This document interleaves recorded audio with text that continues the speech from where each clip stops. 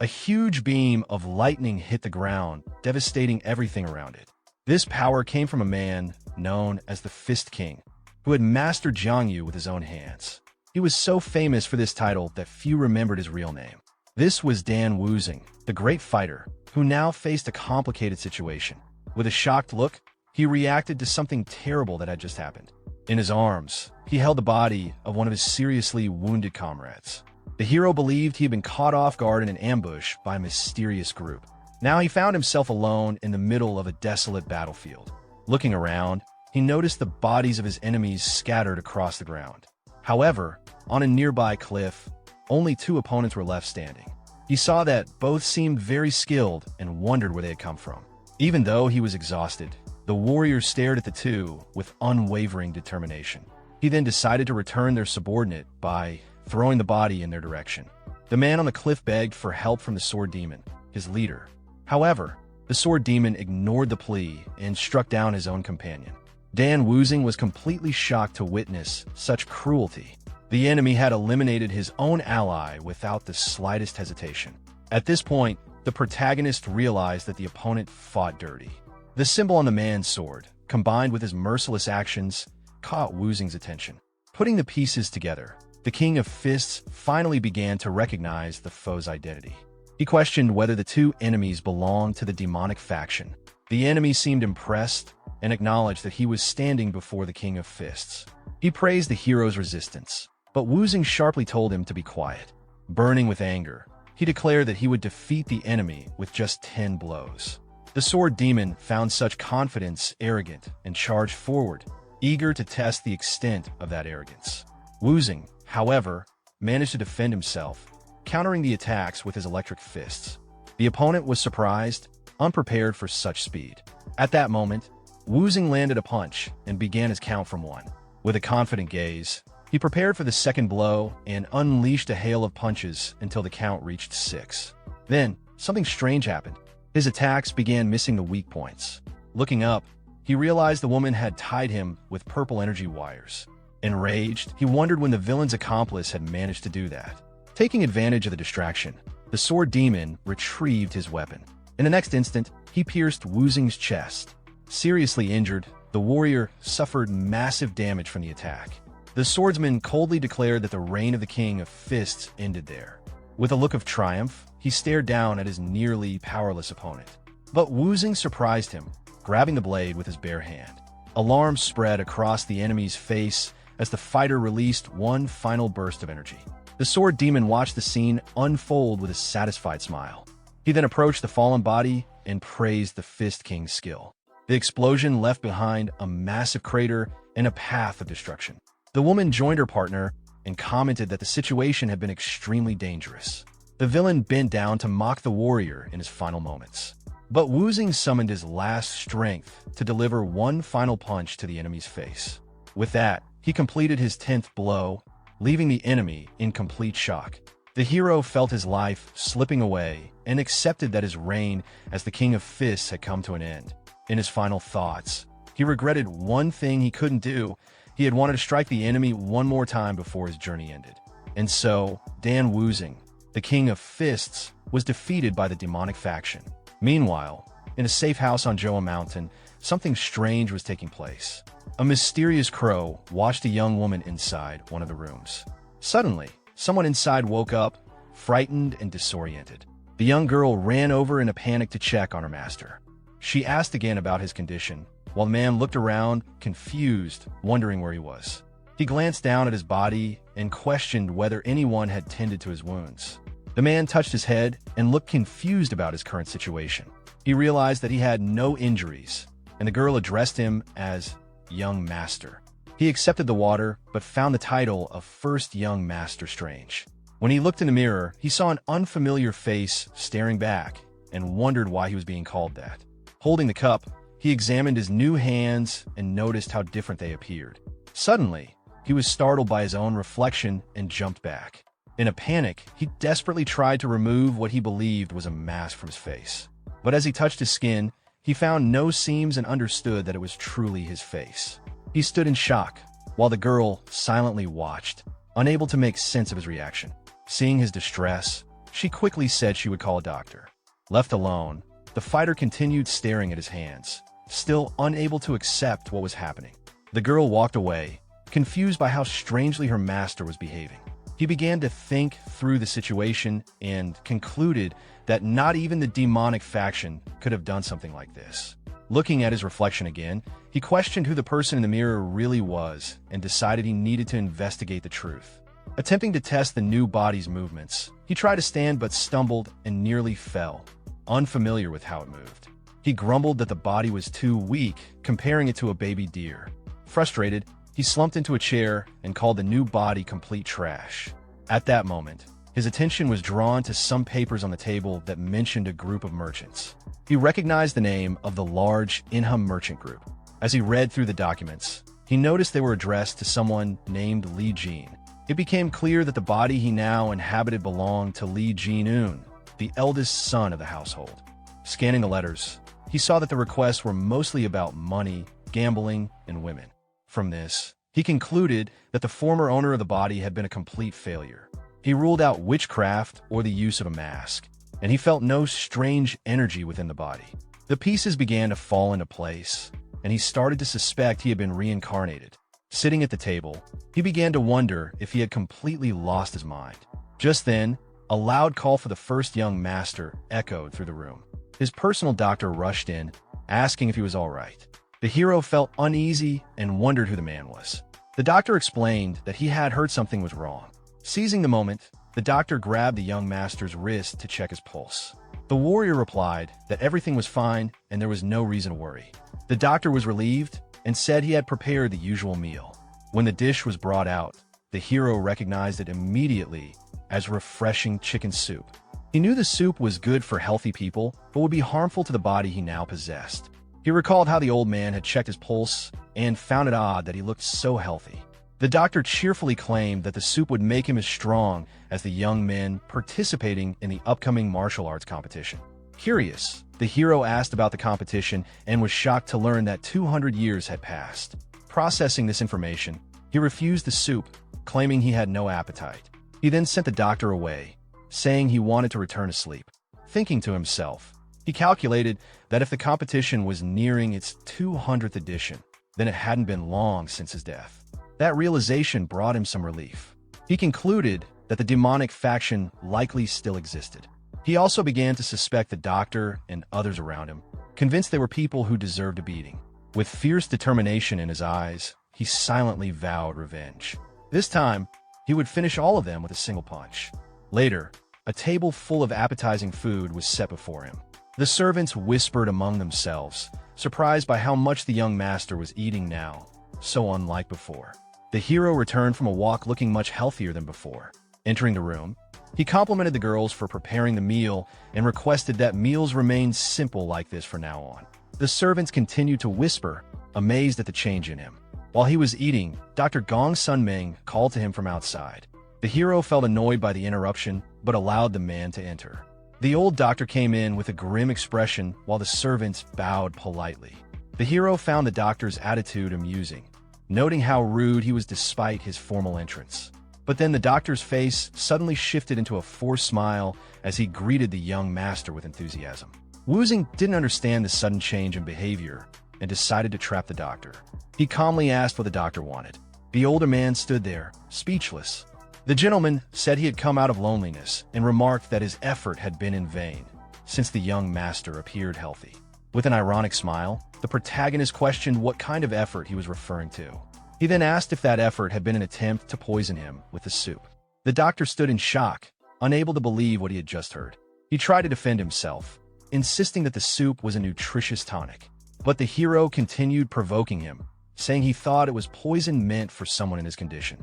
The doctor grew furious and reminded the young man that he was his personal physician. Realizing he was no longer welcome, the gentleman turned to leave the room. However, the warrior suddenly called him by name, making the doctor visibly nervous. With an intimidating gaze, he asked who the true master of the house was. The doctor cringed, recognizing that he had crossed the line with his earlier behavior. Then the hero broke the tension with a laugh and said it was just a joke. After that, he asked the doctor to bring the writing tools. Once ready, he ordered the man to write a letter as he dictated the words. The first line stated that he would stay in the village due to his illness. But when the warrior continued dictating, the doctor stopped writing and scowled. The hero noticed the hesitation and asked why he had stopped. The doctor tried to cover it up and replied with feigned confusion, asking what the young master meant. Suddenly, a small gold bar flew through the air and slammed into the wall, narrowly grazing the doctor's neck and leaving him terrified. With a serious expression, the hero warned him that he was no longer the same Lee Jin-un from the past. The doctor, alarmed, asked what the young master meant by that. The boy began to explain everything, starting with the dragon phoenix soup. He said that for healthy people, the dish could serve as an invigorating tonic. But for someone sick like him, it was practically poison. The warrior insisted that a real physician should have known this. The doctor stood still, quietly analyzing the situation. Then the hero asked whether he had thought the pulse check would go unnoticed. The doctor was even more stunned by that revelation. But the protagonist added that the most important part had yet to come. With no appetite, he ordered everyone to leave the room and take the tonic with them. Looking directly at the doctor, he stated that the man hadn't even managed to hide his intentions. The older gentleman stood glaring at him while holding the bowl of tonic. Knowing the doctor wasn't working alone, the hero told him to write down the name of his boss. The man feigned ignorance, asking how anyone could suspect such a kind soul. The protagonist let out a sigh, exhausted by the doctor's pathetic act. Then the doctor's face twisted, revealing his true nature. With a malicious glint in his eyes, he glared at the hero, who calmly questioned him. The hero declared that the man had finally revealed his true self, and that it had been foolish to even try to appear worthy. At that moment, the villain threatened to eliminate all the servants to silence them forever. He slipped a needle from his sleeve and prepared to attack. But in the blink of an eye, the young master appeared right in front of him. With a swift, accurate strike, the protagonist punched the doctor in the face. Holding a piece of chicken, he warned a man not to get distracted. Then he took a bite from the chicken and added that the doctor shouldn't have let his guard down. Wincing slightly, he muttered about the pain and complained that the body was still far too weak. Determined, the warrior decided he needed to regain his strength as quickly as possible. Once he did, it wouldn't matter if the mastermind behind it all was the Yunha group. He also planned to investigate Gongsun Meng further in the future. But suddenly, the young master's body began to weaken, and he nearly collapsed. A sharp headache struck him, and he wondered what was happening. A familiar voice cried out desperately, calling for its lord. The image of the doctor flashed in his mind as the voice shouted his name. The hero began to deny what he was seeing, confused by the vivid images. He soon realized that he was experiencing the memories of the real Lee Jin-un. The memories were so sorrowful that a tear ran down his face. At that moment, the warrior finally understood the entire story of the boy whose body he now inhabited. Lee Jin-un was the eldest son of the wealthy Inha merchant group, but he was neither as smart as his second brother nor as strong as his third. He was simply the eldest, a young man without many special talents. To compensate for his shortcomings, he relied on money and immersed himself in a life of pleasure. By the time he realized his mistakes and tried to change, it was already too late. His health had been neglected for far too long.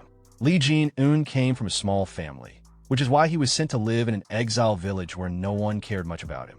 The warrior thought the real problem at the beginning had been not having the body's memories. But now, with everything cleared up, he could finally focus on his martial arts. He regretted the waste of such a naturally gifted body, but he planned to use his own knowledge to make up for it. Then he paused, struck by a realization. His eyes fell on a pile of coins, and he remembered the elixirs he needed.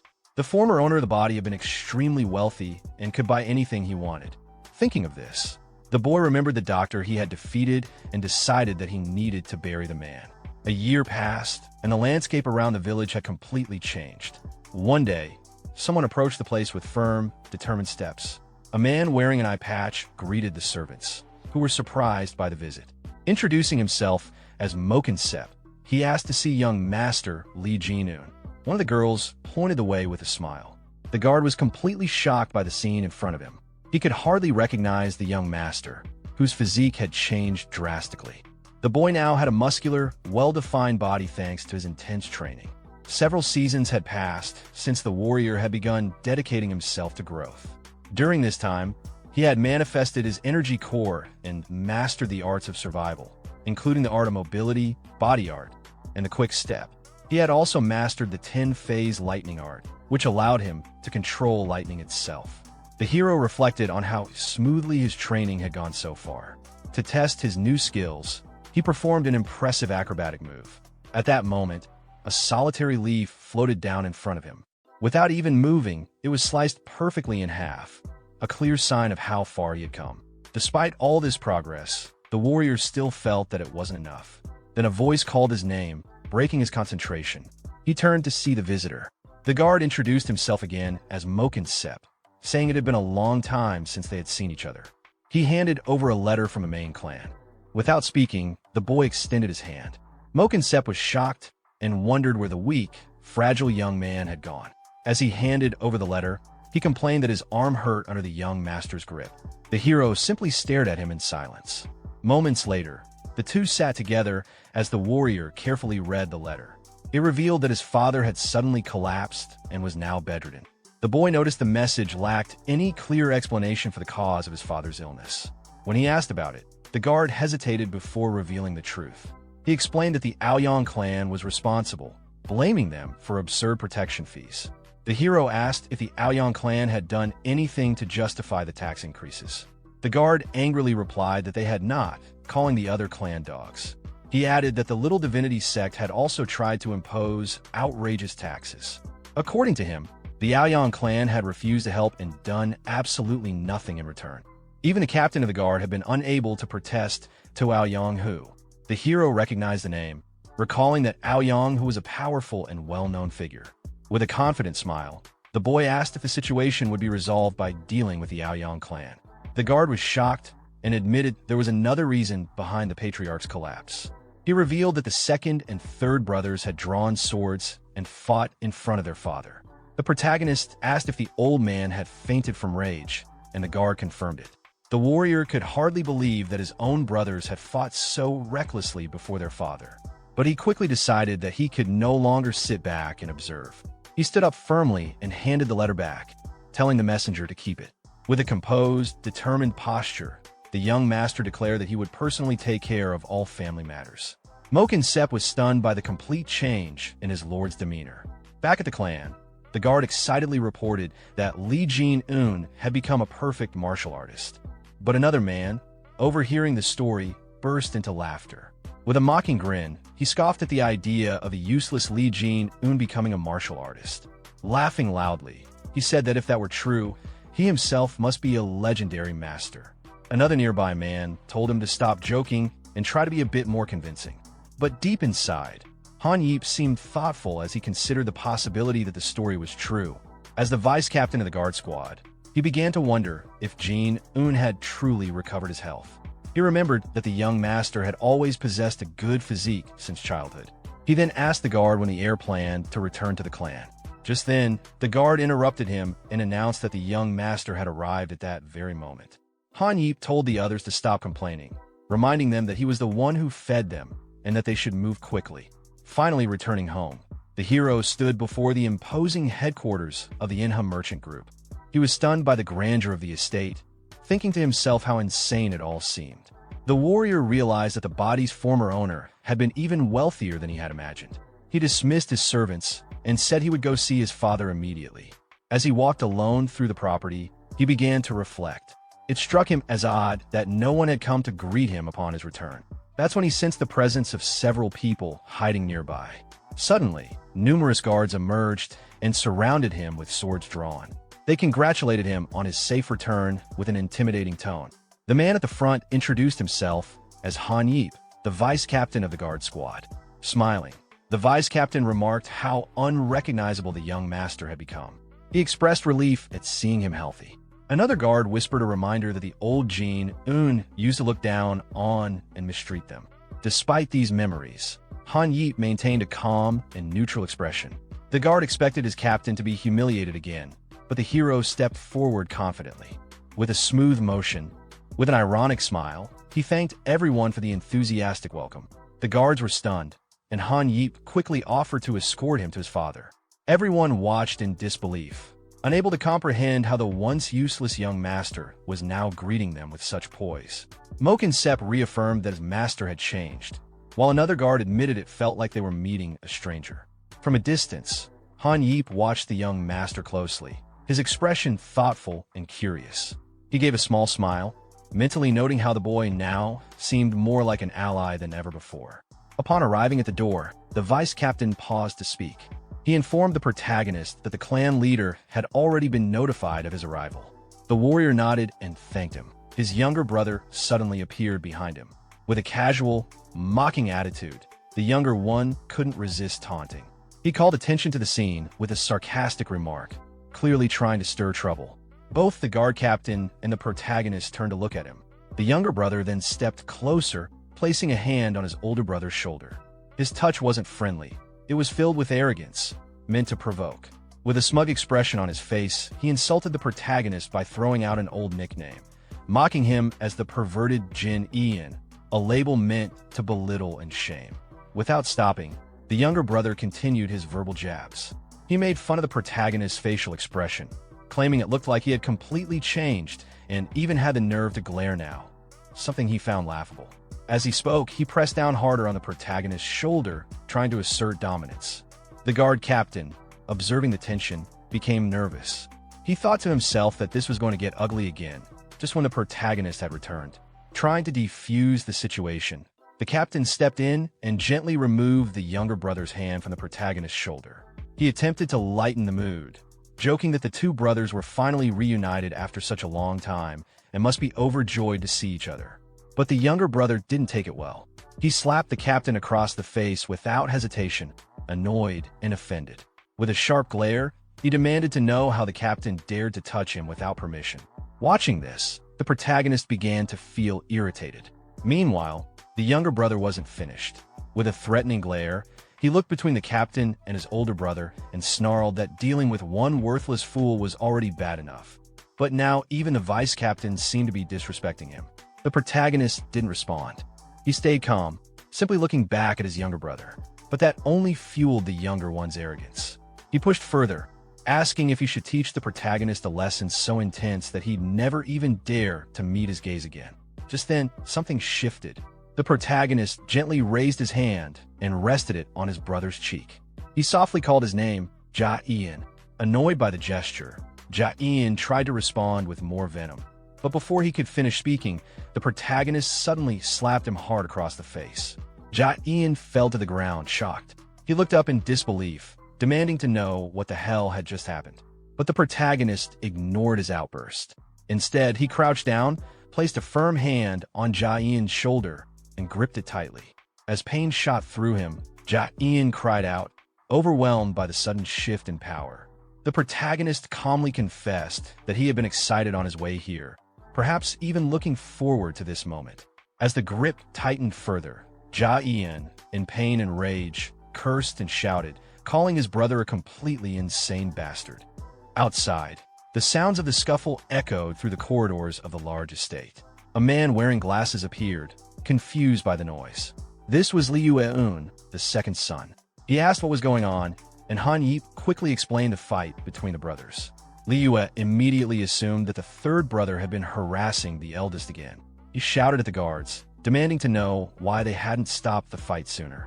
But the protagonist turned to his younger brother and told him to be quiet. They were standing in front of their father's room. Just then, a weak voice called out Li Yue's name from within the room. What Wyan and the others saw next left them stunned. Outside their father's room, Wang stood calmly, holding their eldest brother in place.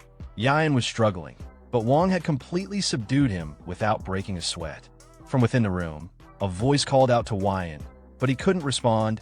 His mind was still reeling from the sight of Wang's dominance. Nothing about what he was seeing matched what he had expected. The scene shifted to a more composed setting. A quiet room awaited with a steaming teapot on the table, its gentle heat contrasting the underlying tension in the air.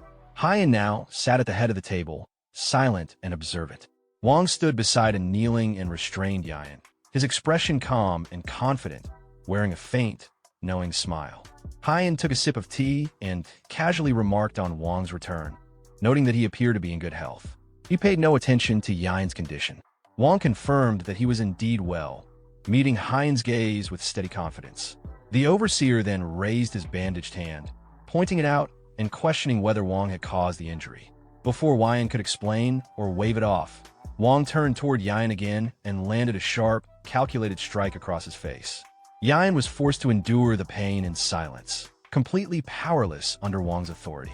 Wang then issued a cold warning to Hyan about the consequences of disrespect. Hyan, shaken and bruised, quickly accepted his position, though his mind was in turmoil. He couldn't understand how his older brother, once weak and pathetic, had overpowered him so easily. A brief memory surfaced in Hyan's mind, a flashback to when things were the opposite. Back then, he was the one who tormented Wang, who was then known as Jin Ian. But now, the roles had completely reversed. Hyan, watching quietly, understood what had happened. Wang had truly humbled the arrogant third brother. Curious, Hyan pressed Wang for details about this transformation. Wang answered calmly, clearly proud of how far he'd come. As Wang glanced around the room, his eyes landed on a stack of scrolls sitting on the table. Hyan explained that they were the employee lists for an upcoming conference. But Wang was already reaching for them, picking one up and unrolling it with deliberate motion. He scanned the list, letting his finger glide down the names until a realization hit him. A smirk spread across his face. All the key guards had been recommended by the same individual, someone from the Iang clan. The pattern was too precise to be a coincidence. Without waiting, Wang turned to his brothers, his voice taking on a tone of sharp accusation. He directly asked if either of them had ties to the Iang clan. Hyan was too stunned to reply, and Hyan immediately panicked, denying everything in a frantic voice. Both brothers reacted with disbelief, protesting the accusation and calling it absurd. They insisted that they were loyal, that they'd never betray the family or their father's business. They swore to protect everything, no matter the cost. Wang took their responses in stride, clearly satisfied. With a cool remark, he noted that their loyalty had saved him the effort of dealing with them further. He then shifted focus to the upcoming conference, confirming with Hyan that all the high-ranking officials would be present. Once Hyan affirmed it, Wang made his own announcement. He would be attending the meeting himself. Then, without waiting for questions or objections, he turned to leave, stating plainly that he was going to see their father. His calm authority left his brothers speechless. As Wang exited, Hyan broke the silence. He demanded to know what had happened back at the safe house, unable to make sense of Wang's new power. Hyan, overwhelmed with frustration, completely lost his composure. He screamed in anger, tormented by regret over a past decision that now haunted him deeply. Meanwhile, Wang arrived at his father's quarters. A voice from within gave him permission to enter. Inside, the atmosphere was dim and heavy. Wang approached the bedside of Liang Min, the head of the Yuna merchant group, who looked weak and frail. His father acknowledged his presence quietly, then asked about the noise from earlier. Wang dismissed it with a calm reassurance, downplaying the situation. Instead, he brought up his father's health, which Liang Min attributed to the weight of stress and pressure. As Liang Min looked into Wang's eyes, he studied his son's face closely. The changes were undeniable. There was strength and confidence where there had once been hesitation. For a moment, the old man questioned whether the person standing before him was truly his son at all. Despite the lingering suspicion in his eyes, Liang Min looked genuinely pleased to see Wang standing strong and healthy. It was an expression of warmth that Wang hadn't anticipated. In fact, it caught him off guard. The contrast between what he had expected and what he received was too stark to ignore. As the moment lingered, a memory surfaced within Wang, a haunting fragment of his former life. He remembered the cold, distant world he had come from. Back then, he was an orphan, untouched by a father's love, shaped by hardship and emotional isolation. The concept of paternal affection was foreign to him. It wasn't part of his reality. Yet Jinian's memories, those belonging to the original son, painted a different picture. The bond between his father and son had once been rich with connection, though now aged and strained. Wang looked down at the frail hand resting in his own. There was a softness to the moment as he gently gripped it, his expression deep and contemplative. His father, once a towering figure of strength and command, now lay worn and diminished, consumed by illness. It stirred something strange inside Wang, something he wasn't used to. He tightened his hold slightly, not out of force, but out of something more conflicted. A mix of unfamiliar emotions swirled in him. Then, he quietly reassured his father, speaking of lightening his burden.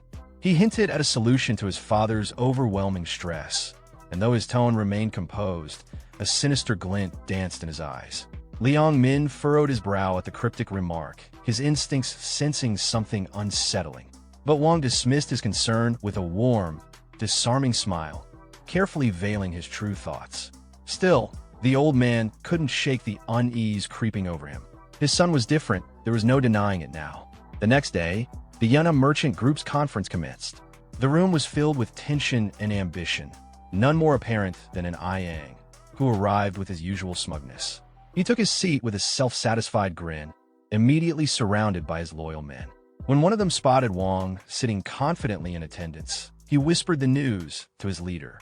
Yang's brow lifted ever so slightly at the sight, a calculating look overtaking his face. Wang, however, sat unfazed, composed, commanding. He didn't flinch at the whispers or the puzzled glances from the other members, who were clearly unsettled by his unexpected presence. To them, he was still the once weak son, and his attendance at such a high-level meeting didn't make sense. Yang scoffed inwardly, writing Wang off as a desperate man clawing at relevance. He viewed the appearance as nothing more than a weak attempt to gain favor, a last-ditch effort to remain standing in a game far bigger than him. Meanwhile, Han took charge at the front of the room, trying to carry the meeting forward. He asked if there were any objections to the current topic on the table. Just as he was about to move on, a hand went up. Bold, unexpected, it was Yang. With calculated confidence, Yang took the opportunity to speak, offering what he claimed was the perfect candidate to serve as Wang's personal guard. The move was transparently political, another attempt by the Yang clan to extend their influence deeper into the group. Murmurs of discontent rippled through the room. Some of the members grumbled openly, clearly frustrated by Yang's relentless power grabs. One member was so startled by the brazenness of the suggestion that he crushed the teacup in his hand. Embarrassed, he quickly blamed it on a slip, though it was obvious the tension had gotten to him.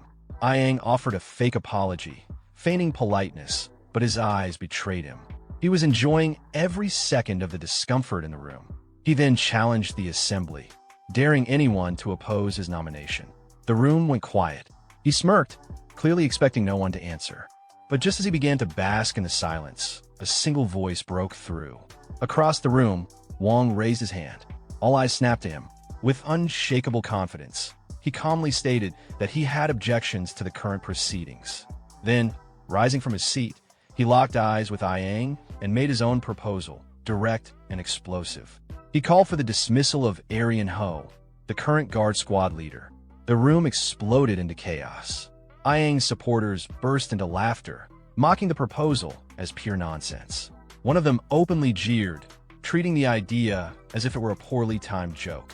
Yang himself laughed dryly, questioning whether Wang had lost his mind. He sneered at the idea, taunting Wang for forgetting his place. To Yang, Wang had no power, no right, and certainly no authority to make such declarations. Wang didn't respond to Yang's mocking tone with words. He simply smiled. His expression alone was enough to shake the air, daring Yang to keep talking. In a blink, Wang channeled a surge of raw energy into his fist. Without warning, he lunged forward, slamming his knuckles into the ground. The entire floor erupted beneath him, a violent explosion of debris and force that shook the room to its core. As dust and stone rained down, Wang stood tall in the center of the destruction, staring down at his completely stunned rival. Yang could barely breathe, his eyes wide with disbelief as sweat dripped from his forehead. The sheer power Wang had just displayed left him paralyzed. With an icy gaze and clenched fists, Wang made a bold declaration. The Manhwa Merchant Group belonged to him now. He turned his back on the room and began walking away, the silence behind him heavy and stunned. Hyan, still in shock, called out, questioning the recklessness of Wang's challenge. But Wang didn't stop. Instead, he turned slightly and called back to Hyan, asking what happens when a martial artist is underestimated. A smirk played on his lips, sharp and knowing. He answered his own question, the one making assumptions gets devoured. Then, he gestured toward the gathered crowd, directing Hyan's attention to something more urgent. Their merchant group, Wang pointed out, was already rotting from within. Ayang's people were everywhere. Yan followed his gaze, his eyes widening in alarm as he finally noticed the sheer number of Ayang clan members surrounding them. Wang stepped closer and firmly gripped his brother's shoulder. He told him not to worry. As the older brother, he'd handle everything. Yan was left speechless, trying to grasp what Wang meant by handling it. His brother's methods were unpredictable, chaotic even. The scene flashed back to the wreckage. Amid the dust and shattered floor, Yan's thoughts spun. He demanded to know what Wang's violent display meant. Now, armed men were closing in, surrounding Wang. A few of Ayang's subordinates sneered, assuming the so-called troublemaker had finally lost control. But before they could act, one of Wang's loyal guards stepped forward, furious. He placed himself between Wang and the attackers, declaring their actions a disgrace. Drawing weapons on the young master was beyond insolence. In moments, Wang's personal guards formed a defensive line. Despite being outnumbered, their resolve was unshakable. Wang stood at the center, cold and still. With a quiet voice, he agreed their enemies were out of line, lifting his head with open contempt. The air grew thick as Wang stared into their eyes, questioning how they could dare threaten their own employer. Even his own guards were caught off guard by the intensity of their master's presence. Wang calmly commented that his enemies must have a death wish. From a distance, Ayang observed everything unfold. He casually offered compensation to the opposing guard captain, a thinly veiled bribe. But Wang met his gaze with a smirk. He said he wasn't sorry for the chaos, only for utterly ruining Ayang's plans. Then his voice sharpened. He revealed the truth. During his recovery, Ayang had hired a physician, an assassin, meant to kill him. But the plan had failed. Wang went further. He exposed Ayang's entire strategy, how he had manipulated the brothers from the shadows, hoping to fracture them. With the siblings turned against each other, the Ayang clan would have seized control of the merchant group like puppeteers pulling strings. The revelation struck like a thunderclap, but Ayang didn't flinch. He erupted into derisive laughter, brushing off the accusation as delusion. Wang took a step forward, his presence heavier than ever. He was just getting started. With a calm but piercing voice, he dropped the final bombshell. The assassin sent to eliminate him had already been dealt with by his own hand. The room fell silent again. Ayang reached out in disbelief. He looked him in the eye and calmly confirmed it. He had swiftly eliminated the assassin. Wang stood calmly. He openly mocked his rival, pointing out the glaring flaws in his clumsy, half-formed takeover attempt. His words stung, and Ayang's composure finally cracked under the weight of humiliation. Fueled by fury, Ayang gathered a surge of energy into his fist. The air around him crackled as raw power coiled in his arm, and he stepped forward with murderous intent. But Wang didn't flinch. He simply watched the incoming blow with a knowing smirk. This was exactly what he wanted. Ayang lunged, unleashing a savage, energy-infused punch aimed directly at Wang. In response, Wang summoned his own vibrant blue energy, meeting the attack head-on. The two fists collided with a thunderous explosion of light and force, sending shockwaves through the conference chamber. Ayang was thrown backward, pain surging through his arm as it trembled from the impact. He stared at Wang in disbelief, the realization dawning. Wang had mastered a formidable martial art. The sheer force of the exchange left no room for doubt. His own guards, witnessing this display, stood frozen. None of them had known the depth of their master's strength. Wang tilted his head with a playful smirk and casually asked if it was really okay to hit someone fresh out of recovery. Then, with a mocking chuckle, he added that if the duel was official, then surely everything was fair game. Ayang's face twisted with rage as he sensed his rival's confidence bleeding into every word. Seeing their captain challenged so brazenly, Ayang's men quickly jumped in, shouting to declare the battle an official duel, with the entire room as witnesses. The guard captain grinned, thinking Wang had been cornered by the formal terms. But Wang simply adjusted his robes with calm precision, shaking his head. He rejected the offer flatly. He wanted none of their rules. Instead, he raised his fist and demanded a life-or-death duel, no constraints. Ayang's expression shifted. He begrudgingly acknowledged Wang's advanced skills, assuming the strength came from training under some prestigious sect. Without another word, he rushed in, declaring that Wang's inexperience would be his downfall. But the moment Ayang's leg came flying, Wong moved with elegant precision, effortlessly parrying the kick. He smirked and mocked his opponent, questioning what exactly counted as experience in his eyes. Ayang's disbelief deepened as Wong stood there, crackling with lightning, dismissing the lecture on experience entirely. Then, with a sudden motion, Wong fired a devastating counterattack. Ayang's body was launched across the room, a blur of limbs as he crashed into the ground, completely overpowered. Blood stained his lips as Ayang struggled to process what just happened. Wong approached, his smirk deepening, now ready to deliver a true lesson in combat. Activating his enlightened mobility art, Wong distorted the space around him, blinking forward at impossible speed. In an instant, he was in front of Ayang. Ayang barely had time to raise his sword before Wong's hand caught it mid-swing. Sparks exploded as flesh met steel, but Wong didn't budge. With one swift motion, he deflected the blade entirely, forcing Ayang backward. His boots carved trenches into the ground as he fought to stay upright. The duel intensified. Blow after blow, the two clashed in a blur of strikes, each movement laced with lethal precision. But Ayang was slipping. He barely managed to block the next strike, and in that instant, he understood something was terribly wrong. The way Wong moved, the timing, the power, the footwork, none of it aligned with a novice. It wasn't just raw strength. It was technique refined through brutal mastery. Ayang suddenly felt as though he were facing not a young upstart, but a seasoned martial grandmaster.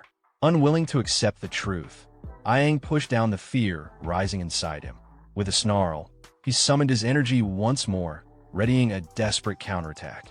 His men, watching anxiously from the sidelines, erupted in cheers. They were certain their captain was about to unleash his finishing move. Ayang gathered every ounce of strength he had left, channeling it into his most powerful technique. The three-form sword arc his pride burned hotter than ever. The thought of being defeated by someone he considered a mere brat was unbearable. With fury coursing through him, he lunged forward, unleashing a rapid, energy-infused sword strike meant to end the duel once and for all. But in the blink of an eye, Wong vanished from his sight. Ayang's breath caught in his throat. He couldn't track him. Before he could even turn, Wong reappeared behind him, glowing fist already poised. With a chilling calm, Wong delivered a final, devastating blow. Ayang's face twisted in agony as the force slammed into him. His body was lifted off the ground, sent flying backward like a ragdoll, crashing into the floor with bone-rattling impact. Silence fell across the battlefield. Onlookers stood frozen, eyes wide with disbelief. No one had expected the once-dismissed Wong to hold such overwhelming power. One of Ayang's men rushed forward, horrified by the captain's condition. Meanwhile, far from the chaos, the scene shifted to a peaceful room overlooking a serene landscape. Inside, a tenant respectfully offered a drink to an older man, possibly Liang Min, the merchant group's head. The old man paused, his eyes narrowing slightly as he absorbed the news of the duel. Hands clasped in front of him, he reflected quietly, the weight of realization settling on him. Something about his son, Wong, had become undeniably clear. Back at the battlefield, Wong stood tall over his defeated opponent. His expression remained calm and resolute. Ayang lay broken on the ground, his body limp and battered from a single, decisive blow. His subordinates swarmed to him in panic, shouting in desperation. One of the men glared up at Wong in disbelief, but Wong met the gaze coldly and asked if he too wanted to share his captain's fate. The man hesitated, then swallowed his anger. Cradling his injured leader, he grudgingly acknowledged that the duel had been fair and free from interference. But then his voice turned low and threatening. He warned Wong that this victory came at a steep price. The Ayang clan would not forget this humiliation. They would drag the Yuna merchant group into endless revenge and political sabotage through every deceptive means available. Wong remained unmoved. He replied without hesitation that he had never expected a life without conflict. This path was his choice. He laid out his codes simply. Kindness would be returned in kind, and grudges would be paid back equally. He made it clear that this duel and everything that followed was his personal responsibility, not the merchant group's. That declaration sent a chill through his brother, who cried out in alarm, realizing the danger Wong had just chosen to face alone. But Wong was unwavering. He He announced with full conviction that the Yuna merchant group belonged to him now. Recalling his father's gentle smile, he spoke of the group not only as a business, but as a legacy entrusted to him, a responsibility he would protect no matter what. He honored the loyal guards who had stood by him even when he was treated as a discarded heir. He spoke of the humble servants who had cared for him without hesitation. For them, and for everything the merchant group stood for, he vowed that it would never again be manipulated by men like Yang. His voice turned cold. He stared directly at the intruders and ordered them to leave. They were all fired. Silence fell once again as Wang's brother and remaining companions stood dumbfounded by the sheer force of his declaration. The Yang clan members returned his glare, fury blazing in their eyes, but they said nothing. With clenched jaws and bitter hearts, they turned and began their retreat. One among them, quieter than the rest, offered a rare and sincere farewell, wishing Wang well in the days ahead. Now alone in the chamber, Wang faced the people who had witnessed everything. The battle was over. He stood not just as a victor, but as the new, undisputed leader of the Yuna merchant group. His brother, still trying to process it all, stared blankly at the destruction and the man at its center. One of Wang's loyal guards suddenly burst into cheers, elated, but his friend quickly clamped a hand over his mouth. Their commander turned sharply toward them, scolding their lack of restraint, though his expression betrayed something else, a rare mix of pride and relief. Wang's attention shifted to the chief administrator, who flinched slightly as he was suddenly addressed. With a commanding gesture, he demanded an elixir, requesting that it be taken from the merchant group's funds. After all, if he was going to shoulder this mountain of responsibility, the least he deserved was a tonic to help him recover. The administrator lit up with enthusiasm, bowing deeply. He promised to retrieve the finest tonic available, nothing less for the new leader of the Yuna merchant group. Wang, standing firm as the new head of the Yuna merchant group, begins assigning responsibilities with sharp precision. He outlines the administrator's new duties, emphasizing the urgent need to hire a completely new guard squad. His tone leaves no room for negotiation. The old system is being torn down. The scene then shifts to a peaceful estate bathed in the golden hues of sunset. Inside, a relaxed man sits comfortably between two imposing figures, sipping tea. As Wang speaks, he mentions already having candidates in mind.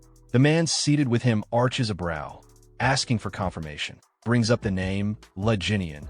The man's interest sharpens immediately.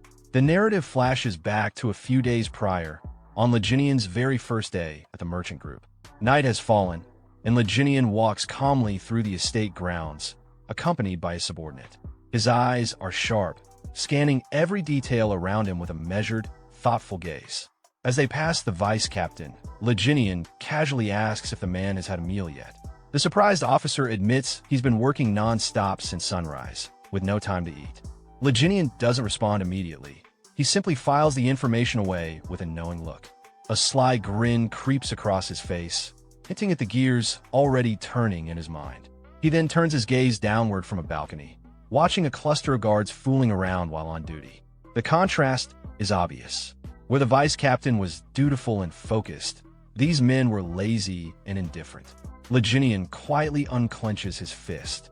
He's already made up his mind. These freeloaders need to go. But he also knows the harder part isn't firing them. The real challenge is replacing them with people who are actually worth something. His subordinate, watching the changes in his expression, finally begins to understand just how large and calculated Leginian's plan truly is. Their search leads them to a bustling, lantern-lit establishment filled with smoke, noise, and laughter, a den for gamblers, drinkers, and rough types. Exactly the sort of men Leginian is looking for. Inside, one especially loud man enjoys a smoke, completely oblivious to the eyes watching him. Some patrons recognize Leginian instantly. They snicker among themselves, calling him the merchant group's famous pushover. Their tones are mocking, but Leginian doesn't flinch. He stands with his hands clasped calmly behind his back, surveying the room like a general analyzing a battlefield. He turns, gaze sharp and predatory, and begins walking toward a roped-off area marked restricted. A large bouncer, armed with a trident, stands in front of a set of ornate double doors. The bouncer smirks at his approach, mockingly greeting him as young master. expecting yet another bribe or groveling favor. But Li Jinian's expression turns cold. He dismisses the man's familiarity and commands him to open the door. The bouncer, caught off guard, sputters in disbelief as Li Jinian brushes past him without hesitation. His firm stride signals a dramatic shift. This is not the same man they once knew. Inside the private room, the rowdy atmosphere quiets as the occupants notice Li Jinian's entrance. Their leader, Como, greets him with a smug grin. But when his eyes meet Li Jinian's, he senses something is different. Li Jinian stares back with icy resolve. Two bald men, Yuk Jimbo and Yakiongo, offer a cold, dismissive welcome. Como scolds them with mock concern, scolding their lack of hospitality and putting on an exaggerated show of care for his old friend. He forces a laugh, acting as though they all share a warm bond. A flashback surfaces. A younger Li Jinian appears, visibly distressed, while a teenage Como stands above him with cruel authority. The memory is bitter. Their friendship had always been one-sided. Como used him, mocked him, and took advantage of his family name and resources. Back in the present, Li Jinian studies their faces in silence. He watches the lies play out, pondering what they even think friendship means. Como then tosses him a bag of coins with a smug grin, telling him to have fun, his tone dripping with condescension. He laughs about finally having his favorite pushover back, promising a big treat, all at Li Jinian's expense. But this time, Li Jinian doesn't play along. His silence unnerves Como. The room grows tense. Como frowns, uncomfortable with the uncharacteristic lack of response. But Li Jinian breaks the quiet in a chilling tone, stating he's simply deep in thought. His gaze narrows. With calm menace, he admits he's contemplating whether or not to end Como's life right then and there. Internally, Li Jinian clarifies his true target. It's not Como, not directly. His real concern is the twin brothers beside him. They're the true muscle behind Como's operation. From the way they carry themselves, Li Jinian understands they're little more than hired fists. Thugs living in Como's shadow, loyal only to his coin. Li Jinian studied the two enforcers closely, picturing them in their element, brutal, efficient, and unquestioning in their loyalty. They were clearly skilled men, but he couldn't help thinking their talents were utterly wasted under someone like Como. While their leader reaped all the benefits, these brothers did the dirty work, little more than tools in the hands of a man who had no true respect for them. Having reached a firm conclusion, Li Jinian finally acknowledged Como's repeated questioning. He turned to him with a radiant, confident smile and extended his hand. His first demand, the vault key. Como and his henchmen stared blankly, completely thrown off by the sudden and unexpected request. The gang leader scoffed at the absurdity of it, waving it off like a joke and assuming this was just another round of begging for pocket change. But Li Jinian nodded calmly, replying that cash would suffice for now. With chilling precision, he began listing out every single coin they had extorted from him over the years. Forced investments, rigged games, even exaggerated medical bills. As he reached the end of his calculations, he concluded the total debt, 100,000 niang. He then paused, tilting his head slightly, wondering aloud if perhaps he was being too lenient. Como barely held back a laugh. He covered his mouth as his shoulders shook, trying not to burst outright. But soon enough, he erupted in hysterical laughter, slapping the table in disbelief. To him, this was pure comedy. Through tears of laughter, he mockingly praised Li Jinian's sudden mastery of mathematics. Still chuckling, he leaned forward and sneered, calling Li Jinian a complete madman. His tone shifted. Como now spoke with dark amusement, boasting that the vault didn't just contain money, it held a fortune in jewels and precious metals. He took a deliberate step closer, amusement giving way to menace. He got in Li Jinian's face and growled that none of it was meant for him. With a sneer, he offered Li Jinian a patronizing loan, mockingly asking where all this vault talk was coming from. Li Jinian remained stoically silent. Annoyed, Como grabbed his chin, trying to provoke a reaction. Still, Li Jinian did not flinch. His silence only agitated the gang leader further. Como's expression twisted in frustration. His voice rose to a furious snarl as he demanded to know why Li Jinian was ignoring him. Spit flying, he ranted about the complete transformation, from a weak, fragile patient to someone who dared scowl at him. Then, completely losing his composure, he grabbed Li Jinian and shouted, trying to remind him of his place. But Li Jinian stayed calm, exhaling slowly. His poise remained untouched, even as Como tightened his grip and barked threats at him. Finally fed up with the lack of response, Como shouted for his henchmen to put him back in his place. One of the bald twins stepped forward without hesitation and slammed Li Jinyan's head onto the table, expecting an immediate submission. But something fell off. As he held him down, a bead of sweat began to trickle down the enforcer's face. Li Jinyan wasn't reacting, not even flinching. He wasn't resisting, but he also wasn't yielding. A smirk spread across Li Jinyan's lips. He muttered that he had tried to show them kindness. Then, in one swift and explosive motion, he shattered the enforcer's grip and flipped the large man clean over his shoulder, slamming him hard into the ground. The room erupted into stunned silence. But before he could react, Li Jinyan was already moving. He pivoted and sprang forward with incredible speed, using the table as a springboard. With perfect aim, he launched a devastating kick straight into the second brother's midsection. The blow landed hard, utterly destroying his guard and sending him hurtling across the room. Li Jinyan landed gracefully, casting a glance over his shoulder, faintly surprised at how smoothly it had all gone. The first twin groaned and pushed himself to his hands and knees. The second staggered back to his feet, refusing to stay down. Li Jinyan observed them quietly. He noted the swelling wrists, the awkward stance. They were clearly injured. But even through the pain, neither showed an ounce of fear. Only fierce, unshakable determination. A confident smirk formed on Li Jinyan's face. He recognized their spirit. They were real fighters. Ignoring their wounds, the brothers roared and launched a coordinated charge at him, moving in perfect sync. Li Jinyan readied himself. In the blink of an eye, he vanished. The twins froze, their attacks swinging through empty air. They looked around, bewildered. Then, he reappeared right behind them. Before they could turn, he seized both their heads with a crushing grip, completely halting their momentum. His smile widened just slightly. Their strength was admirable, but they lacked leadership. With no hesitation, he slammed their heads together with brutal force, dropping both enforcers to the ground instantly. As their unconscious bodies hit the floor, Li Jinyan issued one final, cold warning. And then silence. Only one person remained conscious in the room. Como. He stood frozen, sweat dripping down his face, too stunned to speak. He had just watched his two strongest men get dismantled with ease. Li Jinyan turned his attention to him with a pleasant smile. Calm, composed, and terrifying, he addressed his dear friend, Miamo. After Li Jin finishes off the guard, he turns to face his friend. His posture is calm, but clearly implies the confrontation isn't over. He's signaling that there's only one thing left to deal with, and it's the person standing in front of him. His friend reacts with alarm, the realization hitting him that he's next. The sudden shift in power makes him nervous and panicked.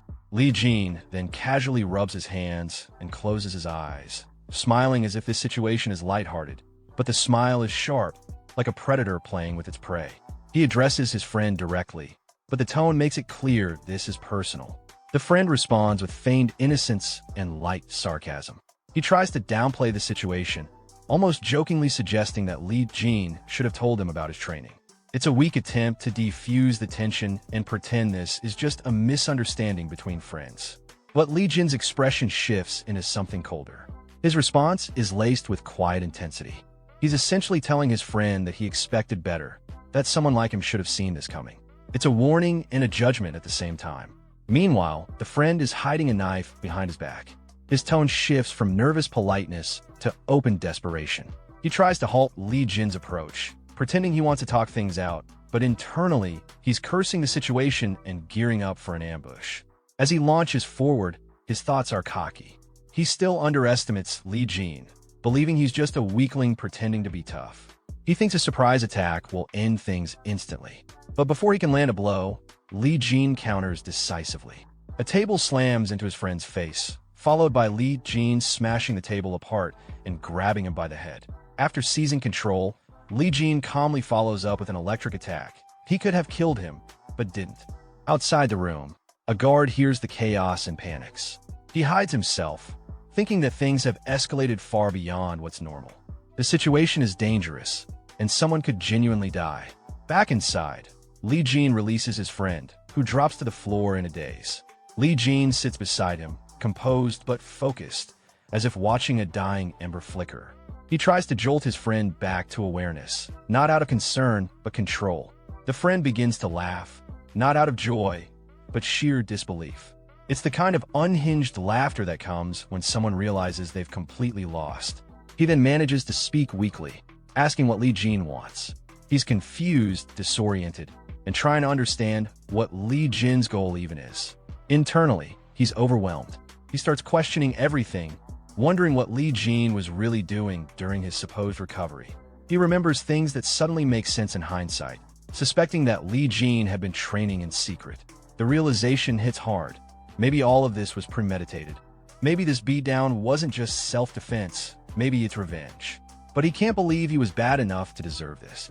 Or at least, that's what he tries to tell himself. The fear builds. He begins to truly wonder if this is the price for his past cruelty. He starts suspecting that Li Jin might have orchestrated all of this, the timing, the attack, the exposure. In an effort to shift the mood, he suddenly stands and acts overly cheerful, a complete 180 from just moments ago. His performance is clearly fake, but he hopes to divert Li Jin's attention. Instead of offering what was demanded, he suggests an alternative, anything really just to stall or misdirect. Li Jin responds with interest, but doesn't make his intentions clear. This ambiguity gives his friend a sliver of hope, which he clings to. Sensing a possible opening, the friend becomes excited. He references their long-standing relationship, appealing to nostalgia and shared history. It's a manipulative move, trying to reframe the conflict as a misunderstanding between old friends rather than consequences for betrayal. Li Jin acknowledges the sentiment in a neutral way, appearing to accept the idea of friendship, but without much emotion. His friend takes this as a good sign, becoming animated, relieved. He even celebrates the moment as a turning point, convinced that things are resolved. He suddenly pulls Li Jin into a hug, acting as if everything's forgiven.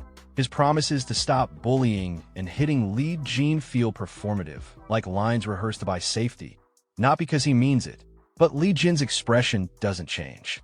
He doesn't return the hug or acknowledge the excitement. He simply stares ahead with a flat, disinterested look and says something that makes it clear. His words suggest that the friend's touch and the entire charade disgusts him.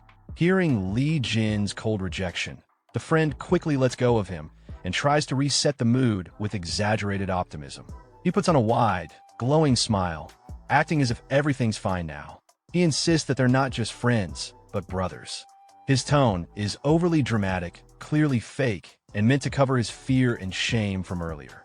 To solidify the performance, he turns to the two guards nearby and loudly orders them to treat Li Jin with reverence.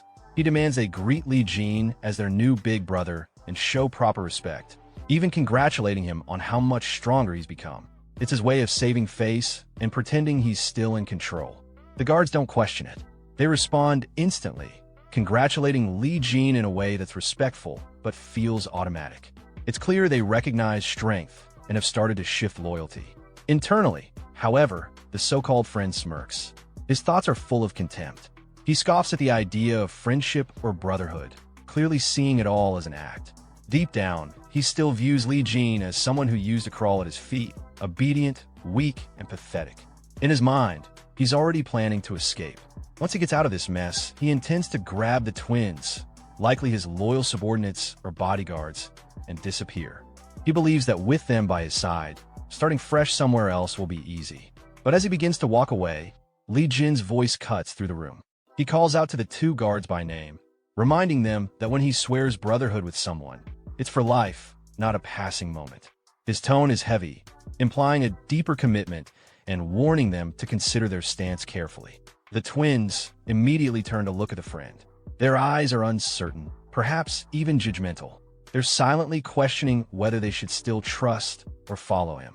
Feeling the pressure and not liking the attention, the friend snaps back. His voice becomes defensive, frustrated. He demands to know why they're looking at him like that, and reminds them loudly that he and Li Jin are sworn brothers now, trying to reassert authority, but it sounds desperate in response. The guards face Li Jin and declare their loyalty to him with complete seriousness. They announce that they'll now follow him as their big brother. It's an official transfer of allegiance. They're no longer under the friend's influence. Seeing the shift, the friend fakes a smile, and pretends to support it. He plays along, complimenting their attitude, but there's no sincerity. Inside, he's boiling. Li Jin then speaks again, his voice smooth and calm, suggesting everything is settled, but only on the surface. Then, suddenly his tone shifts. It grows darker, more threatening. He states that if they truly are brothers, then it's time to determine who the biggest brother is. With a quiet but unmistakable command, he tells the guards to step outside. Whatever comes next, it's going to be private and decisive. The friend is completely caught off guard. Panic flickers across his face. He tries to interrupt, pleading for a pause, but the guards are already moving. A moment later, he finds himself alone in the room with Li Jin. Li Jin looks at him with narrowed eyes and asks what he's trying to do. The friend, growing more uneasy, begins to question Li Jin's motive. In his head, he's wondering, what exactly is Li Jin after? Li Jin gestures for him to hurry up and make a decision. This throws the friend off. His thoughts spiral. He wonders if Li Jin isn't after money, as he originally assumed. Could there be something else? Li Jin responds again, now openly critical. He calls out how the friend had used the guards for personal gain, manipulating their loyalty for selfish purposes. He's calling out the way the friend operated and declaring it wrong. Then, surprisingly, Li Jin smiles brightly. The mood shifts for a moment. As he raises a fist with resolve, he declares his new intention: to properly guide those who followed the wrong leader. It's not about revenge, it's about setting things right. And this time, he's the one taking responsibility. Hearing this, the friend sighs, not from relief, but from resignation. His face falls, disappointment clouding his expression.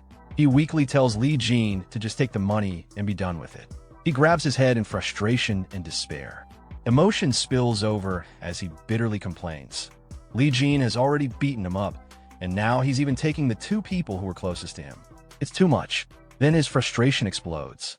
He screams that what Li Jin's doing is no different than telling him to die, that he's being pushed to the edge. Li Jin turns slightly, calm as ever, and repeats the word kill, as if he's considering it. And then, without another word, he kicks his friend in the face. The blow is brutal and sudden, meant not just to hurt, but to humiliate. His face shows a mocking expression, and the words that follow sound like sarcastic praise, pretending to thank him for his efforts. But it doesn't stop there. Li Jin launches a series of punches, not even giving his opponent a moment to breathe. Each strike is fast, merciless, and unrelenting. There's no hesitation, just raw, controlled fury. The friend, now overwhelmed and terrified, thinks he might actually die. The pain, the power, the relentlessness, it all becomes too real. For the first time, he fears that Li Jin isn't just proving a point.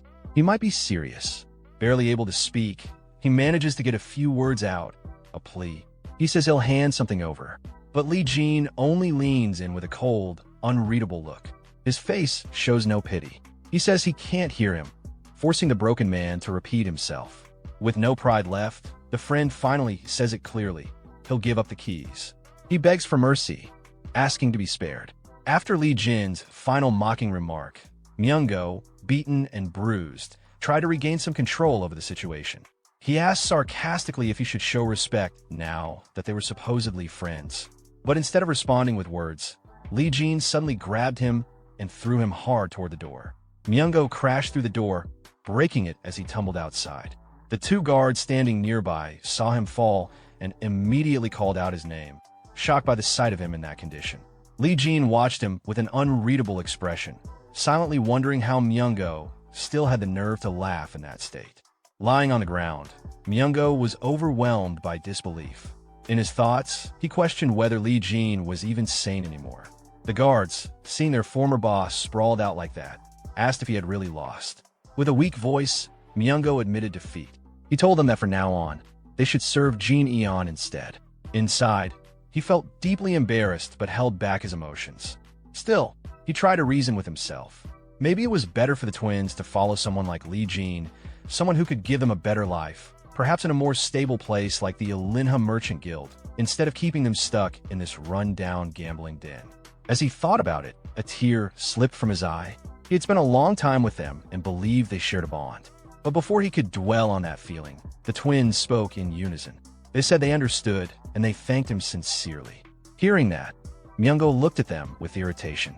Later, He muttered to himself in frustration, calling them ungrateful and cursing the old saying about never trusting those with black hair. He then made his way upstairs toward his room. On the way, people in the building recognized him and started whispering. They called him the walking corpse and commented that now, without the twins, they might actually be able to beat him. He ignored the voices and kept walking, head lowered.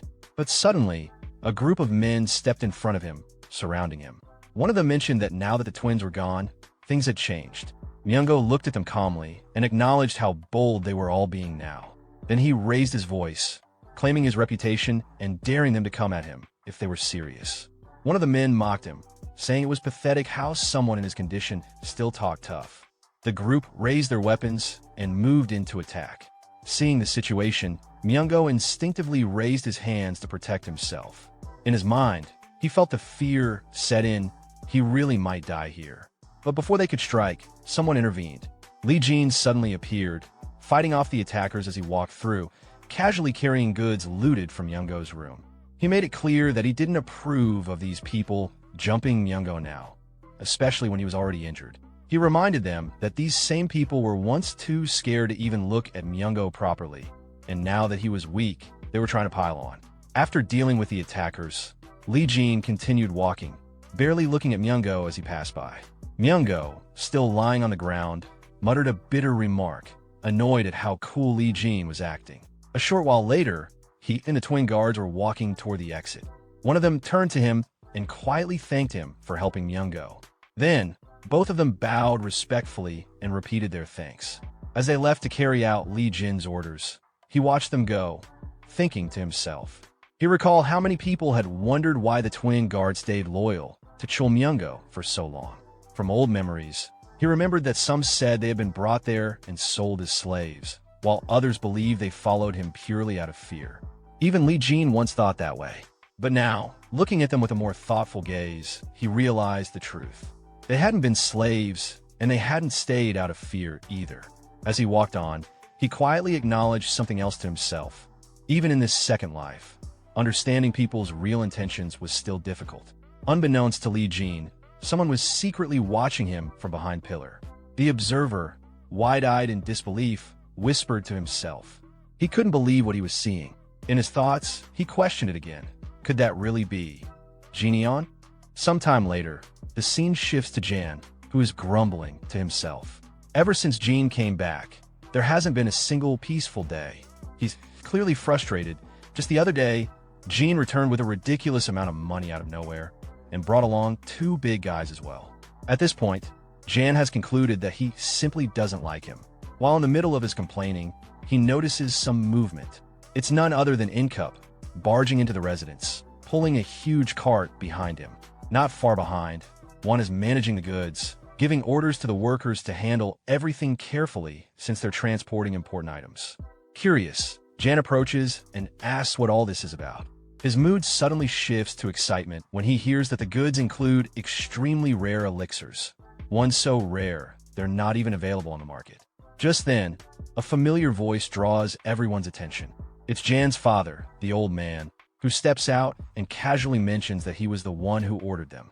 Juan immediately urges him to stay indoors since he's not in great condition, but the old man waves it off, saying he's doing much better now. Jan and the turd both ask the old man what he plans to do with all the elixirs. The turd gets especially hopeful, assuming that since Jean only needed one, surely some of the rest must be for him too. But that little dream is crushed the moment the old man clearly states that all of it is for Jean. Still disbelieving, the turd asks again if all those precious elixirs are really just for Jean. The old man explains that one elixir alone isn't enough to change Jin's fate. He reminds them that he's already spent a fortune on the trash guards before, so this isn't a big deal in comparison. In addition, he's already sent letters to their company's regional branches, contacting old friends and respected merchants. He told them he would be buying high-quality elixirs to help the company recover from its current crisis. Since the company's collapse would affect them all, they took his words seriously. He acknowledges, though, that his biggest mistake was putting a rat in charge of the escort group. So now, he feels obligated to clean things up properly. Hannah praises the decision, saying the young leader has the potential to become a great warrior. Everyone around seems to admire Jin's effort and potential, while Jan, and especially the turd, struggle to understand what's going on. The old man laughs joyfully, clearly proud, saying this is finally his chance to spend all the money he's been saving up his whole life.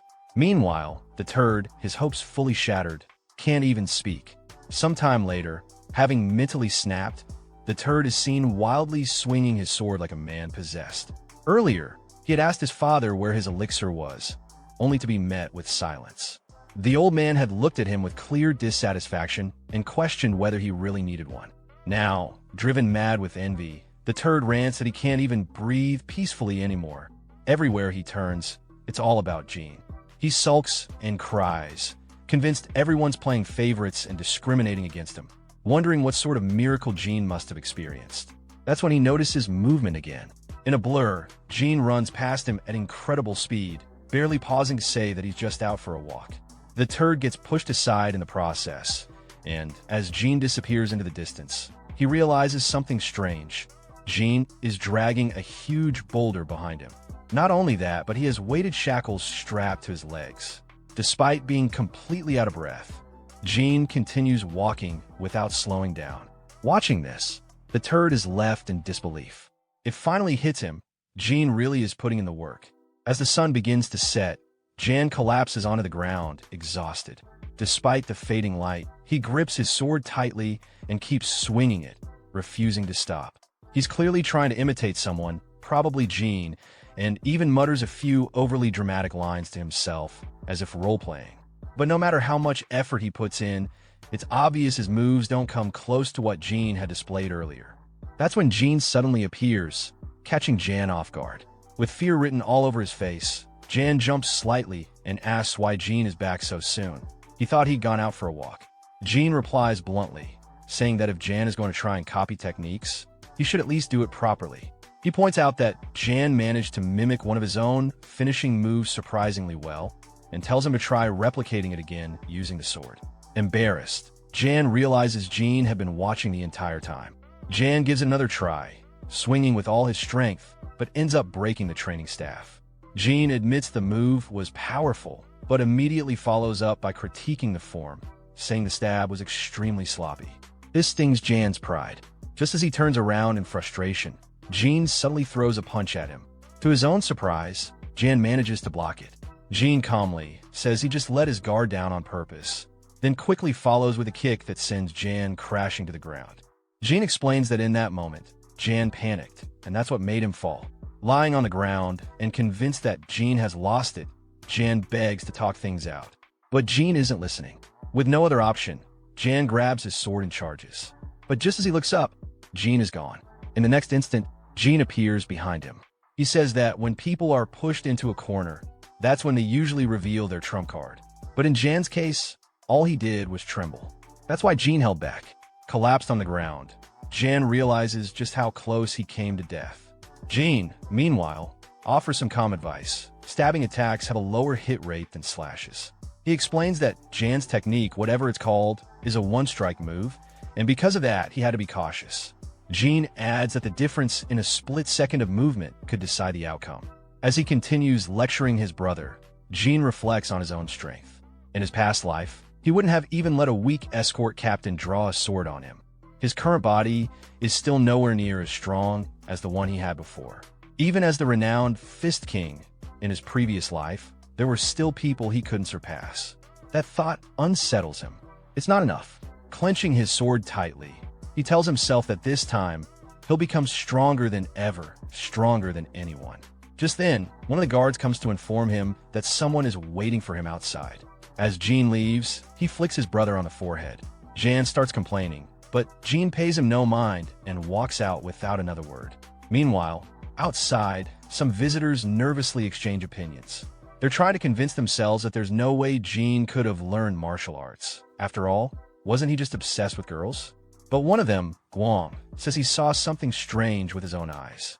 He recalls passing by the gambling den run by Manga while drunk and catching a glimpse of Jean. Shocked, he says that before he could process what he saw, he vomited, and by the time he looked again, Jean was gone. The others, Ju Jar Yang and Samaguk, dismiss the story, thinking he's exaggerating. But as they confidently push open Jin's room door, they all freeze. Inside, Jean stands before them, completely jacked, muscles toned, and presence overwhelming. The group immediately closes the door in disbelief. Turning to Jin's maid, they ask if this is really Jean.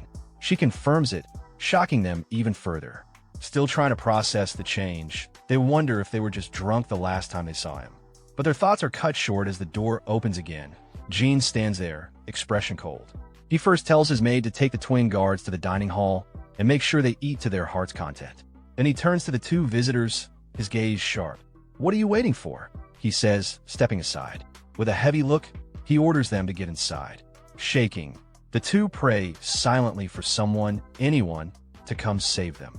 As soon as Lee Jian laid eyes on his friends, a wave of memories from the original owner of his body surfaced. In his mind, he recalled their identities with surprising clarity. These are the self-proclaimed four heavenly kings of wine and women. A bunch of eccentric men chasing after dreams and pleasures. Sima Guk, the one from Miram Alliance, was known for his ambition, but also for his unfortunate condition, irritable bowel syndrome, and being a perpetual exam taker. Then there was the youngest heir from the West Wind escort establishment, try to make a name for himself. The other two included the infamous heir of the Yunha merchant group and another who never quite let go of reckless youth. They were all here, gathered in one place, having heard the wild rumor that their long-forgotten pushover friend had returned. A rumor so unbelievable, they had to see it with their own eyes. Later, inside a quiet room, Lee Jian sat with them, sharing drinks. The atmosphere was thick with unspoken thoughts, as everyone silently observed him. From the expressions on their faces, it was clear they were trying to figure out the man he had become. But Lee Jian, now in full awareness of his inherited memories, looked at them and thought to himself with distaste, not these fake friends again. The memories rolled in. He remembered clearly how these guys used to always be together, chatting endlessly about booze and women. They used to call themselves something ridiculous, maybe the four unruly drunken idiots, or perhaps the four total wrecks. Whatever it was, the name perfectly matched their carefree, chaotic behavior. The silence was finally broken when one of them hesitantly called out to him, asking if he was really back. Another chimed in, pointing at him and expressing concern about his well-being. Lee Jian, showing no emotion, simply replied that he was fine. That short answer was enough to throw them off. One of them began sweating nervously and awkwardly commented that he seemed more than just fine. He actually looked intense. Curiosity quickly took over. One of the friends grabbed Lee Jian's hand, staring at it in disbelief. He couldn't wrap his head around how someone like Jian could have changed so much. He asked if he had been secretly training all this time. Sima Guk, watching quietly, was more perceptive than the others. He could tell, just by sensing Jian's presence, this transformation wasn't something that could be achieved through sheer training. What he felt was something deeper. This was real martial arts. True strength had taken root in Lee Jian's body, and it wasn't something that could be faked. Their questions continued. They brought up a rumor, something about Jian defeating Ouyang Hu. They pressed further, demanding to know who had trained him, convinced that no one could possibly reach that level alone. But Lee Jian just smiled faintly and told them it was luck. That was all. Sima Guk, still trying to piece things together, smiled as well. He suggested that it must have been one of those fateful Jianghu encounters they always heard about but never experienced. Another friend quickly agreed, saying Jian had finally caught a break. He even admitted that at first he didn't recognize him. But that moment of levity vanished in an instant.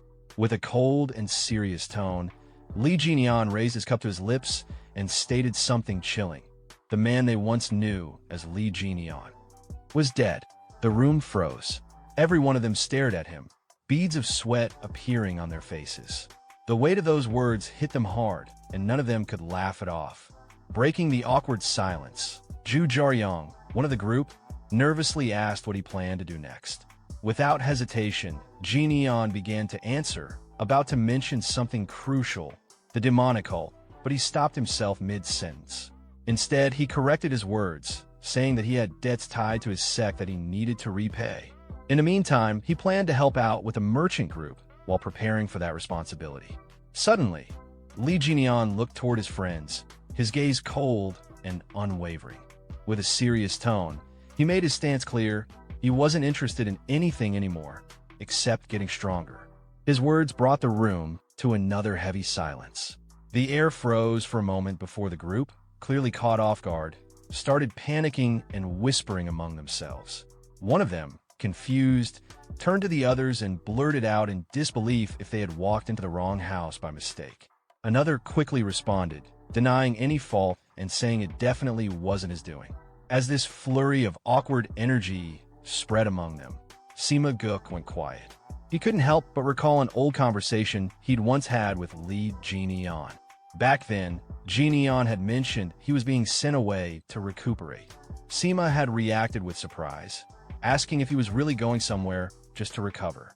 Jineon had replied with resignation in his voice, saying it was basically exile, that his father must have been deeply disappointed in him. But Sima, holding a sake bottle in hand with a grin, had encouraged him. He said it was a good thing. This was Jineon's chance to recover, study, and change his life. Back then, Jineon had only responded with a bitter smile, doubting whether change was even possible. Still, deep down, he had hoped for it. Now, returning to the present, Sima Guk poured a glass of wine for Jineon and offered a heartfelt congratulations. He looked at him warmly and remarked with a smile that Jineon had really changed. Hearing that, Jineon froze for a moment, shocked and confused. The sincerity in Sima's voice caught him off guard. The others fell quiet, watching the exchange, and then slowly they too softened. With a smile, one of them chimed in that it really was something worth celebrating. Another added, jokingly, that he always knew this would happen, that they should have kidnapped Jineon before he got sent away. He even blamed the others for not showing up that day. Sima Guk chuckled at that and teased one of the guys, reminding him that he was too hungover to even make it that day. That friend quickly turned away and defensively claimed he was just busy. But the teasing didn't stop. Sima responded with sarcasm, suggesting that taking a dump probably didn't count as being busy. A playful argument broke out as they all started teasing each other. Watching them banter so naturally, Lee Jineon smiled quietly to himself. In that moment, a warm thought passed through his mind. Turns out, even Jineon had real friends. Then, Jineon poured himself a glass of wine and muttered softly, as if confirming something within himself. He looked at the group with a calm, yet confident gaze and declared that he had changed. Then, with a faint smirk, he asked, "What about them?" That question stunned the group for a moment, but they quickly laughed it off, brushing it aside with their usual carefree energy. One of them joked that if they were the type to change easily, they wouldn't be themselves. Feeling the shift in mood, Jineon awkwardly suggested they stop talking about such things. Everyone raised their cups and clinked them together, laughing loudly, the tension melting away into genuine camaraderie. As the laughter faded, Ju Jaryong looked quietly into his cup, deep in thought. He recalled their old days together, back when they were just a bunch of naive kids. They had all thought of themselves as frogs stuck in a well, unable to see the vast world outside. But now, looking at Lee Jineon, he realized that one of them had already climbed out and seen that world for himself. Some time passed, and the gathering began to wind down. One of the friends told Jineon he had a good time today, and that if he ever needed anything, even from a bunch of wrecks like them, he should reach out. Ju Jaryong called out with playful excitement, urging Jineon to train hard so he didn't get beaten up somewhere again. Sima Guk patted Jineon on the shoulder with a proud smile and congratulated him once more on his transformation. As they finally prepared to leave, Jineon walked with them to the gate, waving goodbye. His friends waved back, their faces lit with sincere warmth. Later, as they walked through the streets of the city under the night sky, Guang looked up and let out a quiet thought. Among all of them, the one who had been the biggest screw-up had come back, all grown up, and that made it feel like their youth had truly come to an end. Sima Guk, feeling a bit tipsy, rubbed his head and admitted that he was feeling strangely lonely today. He told the others it was time to go. One of his friends quickly asked where they were heading, jokingly suggesting a brothel. But Sima Guk immediately shut that down, annoyed, saying they were going home. He reminded the guy he had flunked out and told him to go study. calling him an academy dropout. Zhu Jiaoyang laughed and, not taking offense, repeated what he always said, that it's not that he's bad at studying, just really bad at exams. Guang then looked at Sima Guk and casually asked if he wanted to stop by Sweet Scent House for one last drink. The scene shifts to the Sweet Scent House. A warrior was kneeling in front of the little deity sect leader, Yom Jisong, reporting what happened at Li Jinian's gathering. When Yom Jisong heard the report, he hit the table and asked in disbelief if Ouyang, who was really dead. Then he asked whether the heir of the Yunhe merchant group was actually that strong. The man confirmed it with a disappointed look. The fight hadn't even lasted 30 moves. Ouyang, who had been completely outmatched. He thought back to the fight, clearly frustrated, and admitted to himself that Jinian's skills were on another level. Yom Jisong, now a bit more composed, commented that it was impressive. He asked what kind of weapon Jinian had used. The man answered that Jinian fought using only his fists. Yom Jisong raised an eyebrow. A swordsman losing to someone who didn't even use a weapon, it wasn't a good look. He shook his head and said it was a disgrace. The man hesitated, then asked about taking revenge. Yom Jisong replied that there was no reason to. It was a fair duel, and they weren't the kind of group to seek revenge over that. Still, the man pushed the issue. He mentioned that Yom Jisong and Ouyang, who had been friends, and said there should be some honor between them. Before he could say anything more, Yom Jisong killed him on the spot. A girl standing nearby was startled by the sudden act. Yom Jisong looked at the body and simply said that no one befriends a corpse. Then he ordered his men to take the body away. One of them responded right away. Noticing the girl, Yom Jisong turned to her and apologized for not seeing her standing there. Her name was Saran. Then, sounding annoyed, he said the drink didn't taste good anymore and told his men they were heading back. A servant replied, confirming the order. Later, while thinking over the situation, Yom Jisong noted that the Yunhe merchant group had not only refused to pay taxes, but had also killed Ouyang Hu. He looked concerned and wondered aloud how to respond to that. One of his men commented that it seemed like the merchant group didn't even recognize the authority of the little deity sect anymore. Yom Jisong wasn't surprised and agreed, then clicked his tongue in frustration. Another subordinate asked if they should retaliate. Yom Jisong dismissed the idea and said that they couldn't just go around killing people. That wasn't how they operated. One of the subordinates looked at Yom Jisong and asked again, was he really just going to let the Yunhe merchant group go? Yom Jisong paused for a moment, thinking about it. At that same time, Li Jinian's friends walked into the place together, chatting among themselves. Zhu Jiaoyang commented that even after seeing how much their friend had changed, they were still the same as always. He admitted they were probably hopeless.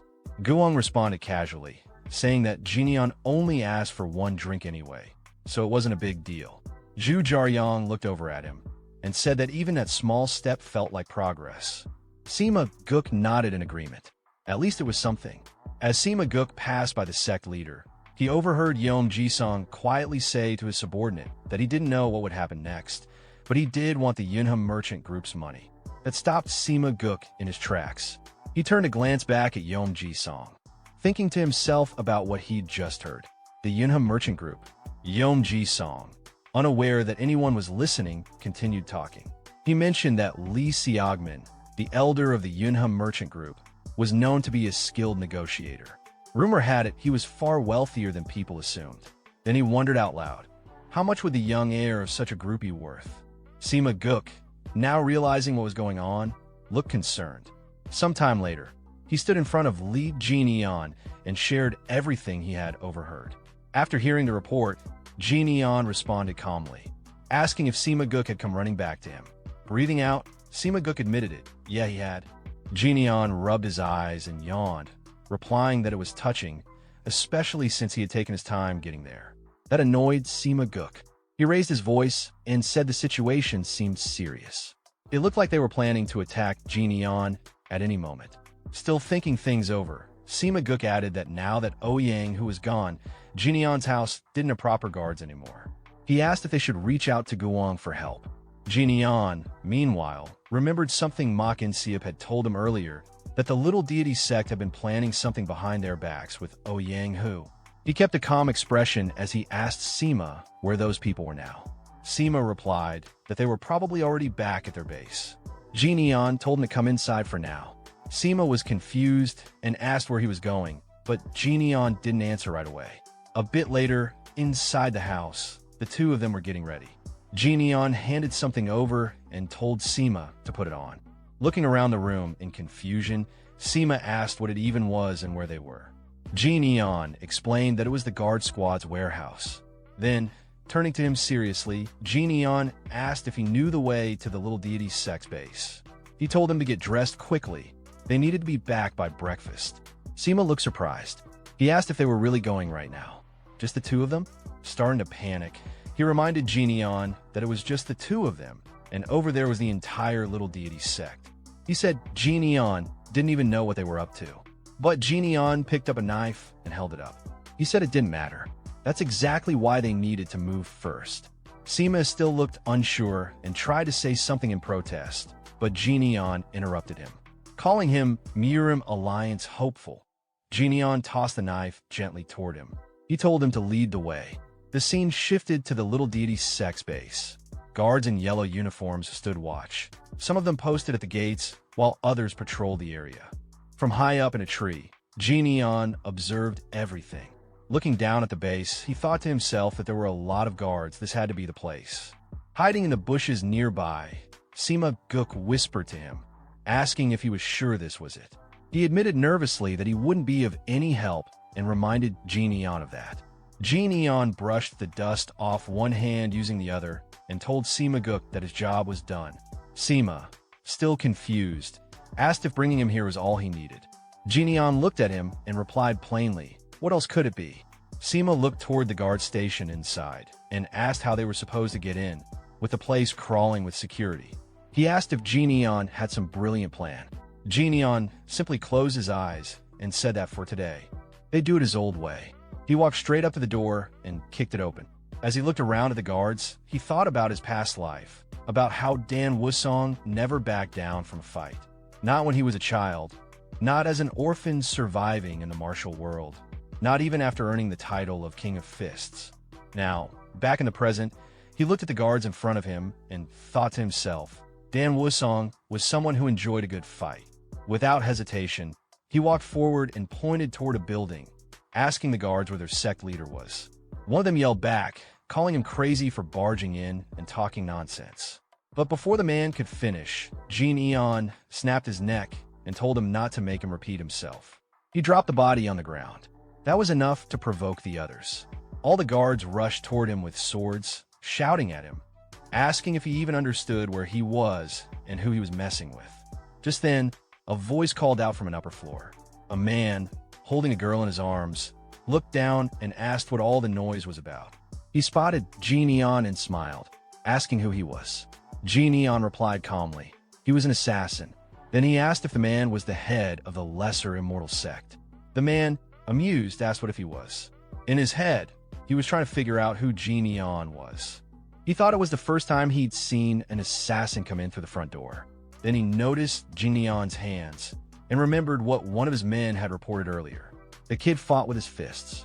He asked Jineon if he was the heir of the Galaxy Merchant Guild. Jineon replied, "And what if I am?" The sect leader stroked his beard and said he didn't expect someone so important to show up personally. Then his tone shifted. He said that in that case, he wouldn't hold back. Suddenly, a net dropped down above Jineon, but he dodged it easily. The guards shouted to get him. Jineon, now surrounded, thought to himself that it had been a long time since he fought a group like this. Maybe not since back then. He grabbed the net and swung it, using it as a weapon.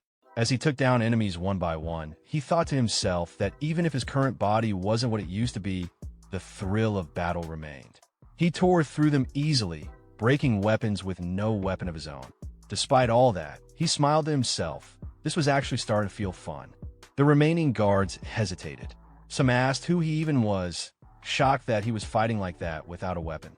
Just then, a sharp object flew past him and sliced his mask and cheek. Blood trickled down as he wiped his face. He looked in the direction the projectile had come from and asked if someone was trying to show off their fancy gear. The sect leader answered with a smirk, saying he didn't usually like using expensive tools, but he'd make an exception for Jineon. He raised a crossbow and aimed. Two guards grabbed Jinion's legs for both sides. The sect leader told them to hold him down. One of the guards grabbing him thought to himself that he was definitely going to die today. The sect leader aimed and told Jinion that even if he was good with fists, there was no way he could dodge this. More men appeared beside him, each holding crossbows. He gave the order to fire. Jinion stood still as the arrows came flying toward him. In his mind, he noted that the sect leader clearly didn't care if his own men got hit. Even someone like Darkblade would be speechless at this reckless tactic. Suddenly, Sima Guk shouted from behind and threw a knife toward Jinion, yelling for him to catch it. Jinion caught the knife midair and deflected every incoming arrow. The sect leader, watching in shock, realized that Jinion had blocked them all with just that one dagger. Jinion turned to look at Sima Guk. Sima looked confused, but then Jinion gave him a thumbs up. Sima Guk returned the gesture. Then Jinion gripped the knife and threw it. It scratched the sect leader's throat before hitting the wall behind him. Jinion told him calmly that he didn't usually use blades, but made an exception for him. The sect leader, clutching the small wound on his neck, cursed under his breath and called Jinion a psycho. He turned to his men and yelled at them for just standing there. He ordered them to kill Jinion immediately. But before they could react, Jinion dashed forward and closed the distance in an instant. The sect leader could barely process what was happening. Jinion was already in front of him. Jinion readied his fist and said that his real strength was in his fists. The sect leader quickly pulled the girl in front of him, trying to use her as a human shield. But Jinion didn't stop. He used his lightning martial arts to strike with force. The explosion from the impact shook the room. As the dust cleared, Jinion was holding the girl safely in his arms. He gently let her go and told her to stay back. The sect leader sat on the ground, shaking from fear. He looked up at Jinion and wondered what kind of person he really was.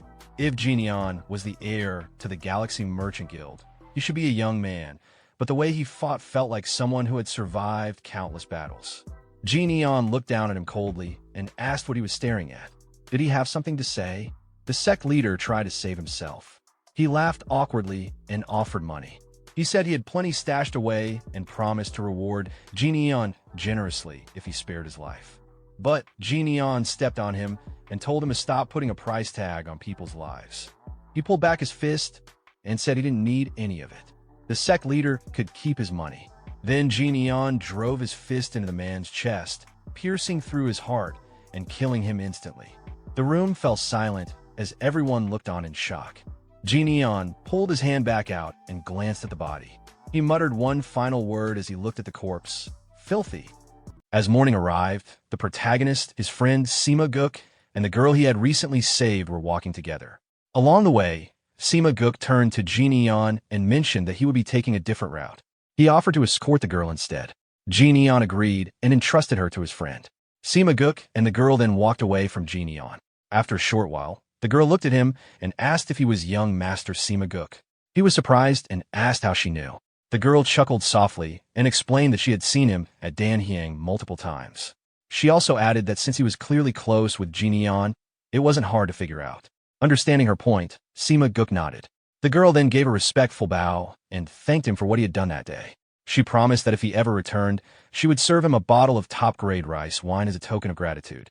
Sima Guk waved her off casually, saying there was no need. He hadn't done anything noteworthy. He also mentioned that he didn't plan to visit the pleasure quarters anymore. The girl looked at him and commented that he had truly changed.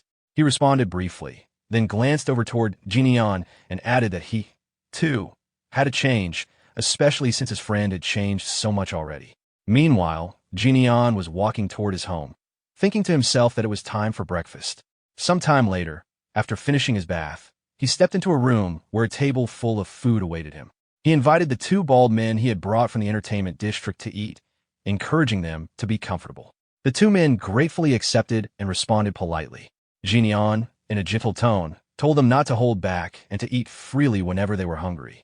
One of the men expressed amazement at the generosity of the trading company, while the other jokingly asked if eating 7 meals a day was acceptable. Jinion calmly confirmed that it was. As they chatted, the two bald men noticed Jinion's wound had already closed. They asked if he had been all right the previous night. Neon gave a vague response while holding his chopsticks, but in his mind, he reflected on the situation. He realized that the sudden incident had shaken his core, something that wouldn't have happened in his previous life. This made him recognize the need to grow stronger. He understood that if he truly intended to protect the merchant group and stand against magic users, ordinary training wouldn't be enough. He needed something beyond conventional methods. Just then, a voice from outside his door informed him that a delivery had arrived. Curious, Neon acknowledged it. A servant girl entered and placed a box on the table. As he opened it, he muttered that he hadn't been expecting anything. Inside was a letter from his friend, Gu Wong. The letter explained that after they had parted ways, Gu Wong had stopped by a tavern, had a single drink, and then left. He jokingly called it a sign of real progress. Neon smiled as he read it. The letter continued, revealing that Gu Wong had also meant to deliver something on Neon's father's behalf the day before, but had forgotten. Now he was sending it along. Neon paused at the mention of his father, feeling surprised. The letter concluded with Gu Wong saying he would leave the item with Neon and asking him to help watch over their escort agency once he had become stronger. As Neon examined the contents of the first box, he immediately recognized what was inside. It was a piece of century root. Judging by its appearance and condition, it had likely been aged for 4 or even 5 centuries. He estimated that, with a bit of luck, it could help him raise his White Lightning 10-stage art to the 5th level. Holding the root in his hand, he reflected on the moment with quiet appreciation, realizing this was the kind of gesture that showed the true value of having a good friend. He then turned to the next box placed beside him. Inside was another letter. This one was addressed from the Tejo Trading Company. The letter spoke of a long-standing trust and friendship with his father and a gift offered in honor of that bond. As Neon processed the message, he recognized the name of the firm. It was one of the wealthiest and most influential trading companies in the Central Plains. He realized his father must have reached out to them personally for assistance. The depth of that gesture and the effort behind it caught him off guard. He hadn't expected such care and foresight. Inside the box was a bottle, and as soon as he saw it, he was struck with surprise.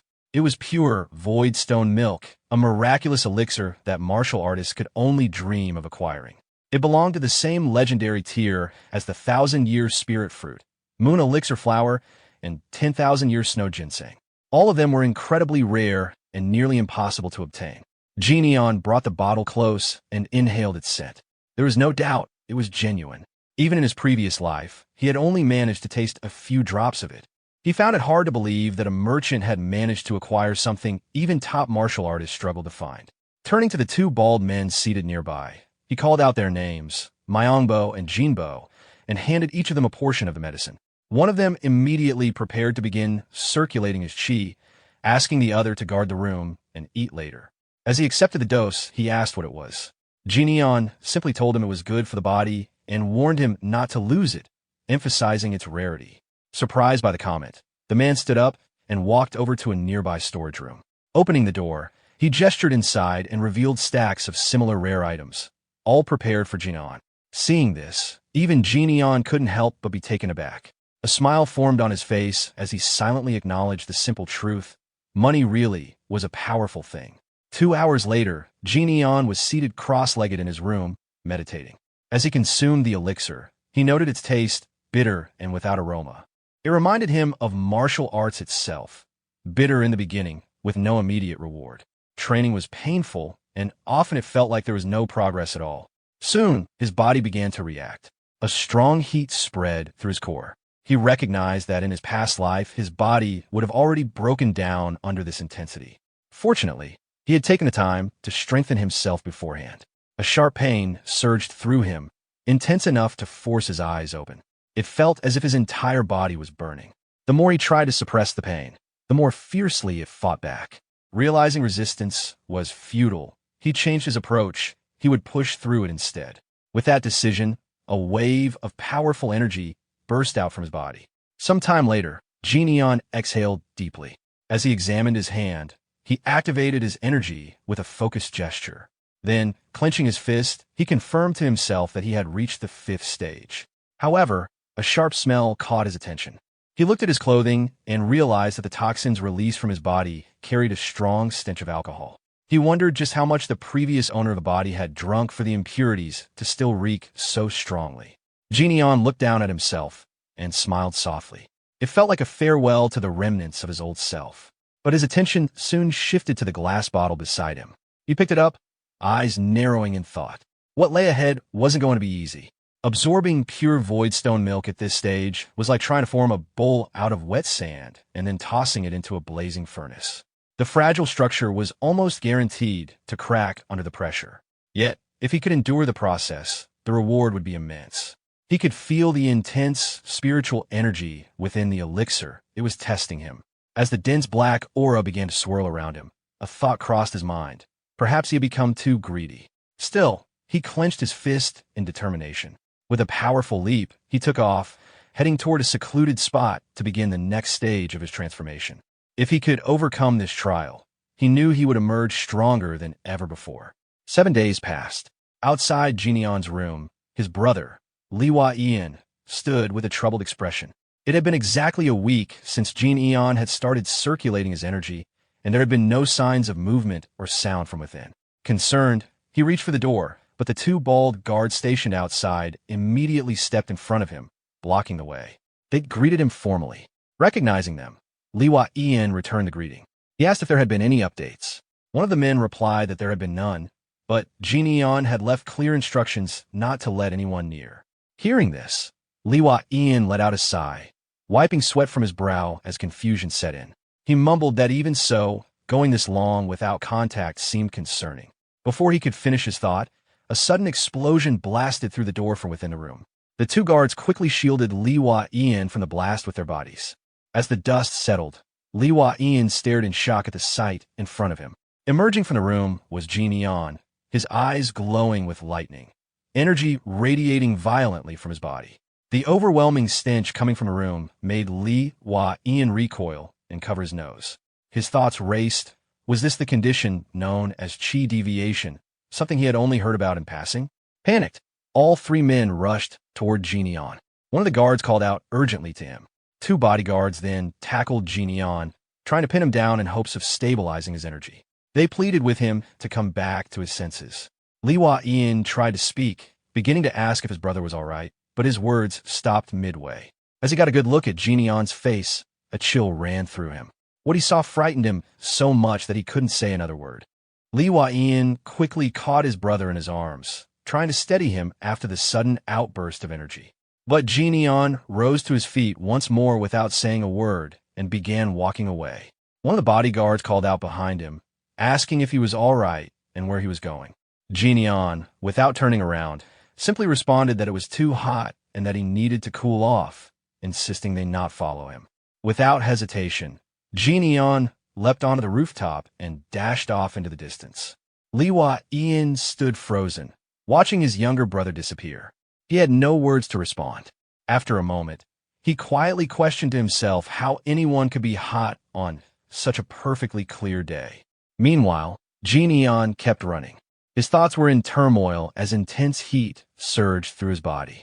He could feel every part of himself burning. His physique, still not fully attuned to the immense power he had taken in, was reacting violently. Clutching his throat, he tried to suppress the sensation, but the energy inside him continued to rage uncontrollably. He realized that if this went on, it wouldn't just be the Yunhe merchant group at risk, he could endanger the entire street. He needed to put as much distance between himself and others as possible. Eventually, he stopped at a remote mountain peak. His body was covered in veins bulging under the pressure, with lightning surging all around him. The pain had reached its peak. He thought of the color blue, likely tied to his energy state, and acknowledged that he couldn't contain it any longer. Memories of his death in his past life flickered through his mind. He knew that if he couldn't embrace this energy, he would face the same fate once more. Raising his hand toward the sky, he made a decision. The power had to be released. In that moment, a bolt of lightning struck down from the sky, crashing directly into him with a thunderous impact. Some distance away, in a nearby village, two people noticed the phenomenon. One of them watched in awe as the scene unfolded, observing the lightning surge from the earth toward the heavens. It was a sight he had never witnessed before, a reverse strike that defied natural order. Sometime after the intense phenomenon had ended, Neon stood alone on the mountain. Rain poured down steadily around him as he remained silent, letting the moment settle. Clenching his fist, he counted under his breath 6, then paused and corrected himself 7. A smile formed on his face. If he was able to release that much energy, it could only mean one thing. He glanced at his hand, activating his energy once more to confirm it. The answer was clear. He had reached the 8th phase. Later, Neon walked through the city streets, still partially undressed from the aftermath of his training. His presence turned heads immediately. Several passers-by, especially the young women, blushed as they watched him walk by. A few whispered in surprise, wondering who the half-naked man was. Taking notice, Neon quietly thought to himself that he should at least get some clothes. Sometime after, he was inside a clothing shop, now dressed in a sharp outfit that gave him the refined appearance of a nobleman. He looked in the mirror, then turned to the shop owner and said he'd take the outfit. He asked for the price. To his surprise, the shop owner responded with a gentle laugh and insisted there was no need to pay. Neon, confused by the generosity, hesitated. He didn't feel right about taking it for free. But the shop owner explained with a warm smile that ever since Neon had beaten up the troublemaker from the Ouyang clan and the Little Deity sect, the streets had become noticeably safer. Fewer thugs caused problems now, and that peace had made it easier for him to bring his children to the shop. He pointed to his child nearby and expressed gratitude, saying that the free clothes were his way of repaying Neon. As he noticed the rain still pouring outside, he offered an umbrella as well. The shop owner's child walked up, holding out the umbrella toward Neon. Seeing this small gesture, Neon smiled back and accepted it graciously. A short while later, he stood outside the shop in the rain, waving back at the shop owner and his children. As he continued down the street, Neon looked around and reflected on the changes. Things truly did feel more peaceful now. In the past, he never paid attention to what the streets looked like after a fight. But now, recalling the shop owner's words, he could feel the difference his actions had made. People were safer, families were more relaxed, and the atmosphere felt lighter. Looking ahead, he saw people laughing and enjoying themselves. For the first time, Neon found himself smiling at the sight. The feeling wasn't so bad. Suddenly, his attention snapped toward a commotion behind him. Someone was running through the street in a panic, shouting for others to move aside. The man shoved someone out of the way, tried to escape from a group that was chasing him. The people behind him yelled not to let the man get away. As Neon observed the scene, he immediately recognized the person on the run. It was Chil Myung-go. His thoughts locked onto the name with surprise. The man who had been chased earlier suddenly appeared before the protagonist. With a casual smile, he greeted him, commenting on the heavy rain. The protagonist looked at him with visible disappointment, noting that he hadn't changed at all. As the man stood confidently in front of him, the protagonist remarked again on how he was always caught up in a busy life. Meanwhile, a large number of people from the Moyang clan had gathered at the Emperor's assembly. Among them, a red-haired man confidently acknowledged the significance of all the clan patriarchs coming together after such a long time. He specifically praised Moyang Bin for his efforts. This red-haired man was Dako Mayong, the patriarch of the Dako clan. In response, a green-haired man humbly dismissed the praise, saying he had only arranged the meeting. This was Moyang Bin, the patriarch of the Moyang clan. Then, turning to another figure, he brought up a recent issue, mentioning that he'd heard about a regrettable incident involving Ouyang Seng's clan. He stated that Ouyang, who had apparently challenged a member of a merchant group to a duel and died as a result, asking if it was true. Hearing this, Ouyang Seng, the patriarch of the Ouyang clan, looked visibly irritated and surprised. Another person in the room then questioned the situation further, pointing out that Ouyang, who was supposed to be one of the more skilled martial masters of the clan.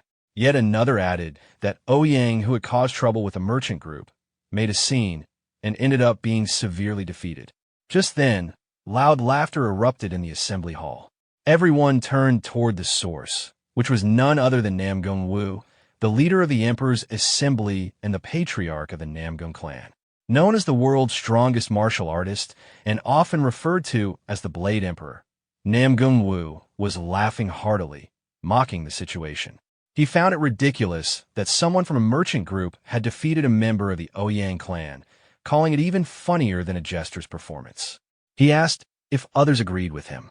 One man in the assembly could be seen trembling with anger, though another quickly agreed with Namgung Wu to avoid conflict. At that moment, Ouyang Sing, now visibly furious, exclaimed that Ouyang had already been expelled from their clan. With his frustration boiling over, he declared that it was time to remind the merchant group of the true power of the Ouyang clan. Back on the street, the protagonist stood with his friend. He looked worn out and clearly exhausted from everything that had just happened. Lee Jin-ian looked at his friend and remarked that he was always living a busy life. Before the conversation could continue, one of the gang members pointed a finger at Lee Jin-ian and ordered him a hand over his friend, warning him not to get involved in something that could get him hurt. Lee Jin-ian's tone turned cold as he asked his friend, Myungo, who these people were. Myungo explained that they were members of the Crimson Reaper Alliance, the most notorious underworld gang at the moment. They had recently been trying to take over the downtown district. He went on to say that, since he was involved in the auction business, he had discovered they had taken his ledgers when he went to organize the books, a theft he clearly resented. Lee Jin-ian then asked if Myungo's hands had healed. Myungo showed his hands and said they were still usable, even managing a laugh. Facing the gang, Lee Jin-ian stated calmly that they didn't seem to be from the area. He told them to come back when Myungo's hands had fully recovered, but to leave for now. The gang members were irritated, thinking his words were nonsense and that he must have grown up sheltered. But despite their thoughts, they felt an inexplicable pressure from him. One hot-headed member ignored a companion's warning, stepped up to Lee Jin-ian, and arrogantly pointed a finger at him, demanding to know who he thought he was. Before he could finish, Lee Jin-ian flicked his forehead with a single finger, sending him flying several meters and knocking him out instantly. Lee Jin-ian then looked at the rest of the gang and told them he was hungry, and if they fought now, he might kill them all. He advised them to leave while he was still being nice and promised they would meet again, either through Myungo or himself. The gang, clearly intimidated, bowed and quickly left. Myungo, now more relaxed, turned to Lee Jin-ian and asked him to buy food, saying noodles would be fine.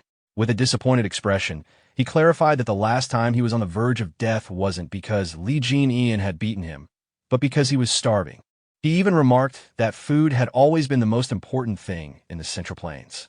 Irritated, Lee Jin-ian told him he could have just asked without saying so much, calling him insane. Myungo simply grinned and replied that it was surprising Lee Jin-ian was only realizing that now. He then excitedly suggested they go to Jinpyeong Noodles, claiming it had the best noodles.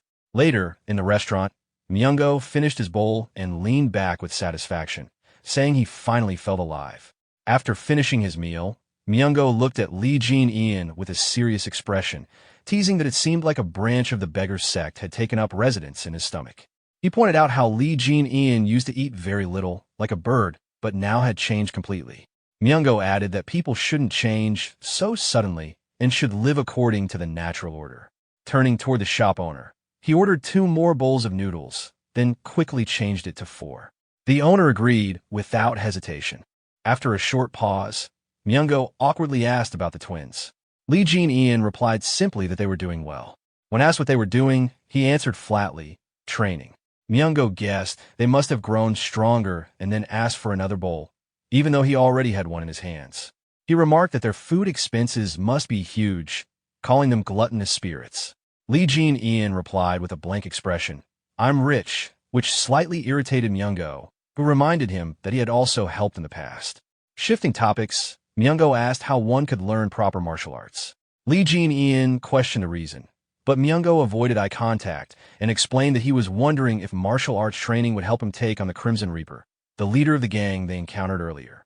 He described the Crimson Reaper as someone with countless subordinates who attacked in overwhelming numbers and retreated quickly when needed. Lee Jin-ian asked Myungo if he wanted to be taught martial arts. Myungo hesitated for a moment before saying he'd be grateful. Crossing his arms, Lee Jin-ian asked if Myungo would follow his instructions exactly, to which Myungo confidently replied that of course he would. After all, he was the poisonous fox, Chul Myungo. Lee Jin-ian then pointed at the ground and told him to bow. Myungo rubbed his head in mild irritation, calling the request embarrassing, but eventually bowed without further complaint. Standing back up, he jokingly threatened that if Lee Jin-ian didn't teach him, he'd make a scene in front of the Yunha Merchant Group's gates. Instead of responding seriously, Lee Jin-ian swung the shop's borrowed umbrella and held it out, telling Myungo to hold it like he did. Myungo was stunned at the simplicity of the lesson and asked if that was really it. Lee Jin-ian simply asked what else he expected. Myungo grew frustrated, complaining that he had even bowed and threatened again to cause trouble. Before he could finish, Lee Jin-ian struck him with the umbrella and told him to shut up, instructing him to take the umbrella with one hand. Myungo held the umbrella and asked what to do next. Lee Jin-ian explained that it was a gift and couldn't be given away, but Myungo could borrow it. He instructed him to swing it exactly as demonstrated 100,000 times and then return it. He emphasized that if Myungo didn't want to commit to this, he should give up on learning martial arts entirely. Shocked, Myungo confirmed the number, clarifying that it wasn't 1,000 or 10,000, but a full 100,000 swings. Lee Jin-ian, unfazed, told him to stop talking so much and either get to work or leave. When Myungo questioned whether he was serious, Lee Jin-ian grabbed his collar and reminded him that learning a few basic moves wouldn't be enough to kill someone. He explained that with 100,000 repetitions, Myungo could at least defeat half of those men they had faced earlier with just a wooden sword. Instead, Myungo had run away like a frightened animal. Lee Jin-ian told him bluntly that if he was going to live such a pitiful life, he might as well die, prompting Myungo to nervously say he didn't want to die. Releasing him, Lee Jin-ian told him to remember whether he was a rat or a poisonous fox, and to stop making empty boasts. Outside, the rain continued to fall. Myungo suddenly stood and asked to borrow the umbrella. Before he could leave, the shop owner approached Lee Jin-ian and asked him to pay for Myungo's food as well.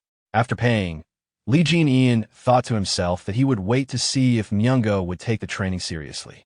He then shifted his attention to the Crimson Reaper Alliance, recalling his promise to seek them out and deciding it must be kept. The scene then moved to the Crimson Reaper Alliance headquarters. Inside a dimly lit room, a man sat on a bed while two bloodied corpses lay on the floor. In front of him, the group from earlier knelt in submission. A red-haired man looked at them and asked why they had allowed Chul Myungo to escape. The red-haired man questioned his subordinates, repeating their claim. They had almost caught everyone, but one of the poisonous fox's friends had stopped them, and they were saying that a merchant group's son had stood against all of them. The subordinates, sweating and visibly shaken, swore it was true. They explained that the man was extremely skilled in martial arts, with rumors calling him the strongest in the Yanhua region. Before they could finish, the red-haired man's gaze sharpened, his red eyes silencing them. He then gave the order, have the men on standby, find both of them, and kill them. The scene shifted to Lee Jin-ian, who was hearing troubling news. One of the twins explained that the Crimson Reaper was infamous for his brutality, preferring to tear opponents apart with his bare hands. The leaders of multiple sects, the Jangsen sect, the Nopio sect, the Horn Dragon sect, and the Hongrak Pavilion, had all been killed by him. He had absorbed several factions in the Yukwan region, forcing tribute money from every business, from escort agencies and merchant groups to inns and pleasure houses. Even Chul Myungo had been extorted.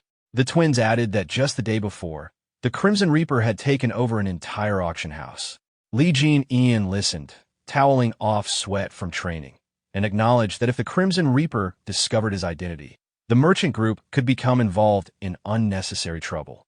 He decided he should confront the man first, before that could happen. Night fell over the Yukwan shopping district.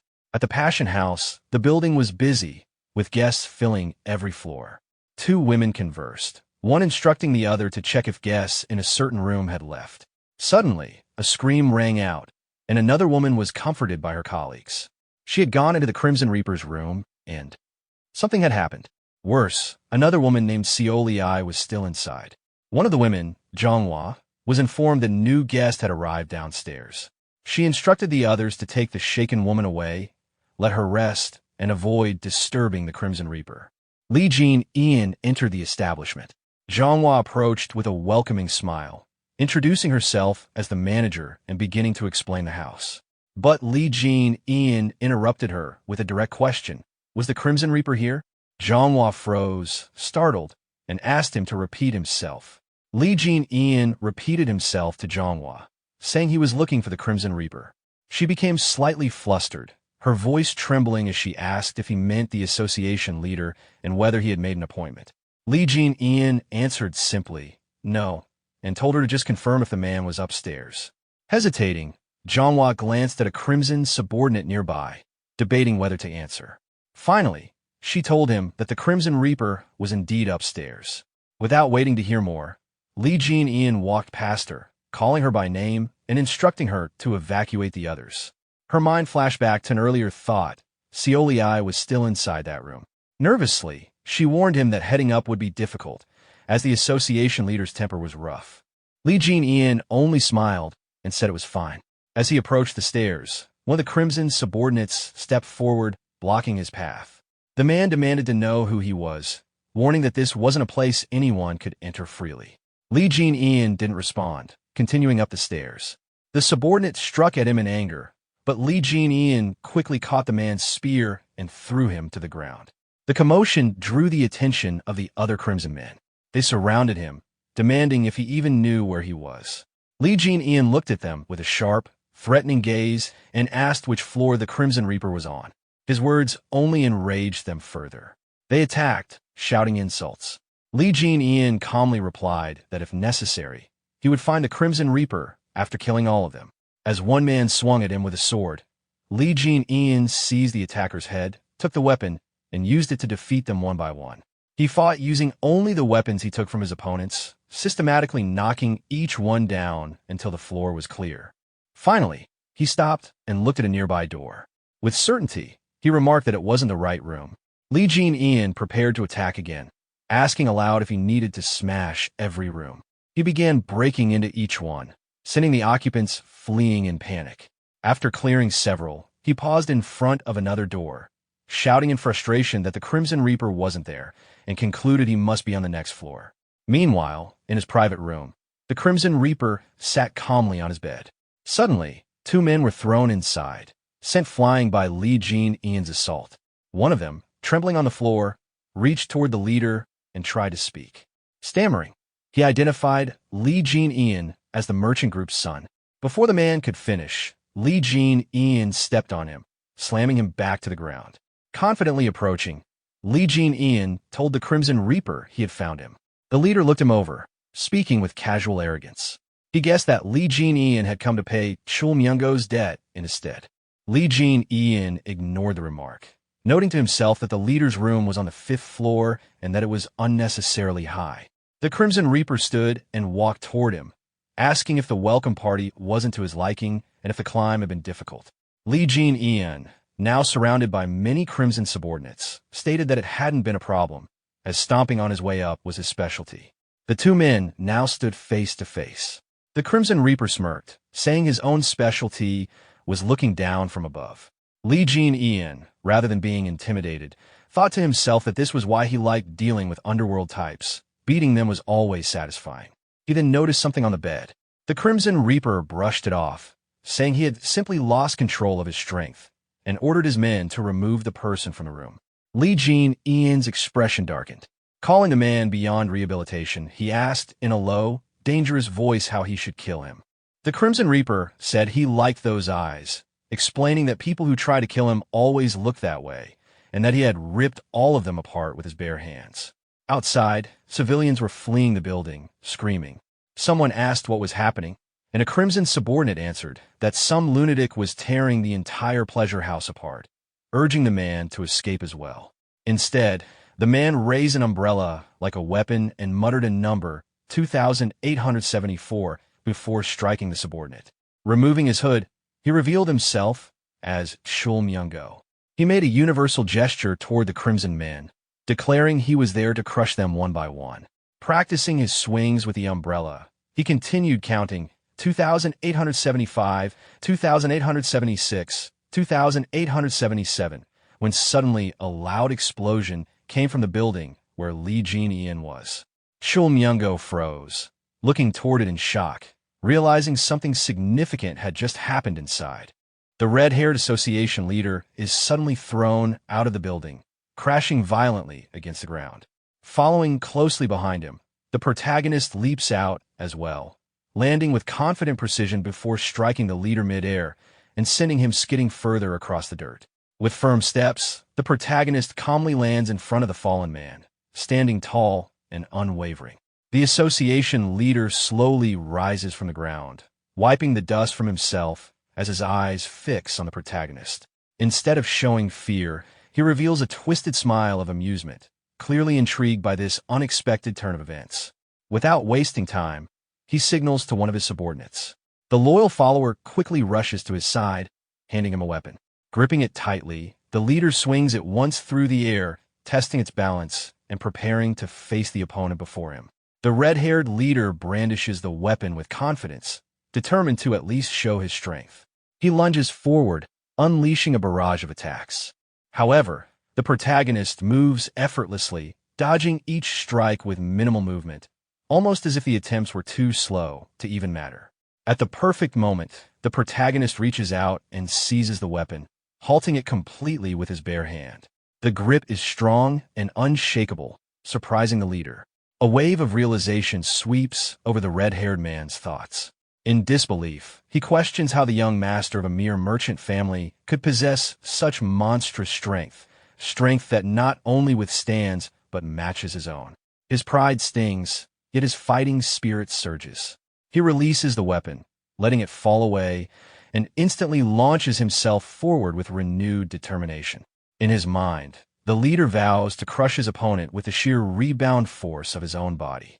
Gathering strength in his fist, he prepares a direct strike, intent on breaking through any defense, daring the protagonist to block the blow. The protagonist, however, observes carefully. His sharp eyes take note of the man's technique, recognizing the influence of meteor hammer skills combined with refined fist techniques. The precision in his movements reflects training under a legitimate orthodox martial artist. His execution is clean, sharp, and deliberate. Yet, the protagonist's expression remains calm, even slightly impressed, as he analyzes every detail. Without hesitation, he counters. His thoughts steady, he acknowledges the difference. The association leader may have skill, but his true opponent now is someone far beyond his level, the one known as the Fist King. With explosive speed, the protagonist drives his fist directly into the leader's stomach. The impact resonates, forcing the air out of the red-haired man as his body buckles under the sheer power. Coughing and stumbling, he staggers back, clutching his abdomen. The protagonist quickly pulls away, distancing himself with perfect control as his opponent struggles to steady himself. Though clearly injured, the leader doesn't falter. He grits his teeth, forcing a laugh between pain breaths. Despite the damage, he acknowledges the strength of the man before him, realizing that he, too, has trained in formidable fist techniques. Determined not to lose, the leader raises his arm once again, declaring his intent to fight with everything he has. His voice roars with defiance as he charges, consumed with rage, claiming he will tear his enemy to pieces. But in the clash that follows, the protagonist's dominance is absolute. He meets the attack head-on, overpowers him with sheer force, and throws the red-haired man back down onto the ground once more. The leader groans in agony, his body writhing under the weight of defeat. As he lies there, thoughts cloud his mind. He cannot comprehend it. Despite giving his all, every ounce of his strength and skill, he is being utterly overwhelmed. Shock and disbelief consume him. For the first time, he questions whether victory is truly possible. The protagonist suddenly grabbed the face of the association leader with his hand, forcing him down against the ground. He stood above him, looking down with a cold expression, his presence dominating the moment. Without hesitation, the protagonist activated his electric martial arts, sending a current of energy through his palm into the leader's body. The energy pulsed violently, growing stronger with each stage he unleashed. First came the second stage, releasing a sharp jolt that made the association leader convulse in pain. His scream echoed as electricity surged through him. The protagonist showed no mercy, immediately pushing further. The energy increased again, third stage. The leader's body shook harder, the shock tearing through him. The protagonist continued, raising it to the fourth stage, and then again to the fifth stage, each level amplifying the damage. The overwhelming current left the association leader writhing, unable to resist. Nearby, one of the leader's subordinates watched with wide eyes, his face dripping with sweat. He stuttered, barely able to speak, questioning if they should step in to stop it.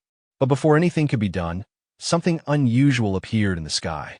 The subordinate's expression shifted to shock as he pointed upwards, realizing what was about to happen. The protagonist raised his hand and unleashed his ultimate technique. White lightning 10-stage art. Thunderclap. A massive lightning dragon formed, descending with explosive force. The ground erupted with a deafening blast as the dragon struck the association leader directly, vaporizing him in an instant. The impact left onlookers speechless, many of them frozen in shock. Some whispered in disbelief, saying the attack was nothing less than the purge of the dark path. The leader of the association, feared by so many, had been completely obliterated before their eyes. With the battle finished, the protagonist turned his gaze toward the remaining subordinates. His eyes were sharp, filled with disdain, as he confronted them. He demanded to know who they thought they were, collecting tribute from the weak. His voice was steady as he questioned their purpose and their right to drain the lifeblood of powerless people. The subordinates trembled, their bodies shaking under his words. None dared to respond properly, fear weighing heavily on them. The protagonist made his stance clear. If they wanted to flaunt strength, they should come directly to him instead of preying on the helpless. He adjusted his hair with visible disgust, his expression making it clear he looked down on them. Then he warned them all, stating firmly that if they continued down this path, they would end up just like their fallen leader. That final statement only fueled their panic. Some, however, desperate and angry, tried to rally together.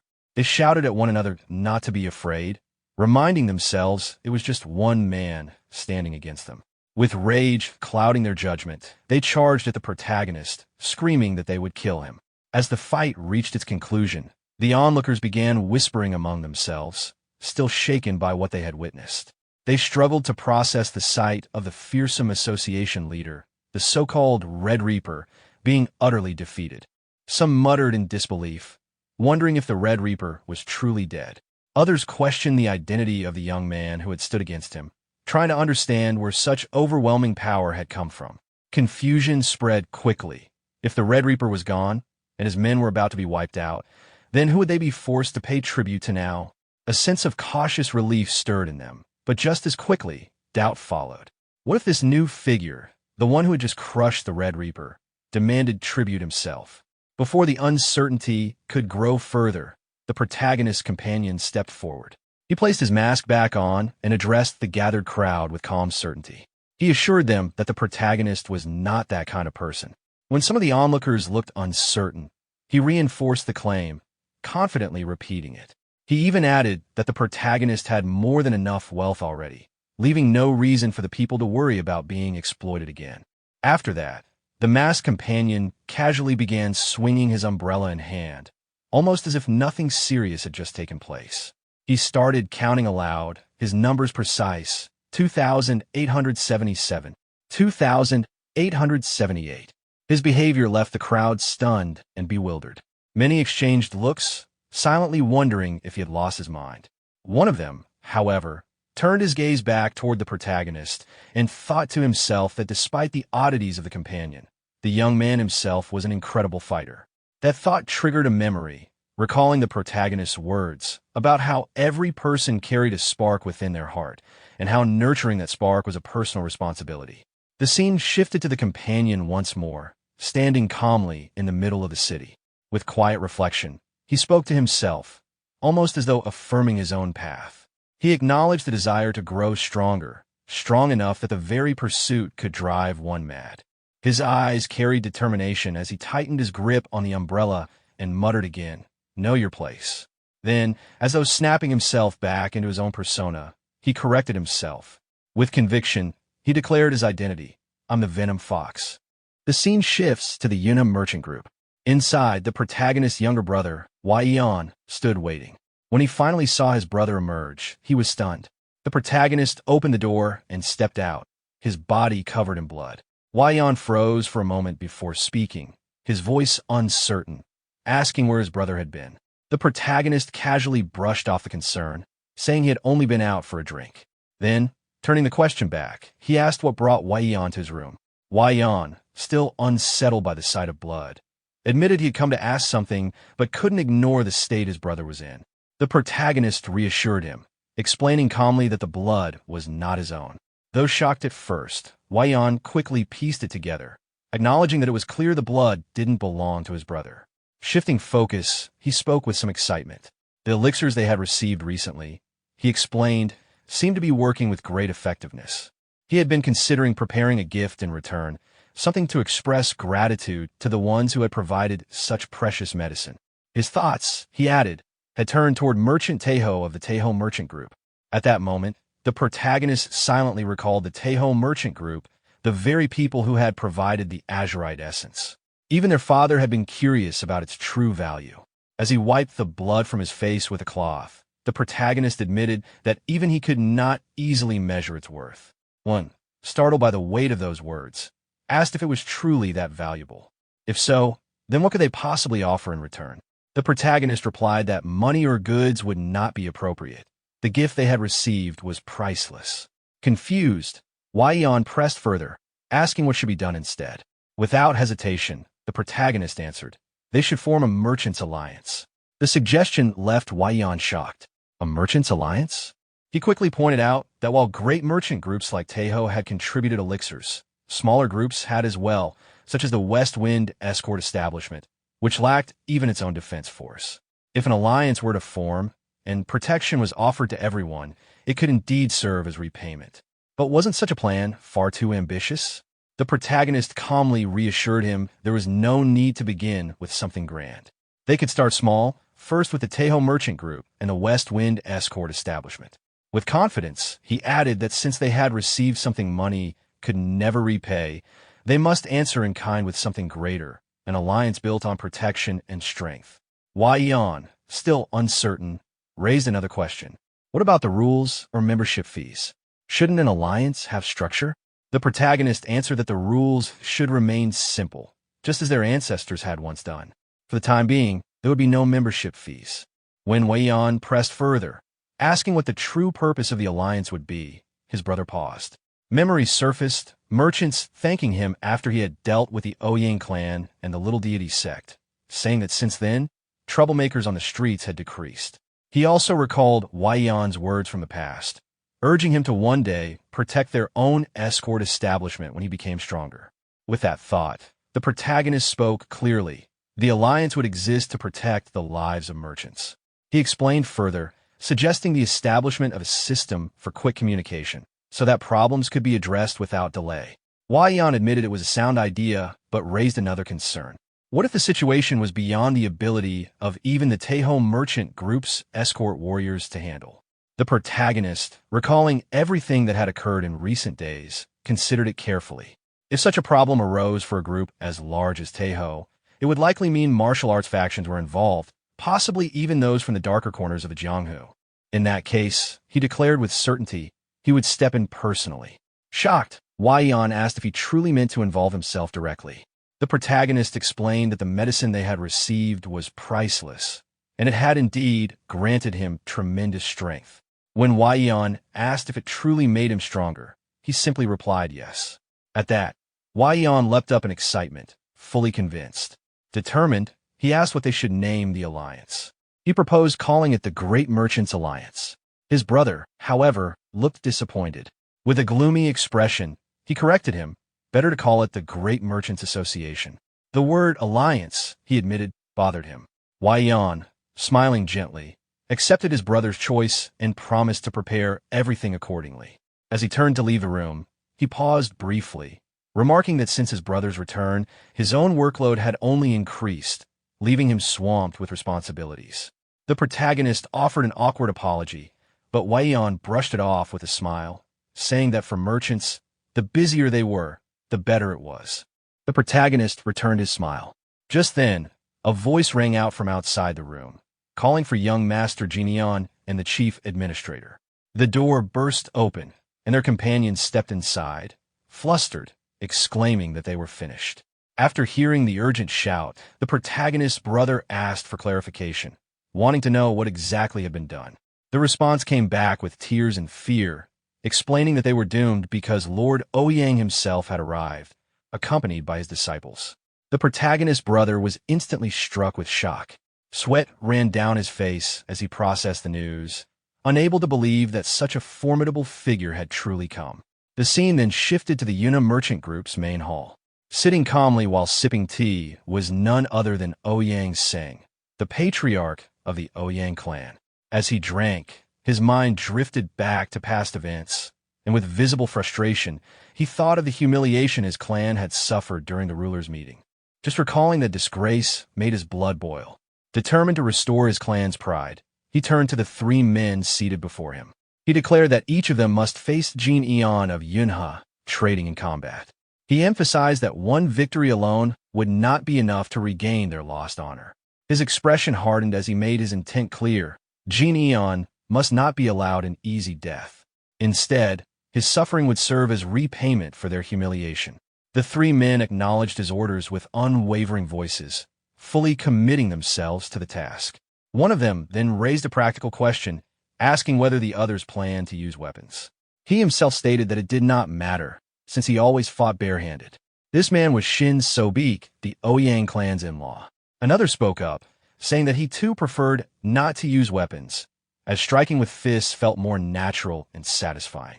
This was Ouyang Mayong, the clan's second son, known as a skilled swordsman. Finally, the third joined the discussion. This was Ouyang Woon, the clan's third son and a bladesman. He admitted with honesty that he lacked confidence and would prefer to rely on his blade instead. Ouyang Seng, displeased, immediately challenged his words. He questioned why Woon felt uncertain when the opponent was only a merchant's son. But Woon quickly defended his hesitation, pointing out that Jin Eon had already defeated Ouyang Hu. Although who had only been a distant relative, he was still a man with solid experience in the Jianghu, and his loss had proven Jin Eon was far from ordinary. The patriarch dismissed this reasoning with irritation. To him, whose defeat had nothing to do with experience, it was simply a matter of lacking true skill. At that moment, a servant approached carrying tea, but Ouyang Seng waved for the chatter to end. He commanded that Jin Eon be brought out immediately, ready to settle the matter. However, as he looked more closely at the person bringing the tea, his eyes widened in recognition. It was not an ordinary servant. It was the twins, the trusted bodyguards of Jin Eon, standing before him in disguise. The twins stepped forward and conveyed a message to Ouyang Seng. They explained that their young master had invited him to the annex and would meet with him once he finished his meal. The patriarch stared at the twins in silence, startled by their towering figures. Inwardly, he wondered why mere servants looked so large and intimidating. A short while later, the twins escorted Ouyang Seng along with his sons and in-law. Together, the group made their way toward the annex where Jin Eon awaited them. Upon arrival, the twins stepped ahead and announced that they had brought the guests. Jin Eon welcomed them calmly, standing with a composed and confident expression. He acknowledged their long journey, showing courtesy despite the tense circumstances. In response, the three younger men bowed respectfully. They each introduced themselves, Ouyang Mayong, Ouyang Woon, and Shin Sobik. Jin Eon received their greetings with a gentle smile, remarking that he had not expected Patriarch Ouyang himself to appear in person. The old patriarch returned the gesture with politeness, admitting that his visit was unannounced. He explained that he had come because he wished to see Jin Eon's strength with his own eyes. Jin Eon, standing firm and unwavering, understood their intent. He stated plainly that they had come for a duel, and with confidence, told them to decide the format of the match. Ouyang Seng explained that his sons wanted to learn through this contest, and he requested permission to proceed. The rules were simple. If someone left the ring, fell unconscious, or became unable to move, it would be considered defeat. Jin Eon closed his eyes briefly, then nodded with a faint smile. The clarity of the rules pleased him. The duel began with Ouyang Mayong stepping forward, confidence written on his face. Both men squared off against one another.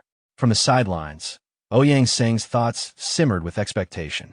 He anticipated the moment when the merchant's son would be reduced to begging for his life. Yet Ouyang Mayong himself began to feel uneasy. Standing across from Jin Eon, he sensed something unusual. The young master of Yunha did not feel like a mere merchant's son at all. Instead, He gave the impression of a warrior seasoned by the harsh life of the Jianghu. Doubts crept into Mayong's mind. Perhaps Jinion's victory over Ouyang, who had not been a fluke after all. Jinion slowly raised his hand, inviting his opponent to draw his weapon. But Mayong bristled at the suggestion, insisting that he would fight on his own terms. Before he could finish speaking, however, Jinion suddenly moved. His speed was overwhelming. With a single strike to the face, he sent Mayong hurtling backward, crashing violently into the wall. The spectators gasped in disbelief. Even Ouyang Sing, caught off guard, spilled his tea as his hands trembled. Jinion stood over the defeated opponent, calm and steady. His words carried a sharp edge of confidence as he remarked that Mayong should have drawn his sword. Then, turning his eyes toward the next challenger, he called for the fight to continue. Woon looked toward the protagonist and expressed his intention to step into the fight. Before leaving, he asked young Master Shin to take care of his older brother while he fought. Mayong, without hesitation, acknowledged the request and agreed to take care of his elder sibling. Then, he drew his sword and addressed the protagonist, stating that judging by his skills, there was no need to hold back during the match. He looked forward to a worthy challenge. The protagonist, with a calm and friendly demeanor, greeted him and invited the duel to begin.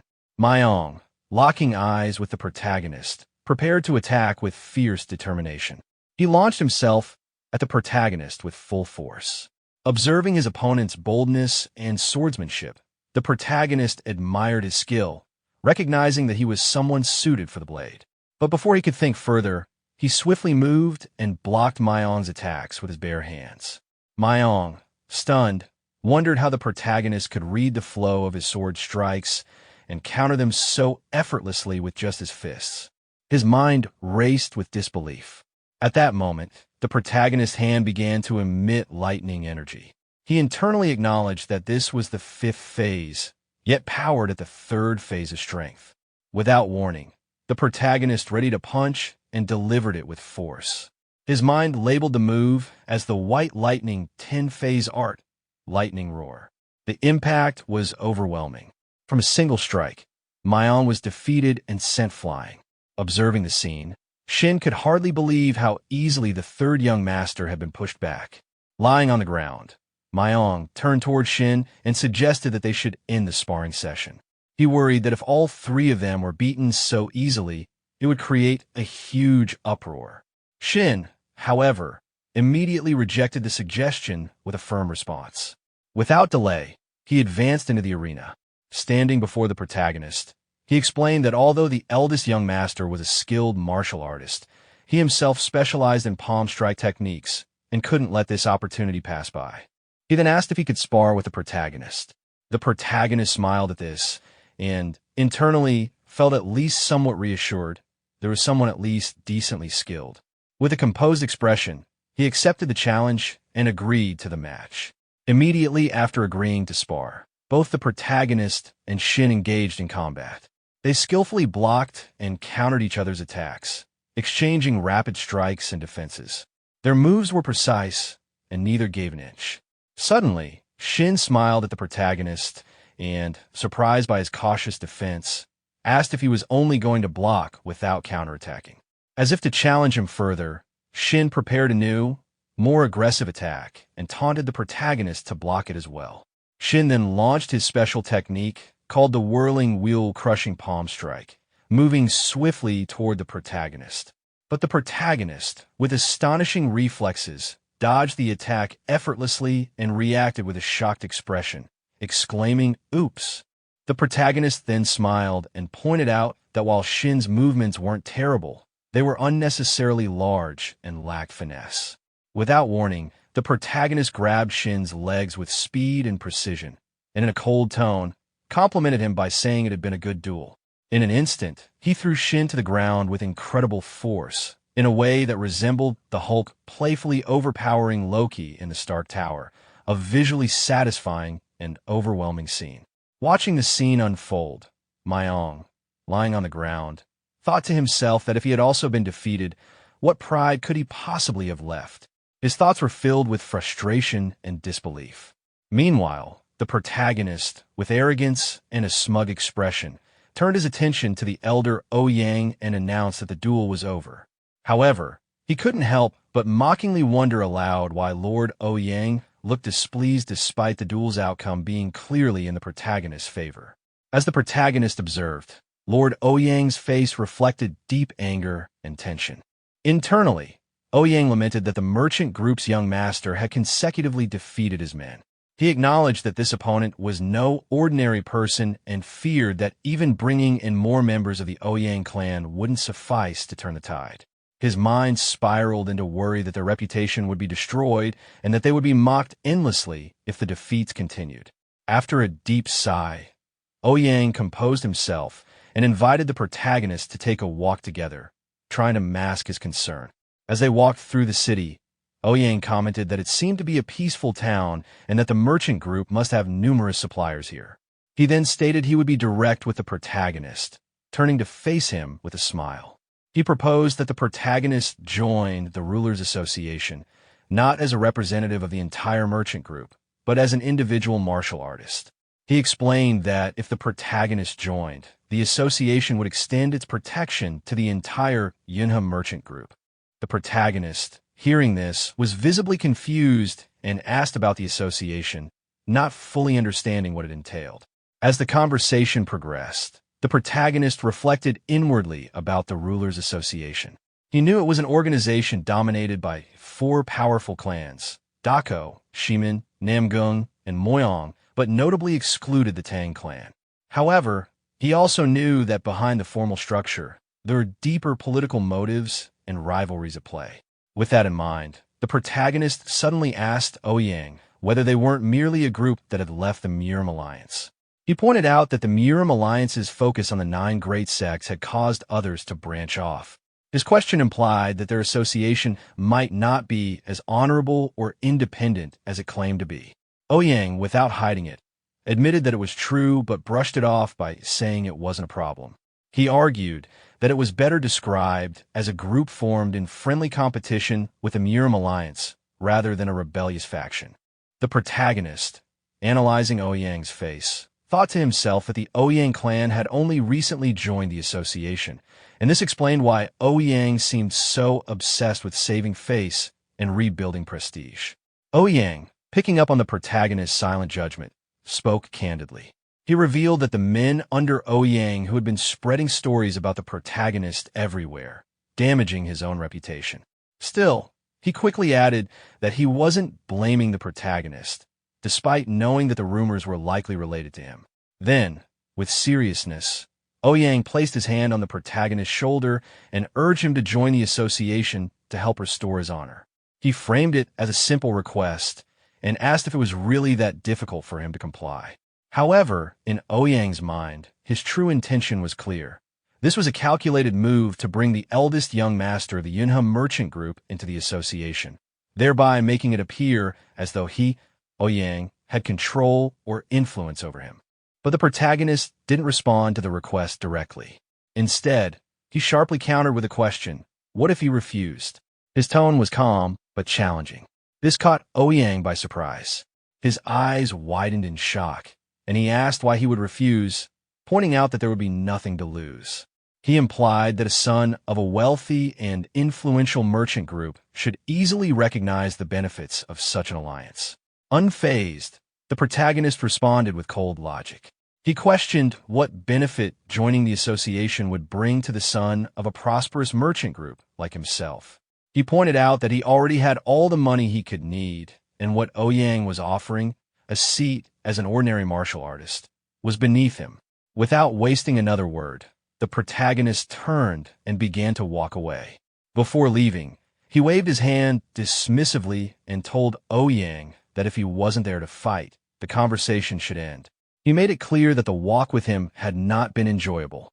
Ouyang, not willing to back down, called out to the protagonist with a threatening voice, warning him to stop. He gave him one last chance, asking if he truly wished to see the entire Yunhe merchant group slaughtered. He emphasized that with the strength of the Ouyang clan, they could spare only the protagonist and label him a public enemy of the martial world. He asked, rhetorically, if the protagonist really thought they couldn't carry out such a threat. Ouyang closed the distance between himself and the protagonist. With a threatening expression, he placed his hand on the protagonist's shoulder and pressed further, challenging him. He asked whether the protagonist was truly strong enough to stop him, and even if he were, whether he could handle making the entire Rulers Association his enemy. Ouyang's tone suggested that the protagonist was foolish for rejecting his offer and spurning his goodwill. Before Ouyang could finish his sentence, the protagonist acted without hesitation. He grabbed Ouyang by the throat, pinning him against the wall with a firm grip. His voice, cold and threatening, cut through the air. He told Ouyang to stop right then and there. He warned him that he could easily kill him at that moment and wipe out the entire Ouyang clan without leaving a trace. Furthermore, he could shift all the blame onto Ouyang's eldest son, ruining him entirely. Despite being cornered and threatened, Ouyang didn't flinch. Instead, he mocked the protagonist with a smile, calling his words the most vile he'd ever heard. He criticized the protagonist for speaking without manners, restraint, or shame, but added that such words should be saved for after proving one's strength in battle. Without wasting another moment, Ouyang launched his attack. He unleashed a green poison gas that quickly surrounded the protagonist, a deadly technique he had practiced for defeating the leaders of the four great clans. As the gas spread, Ouyang's thoughts echoed with confidence, certain that no matter how strong the protagonist was, he wouldn't be able to withstand the poison-toned palm strike. However, the protagonist remained unfazed. Suddenly, he appeared unharmed, a sheet of lightning forming in front of him. Ouyang's expression shifted to shock. He stammered in disbelief, wondering how this was possible. Inwardly, he realized that his poison was burning away, consumed as if lightning itself was eating through it. Without hesitation, the protagonist counterattacked, sending a lightning strike at Ouyang. The force of the attack made Ouyang scream in pain. After delivering the strike, the protagonist stood over him, calmly releasing him from his grip. He remarked that despite how high and mighty Ouyang acted, he was far weaker than expected. Inwardly, the protagonist thought that this was due to the advanced stage his White Lightning 10-phase art had reached. Now at the 8th phase, his power exceeded what most could handle. Even lying on the ground, Ouyang didn't stop laughing. His eyes glinted with defiance as he spoke. He challenged the protagonist, saying that if he wanted to kill him, he should do it right then and there. Even if he were to kill him, it wouldn't matter, as he'd simply be seen as a public enemy.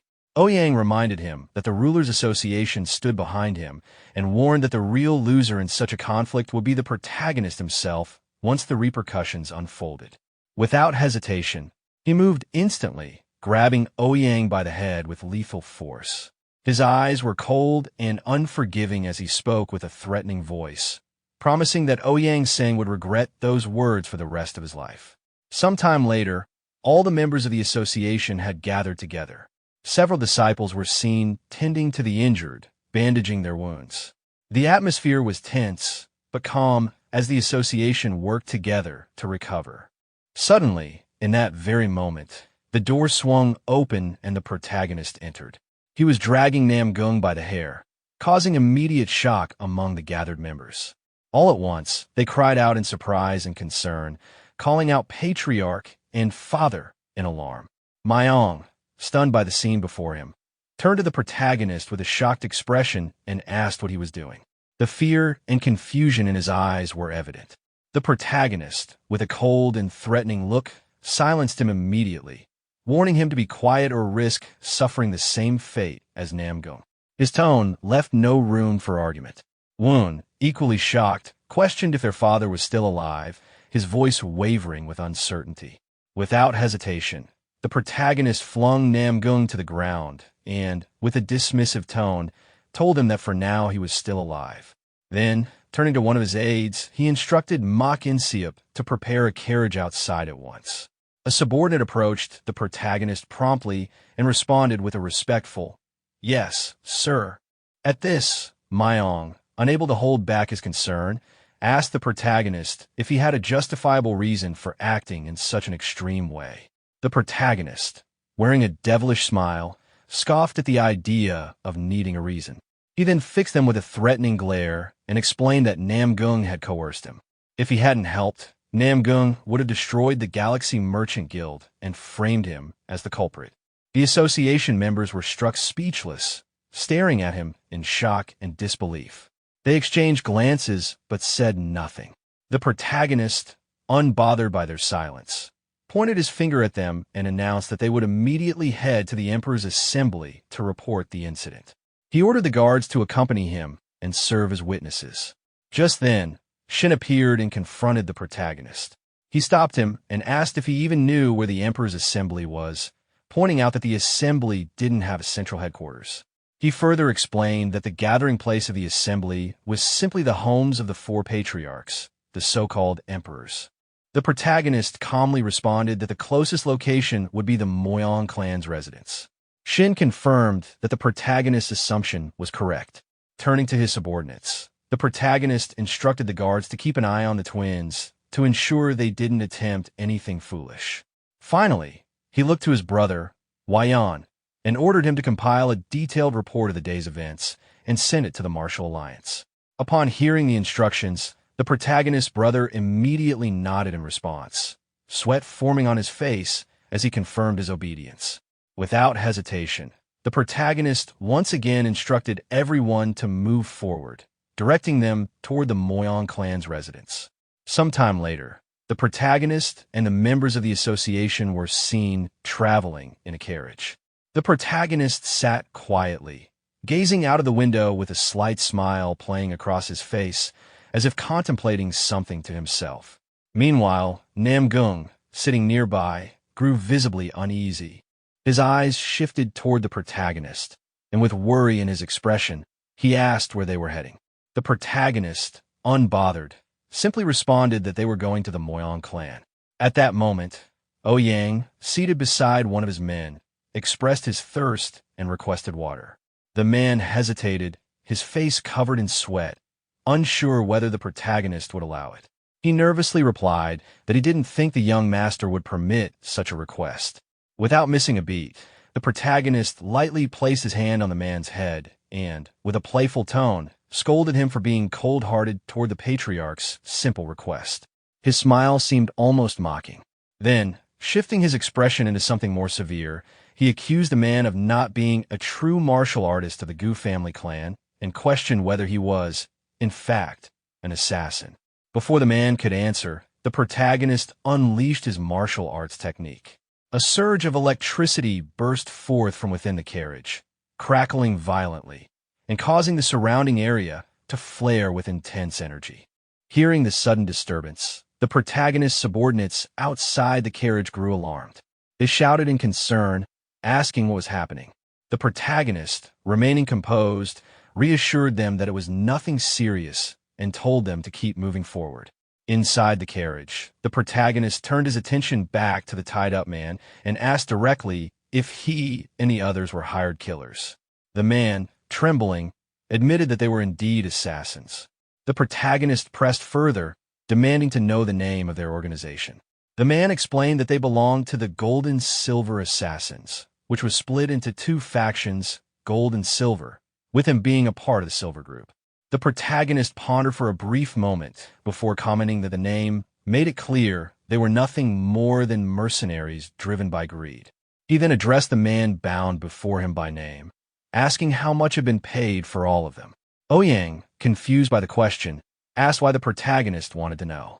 The protagonist, wearing a dismissive expression, explained that he still had plenty of untouched body parts, implying that their situation could easily turn fatal. He then ordered the carriage to be stopped for a moment.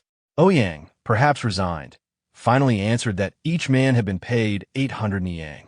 The protagonist's smile deepened, and he sarcastically repeated the word assassin, asking if that sounded correct. The other men, realizing the trap they were in, acknowledged that the payment was indeed much higher than usual. With deliberate precision, the protagonist pointed his finger at the bound man and confirmed that the amount included not only their service, but also their eventual deaths. He explained that their leader had sold them out to Gu Hyang-seng, and that once they had completed their mission of eliminating the Galaxy Guild, they would have been killed themselves. The man, upon hearing the protagonist's question, glanced toward Ouyang but remained silent. The protagonist then continued speaking, explaining that doing such dirty work drew unnecessary attention from the patriarchs, and that disposing of assassins quietly was far simpler. He remarked on how efficiently assassins were used and discarded, saying it was the white path, a method to be understood and followed. With a confident expression, the protagonist turned back toward the tied-up man. He mocked the worth of his life, saying that 800 yang was a cheap price for existence. He further remarked that if the man had trained harder, perhaps he wouldn't have been sold for scraps. Anyone who took money to kill, the protagonist thought, wasn't even truly human. Then, adopting a threatening tone, he looked at both men and commented on the miserable lives they led, calling them bastards. He added that outside the carriage, there were 3 more assassins waiting, one crippled and one already dead, making quite the lineup for an evening stroll. The scene then shifted to the Moyang clan's compound. As the protagonist entered the compound with Ouyang and the bound man, everyone present was shocked. They looked toward the group in disbelief and whispered among themselves, recognizing the patriarch of the Gu family and questioning how he had ended up in such a state. Before they could react further, 3 men approached the protagonist. One of them, addressing him respectfully, asked what had brought him there and inquired about the wound on his neck. This man was revealed to be Moyang Bin, the current patriarch of the Moyang clan. Moyang Bin looked directly at the protagonist, his eyes narrowing with curiosity. He admitted that he had never seen his face before and formally introduced himself, asking the protagonist for his name. Without hesitation, the protagonist gave a straightforward reply. He identified himself as Li Jin-Eon, the eldest son of the Galaxy Merchant Guild. At that moment, the protagonist briefly wondered to himself if Moyang Bin was the correct patriarch, recalling that the previous patriarch had been Moyang Chu. Moyang Bin then turned to Ouyang and questioned why the patriarch of the Gu family was present, dragged along like a criminal. The protagonist, wearing a disappointed expression, replied that he would explain. He then narrated everything that had happened, detailing how Ouyang had orchestrated the attack. After explaining the situation, he pointed toward Ouyang and stated that the men attacking them had been hired by Gu Hyang-seng. Upon hearing this, one of Moyang Bin's subordinates expressed grave concern. He suggested that such an act of threatening the guild was a serious offense, and if the news spread, the martial world would ridicule them. He recommended silencing the young master to prevent further trouble. However, Moyang Bin immediately cut his subordinate off. Ignoring the suggestion, he instead turned his full attention to the protagonist and asked why he had come. He questioned whether the young master had come out of fear of repercussions, seeking to raise an alarm. The protagonist smiled at their suspicion and asked them what they would do if they were in his position. He left the question open-ended, putting the onus on them. Moyang Bin, contemplating the situation, thought to himself that if someone slaughtered his family and tried to brand him a criminal, the only solution would be to kill that person. But if that person happened to be Gu Hyang-seng, the matter would become even more complicated, entangling both the clan and the wider martial world. At that moment, Ouyang, with a strained voice, bitterly exclaimed how everything had gone wrong. He lamented that if the patriarchs hadn't laughed at him during their gathering, he wouldn't have fallen to such disgrace. His anger burst forth as he accused them of being responsible for his downfall and demanded their help. He insisted that since they had started the problem, it was their duty to assist him, swearing to repay them in kind if they helped him just once more. Later, Moyang Bin quickly struck Ouyang with a precise move, knocking him unconscious. He warned that if the situation continued, it would be him, Moyang Bin, who would be disgraced. Then he ordered his subordinates to arrest the 3 assassins, but instructed them not to kill them. His subordinate obeyed immediately, acknowledging the command. Moyang Bin then turned to the protagonist and apologized, saying it was a poor welcome and that the emperor's assembly was not a place for such people to cling to. He acknowledged that the protagonist had endured a lot and suggested that, since he wasn't leaving right away, they should share a meal together. The protagonist accepted the invitation, saying that at least the journey felt worthwhile. That night, as they sat at the same table, Moyang Bin looked at the protagonist with curiosity, wondering where someone like him had suddenly appeared from, especially after the way he defeated the Gu Hyang Patriarch. He then shared his thoughts on handling the matter, explaining that while he couldn't kill Gu Hyang Sing himself, he could deal with him within reason. He proposed sending Gu Hyang Sing to the Martial Alliance, shifting blame and resentment onto them so that both parties could find relief without compromising honor. Moang Bin added that the other patriarchs would likely agree to such a plan. The protagonist agreed that it sounded like a good solution. He then asked about the formal retirement ritual for martial artists, golden basin hand washing. Moang Bin explained that his father had been missing for over a year, and despite sending out search parties, they had been unable to find him. This left him branded as an unfilial son. The protagonist realized that this disappearance coincided with the time he reincarnated, suggesting that Moyang Chu must have died as well.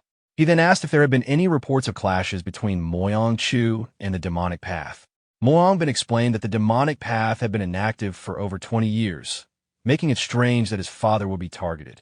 The protagonist reflected that he himself had been ambushed without warning, indicating something suspicious. He then asked how Moyang Bin thought his father would fare against multiple swordsmen, and Moyang Bin replied that his father would never fall to a few attackers. The protagonist asked another question, suggesting that if those attackers had reached the level of sword-defying steel, it would have been an extraordinary situation. Moyang Bin was shocked by this thought. The protagonist's mind went back to his past experiences, realizing that some of his enemies had survived even his strongest attacks, meaning they must have been extraordinarily powerful. He concluded that only beings from beyond the heavens could withstand such strength. He wondered why the demonic path was acting covertly and what their ultimate goal could be. The scene then shifted to a mountain range, where a woman spotted a swordsman and declared that they had found the Sword King's location. The men accompanying her celebrated the discovery and prepared to hunt the king. The hills surrounding them were filled with countless figures with red eyes, ready for the hunt. The scene shifted back to the protagonist, who was still deep in thought. He wondered why the demonic path remained so secretive, even as a son searching for his father could find no trace of them. He questioned what their true motives could be and what they were after. Then he asked Moyang Bin if there was any news about the other top masters. Moyang Bin responded by repeating the word news, as if unsure, and then began recounting what he knew. He explained that not long ago, he saw Lord Blade Emperor in good health. He mentioned that Senior Ouyang Seng had shouted at them, suspecting they were mocking him, while the Blade Emperor had laughed loudly, indifferent to such tensions. The rest of the group had felt awkward because of the tense atmosphere. Moang Bin added that the Blade Emperor wasn't the type to care about offenses and would simply ignore them. He continued, saying that the Sword God had been in closed-door training for about half a year, and questioned what more skills such a master could possibly be honing. As for the Sword Emperor, Moyang Bin noted that he wandered without a fixed home, so they had no knowledge of his current state. The last time he visited, Moyang Bin informed him about his father's disappearance, but had not heard from him since. The Sword King, after partially retiring, had been focusing on training disciples.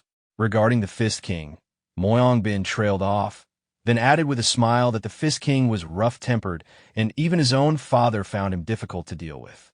He speculated that the Fist King might be roaming the world searching for disciples or smashing some unorthodox faction, and that he wasn't someone easy to approach.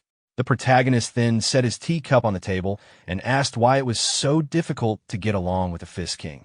Ouyang, shocked, asked if the protagonist didn't know about it, and then explained that the Fist King often beat up juniors from orthodox sects if they seemed arrogant, and thrashes seniors from unorthodox groups if displeased. He killed heretics whenever he encountered them, and even among the great clans, many young heirs have been slapped by him. The protagonist listened quietly, thinking for a moment but saying nothing, only expressing a thoughtful. Moang Bin then added that despite his rough nature, the Fist King was straightforward, kept every promise, and never hesitated to challenge seniors to sparring matches. From what Moang Bin had been told, the Fist King seemed like a warrior through and appeared to live a rather lonely life. The protagonist smiled slightly and replied that it wasn't all that lonely. Moang Bin, surprised, asked what he meant, but the protagonist ignored the question and simply said that he had eaten well. Then, as the conversation ended, Bin asked if the protagonist would be returning to the Merchant Guild. The protagonist replied with a simple yes. Bin then suggested that if the protagonist had no urgent matters, he could personally visit the Murim Alliance, since the Fist King headed there. The next day, at the Moyong clan, the protagonist prepared to leave. Before departing, Bin spoke to him, expressing that it was a wise decision to testify in person. This would allow them to shape the outcome according to their will. Then, Bin introduced a man to the protagonist. He explained that the man had just returned from an assignment near the clan's territory, so it would be helpful to introduce him in case the protagonist chose to accompany him. The man was Baekhangian, a member of the Murim Alliance. Baekhangian briefly introduced himself to the protagonist. Afterward, Bin turned his attention to Oh Hyang and mentioned that they would take care of his escort. He advised the protagonist and Baekhangian to set out ahead using light footwork, ensuring a swift and quiet departure. The protagonist acknowledged this instruction without hesitation. Before leaving, the protagonist requested Bin to take care of the Galaxy Merchant Guild during his absence. Bin, smiling gently, reassured him that the Moyong clan's warriors would be guarding the trading company in his absence. The protagonist then expressed his gratitude, stating that he would not forget the clan's kindness, and added one more important matter. He informed Bin that the assassins seemed to be part of an organization known as the Silver Blood Assassins. He asked that the Emperor's assembly investigate this group. Furthermore, he promised to lend his strength if their base was discovered. Bin agreed without difficulty, confirming that it would be easy to arrange. The protagonist smiled and remarked that, in truth, he had come prepared to cause trouble with the Moyong clan. However, thanks to Bin's wise judgment, he could leave without worry. He expressed his gratitude once more. With that, the protagonist and Baekhangian set out from the clan's territory. Watching them leave, Bin smiled to himself, amused by the young master's boldness. He thought about how the protagonist came alone, seemingly ready to stir up trouble, and found it entertaining. The scene then shifted to 4 days later. Inside a city, the protagonist arrived and Baekhangian walked through the middle of the streets. He observed the protagonist and thought to himself that the protagonist was as blunt and straightforward as he was. He also reflected that, during the past few days, this was the only conversation they had shared. The scene began with Beck walking through the city. While passing by, he accidentally bumped into a man and immediately apologized, saying, my apologies. As he noticed the cut on the man's face, he recalled something from a wanted poster and thought to himself, immoral guest, remembering that this was someone on the Martial World's wanted list. When the man tried to leave, Beck looked toward him and remarked that they seemed to have found someone listed as an enemy, and whether they killed or captured him, they would handle the situation. Upon hearing that, the protagonist responded by asking, a heretic, you say? The wanted man replied, yes, but stay nearby. It's dangerous. As Beck moved closer, the wanted man saw him coming and instantly panicked, crying out Kaya and fleeing. Beck thought to himself about the commotion and reflected on complaints about the Murim Alliance's handling of affairs. He considered that many heretics had been killing Alliance members and that it was no surprise to see a wanted criminal roaming freely. When Beck finally cornered the wanted man and his subordinates, he thought it might be a trap because both sides were missing arms. Surely they must have been defeated by the Alliance chief. Instead of attacking, Beck asked them if their seniors were still alive and encouraged them to challenge the Alliance chief again, calling it disgraceful to use a wanted criminal as bait. The thugs, excited, replied that cutting off arms was the Alliance chief's hobby and sending severed heads to him was their hobby. At that moment, the protagonist appeared from behind and said, quite a hobby, isn't it? The thugs instantly turned around, asking, who is there? Beck looked confused, wondering when the protagonist had caught up. The protagonist adjusted his shoulder and smiled, saying, me? The one whose hobby is beating people up. Li Jineon went to the Murim Alliance. The scene shifted to the Galaxy Merchant Group, where the protagonist's friend angrily wondered why the protagonist had gone to the Murim Alliance. He shouted questions about when and why this happened and yelled at his subordinates. The protagonist's brother, sweating, explained that it had been recommended by the Moyong clan head that the protagonist testify in person regarding the matter with the Ohyang family head. So they had received word that he would be leaving immediately, and the guards accompanying him were sent by the Moyong clan. He urged them to release him, saying he was an acquaintance. Despite this, the protagonist's friend sat down in front of the protagonist's house on the ground and complained that they had made an agreement, but he left anyway. After hearing the protagonist's brother ask what agreement he was referring to, the protagonist's friend glanced at him. He thought to himself, sweating, that he had struck someone 100,000 times, although admitting internally that saying it out loud felt embarrassing. Without much delay, he suddenly burst into action. Frustrated, he declared that if he wasn't told what to do next, he would relieve himself at the front gate and questioned whether anyone was listening. Seeing this outburst, the protagonist's brother and all the subordinates were instantly shocked. They quickly closed the door and advised the friend that if it was truly important, it would be better to chase after the protagonist and settle the matter in person. One of them mentioned being busy and excused himself. The protagonist's friend, disappointed, stood up from his seat. He expressed regret that the protagonist had already rushed off to the Murim Alliance. Then he picked up his umbrella, muttering to himself that the protagonist must think he was a fool. But he quickly corrected himself, insisting that he was no fool, he was the infamous Venom Fox. Gripping the umbrella tightly, he once more resolved to take action. He declared that, since things had escalated this far, he would storm the Murim Alliance. With renewed determination, he waved the umbrella and began counting aloud, imagining himself continuing to strike relentlessly, exaggerating his rage by counting beyond 100,000. As the group watched, one thug made a mocking remark to the captive, acknowledging the elder's presence and treating the situation as if the captive were worthless. Another thug used the distraction as an excuse to slip away, claiming urgent business. The protagonist responded with a direct provocation aimed at the captive, drawing his attention and provoking a sharp retort. The protagonist then remarked, without emotion, that there was no need to get worked up over ordinary impulses and asked Baek Hangyeong whether they had the authority to execute a registered public enemy on the spot.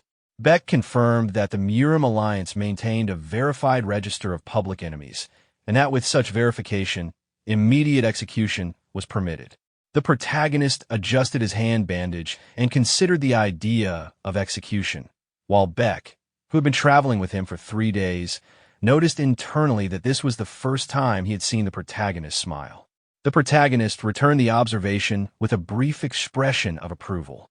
The thugs reacted to the protagonist's composure by advancing, weapons raised and hostility clear. One of them rushed forward and threw 3 knives toward the protagonist. The protagonist dodged, caught one of the knives midair, and returned the weapons so that 2 of the attackers were struck. One managed to avoid being hit. The remaining thug watched in stunned frustration, suspecting that the protagonist had intentionally spared him. The protagonist moved in close and asked the captive what had motivated the attack. Rather than panic, the captive answered defiantly. His assault had been driven by spite and contempt, centered on a perceived disability of the protagonist. One thug lunged at the protagonist, declaring he meant to tear the object off and insulting him as he advanced. The attack was crude and aggressive. The thug justified his violence by saying the protagonist showed no use for the item, so he would take it himself. The protagonist looked down at the attacker with a composed, unreadable expression and interrupted the assault by seizing and crushing the thug's hand. The attacker screamed in pain, immediately realizing he had no chance to win. Inwardly, the thug acknowledged his helplessness and, panicked, offered to surrender. He proposed going to the Murim Alliance to accept punishment and try to bargain, claiming he held information about other operations that might be valuable. The protagonist leaned in, questioning the point of surrender. The thug, sweating and desperate, argued that surrender would close the case and that his information could be profitable. He attempted to continue, but never finished his plea. The protagonist ended it with a single, decisive strike to the face that killed the thug instantly. Standing over the body, he noted plainly that he was not a member of the Murim Alliance, and so had no need to accept formal surrender. At a short distance, the protagonist's companion watched the exchange without intervening. After the fight, the protagonist paused and considered whether he should have brought the man to the alliance instead of killing him. His companion disagreed. He regarded the thug as the sort who deserved death and advised not to worry about it. They moved on quickly. The protagonist said he was hungry and suggested they get something to eat. His companion agreed. Hearing the suggestion to eat, the protagonist's companion eagerly ran up to him, excited to agree. Not long after, the two of them were sitting together at a table inside a hotel. As they settled in, the companion remarked that the young master seemed to have a great deal of experience. After watching the earlier fight, he admitted that his curiosity about him had finally been resolved. The protagonist, calm and reserved, asked what exactly his companion had been curious about. The companion then explained honestly that he had struggled to believe the stories about the young master of the Merchant Guild defeating the head of the Ouyang family. After all, the protagonist's name was not yet widely known. The protagonist responded with simple understanding. His companion continued, however, saying that after witnessing the fight firsthand, it was clear he had the skill to back up those claims. He reassured the young master that he would personally vouch for his abilities, so there was no need to worry about testimony. The protagonist thanked him, though inwardly he noted how unusually talkative his companion had become. A moment later, the companion spoke again, this time with a more serious tone. He suggested that perhaps the young master should consider joining the Murim Alliance.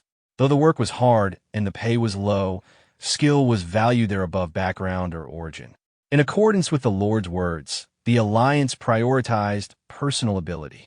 Someone like the protagonist, he said, could gain much by joining them.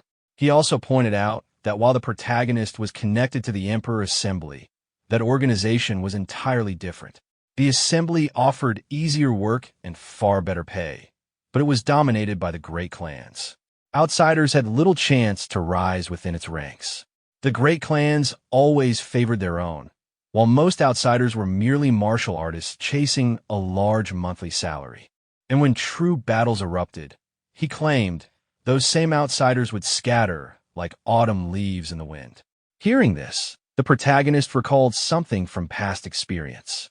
With a sigh, he replied that the Emperor Assembly was not entirely like that, saying the claim was too much of a leap. From the top floor of the restaurant, a man who had been watching their table interrupted. He agreed that the statement was true enough, then added with amusement that it sounded less like the Murim Alliance and more like a so-called slander alliance. He scolded them not to tear down others with such careless words, and mocked the comparison that described the Emperor Assembly as autumn leaves in the wind, calling it unbelievable. The companion immediately stood, realizing his mistake. With a respectful tone, he admitted that he had spoken impolitely and asked for the man's name so that he could properly apologize. The man responded with a smile, saying that his surname was a compound one, Autumn Wind, and his given name was in Wild. The protagonist then told his companion that his apology was enough and there was no need to worry further. His companion, relieved, sat back down and agreed. The protagonist, still thoughtful, asked his companion if it was possible that this man had also come because of Ouyang Seng, noting that he seemed to belong to the Emperor Assembly. When the protagonist asked about the man from earlier, his companion replied with a disappointed look.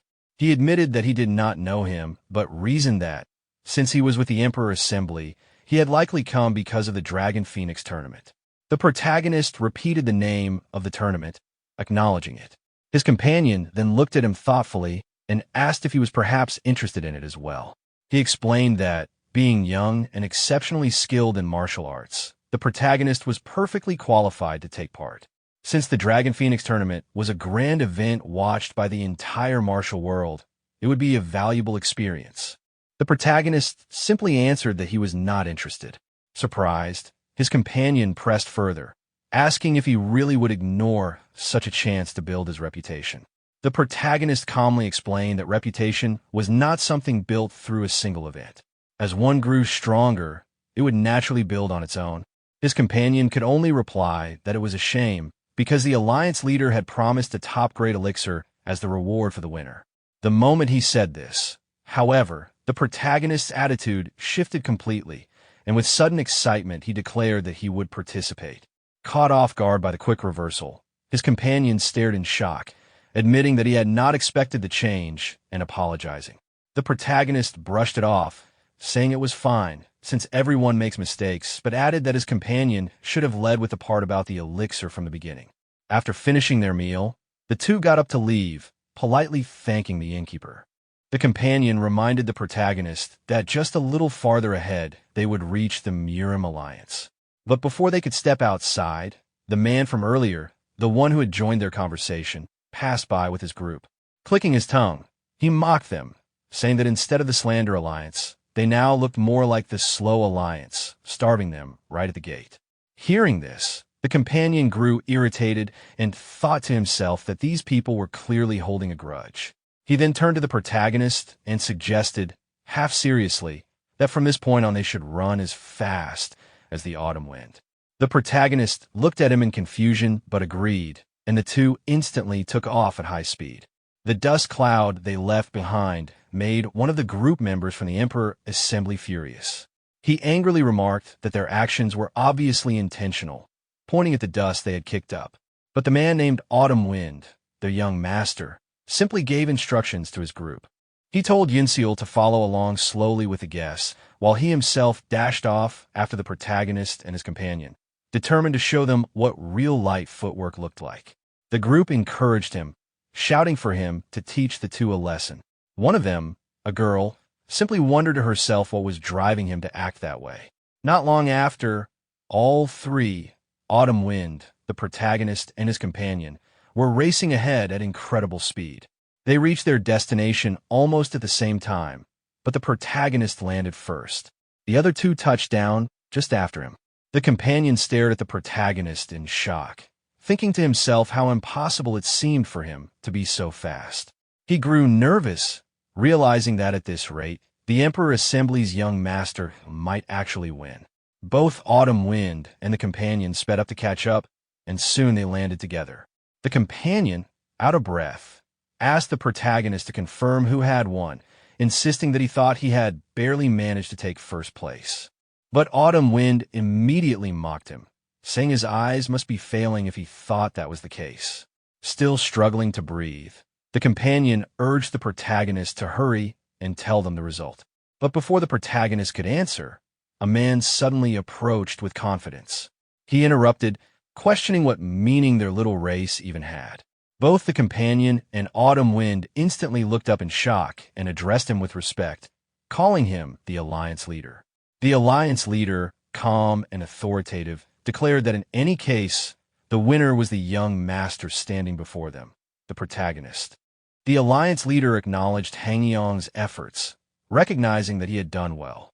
At that moment, Wai Yunwal of the Hua clan stepped forward, formally introducing himself and greeting the Alliance Leader with respect. The Alliance Leader then turned his attention to the protagonist, noting that he must be the young master of the Galaxy Merchant Guild. Upon realizing this, Wai Yunwal regarded the protagonist carefully and thought to himself that this was the one who had defeated the head of the Ouyang family, and that it now made sense why he had such a strong reputation. In response to the Alliance Leader's words, the protagonist identified himself as Li Jin Eon of the Galaxy Merchant Guild. The Alliance Leader then formally introduced himself as Yu Zhonghong, stating it was a pleasure to meet everyone. Yu Zhonghong's gaze then shifted back to Wai Yunwal as he asked if he had come to participate in the Dragon Phoenix tournament. Wai Yunwal confirmed his purpose. After that, Yu Zhonghong looked again at Li Jin Eon, wishing him good luck and asking if the two of them were heading to the tournament hall. He then offered to accompany them. The protagonist responded with a confident smile, agreeing without hesitation. The group began walking together. Before leaving, Wai Yunwal bowed respectfully to the Alliance Leader, but then turned briefly to the protagonist, declaring that he would see him at the Dragon Phoenix tournament. With that, he departed, while the protagonist watched him leave with a blank expression. As they continued inside, the Alliance Leader spoke once more, pointing out that Hangyong had come in last place during the lightness skill test. Embarrassed by this, Hangyong protested, insisting that it couldn't be true, as he thought they had all arrived at almost the same time. The Alliance Leader explained to Hangyong that he hadn't given his full effort during the lightness skill test. Since he was preparing for the Dragon Phoenix tournament, He likely wanted to conserve his strength while gauging the competition. Laughing lightly, the alliance leader added that it seemed Hangyong, not wanting to lose, had ended up running alongside him. Embarrassed by this observation, Hangyong turned a red face toward the protagonist and asked if he had known about it. The protagonist didn't respond directly but smiled knowingly, giving away his awareness. Hangyong realized this and observed that the protagonist was the type to notice subtle schemes. The protagonist, smiling calmly, remarked that there was nothing to resent about hiding one's strength before a duel. It was natural for anyone preparing for a serious contest. The alliance leader responded with mild exasperation, but reassured him that there was no need to feel embarrassed, smiling gently at the protagonist. Sometime later, the scene shifted to the Murim Alliance Tournament Hall. As the alliance leader entered the main hall, everyone accompanying him greeted him respectfully. Standing in the center of the hall, he instructed everyone else to leave, stating that only the young master of the Merchant Guild was to stay. He explained that the matter regarding Ouyang Sing would be decided after confirming the young master's strength. Everyone acknowledged his orders and exited. The alliance leader then called the protagonist closer. Sweating slightly, the protagonist obeyed, addressing him respectfully. As he approached, he reflected internally on the gravity of standing face-to-face with Yu Zhonghong, the leader of the Murim Alliance. He recalled Yu Zhonghong's fame, his near-equal standing to the three divine stars, and his pivotal role in the final battle against the demonic sect during the Five Dragons War, commanding the entire Orthodox faction at the forefront. This was a man truly worthy of respect. Noticing the protagonist's serious expression, Yu Zhonghong commented on it, noting that in the martial world he often encountered people like him. Yet, he found juniors like the protagonist easier to deal with, since what they displayed outwardly matched what was inside. Surprised by the comment, the protagonist allowed himself a small smile, which the alliance leader noticed, gently remarking that he looked even better when smiling. Suddenly, Yu Zhonghong's gaze intensified, and he asked the protagonist if he was a disciple of the Fist King. The question shocked the protagonist. Seeing no immediate response, Yu Zhonghong clarified, asking if the protagonist had learned any techniques from the Fist King. The protagonist's expression darkened with disappointment as he asked the alliance leader how he could possibly know such details. The alliance leader, noticing his reaction, tilted his head and asked why he was upset, pointing out that he practiced fist techniques. The protagonist confirmed this with a simple yes. The alliance leader then asked if he wielded lightning chi, to which the protagonist affirmed. He went on to explain the major sects known for using lightning chi in the martial world: Seomun, Namgung, Bakery, and Oreo. He elaborated that Seomun specialized in the way of the sword, Namgung the way of the blade. Bakery had abandoned martial arts after repeated failures, leaving only the Oreo sect, where the Fist King belonged. He added that, since the Fist King passed everything down to a single successor, calling it a sect might even be an exaggeration. The protagonist, smiling to himself, thought that this was exactly what he had expected from the alliance leader. With a steady, intense gaze, he confirmed that he was indeed the Fist King's successor. The alliance leader patted his shoulder, noting that he resembled his master, and pointed out that those who fully master lightning chi often carry a domineering aura, their gaze, presence, tone, and even personality radiating the power of thunder and lightning. He continued, explaining that he had no particular memories of the Fist King personally, because the man had always aimed to become a force capable of tearing apart the heavens on his own. He reflected aloud, wondering who could possibly befriend someone with such ambitions, and admitted that he had not heard any news about him. The protagonist replied calmly that, much like the former head of the Moyang clan, he had also received no word of the Fist King. Hearing this, the alliance leader was visibly shocked and mentioned Moyang Chu, noting that it had always been difficult to hear from the Fist King, but this was an even more serious situation. The protagonist explained that all connections had been cut, permanently, in his mind adding the heavy thought. The alliance leader, reflecting on the news, decided that it should be reported to the three divine stars as well, emphasizing the severity of mighty figures in the martial world vanishing one after another. His expression darkened with anger, and he speculated whether the demonic sect had begun to move again. Turning to the protagonist, he remarked that if the demonic sect rose once more, they would have no choice but to fight them as in the past, but noted that these events had likely occurred before the protagonist was even born. Shocked, the protagonist realized he was being referred to the Five Dragons War and asked for confirmation. The Alliance leader spoke to the protagonist with a measured tone, explaining the history behind the Five Dragons War. He recounted that after that battle, another confrontation had occurred in which the three divine stars faced a single grandmaster of the demonic sect, a lone man whose power and presence had left a lasting mark. He described the unimaginable intensity of that moment, remarking that even hearing the sword god remained in seclusion brought the memories rushing back. Despite the battle determining the outcome of the war between the orthodox and demonic factions, the three divine stars had faced only one adversary. Gently taking the protagonist's hand, the Alliance leader shared that this was a hidden history he often recounted to the members of the Alliance, emphasizing the need for them to grow stronger. He warned that if the Grandmaster had left descendants, they would be around the protagonist's age now. With firm eyes, he stressed that the junior must grow overwhelmingly strong.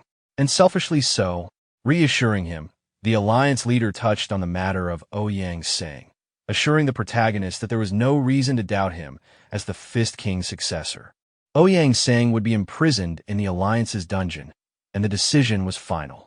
Then, shifting the topic, he reminded the protagonist of the Dragon Phoenix tournament and encouraged him to rest. The protagonist responded with a quiet, "Thank you." Later, as night fell, the protagonist walked toward his room, recalling the earlier conversation. He asked the Alliance leader about the Grandmaster who had fought the three divine stars alone. The leader replied philosophically that the pinnacle of the demonic path needed no name. The protagonist pressed further, asking if the man was truly dead. The leader explained that he had been killed, cut again, and finally burned, with his ashes scattered across 5 sacred mountains: Huangshan, Wui, Taishan, Laoshan, and Amei. He added that if any calamity arising now was connected to this, whether by descendant or otherwise, he would ensure nothing remained. The protagonist, reflecting silently, observed the Alliance leader alone in the Grand Hall.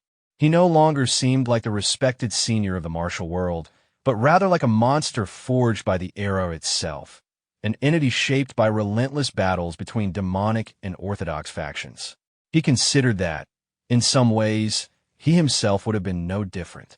The martial world, born of constant slaughter, reminded him of the Asura realm. As he walked toward his room, someone suddenly appeared in front of him, asking if the conversation had gone well. The protagonist turned to see Warrior Beck, responding calmly that it had, which pleased Beck. Understanding the young master might find staying within the Alliance uncomfortable, Beck informed him that lodging had been arranged outside and offered to guide him there. The protagonist simply thanked him. Upon reaching the room, the protagonist expressed his gratitude again, noting that the room was promised to have good sunlight. From inside, a voice greeted him. The protagonist, relaxed, recognized the voice and remarked that the person had finally arrived. Sitting arrogantly on a chair, with one foot propped on the table, the protagonist's friend, the fox, commented on the luxuriousness of the room, lamenting that he had even lost sleep to arrive there. Surprised, the protagonist asked how he had found the place. The fox explained that he had gone from inn to inn, inquiring under the name Li Jianian. To make his point, he tossed an umbrella toward the protagonist, declaring with a confident grin that he had kept his promise, traveling by horseback and boat to get there, ready to ask the next question. The Venom Fox looked at the protagonist while holding his hand, impatiently demanding to know what they were waiting for and urging him to tell the next step quickly. Hearing that, the protagonist sighed to himself and asked if there was any good place nearby where he could train. One of the Alliance members responded, saying he knew of a suitable place. The next day, the protagonist and the Alliance member stood before a large waterfall. The member pointed out that this secluded spot was perfect for training and mentioned that members of the Murim Alliance, including himself, often used it. The Venom Fox looked around, noting how spacious it was. After that, the protagonist and the Alliance member bowed to each other, thanking him for bringing them there. The member told him not to mention it and began to take his leave, addressing the protagonist formally as Young Master Lee. The Venom Fox quickly introduced himself as Chul Myungo, to which the Alliance member respectfully replied and then left. After the man's departure, Chul spoke from behind, asking if the protagonist was also planning to train. He questioned this, saying that the protagonist already seemed strong enough, recalling how he had once used lightning. Both of them stood atop a cliff as the protagonist explained that he couldn't rely solely on the white lightning 10-phase art anymore. Since his inner energy had deepened, he wanted to practice the Phantom Blossom Divine art as well. Chul looked confused, asking what the white lightning technique even was. The protagonist, with a hint of sarcasm, brushed him off, telling him he wouldn't understand.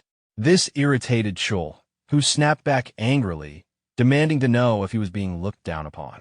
After a brief pause, the protagonist decided to explain it anyway, telling Chul to listen carefully since he would only say it once. He began to describe the white lightning 10-phase art, saying it was focused purely on powerful offensive techniques. As he spoke, energy surged around him, lightning flickering across his body.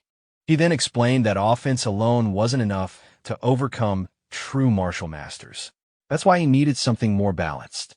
The Phantom Blossom Divine art, he said, specialized in countering, exploiting, and redirecting an opponent's techniques. Chul listened seriously, thinking about how the art allowed one to turn opponent's strength against them.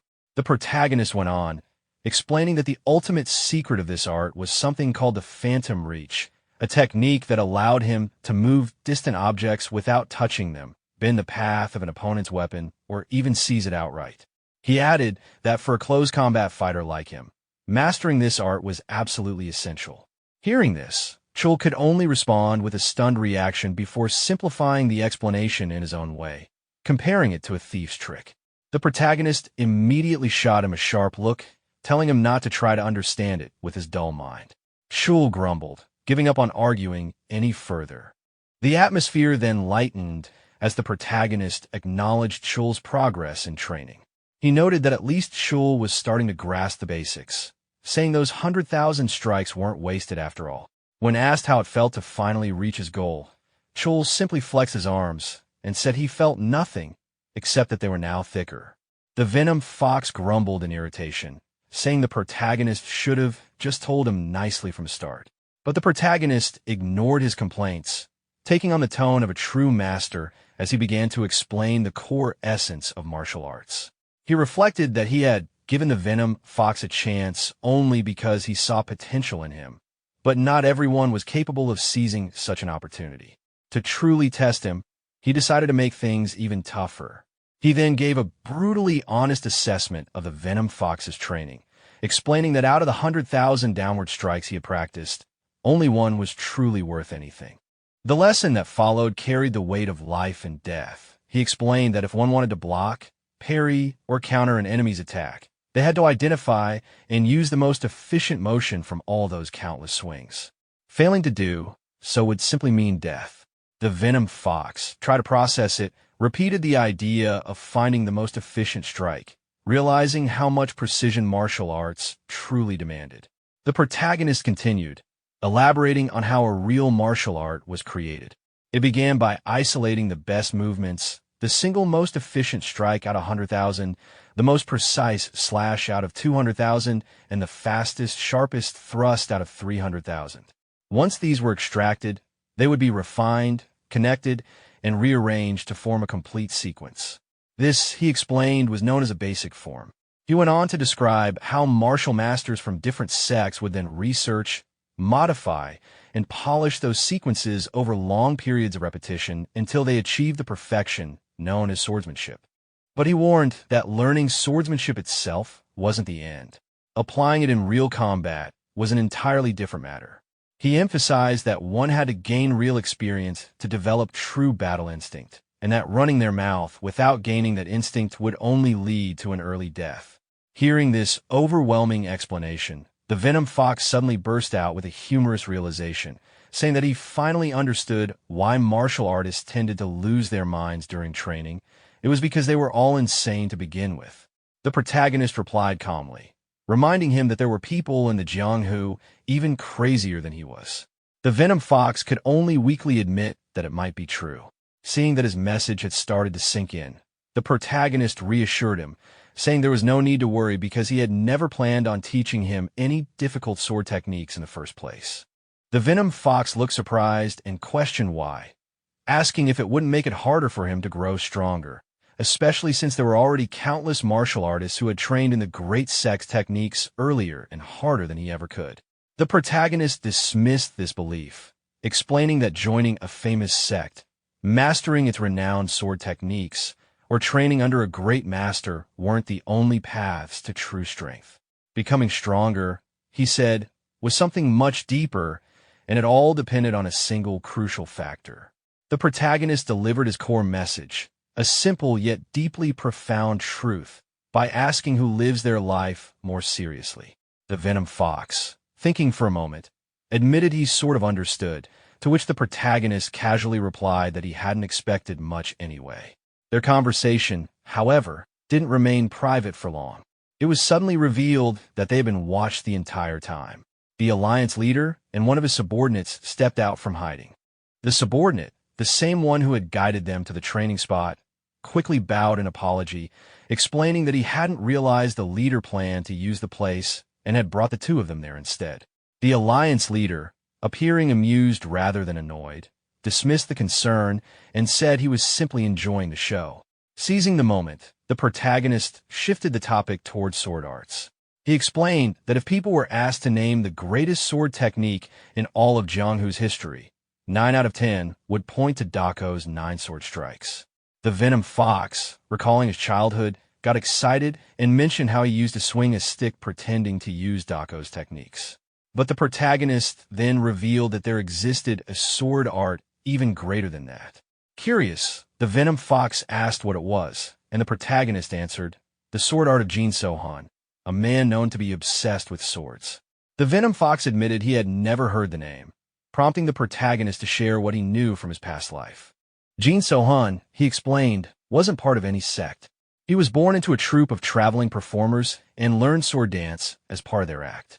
The Venom Fox, misunderstanding, joked that it must have been one of those seductive dances that cut off people's clothes, and to his shock, the protagonist calmly confirmed it.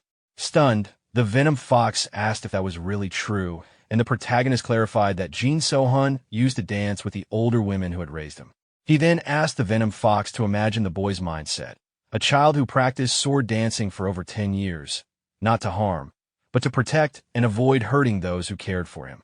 He described Jin Sohan as an orphan of the world, a man who trained with the sword purely to avoid drawing blood. When that same man finally learned how to wield a killing sword, his enlightenment burst forth all at once. And it was through that moment that he surpassed Dako's 9 sword strikes and created the greatest sword art in existence. The Venom Fox, unexpectedly moved, called it a beautiful story. But the protagonist explained that it wasn't the sword dance itself that made it great, nor the brilliance of the art or the prestige of a sect. What mattered was that Jin Sohan had lived earnestly through 10 years of training. That sincerity was the true source of strength. He tied the lesson back to the Venom Fox, saying that how strong one becomes depends entirely on the kind of life one chooses to live, whether as a mere rat or as the poisonous fox. He ended his teaching with a simple, quiet remark, that was all. The Venom Fox stood silently, processing everything he'd heard. Then, with determination in his eyes, he asked for the next step. Before answering, the protagonist asked him if he would have any regrets. The Venom Fox, now unwavering, replied that he never would. Inspired, he shouted his resolve that this time he wouldn't stop at 100,000 strikes, but would swing 1,000,000 instead. Meanwhile, the Alliance leader, who had been silently observing, admired what he'd seen. He commented that young Master Li truly was something, recalling the tri-sword technique. His expression softened into a nostalgic one as he thought about his long years in the Murim Alliance, where friends and subordinates had gradually vanished one by one. Moved by what he had witnessed, the passion, the mentorship, the dedication, the Alliance leader decided to offer something in return. Saying that he had enjoyed such a good show, he mentioned preparing a gift. As he activated a mysterious power, the Venom Fox looked on in disbelief, thinking to himself that now even telekinesis was being used. The Venom Fox, Chul Myungo, stood frozen in disbelief as he stared at the Murim Alliance leader, his thoughts echoing in shock. Alliance leader. The old man's calm, yet commanding presence made the air feel heavier. Stepping forward, the Alliance leader looked directly at Kong Daehan, also known as Li Jin-eon, and requested to speak with him privately. Daehan greeted him respectfully, noting that it had been a while since their last meeting. The Alliance leader acknowledged the greeting and mentioned that he had seen Daehan training several times before, commending him for his diligence. Watching the exchange, the Venom Fox was stunned. He couldn't believe his eyes. The man standing before them was the rumored leader of the Murim Alliance, someone said to be as elusive as a legend. His mind raced with confusion, wondering how Li Jin-eon could possibly know someone of that status. As the Alliance leader's attention shifted toward him, he felt a jolt of nervousness. When the leader asked who he was, Chul Myungo bowed quickly, introducing himself with all the respect he could muster. The Alliance leader's sharp gaze fell upon the scar etched across Myungo's cheek, and he calmly remarked that it looked like a sword wound. Flustered, Myungo clarified that it wasn't from a sword, but a dagger. The leader's tone remained even as he asked what had happened. Under the pressure of the man's authority, Myungo stammered, unable to form a proper excuse. When the leader gently pressed whether it had happened during a duel or in training, panic overtook him, and he blurted out the truth. He admitted that he had once run a gambling den and had gotten into a fight with a debtor who stabbed him with a dagger. As soon as the words left his mouth, regret hit him like a thunderclap. He internally scolded himself for blurting out something so shameful before the Murim Alliance leader. He could have claimed honor, a duel, or at least training gone wrong, but instead, he confessed to running a gambling den. To his surprise, the Alliance leader didn't scold or ridicule him. Instead, he simply nodded and said he understood. Then, with a faint trace of nostalgia, the leader began to share a story of his own past. He told them his father once ran a brewery, supplying liquor to taverns and often carrying the loads himself. One day, the young leader had seen his father being beaten by drunkards. He hadn't known how to use a sword then, so he had grabbed a stick and swung it wildly until the men were all knocked to the ground. He described how his father, shocked, ran to him and tried to stop the bleeding on his arm, a wound he hadn't even noticed at the time. His father then carried him home on his back.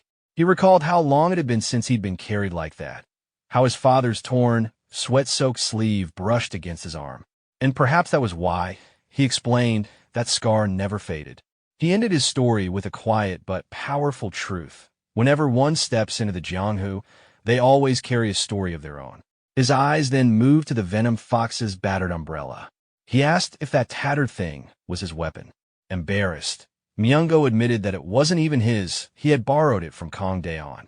The Alliance leader nodded in understanding, then offered something unexpected. He said that this time, he would lend Myungo a weapon himself. From his side, he brought forth a black umbrella and handed it over. The Venom Fox immediately noticed its weight, almost staggering as he held it, exclaiming how heavy it was. The Alliance leader explained that it was a black iron umbrella, a gift from the Moyon clan to the Murim Alliance. Every rib and the entire shaft were forged from black iron, giving it immense weight and durability. He told him that even if he swung it 1,000,000 times, it wouldn't break. Holding the weapon with awe, the Venom Fox tried to hide his amazement behind laughter, admitting he wasn't sure if he even deserved such a gift. The Alliance leader then looked at him steadily, his tone soft yet probing. He asked Myungo if he regretted living such a shameful life, a question that pierced deeper than any blade could. After reflecting sincerely on the Alliance leader's question, the Venom Fox admits with honesty that he does regret living a shameful life. Hearing this, the Alliance leader tells him that if a man can correct his past mistakes and live properly today, he is already a good man. There's no need to dwell on what's gone. The words hit deeply, offering both comfort and redemption. The Venom Fox acknowledges the lesson with respect, and the Alliance leader, satisfied, prepares to leave. Before departing, He mentions that spending too much time with an old man can be tiring and expresses his hope to see them both again at the upcoming Dragon Phoenix tournament. Kang Daehan responds respectfully to the parting words, while the alliance leader adds one final remark. Whether Kang Daehan chooses to fight with his fists or his umbrella, he hopes their next meeting will be as allies of the Orthodox faction. Moved beyond words, the Venom Fox remains behind, overwhelmed by everything that just happened. When Kang Daehan casually tells him it's time for lunch, he refuses, saying he'll continue training instead.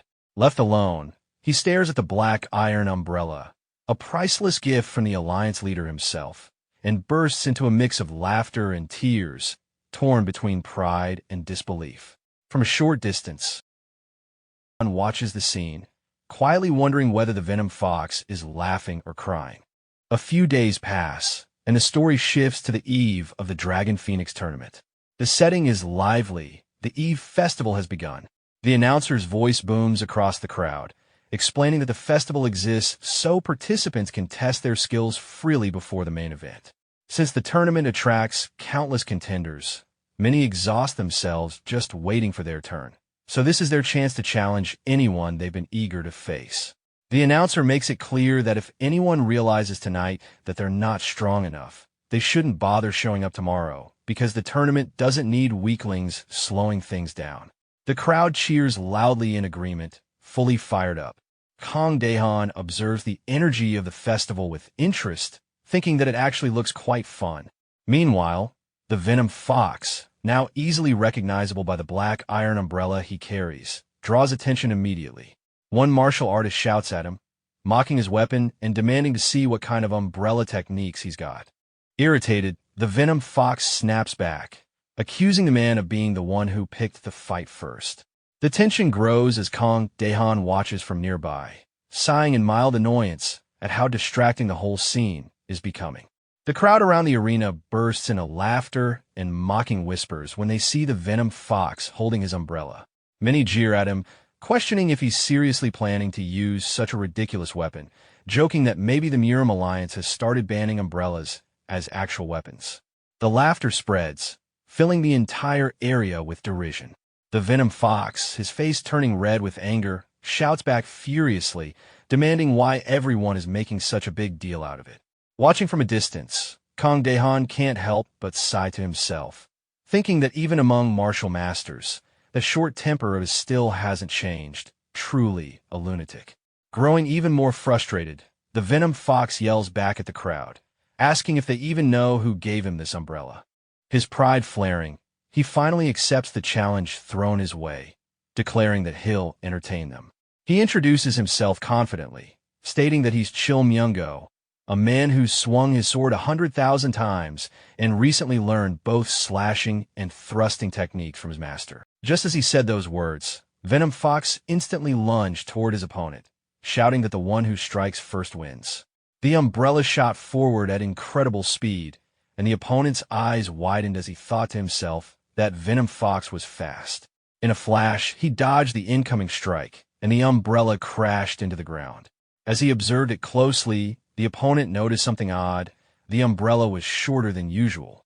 That realization made him grin with excitement as he prepared to counterattack, mocking Venom Fox for not being able to handle his own weapon. But before he could finish his taunt, Venom Fox suddenly turned and began running away. The crowd erupted in confusion, wondering what he was doing. His opponent shouted after him, chasing him across the small stage while wondering in his head if Venom Fox was really running away. Venom Fox, however, had his own thoughts. He would retreat for now. To everyone's astonishment, he began circling around the stage, avoiding direct confrontation. The spectators burst into laughter, saying they had never seen a duel like this before.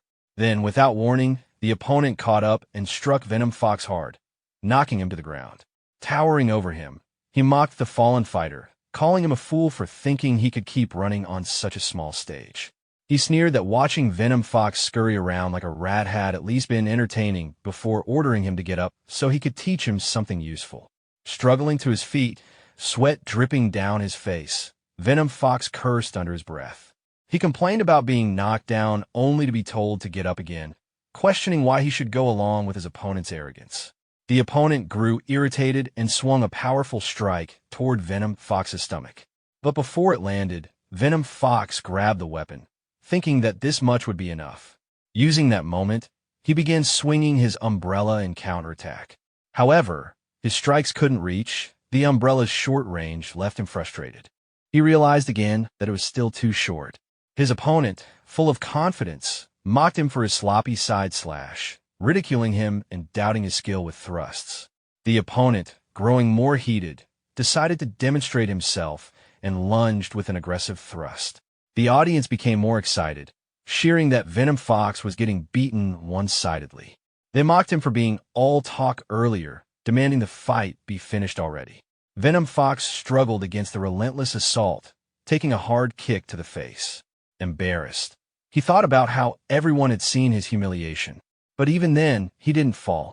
Staggering but still on his feet, he endured the pain. His opponent called him crazy, mocking him again for not giving up, then charged in to finish the fight. As the attack came, Venom Fox steadied himself, gripping his umbrella tightly and lifting it upward to strike. He reflected bitterly on his past foolishness, but decided that from now on, he would live differently. Using the momentum from his opponent's attack, Venom Fox swung his umbrella in one decisive motion. He laughed slightly, thanking his opponent for closing the distance, the perfect opening. In that single strike, he brought his opponent down. The crowd gasped in disbelief, murmuring in shock about the power of that umbrella. Venom Fox stood there, breathing heavily, facing his fallen opponent. Then, with trembling hands, he pointed his umbrella toward his master. As memories of his training and the lessons he had received flashed in his mind, he silently thanked his master for saving and teaching him. He vowed to repay that kindness, because he was Cheol Myongo, the stubborn fighter who never gives up. Back in the present, still pointing his umbrella toward his master, Venom Fox declared his victory. The protagonist looked at him and smiled, while the crowd erupted once more, astonished that he had actually won, with just a single strike from an umbrella. Venom Fox struggled to stay on his feet, standing weakly in the middle of the crowd. Though he tried to act tough, his body was drained and covered in blood. His breathing was heavy, and it was clear he had reached his limit. As he looked ahead, ready to end it all, several people suddenly stepped onto the stage. One of them stopped him, mocking him for getting overconfident after landing a lucky hit. Soon, more joined in, arguing among themselves about who would deal with him first. Despite his exhaustion, Venom Fox gave a faint, tired smile. Surrounded by hostile opponents, he knew he was in no condition to fight back. His body trembled as he tried to steady himself, forcing his mind to stay focused. Before the situation could escalate further, the protagonist appeared beside him. Without saying anything, he faced the crowd. His calm presence alone was enough to make everyone hesitate. The people around them suddenly felt uneasy, unsure why they were intimidated by someone who hadn't even spoken yet. One of them broke the silence and questioned who the newcomer was. The protagonist responded briefly, introducing himself as a contestant of the Dragon Phoenix tournament. Venom Fox, still weak but relieved, asked why he had come down. The protagonist simply replied that he was there to enjoy the festival. Seeing his master standing before him, Venom Fox's fear eased. Confidence returned to his eyes as he looked at the people surrounding them. The sight of his master was enough to assure him that the situation was under control. When the people around heard the exchange, they began murmuring among themselves, surprised to realize who the newcomer was. They recognized him as the master of the Umbrella Guy, and a wave of hesitation spread through the crowd. Meanwhile, Venom Fox looked at them with a faint smirk, thinking about how quickly they had turned timid. Just moments ago, they were ready to attack him, but now, faced with his master, none dared to make a move. He found it amusing how fear changed their attitude so easily. However, exhaustion soon caught up with him. His vision blurred, and his legs weakened as he almost collapsed. Before he could fall, a calm voice interrupted the tense atmosphere. A young man stepped onto the stage, politely suggesting they end the commotion since it was getting late and everyone needed a rest before the main event. The crowd turned toward him in surprise, immediately recognizing the newcomer as the young master of the Wa clan. His presence drew whispers from the onlookers, who commented on his striking appearance and how the rumors of his charm were true. The young master quietly leaned toward the protagonist, speaking in a low voice. He advised him not to waste energy or cause unnecessary attention if his goal was to win the Dragon Phoenix tournament. The protagonist, unfazed, gave a calm but teasing reply, which made the young master smile before introducing himself as Waunwul. Seeing the growing tension ease, the others quickly agreed to disperse, deciding it was best to end things there. As everyone began to leave, Waunwul turned to the protagonist with a pleasant smile, suggesting they meet later for a drink. He mentioned that he had something to give him and invited him to his room, noting they were staying nearby. The protagonist agreed, and Waunwul cheerfully told him he would see him in an hour before turning to Venom Fox, complimenting him for leaving quite an impression. Later that evening, Waunwul sat in a quiet restaurant, sipping tea. A young woman entered and addressed him as her brother. Smiling, he teased her for speaking so casually before she immediately questioned why he had interfered in the duel earlier. Waunwul explained that since the young master, the protagonist, was aiming for the championship, there was no need to reveal his full power before the tournament. He then asked what she thought of him, and she admitted that he seemed strong. Waunwul agreed, elaborating that during a past speed contest, the young master had deliberately matched his pace, maintaining the exact distance between them the entire time. It proved his composure and experience. With a thoughtful smile, Waunwul admitted that although he had planned to defeat every successor of the Emperor's assembly, he might sit out this year's tournament instead. His sister was surprised, asking if the protagonist was truly that strong. He calmly told her that even without using inner power, the young master could have defeated everyone there through sheer physical strength alone. Jokingly, he teased his sister, asking if she had taken a liking to him. Embarrassed, she denied it, but he continued playfully, suggesting that if she did, she might as well follow their father's advice and marry him. Flustered, she protested, but Waunwul explained that forming a connection with someone backed by the world's greatest merchant guild would be more advantageous than allying with another clan. Realizing what he was hinting at, she became annoyed and tried to leave, insisting she only wanted to see if the man was truly that strong. As she turned to go, Waunwul teasingly told her to think carefully since once the tournament began, it would be too late. She called out to him in frustration, insisting that the man wasn't her type. At that moment, as she stepped forward, she unexpectedly found herself face to face with the protagonist, who had just arrived. Startled, she froze when she saw him standing in front of her. The protagonist greeted her politely, asking if he could come in. From behind, Waunwul chuckled softly, amused by the sudden encounter. When the protagonist appeared before her, Yinseal instantly avoided eye contact and, in her panic, accidentally slammed her forehead against the door. Watching her awkward reaction, the protagonist could only stare in confusion, wondering if she was actually insane before dismissing the thought. Before the situation could get any more awkward, Waunwul interrupted with a calm tone, introducing his sister. He explained that the girl with her head against the wall was his foolish younger sister, Yinseal, one of the strongest candidates for the Dragon Phoenix tournament. He added that she had a tomboyish nature, but before he could finish, Yinseal shouted angrily at him and ran to hug him in embarrassment. After calming down, she turned toward the protagonist and introduced herself properly as Yinseal. The protagonist, slightly awkward, introduced himself in return as Li Jianian. Later, the three of them sat together at a table as Yinseal poured tea for him. While trying to compose herself, she silently questioned why she was even there. Breaking the silence, Waunwul handed something to his sister and asked her to give it to the young master. She protested, confused about why she had to do it, but her brother only smiled and turned toward Li Jianian, teasing that Yinseal had earlier found him impressive and wanted to offer him something personally. The protagonist, taken aback, thought to himself that he hadn't done anything to deserve such praise. Yinseal, trying to remain composed, presented him with a small box and explained that it contained the treasured fist guard of their clan. It wasn't a weapon, but a protective piece meant for the hands, offered as a gesture of goodwill. The protagonist was surprised, recognizing its value and craftsmanship, and quietly admired how fine it looked. He accepted it respectfully, promising to make good use of it. As the atmosphere eased, Hua Unwoo shifted the topic and asked if the protagonist knew who the main contenders for the Dragon Phoenix tournament were.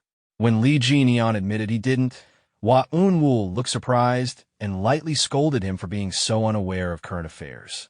He then told his sister to explain the details. Yinseal, clearly annoyed, complained that her brother knew this information better than she did.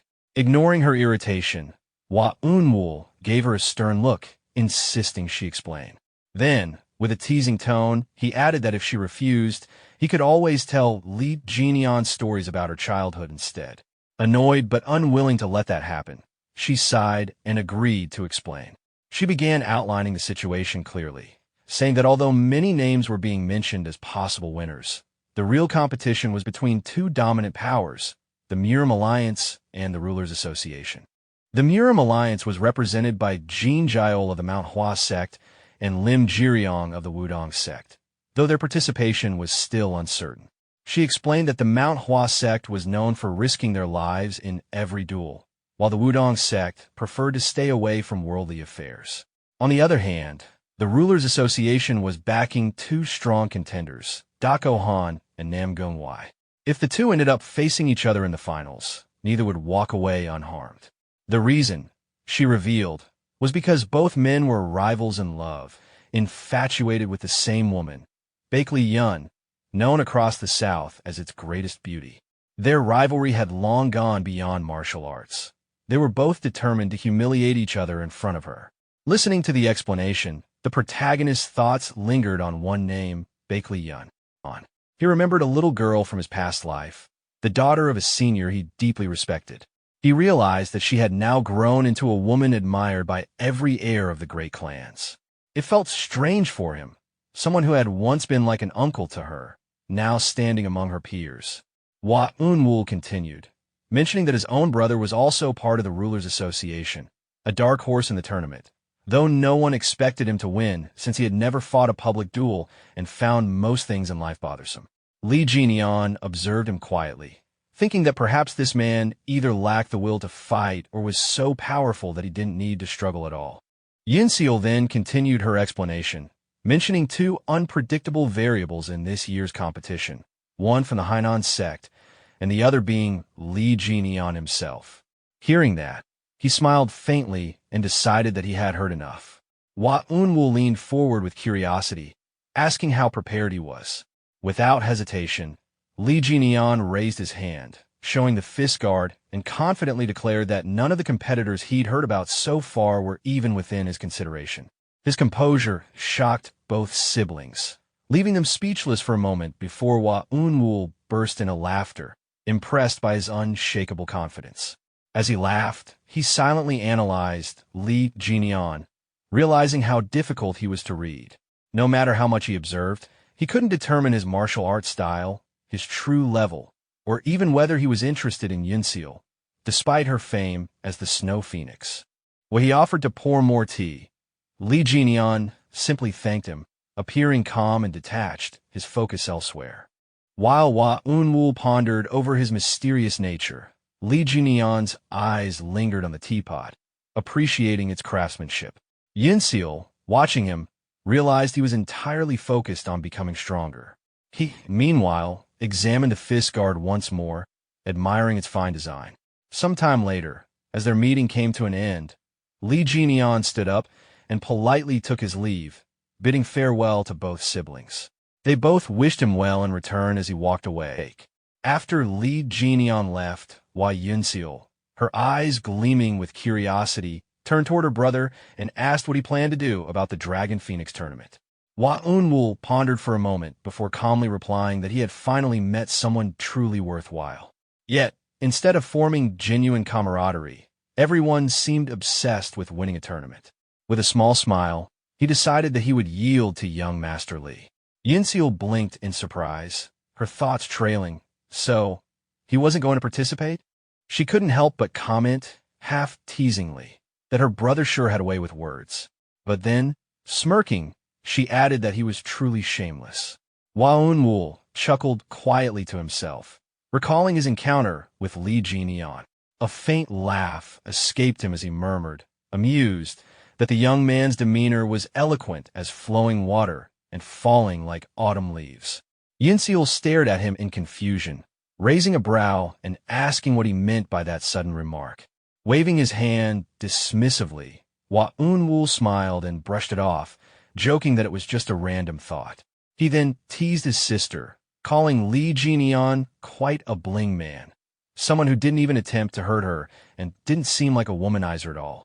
Yinseal crossed her arms and muttered that maybe he was just pretending to be uninterested. Her brother shook his head immediately, saying he didn't think so, that Li Jianian genuinely didn't care. Annoyed, she snapped that she didn't care about him either. Hua Unwoo laughed again, his tone playful but soon turning serious. He told her to experience life freely, to look, feel, and enjoy it for what it was. He explained that in life, she would meet merchant heirs stronger than martial ones, and clan heirs more despicable than bandits. Not everyone in the Murim Alliance was a true hero, and not every man from the underworld was dishonorable. She should see the world with her own eyes, listen carefully to others' words, and then choose the man she truly loved. He told her not to take his earlier teasing to heart. Yinseal nodded softly, acknowledging his words. Hua Unwoo then chuckled again, remarking that Li Jianian had boldly dismissed even Namgung Wai and Dako Han, two men so prideful that if they'd heard it, they would have drawn their swords on the spot. But before he could finish his thought, a deep voice echoed from behind them. Did I just hear that right? Both siblings froze and turned in alarm. A man approached them with a stern, angry expression, his steps firm and heavy. The air tensed as the two realized who it was, the future patriarch of the Dako clan, Dako Han himself. His sharp gaze fixed on them, and in a cold, furious tone, he demanded, "Who the hell dared to say that?" As the tense silence filled the air, Hua Unwoo told his sister to go inside, and she quickly obeyed. As she walked away, Dako Han's eyes followed her with ill intent, making Unwoo's expression darken. He stepped forward, tried to defuse the moment, but Dako Han, clearly angered, began ranting about someone daring to insult him and Namgung Wai. Recalling what he'd seen earlier, he assumed it was the merchant's son, the heir of the Yunha merchant group, and sneered at the idea that such a man could compare to him. He pressed Unwoo for an answer, demanding to know who was stronger. Unwoo replied calmly, reminding him not to underestimate someone capable of defeating Ouyang Sang. Offended, Dako Han struck the wall in anger, his pride wounded, while Unwoo merely smirked and asked why he'd come. Dako Han straightened and suggested that Unwoo join the upcoming Dragon Phoenix tournament, saying that if he defeated either the merchant's son or Namgung Wai, their faction would surely win. Unwoo laughed, warning him that neither the Rulers Association nor the Murim Alliance would take the championship this year. Dako Han grinned sharply, challenging his words with a bet, 10,000 Niang on his side. Unwoo confidently raised it to 30,000, claiming the champion would come from neither faction. As Dako Han walked away, he promised to collect, and Unwoo simply wished him luck. The next day arrived with the start of the Dragon Phoenix tournament preliminaries. The arena buzzed with excitement as countless participants lined up to register. When asked for his name, the protagonist hesitated for a moment. Remembering his past title, he decided against using Fist King, feeling unworthy of it for now. Instead, he chose a new alias, Fist Warrior. Then suddenly the protagonist looked toward the receptionist and said to write Fist Warrior. Hearing that, the receptionist immediately wrote the name and wished him good luck.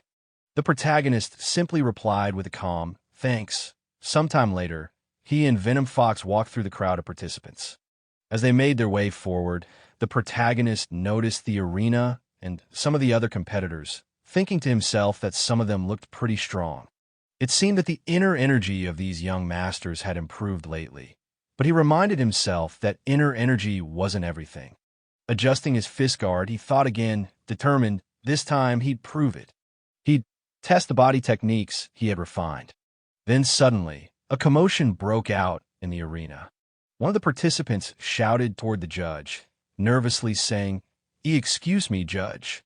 Why are you breaking my tag? The old judge turned toward him and sternly said that he lacked both the skill and character to reach the main round, ordering him to stop making a scene and leave quietly. Angrily, the participant protested, saying it was unfair to be disqualified after winning, and that he had come all the way from Shaanxi. The judge's expression hardened even more as he pointed a finger toward him, shouting that this was the Murim Alliance, and he was disqualified for attacking his defeated opponent so viciously. He demanded the man to leave immediately, declaring that such behavior was not fitting for a martial artist. Turning away, the judge called out for the medical team to hurry, saying that the injured fighter was bleeding heavily. Seeing the scene unfold, the protagonist couldn't help but smile slightly to himself, thinking that the man had quite the temper. Then he remembered the people he had encountered back when he was still part of the mercenary group.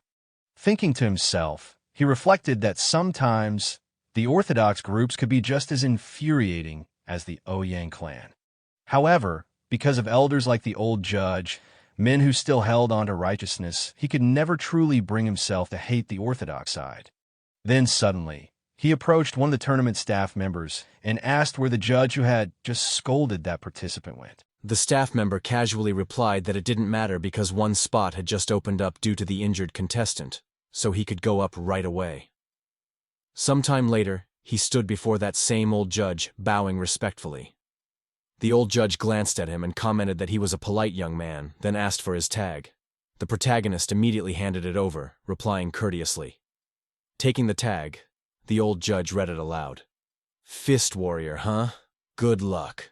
His eyes then caught sight of the gauntlets the protagonist was wearing, and he leaned forward with visible excitement. He said he had been in the Jianghu for 50 years, but had never seen gauntlets like those. The protagonist calmly replied that he received them from the young master of the Hua clan, and wasn't sure what they exactly were. With his eyes sparkling, the old judge examined them closer, and said the material resembled the rare celestial silkworm thread once made by the Bakley clan, a material not easily cut even by blades, of fine quality indeed. Hearing that, the protagonist thought back to the Hua siblings, realizing just how valuable the gauntlets truly were. He thought to himself that they had given them so casually he didn't even realize their worth. But before he could think any further, his opponent spoke up, asking if they should begin. The old judge cleared his throat and announced for them to start once they were ready. Both fighters took their stances. His opponent eyed him, and, noticing the gauntlets, said it looked like he also used his fists. This might be a good match. But before he could even finish the sentence, the protagonist had already moved. His speed was so fast that his opponent couldn't even register the movement. In the next instant, the protagonist stood right in front of him, saying calmly that he thought his opponent was ready. His opponent barely managed to respond, saying he wasn't. But before he could even react, the protagonist's fist crashed into his face, sending him flying straight into the wall. Seeing that, the old judge immediately raised his hand and shouted for the fight to stop, declaring, "Stop! The winner is the fist warrior. Stop right there." The old judge stared at the protagonist, thinking to himself that he had sensed an extraordinary aura from him. But that punch just now was exhilarating beyond words. Regaining his composure, the judge turned to the crowd and called for the next participant. A new contender stepped forward, handed over his token, and the old judge wished him luck before signaling the match to begin. Both fighters bowed respectfully to each other. The opponent, feeling the weight of his previous performance, thought that the last strike he witnessed was proof his new opponent was no ordinary fighter. Unable to read his level, he decided to pour all his inner energy into one decisive blow. Charging forward with everything he had, the opponent swung his wooden staff, but the protagonist easily dodged and countered with a swift elbow strike that shattered the staff in an instant. Moving fluidly, he followed up with a punch, grinning as he said that his opponent shouldn't have wasted all his energy on that staff. Otherwise, how would he block his fist? The punch landed clean,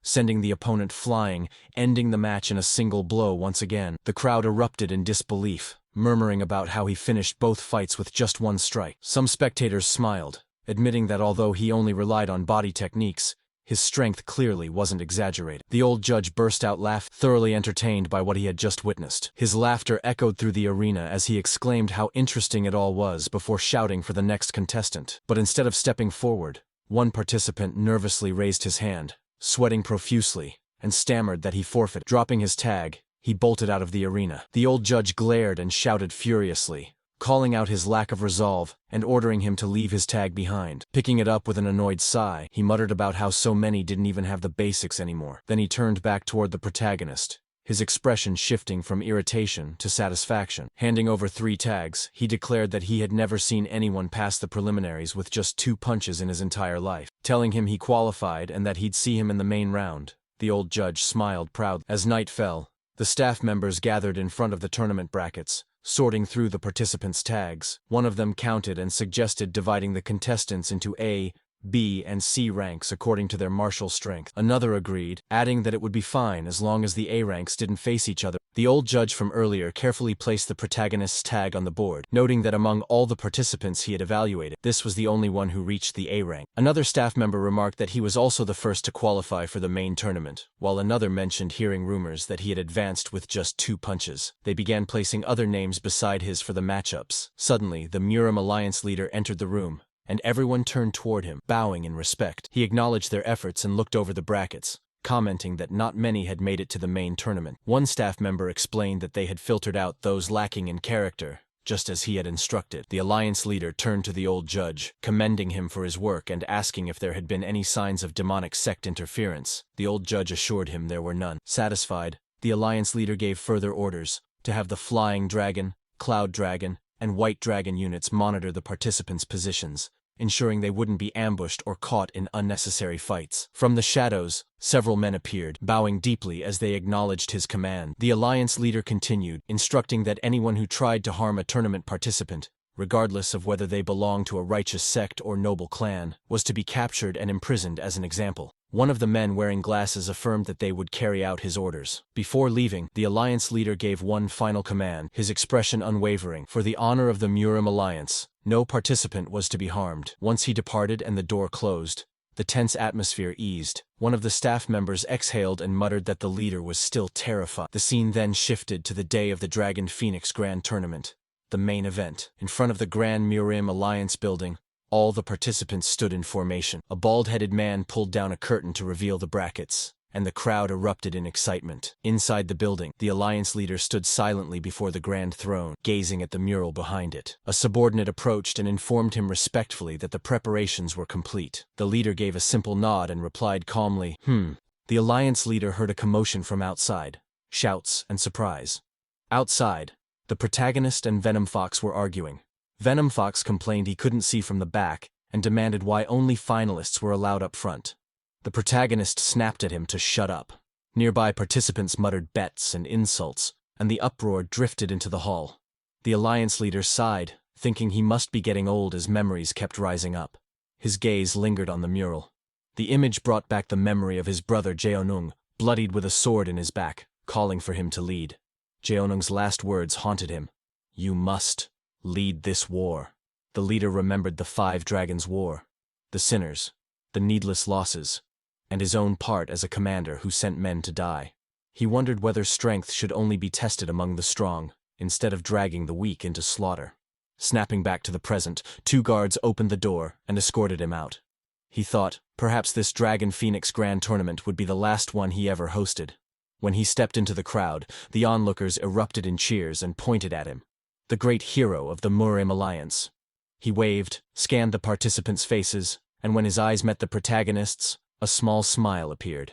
In a clear, authoritative voice, he addressed everyone. He recalled 45 years ago, when a scruffy young man arrived here with borrowed travel money, hoping only to join the tournament. Now that same man stood before them. He spoke of how hard victory once was, how some died from bad luck, how he had defeated masters from noble clans and the Golden Blood sect. He remembered Jeonung taking 2nd place that year and later joining him in the Murim Alliance. Turning toward the contestants, he continued. At that time, Jeonung received the Taesong blade as a gift, and he himself was given the Suwol sword. It wasn't customary for tournament champions to receive prizes then, but the alliance leaders and elders had graciously presented them. The pride of receiving the Suwol sword drove him to become stronger. It bound him to the Murim Alliance. A girl stepped forward holding a box. The alliance leader opened it and announced the grand prize, the Century Purity Root from the Mount Ma sect. Murmurs swept the crowd. The Century Purity Root. The one they say is impossible to find no matter how much gold you offer, someone cried. Regretting not joining the tournament, the leader explained the weight of the gift. Venerable Master Hunui of Mount Ma, who scarcely grants anything even to his own disciples, had offered the route to the champion. Then he declared other prizes: the Taishong blade, return to honor Jeonung in the heavens, and an exceptional sword for the finest swordsman, his own Suol sword. The old judge in the audience stiffened and rose, clearly uncomfortable. Catching the shift, the alliance leader amended his words. He couldn't hand over that exact blade. Instead, they would present a sword specially crafted by Guchiol Workshop for the tournament. As he explained, he reminded them that Guchiol had forged the Bulmang sword, famed among Hwasan's greatest swordsmen. A participant gasped, sweating with excitement. The Bulmang sword of our Hwasan sect? They say the one who earns this new blade may name it themselves.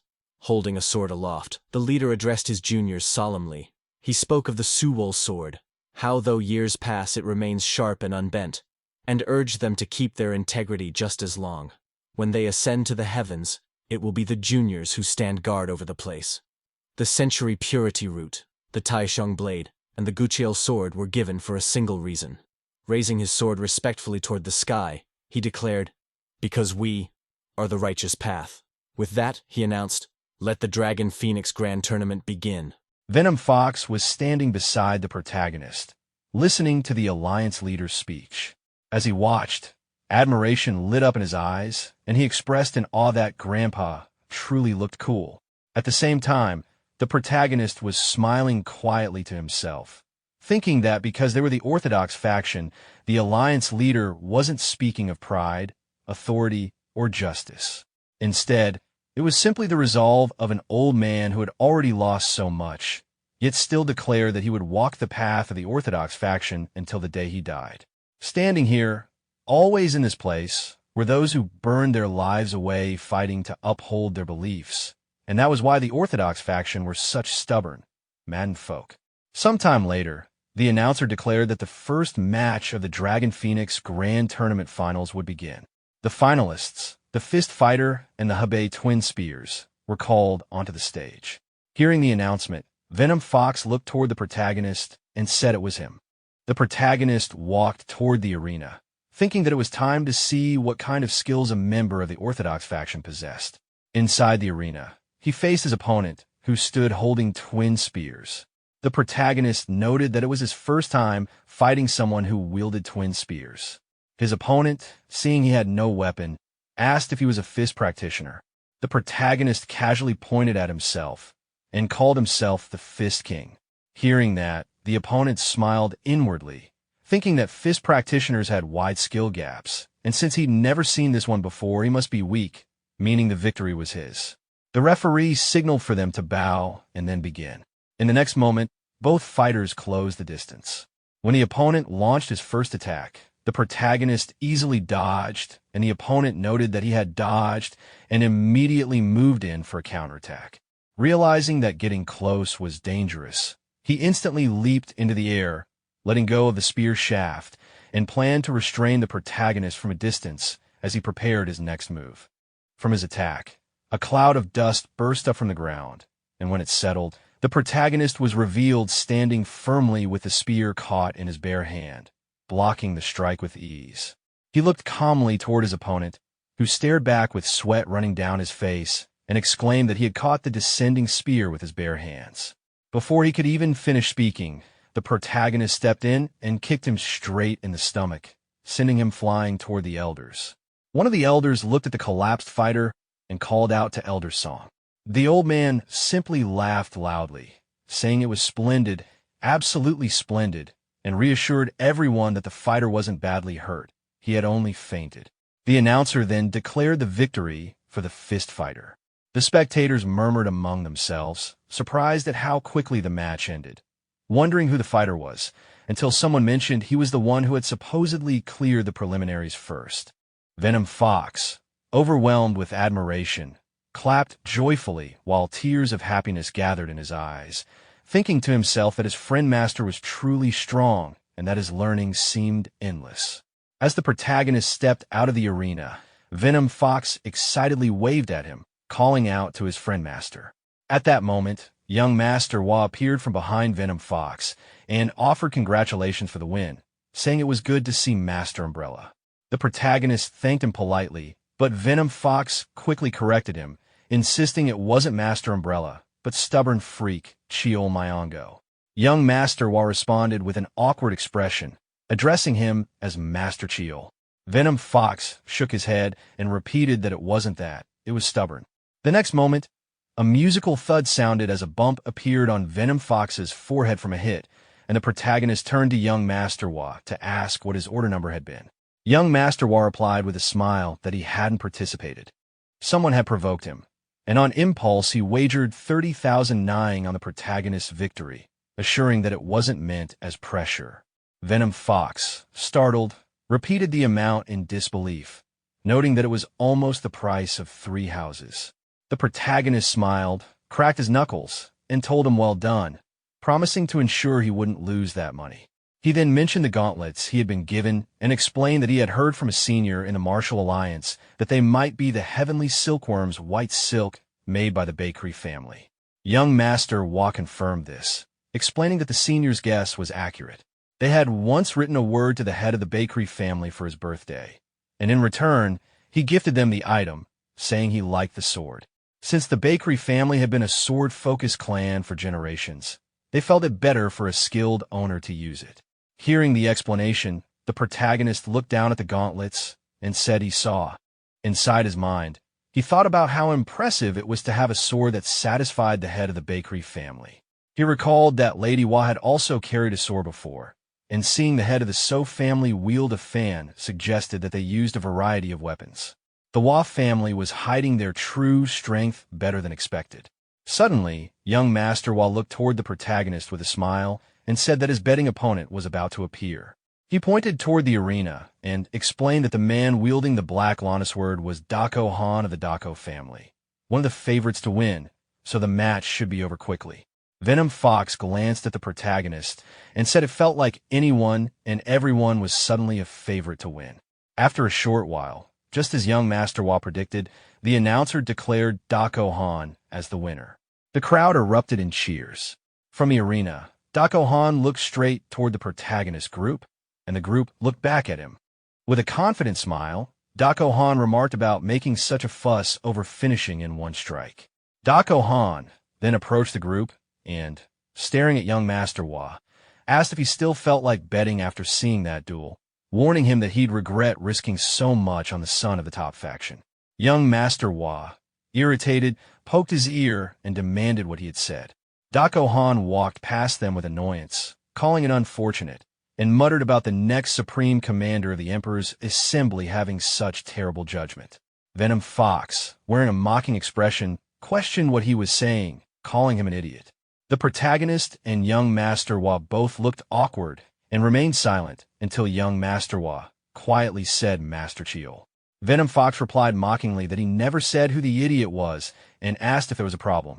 Dako Han suddenly turned back toward the group and, in a threatening voice, told Venom Fox to try talking again, calling him an insect.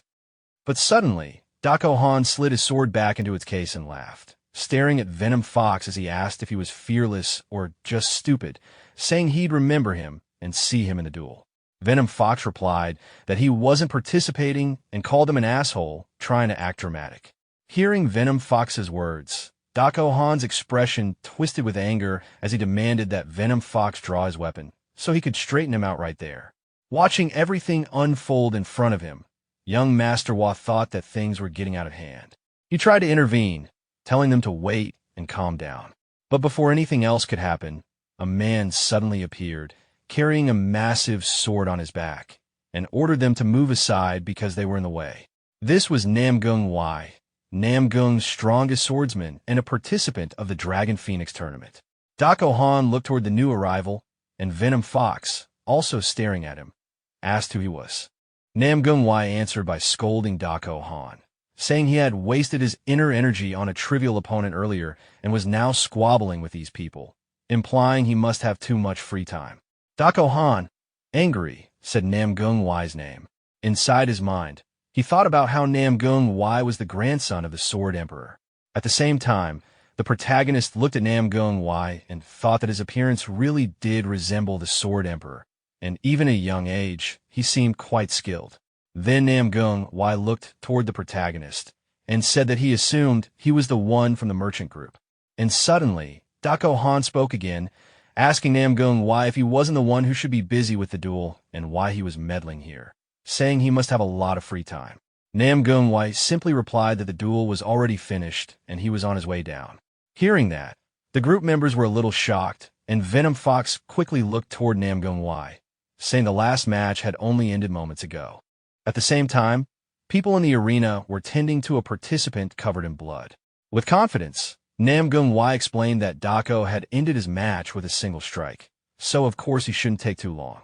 The protagonist looked toward the arena again and thought that no wonder the match had progressed so quickly. That was Namgung Wai. Hearing this, Dako Han glared at Namgung Wai angrily and said his name through clenched teeth. Then, young Master Wa's younger sister appeared with a green-haired girl and called to her brother, saying Rei-Eon wanted to greet him and questioning the strange group combination. Young Master Wa looked toward the green-haired girl and greeted her, calling her Lady Beck. She replied that it had indeed been a while and thanked him for the sword he had given her, saying she was using it well. He smiled and said he was glad she liked it. Suddenly, Namgung Wai spoke to Lady Beck with a flushed face, but she ignored him and bowed respectfully to the protagonist. The protagonist bowed back, and Lady Beck began to walk away. Seeing that, Dako Han tried to call out to her, telling her to wait, but she continued walking. The group fell silent for a moment, and both Dako Han and Namgung Wai turned their angry stares toward the protagonist. Sometime later, the announcer called out to the protagonist, telling the round 1 winners to wait there for their next match. The protagonist rested in an air tent while young Master Wa looked toward him and reminded him that it was almost time for round 2, asking if he was prepared.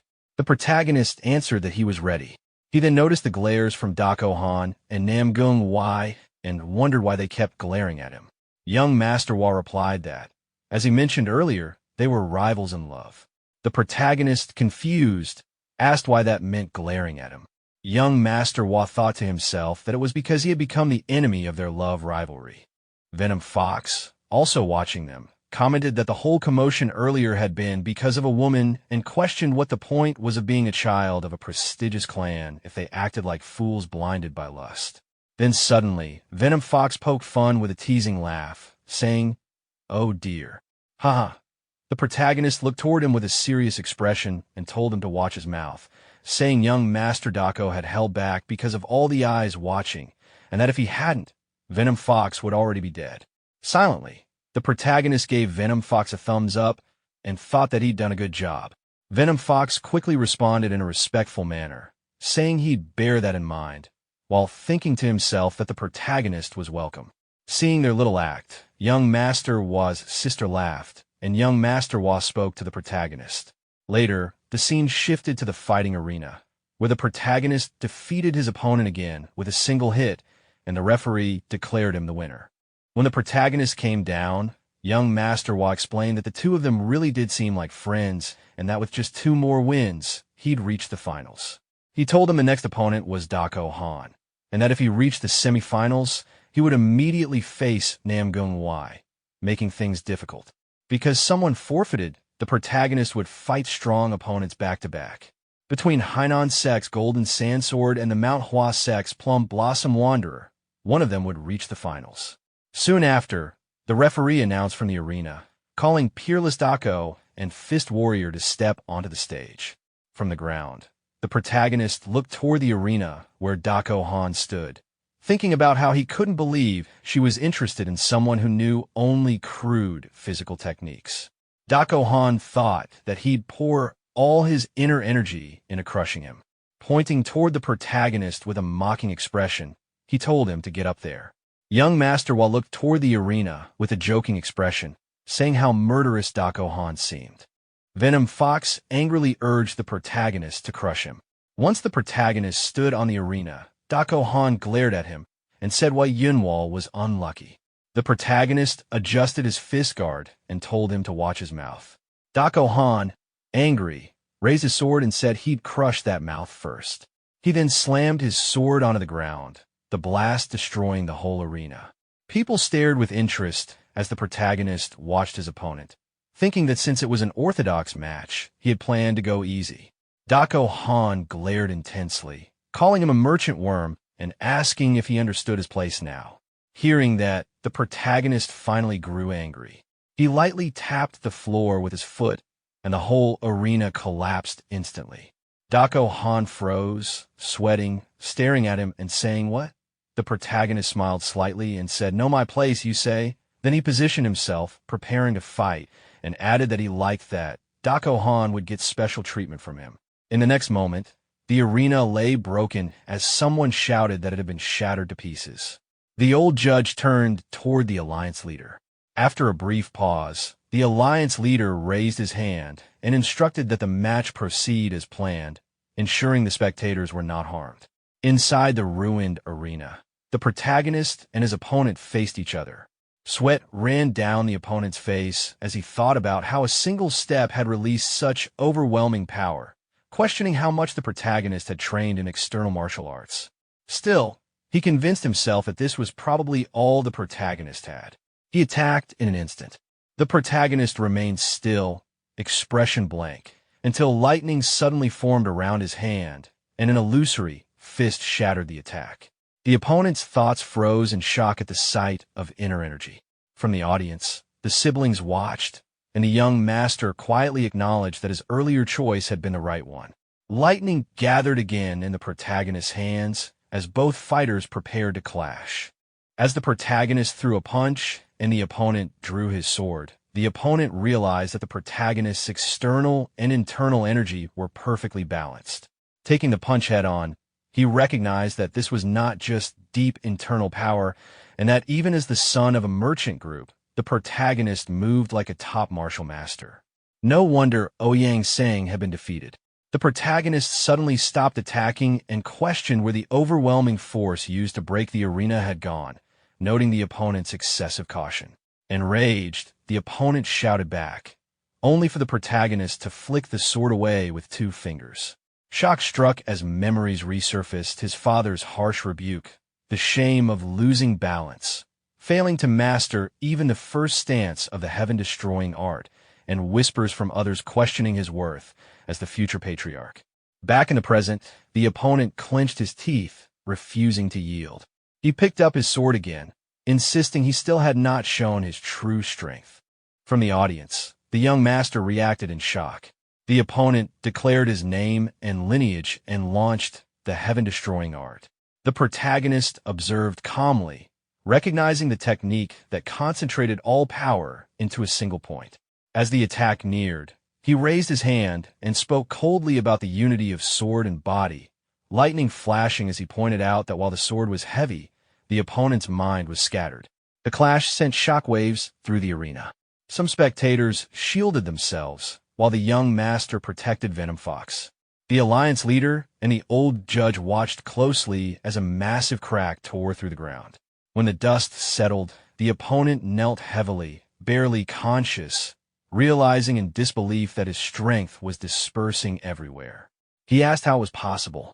The protagonist answered in a cold voice, expressing disappointment and stating that the Dako clan did not seem special after all, making it clear why the opponent had still not been recognized.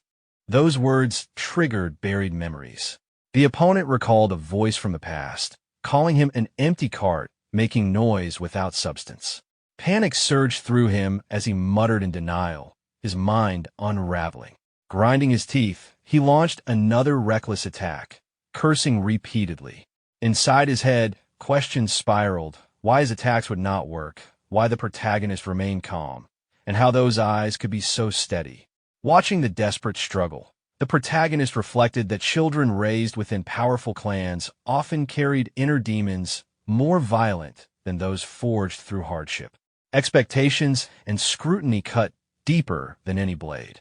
When the body grew strong, but the mind remained weak, collapse was inevitable. What such people needed was a single clue to grasp and the composure to recognize it. He loosened his fist. Seeing this, the opponent suddenly understood. The heaven-destroying art was meant to gather scattered energy into one point, encasing drifting inner energy firmly. With renewed determination, he resolved to attack again. The opponent unleashed the heaven-destroying art once more. The protagonist dodged cleanly, acknowledging the success, then calmly stated that it was fortunate his opponent faced someone from the Orthodox faction. In the next instant, a punch sent the opponent flying out of the arena. Nearly unconscious on the ground, he stared upward in disbelief, realizing the gap was far beyond what his heaven-destroying art could reach. Even then, he struggled back to his feet, gripping his sword and insisting on continuing, swearing he would land his attack properly this time. An authoritative voice cut through the chaos, stopping both of them. The Alliance leader appeared, reprimanding Dako Han for failing to realize that the Fist Warrior had been holding back. He warned that further disgrace would not only shame him, but the entire Dako clan, urging him to take the defeat as a lesson and train harder. Hearing this, Dako Han dropped his sword and bowed respectfully, admitting his loss. He then walked away from the arena. The announcer declared the Fist Warrior the winner. Nearby, an observer commented that while it was a pity not to defeat Dako Han personally, this outcome was better, saving that satisfaction for later. The scene shifted back to the battle arena. The young master approached the protagonist and said that he had learned a great deal and congratulated him on his victory. The protagonist replied that the young master was too kind. Nearby, a warrior sat quietly on a bench, watching the protagonist with focus. Inside his mind, he analyzed the previous battle, realizing that the protagonist had hidden his inner energy until facing Dako Han. He concluded that the man was more calculating than he appeared and resolved to fight carefully, at the very least avoiding the fate Dako Han suffered. He recalled Dako Han's fighting style, which relied on overwhelming strength, and how it had failed completely. Though the protagonist was far superior in pure skill, the warrior believed he possessed one advantage: information. His thoughts drifted to a memory from his past, sitting with his grandfather while playing a tile game. After losing again, he admitted his defeat and asked how his grandfather always managed to win. His grandfather replied that acting with certainty without calculation was the habit of amateurs. He then reminded him that those who carried the blood of Namgung must always rise above the board, control the flow, and never become mere pawns. The way of a Namgung clan was to read the board and command it. Holding green tiles in his hand, the warrior smiled faintly at the memory. Looking down at the board, he placed a tile and decided that the first step was to pull his opponent onto his own board. Back in the present, the warrior stood up and drew his sword as the announcement echoed, calling the strongest swordsman of Namgung to the sparring platform. The protagonist tightened his stance, preparing himself. The two stepped onto the battlefield, facing each other. Voices from the crowd rang out, some cheering for Namgung, others shouting for the protagonist to tear him apart. Observing his opponent's calm demeanor, the protagonist noted that he seemed steadier and more serious than Dako Han and decided to make the first move. He attacked, but his opponent received the strike without his center wavering. The protagonist recognized the ruler's unrivaled sword art. The opponent announced the third technique and unleashed the ruler's 8 slashes. Despite the flurry, the protagonist remained unmoved, standing firm as the sword energy formed a defensive barrier. From the audience, the young master realized that the technique, normally meant to shave away inner energy, was being used as a specialized defense. Within the barrier, the opponent calculated that touching the sword energy would wear down inner energy, leaving vaulting over the empty space above as the only clean path through. He waited to see what choice the protagonist would make. Smiling, the protagonist remarked that it seemed like an attempt to lure him into jumping. Instead, he charged forward directly. To the opponent's shock, the barrier held, but sweat formed on his face as he realized the protagonist was forcing his way in head-on. Calling him a lunatic, he braced himself. In the next instant, the protagonist landed a fist to his stomach, sending him flying. With a smile, he remarked that he wanted to see how long his opponent could hold out while overthinking. From the ground, the opponent questioned whether fists alone could really break such a technique. Forcing himself to calm down, he resolved to retake control and attack first. He launched a renewed assault, but every strike was calmly defended and deflected with minimal effort. The audience gasped as they realized none of the attacks were landing. Watching closely, the protagonist acknowledged that his opponent was holding out well and had clearly been trained properly by the Sword Emperor. Still, he knew that surpassing the Sword Emperor was inevitable if he was to become the strongest under heaven. This young warrior was already using the Namgung clan's ultimate techniques. Feeling a spark of excitement, the protagonist recognized the fight as valuable preparation for his eventual battle against the Sword Emperor. Straining under the pressure, the Namgung warrior swung his sword in a wide arc, grinding his teeth in frustration as the clash continued. At the same time, his opponent realized that none of his slashes were landing properly. As he continued exchanging blows, a realization slowly formed in his mind. The sequence of attacks was repeating: palm strikes, fist strikes, kicks, then back again. There was a pattern hidden within the chaos. When a kick came in and was blocked, he suddenly understood what should come next. He moved forward, confident that he had finally read the flow correctly. However, the moment he acted on that assumption, he was proven wrong. The protagonist's response shattered his expectation completely. The impact was not just physical, it shook his mind. He realized in disbelief that this was not ordinary fist martial arts. The techniques carried an unfamiliar element that disrupted his perception and rhythm entirely. Memories from the past surfaced, moments spent playing board games with his grandfather. He finally understood what had gone wrong. From the very beginning, there had never been a fixed board. He had been trying to control something that could not be controlled. Another heavy strike landed, sending him reeling. In that moment, the difference became clear. The Namgung clan's way was to dominate the board and dictate every move. But the man standing before him was someone who destroyed the board itself. Blood trickled down his face as he collapsed to the ground. Around them, spectators murmured in shock, unable to believe how decisively the Namgung clan was being overwhelmed. Someone rushed to his side in concern, pointing out the blood on his forehead. But his attention had already shifted elsewhere. His eyes locked onto a familiar figure within the crowd. Lady Bakley. Slowly standing back up, he smiled bitterly to himself. He questioned how he could have suffered such a complete defeat. All his life, he had believed the world was a board he could manipulate at will.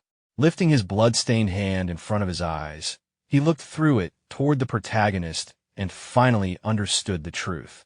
The board he thought he ruled was no larger than the palm of his own hand. With that realization, he bowed deeply and accepted defeat, acknowledging that the encounter had taught him a great deal. The protagonist simply closed his eyes and smiled, offering a brief remark before turning away. As he left the arena, the defeated warrior vowed silently that he would challenge him again one day, determined to construct a board that could not be broken so easily. Soon after, the announcer officially declared the Fist Warrior as the winner of the semi-final match. Not long after, another warrior approached the protagonist and greeted him enthusiastically, praising his performance. This man was known as the Golden Sandsword, Action. His energetic demeanor made it clear that he was eager for a future clash. The protagonist, observing his behavior, felt only mild irritation at the noise. Their interaction was interrupted when another martial artist appeared, asserting that he would be the one advancing to the finals. The tension between the two semi-finalists rose instantly. The announcer soon stepped in and declared the beginning of the semi-final match between the Plum Blossom Wanderer and the Golden Sandsword. Amid the rising excitement, shouts, and anticipation filling the arena, the protagonist ignored everything around him. His thoughts drifted to a much simpler concern. He was hungry. The scene shifted as the second semi-final was about to begin. The referee formally announced the start of the match between the Plum Blossom Wanderer and the Golden Sandsword. As the two fighters stood facing each other, the Golden Sandsword drew his weapon and immediately advanced without hesitation, declaring his intent through action alone. Activating Gale Rush, he leapt into the air and descended with a powerful, aggressive strike. The Plum Blossom Wanderer met the attack head-on, blocking it with a solid and refined counter, showcasing the strength of Manhwa's swordsmanship. From the crowd, spectators observed closely. One noted how flashy and aggressive the Manhwa fighter appeared, while another reflected on the reputation of the Manhwa sect, how its disciples fought as if staking their lives, showing no hesitation in their blades. Watching the exchange, it seemed at first glance that the Plum Blossom Wanderer might overwhelm his opponent. However, the Golden Sandsword remained smiling throughout the clash, an unsettling calm in the midst of the battle. As the Plum Blossom Wanderer prepared his next technique, he unleashed the 24 moves Plum Blossom Sword Technique, leaping high and bringing down a powerful, descending strike. The Golden Sand Sword responded effortlessly. With a composed expression, he adjusted his stance and countered, acknowledging through his actions that his opponent always fought at full strength. Then, activating his own technique, Golden Thread Needle, countless strands of energy manifested around the Plum Blossom Wanderer. The threads bound him completely before he could escape, and with overwhelming control, the Golden Sand Sword slammed him into the ground. The impact shattered the arena floor beneath them. Struggling against the bindings, the Plum Blossom Wanderer attempted to rise, but was unable to break free. The Golden Sand Sword placed his blade near his opponent's throat, making the outcome unmistakably clear. Recognizing the situation, the Plum Blossom Wanderer finally exhaled and accepted defeat, exhausted from the fight and acknowledging that he had lost once again. The referee then declared that the finalists of the Dragon Phoenix tournament had been decided. The Golden Sand Sword helped his opponent back to his feet, signaling respect rather than hostility. Shortly after, the referee announced the two finalists, the Golden Sand Sword and the Fist Warrior. As the final match approached, the atmosphere within the arena intensified. The referee announced the beginning of the final battle, and the crowd erupted with excitement. Some spectators believed the Golden Sand Sword, hailed as a once-in-a-century genius, would undoubtedly claim victory. Others argued that the Fist Warrior still seemed to be hiding his true strength and would emerge victorious instead. When both finalists stepped onto the arena and faced one another, the referee stood between them to confirm their readiness. With no delay after the signal to begin, the Golden Sand Sword immediately launched a powerful kick toward the protagonist. The protagonist raised his arms and blocked the strike cleanly. As the impact resonated through his body, he calmly assessed the situation, noting with interest that a swordsman had chosen to open the fight with close combat techniques rather than drawing his blade. The protagonist caught his opponent's leg firmly and, with a swift and controlled motion, spun him through the air. Even while being swung airborne, the Golden Sand Sword remained calm, immediately assessing the situation and recognizing the counter for what it was. Mid-spin, he drew his sword and adjusted his grip, deliberately shifting into a reverse grip technique. Using the momentum, he flipped his body in the air and forced the protagonist back toward the ground. Rising higher, he activated his Golden Sand Sword technique, moving violently through the air before releasing Golden Thread Needle. Thin streams of energy spread rapidly throughout the surrounding space. As the protagonist observed the web forming around him, he identified the technique and quickly realized something was unusual. The particles were not ordinary sand, but grains infused with inner energy, suspended and controlled with extreme precision. Carefully testing his assumption, the protagonist reached out and touched one of the particles. When it responded to his control, he confirmed his understanding. At that moment, the Golden Sand Sword attempted to complete his attack, but the threads abruptly halted midair. The sudden stop shocked the spectators. Even the judges were stunned by what they witnessed. The Golden Sand Sword realized that he had not stopped the technique himself. His opponent had forcibly taken control of it. The protagonist gathered the scattered threads onto a single point, condensing them around his finger before redirecting them outward. The strands wrapped tightly around his opponent, completely restraining him from all sides. The control was so precise that the threads were barely visible. Trapped and unable to resist, the Golden Sand Sword understood the gap between them. He recognized that the technique had been replicated and surpassed after being seen only once. The realization felt like standing before an insurmountable wall. The protagonist calmly withdrew the energy threads, releasing his opponent. Acknowledging the result, the Golden Sand Sword bowed in defeat. The crowd erupted in confusion and awe, many unable to comprehend how the sand had turned against its original wielder. One of the judges silently observed, realizing that this level of control exceeded what ordinary martial artists could even perceive. The implications of the protagonist's potential were deeply unsettling. As the two fighters stood facing each other, the Golden Sand Sword openly acknowledged the overwhelming difference between them and expressed his desire for another spar in the future. The protagonist accepted without hesitation. Seeing the outcome clearly, the judges concluded that the champion of the Dragon Phoenix tournament had been decided. The announcement confirmed the Fist Warrior as the victor. The crowd reacted with mixed emotions, excitement, disbelief, and pride. One of the protagonist's companions rose in celebration, overwhelmed by the result. Elsewhere, a mysterious figure quietly departed the arena, remarking on how formidable the younger generation had become. He moved swiftly across rooftops until he reached his destination. Upon arriving at a secluded residence, he entered and formally reported on the rising talents of the orthodox factions, noting that while some showed promise, they were still immature. The leader, satisfied with the assessment, decided to proceed with a revised plan.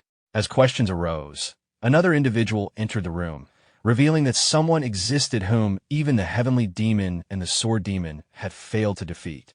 The newcomer was identified as the captain of the secret demon corps of the Myriad Demon Palace, Okyung. His presence immediately commanded respect. After issuing brief instructions, he left the others to prepare. The leader then issued new orders.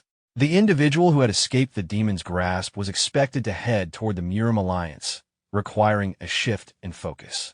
A formation was ordered to be established between the Murim Alliance and Gurung Gorge.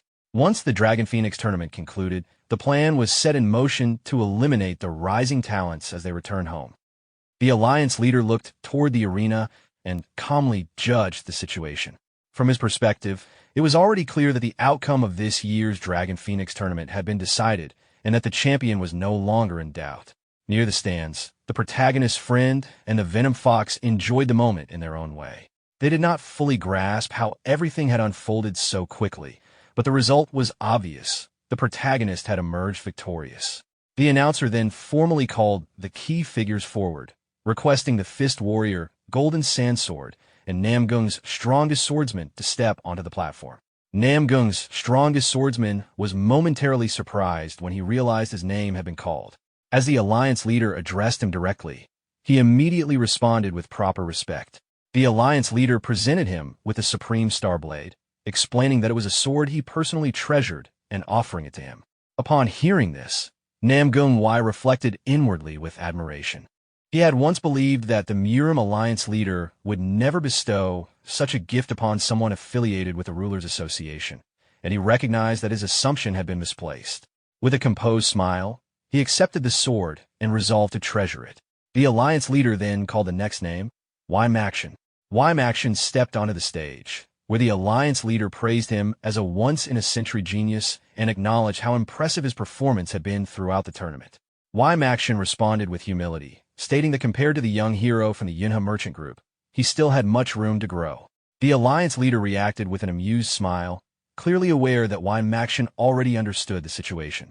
Maxian confirmed that it would have been impossible not to notice. The Alliance leader then shifted his attention to the sword and asked whether Maxian had chosen a name for it. Maxian answered respectfully, expressing his wish to name it the Golden Sand Sword. The Alliance leader accepted this without objection, noting that the name aligned well with Maxian's sword art. After settling that matter, the Alliance leader turned his gaze toward the true winner and instructed him to remain behind for a moment. As night fell, the scene shifted to the Alliance grounds, now filled with gathered figures. The Alliance leader issued a series of firm commands, directing the White Dragon squad to secure the perimeter, ordering the elders to form a defensive formation centered on the platform, and instructing everyone else to withdraw below it. Each order was acknowledged immediately. From the sidelines, the protagonist stood quietly with a wooden box in his hands. The Venom Fox and the young master watched him closely. Confused by the situation, the Venom Fox questioned what was happening, and the young master explained that in the Murim, consuming an elixir was the most dangerous moment for a martial artist. During that time, one could not defend oneself, and even a slight mistake could result in energy deviation. Because of this risk, it was evident that the Alliance leader intended to personally oversee and protect the protagonist. The Venom Fox remained puzzled, wondering why the Alliance leader was showing such consideration. When he looked again, he noticed the Alliance leader silently signaling for restraint. The young master then explained that the Alliance leader had always treated juniors in this manner. Hearing this, the Venom Fox reflected inwardly that while not everyone in the Jianghu was extraordinary, the Alliance leader truly stood out as an impressive figure. Amid the controlled activity, the Alliance leader instructed the protagonist to consume the item immediately and assured him that he could take as much time as needed. While the protagonist circulated his energy, the Alliance leader and the Alliance members would stand guard. The protagonist paused briefly, then sat down at the center of the gathering. He opened the wooden box, revealing a century-old purified ginseng, and swallowed it whole. Closing his eyes, he began to meditate. Memories of his past life surfaced, and he reflected on how unimaginable it once would have been back when he lived as a mere wanderer to have others standing guard for his sake. The Venom Fox reacted with visible excitement, but the young master stopped him at once. The Alliance leader also maintained a calm, steady gaze. Meanwhile, the protagonist continued meditating, a faint blue form gradually taking shape within his dantian. He sensed that an entirely different Jianghu was unfolding before him, far removed from the lonely life he had once known. After some time, the protagonist slowly opened his eyes. Clenching his fist, he assessed the result internally. Thanks to the azurite essence, the absorption of the century-old purified ginseng had taken far less time than expected, and a cultivation had reached the 9th level. He then informed the Alliance leader that the process was complete. The Alliance leader expressed surprise at how quickly it had ended and questioned whether the protagonist was truly all right. The protagonist rose calmly from where he had been sitting and indicated that there was nothing wrong with him. Seeing this, the Alliance leader allowed him to withdraw. However, the Alliance leader was still clearly surprised by how quickly everything had concluded and asked if there were any lingering issues. At that moment, the atmosphere turned slightly awkward when the protagonist admitted that he was extremely hungry. The Alliance leader laughed at the unexpected response and decided that, under the circumstances, he should treat the winner to a proper meal. From the back, the Venom Fox loudly reacted, realizing that everything was finally over and openly complaining about his own hunger. The Alliance leader glanced in their direction and told the protagonist to call his friends over as well. After a brief pause, the protagonist agreed. The scene then shifted to the dining hall. Everyone sat together at the same table and began eating. The Venom Fox ate stiffly and awkwardly, clearly uncomfortable with the setting. While eating, the protagonist quietly observed him and noted inwardly that Shulmyungo was unusually quiet, likely because he was sitting in front of the Alliance leader.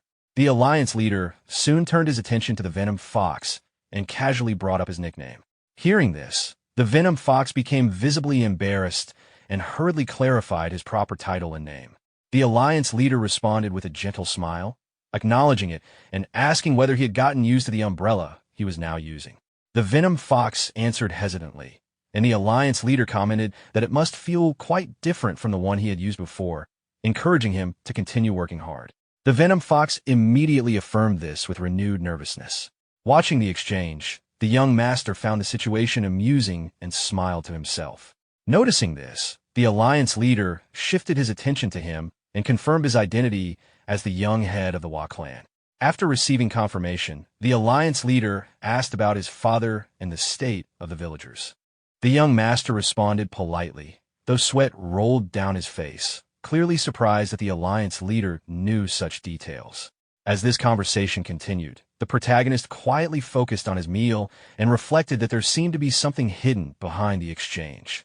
The Alliance leader then reassured the young master, explaining that he had received multiple reports regarding the Wa clan's covert actions during the Great Battle of the Five Tombs. Seeing the young master falter slightly, the Alliance leader set down his chopsticks and spoke firmly, reminding him that as the descendant of a great clan, losing composure was a form of disrespect toward his ancestors, who had once been his comrades in arms. He emphasized that such behavior should be avoided, especially in front of him. The young master accepted the admonition and resolved to remember it. The Alliance leader then addressed everyone seriously, explaining that since the Wa clan had begun moving again, it was important for them to know that the Fist King and Moyon Chu had gone silent. As for the Sword King, a letter had already been sent, ordering him to return to the Murim Alliance for the time being. He instructed the young master to relay this situation to his father as well. The young master acknowledged this without hesitation. The Alliance leader added that if the demonic faction began seeking revenge, the Wa clan and the others involved would need to be especially cautious. Everyone present agreed to take extra care. The Alliance leader then turned his gaze to the protagonist and told him that he needed to become far stronger than he already was. He explained that he wanted the protagonist to become the hidden sword of the Orthodox faction. Although winning the tournament would spread his name to some extent, the protagonist had not yet gained true fame, meaning the demonic faction was still unaware of his existence. For now, their attention would remain focused on figures like the Alliance leader himself. He made sure the protagonist understood this point. The protagonist acknowledged this calmly. Inwardly, however, he noted that his own objective aligned perfectly with what had just been said. At that moment, the Venom Fox spoke up, admitting that he was completely lost and had not understood most of the discussion. The protagonist responded bluntly, making it clear that he did not need to know any of it. After the meal concluded, the Alliance leader stood and excused himself, explaining that it was late and that he needed to prepare for the Dragon Phoenix tournament the following day. Everyone present respectfully wished him a safe journey. After he left, the young master mentioned that since Yunseal had a spar scheduled for the next day, he would walk her back first, then suggested that the men gather for drinks afterward. The protagonist agreed, while the Venom Fox jokingly commented that the young master was quite the drinker now that he knew him better. As the Alliance leader departed, he overheard their exchange and smiled quietly to himself. Later, while walking through a corridor, the Alliance leader suddenly stopped and sharply sensed a presence. Two figures emerged from the shadows, greeting him after a long absence. Moments later, another man appeared, carrying an injured person over his shoulder. Recognizing him immediately, the Alliance leader reacted in shock, identifying the Sword Emperor and noticing the injured man beside him. The Sword Emperor confirmed the Alliance leader's suspicion, revealing that the injured man was indeed the Sword King's disciple, and that the Sword King had been attacked. Hello guys, I hope you're all doing well. First of all, thank you so much for the amazing response to the last action story video. As a token of gratitude, I'm uploading another action-packed story video for you. I'll pin the link to that video in the description. After watching this video, make sure to check out the link and enjoy even more action. The scene shifts to a quiet room where a doctor finishes treating the Sword King's disciple. The Alliance leader waits nearby with a long-haired man who carried the injured disciple there. After examining the wounds, the doctor confirms that the injuries are not life-threatening, but stresses that the disciple will need complete rest. The Alliance leader acknowledges the doctor's work, and once the doctor leaves, he turns his attention to the long-haired man, asking how everything happened. The long-haired man explains that he was also attacked by members of the demonic faction. There were two figures who appeared to be leaders, accompanied by 12 others. Even after cutting them down, none of them died, as if their bodies were immune to blades. This shocks the Alliance leader. After a brief pause, the long-haired man adds that it did not feel like ordinary blade resistance, but rather the effect of some kind of spell. After escaping, he went to the Sword King's residence out of concern, only to find that the Sword King was already gone. The Alliance leader reflects on the situation, mentioning Moyang Chu, the Fist King, and now even the Sword King. The long-haired man reacts in shock upon realizing that Wu Xing is also involved. The Alliance leader confirms that the demonic faction is killing people across multiple locations. He immediately issues orders, summoning both the Cloud Dragon Squad and the White Dragon Squad. The Cloud Dragon Squad is instructed to split up and investigate traces of the demonic faction, while the White Dragon Squad is assigned to protect the rising talents participating in the Dragon Phoenix tournament. The Alliance leader notes that the demonic faction's movements are completely different from their actions during the Great Battle of the Five Tombs and states that preparations must be made until their true objective is uncovered. The scene then shifts to an inn near the Murim Alliance. Inside, the protagonist, the young master, and their companions sit together around a dining table. They order wine and food before the conversation turns more personal. The young master asks Venom Fox about his earlier claim of running a gambling house. Venom Fox explains that he once operated a gambling den and had already mentioned this to the Alliance leader during their first meeting. He recalls advice from an old man who told him that living well in the present mattered more than dwelling on the past. Taking that advice to heart, Venom Fox decided to move forward, leaving the past behind. The young master agrees with this outlook, affirming that the past should remain in the past. Venom Fox then asks about the young master's clan and why it is regarded as a great clan by the Alliance leader. The young master explains that his ancestor, the first clan head, originally had no name and lived only as a tool who killed or obeyed orders without question. His first name, Hua Sam, reflected his low standing. Later, while delivering a letter to Cloud Dragonfalls, he met the Wudong Sword Immortal, who gave him a new name, Wal Wunryong. Being called by that name made him feel human for the first time in his life, even though he was already an adult.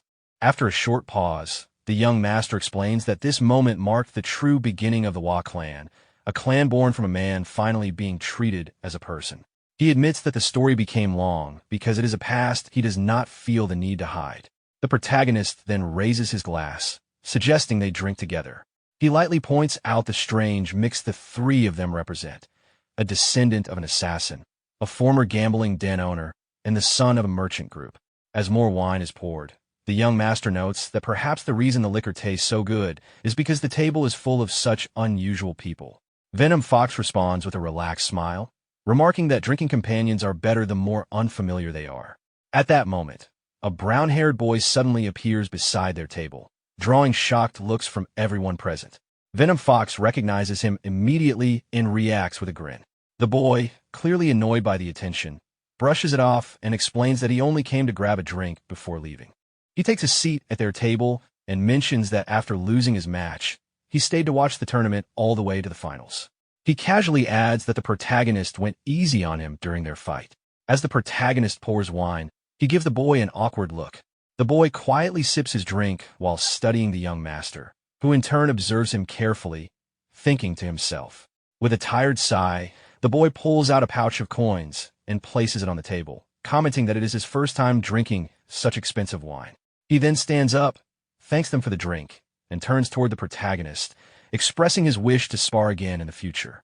Immediately after, he leaps away and disappears. The young master laughs softly, realizing that the boy came specifically to pay the wager. Venom Fox jokes that they should have included the person who lost 30,000 Niang in their toast as well. Holding the coin pouch, the young master insists that he cannot keep all of it since he did not even fight. The protagonist refuses, pointing out that he has no reason to take it and that the amount does not even cover the cost of the gauntlets. The young master keeps pushing the money toward him, but the protagonist firmly declines. Watching the exchange, Venom Fox thinks to himself how ridiculous rich people can be. The scene shifts to the next day at the main venue of the Dragon Phoenix tournament.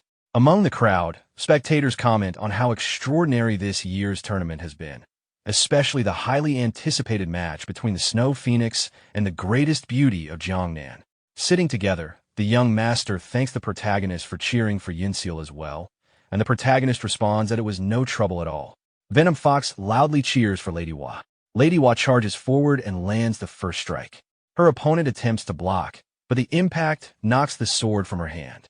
Lady Hua apologizes while holding her blade and immediately presses the attack again. Just as she prepares to deliver a decisive strike, her opponent counters with a powerful punch to her stomach, sending her flying through the air. Watching this, the young master realizes that body techniques are involved, while Venom Fox reacts in disbelief. Lady Hua rises again, regains her composure, and smiles as she acknowledges that her opponent has trained in body techniques as well. Her opponent explains that she learned a few techniques when she was young and states that mastering body techniques first allows one to overpower opponents regardless of other skills. Observing the fight, the protagonist reflects that Lady Hua has not forgotten her training, but also notes that she is still hesitant in her movements and has a long way to go. As the protagonist prepares to leave, Venom Fox asks where he is going. The protagonist explains that Lady Hua is likely to win for now and that he needs to handle remaining matters related to Ouyang Seng. Having left the Yunhe merchant group unattended for too long, he decides to go ahead while the others stay to watch more matches. Night falls as the scene shifts to a forest path. Walking alone, the protagonist realizes it has become much later than expected due to dealing with Ouyang Seng's affairs and decides to rest for the night nearby. He recalls a past moment involving unfinished documents and the detained Ouyang young masters. Thinking it over, he reassures himself that he had them released and that the Moyang clan's guard squad should still be stationed at the Yunhe merchant group. Thanks to the Moyang clan head, he feels safe heading toward the Murim Alliance. Reflecting on the journey, he realizes how much he has gained. Immunity to poison from the century-old purified ginseng, the White Lightning 10-phase art reaching its 9th phase, a rare pair of gauntlets, and valuable new connections.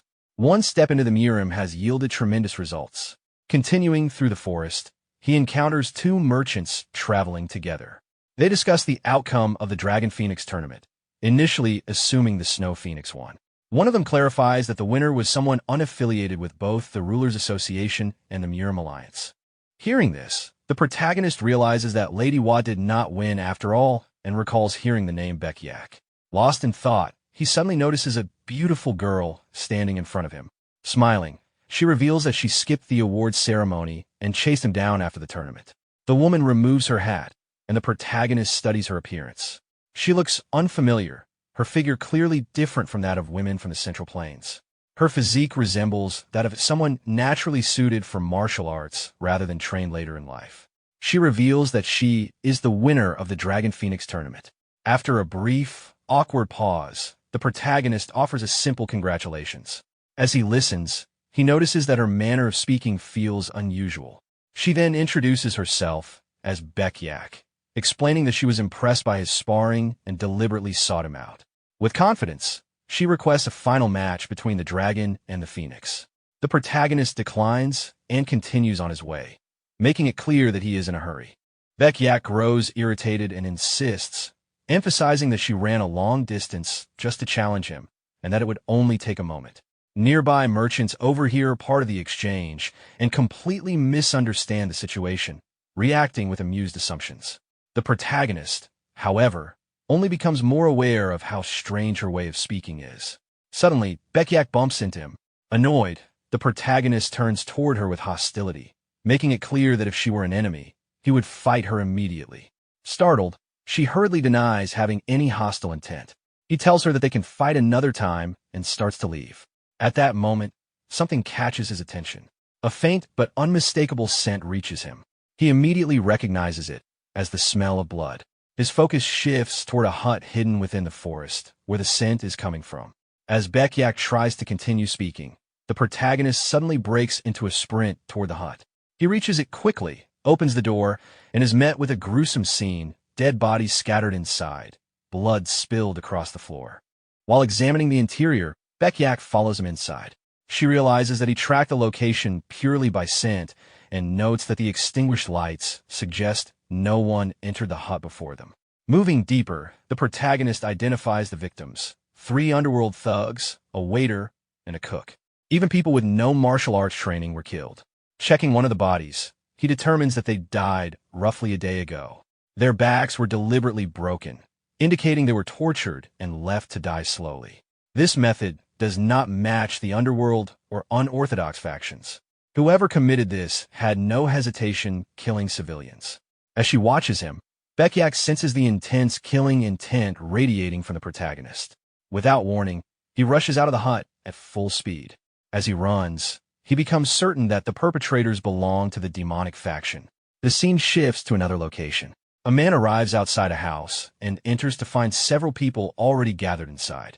Their leader sits calmly, holding a scroll, and notes the arrival of the youngest member while dismissing an escort group. The newcomer reports that a single person is watching them from nearby. One member reacts with irritation, but the leader remains composed and begins issuing orders, instructing some to check the surroundings while assigning others elsewhere. A loud voice suddenly cuts through the night from outside the house, ordering everyone inside to come out. The people within freeze in shock as the voice follows up, making it clear that it can enter if they refuse. Fear spreads through the group, and weapons are quickly drawn. The group steps outside, where they find the protagonist standing calmly in front of them. He explains that someone was killed at the inn down the road, and that he is questioning anyone nearby.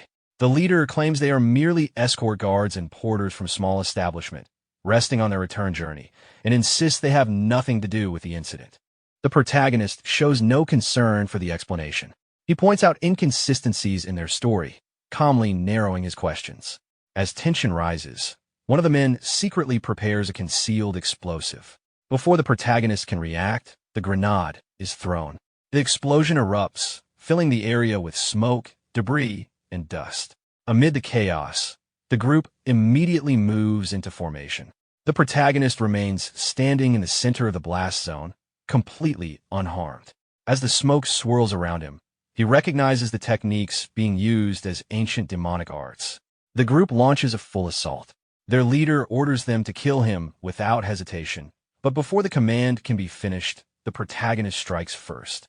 A single punch crushes the leader's face and sends him flying across the ground. Before the man can recover, a second blow caves in his chest, killing him instantly. The remaining members falter in terror. One tries to react, but the protagonist moves faster than their eyes can follow.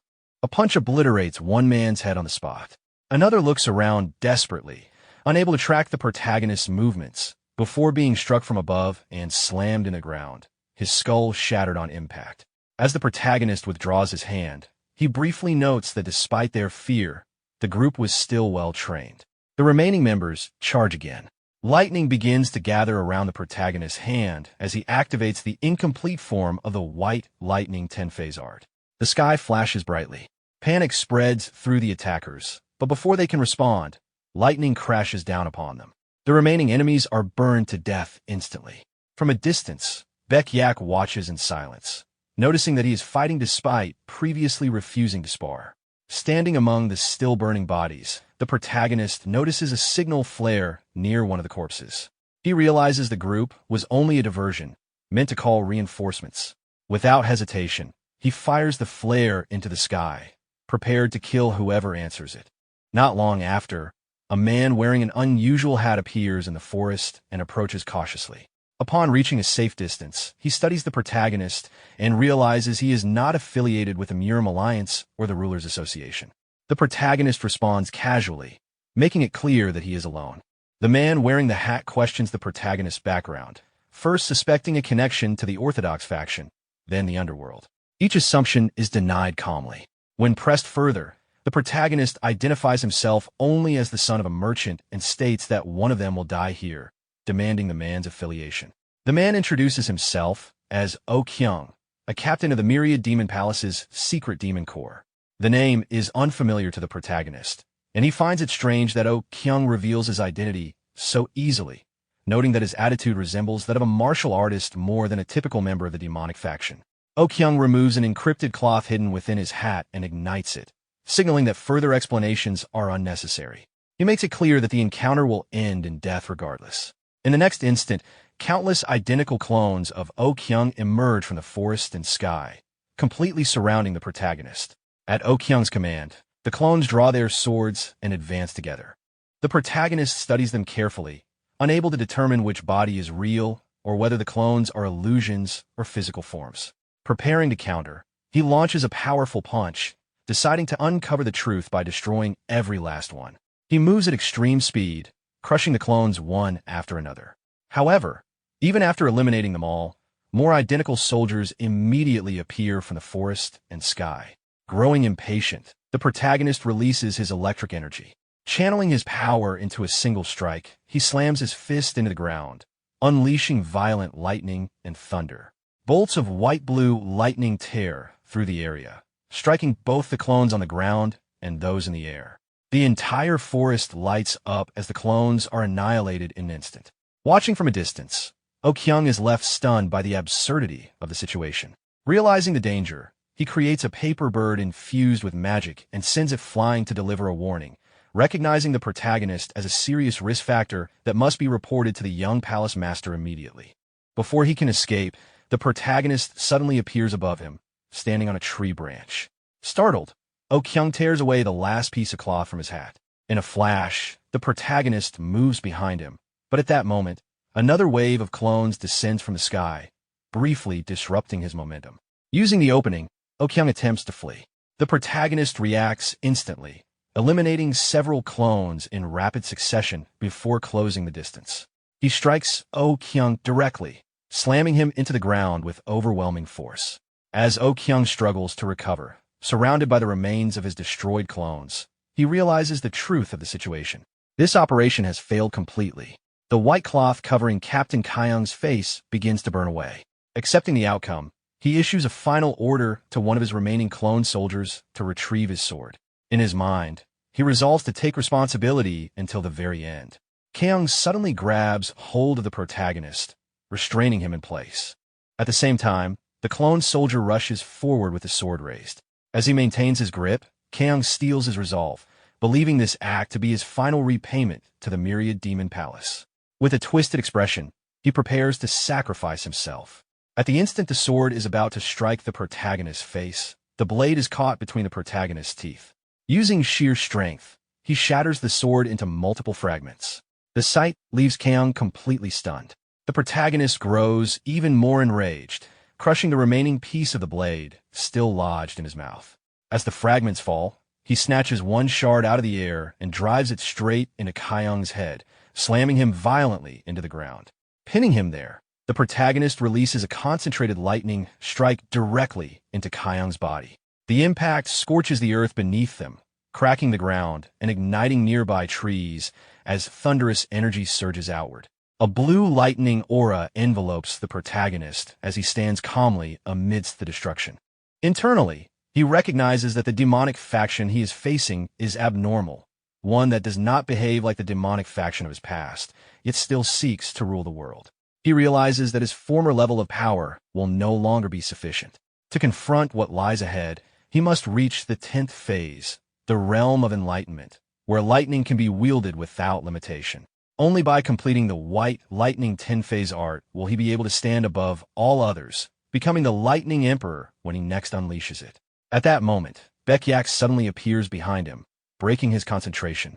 Approaching closer, she makes her presence known and reveals that she has chased after him countless times throughout the day.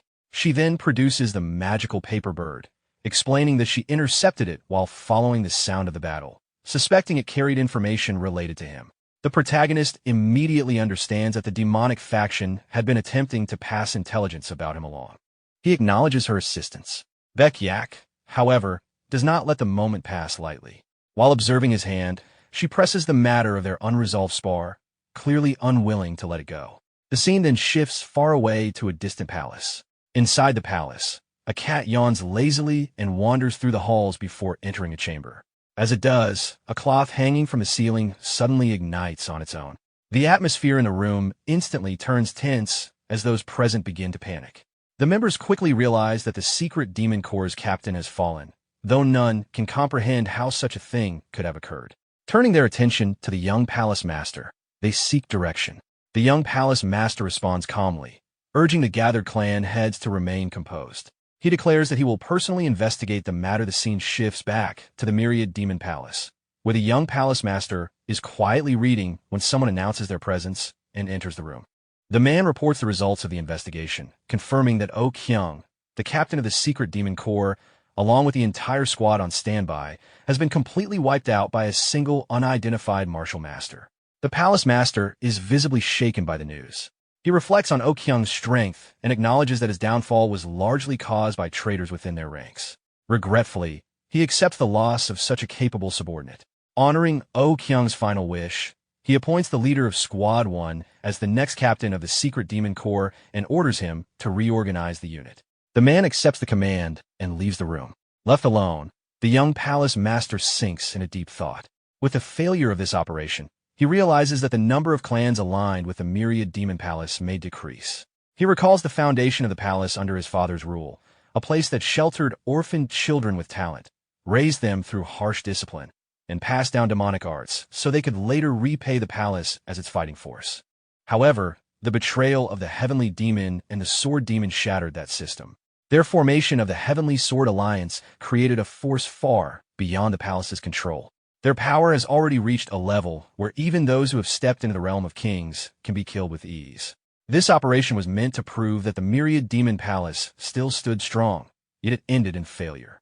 Grief weighs heavily on him as he acknowledges the loss of his most loyal right-hand man. Though his methods were never meant to be ruthless, he questions whether the gap between the palace and the Heavenly Sword Alliance has grown too large to overcome. At that moment, a white cat wanders in, meowing softly before leaping into his lap. As he pets the cat, his thoughts turn darker.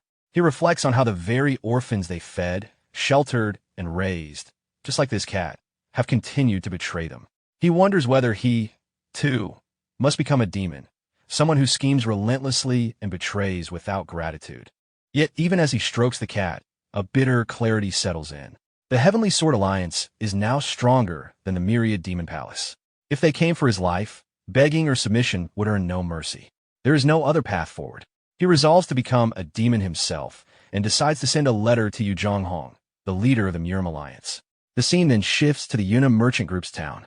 As the protagonist returns, he is warmly greeted by familiar faces. His friend reports that nothing major occurred during his absence. The Moyang clan's warriors maintained protection, and the young masters of the Ouyang clan departed a few days earlier. The protagonist acknowledges their efforts, and the Moyang soldiers prepare to return now that he has come back. From a distance, the brown-haired boy notices how late the protagonist has returned. The protagonist casually mentions that matters came up during his absence, and that he ended up winning the Dragon Phoenix tournament.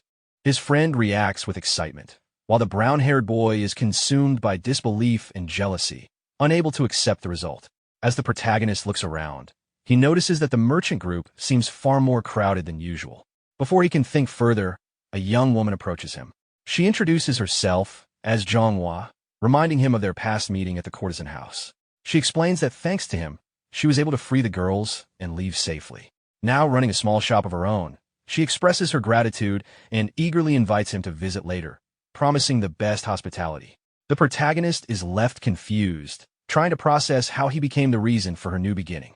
The protagonist's friend interrupts the moment, explaining that the recent surge of people is likely due to the alliance the protagonist proposed, the Great Merchants Association, created to protect merchants.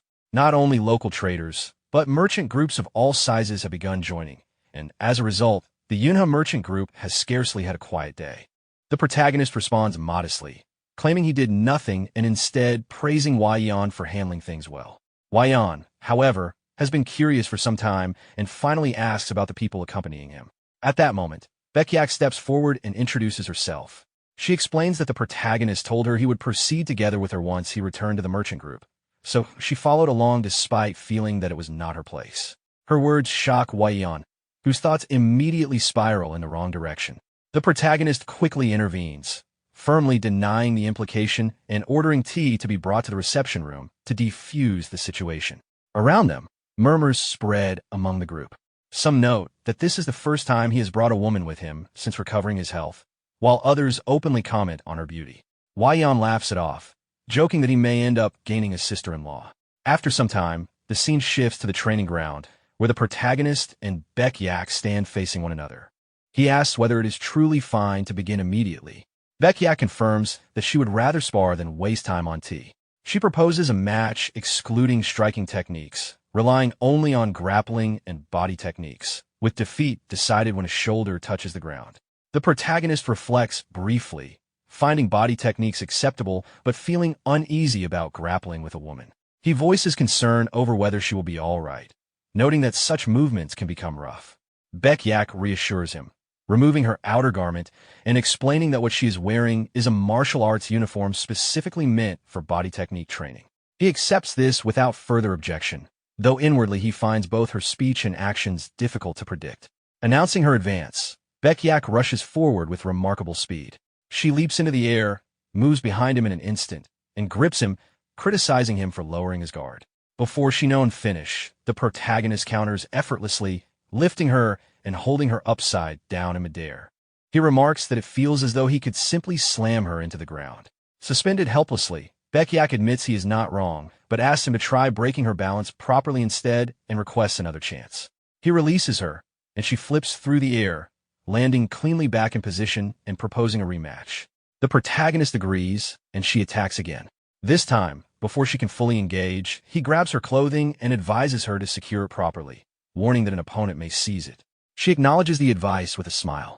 He then questions whether this ends the spar, but Baekyak insists on continuing once more. He reluctantly agrees.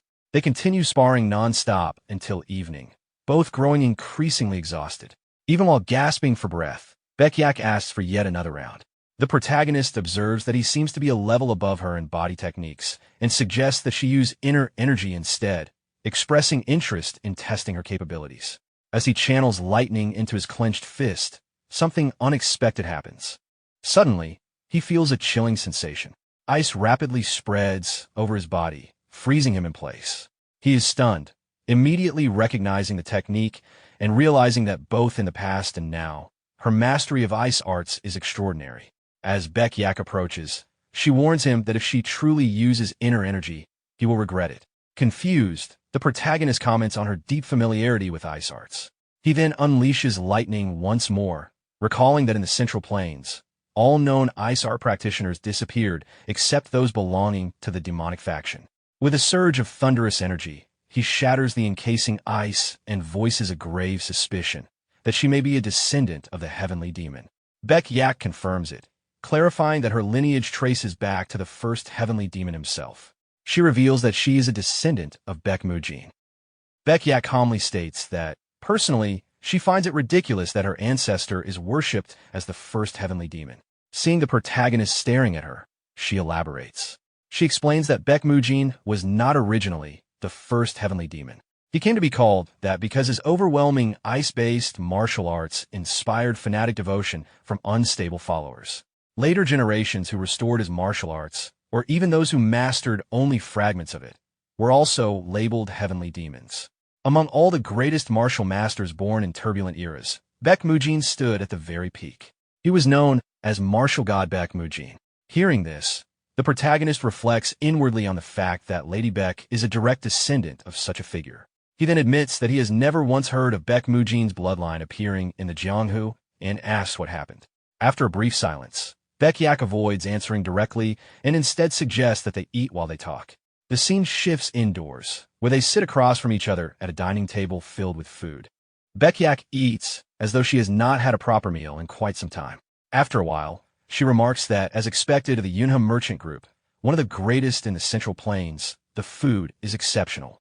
Meanwhile, the girl serving them cannot help but think to herself that the young master now has two women around him. The protagonist steers the conversation back to the matter at hand. He asks whether her entire clan left the Central Plains and notes that it does not seem like she came merely to participate in the Dragon Phoenix tournament. Baek Yak confirms this. She explains that the creators of their martial art, the White Blossom Divine Art, allowed it to be classified as a demonic art. Only much later did they learn that it caused upheaval in the Jianghu. As a result, prejudice spread throughout the Central Plains that ice arts belonged solely to the demonic faction. Even though her descendants committed no wrongdoing, they have lived under suspicion, as if merely practicing their inherited art were a crime. In truth, her clan has only done what was necessary to preserve Baek Mujin's martial legacy. However, a successor capable of fully mastering the White Blossom Divine Art appears only rarely, sometimes once in several generations. If they remained in a stagnant place without elixirs or worthy rivals, the martial art left behind by the first heavenly demon would inevitably disappear. That is why she came to the Central Plains, to ensure she does not lose what she inherited. And beyond that, she intends to set things right. The protagonist asks what she means by setting things right.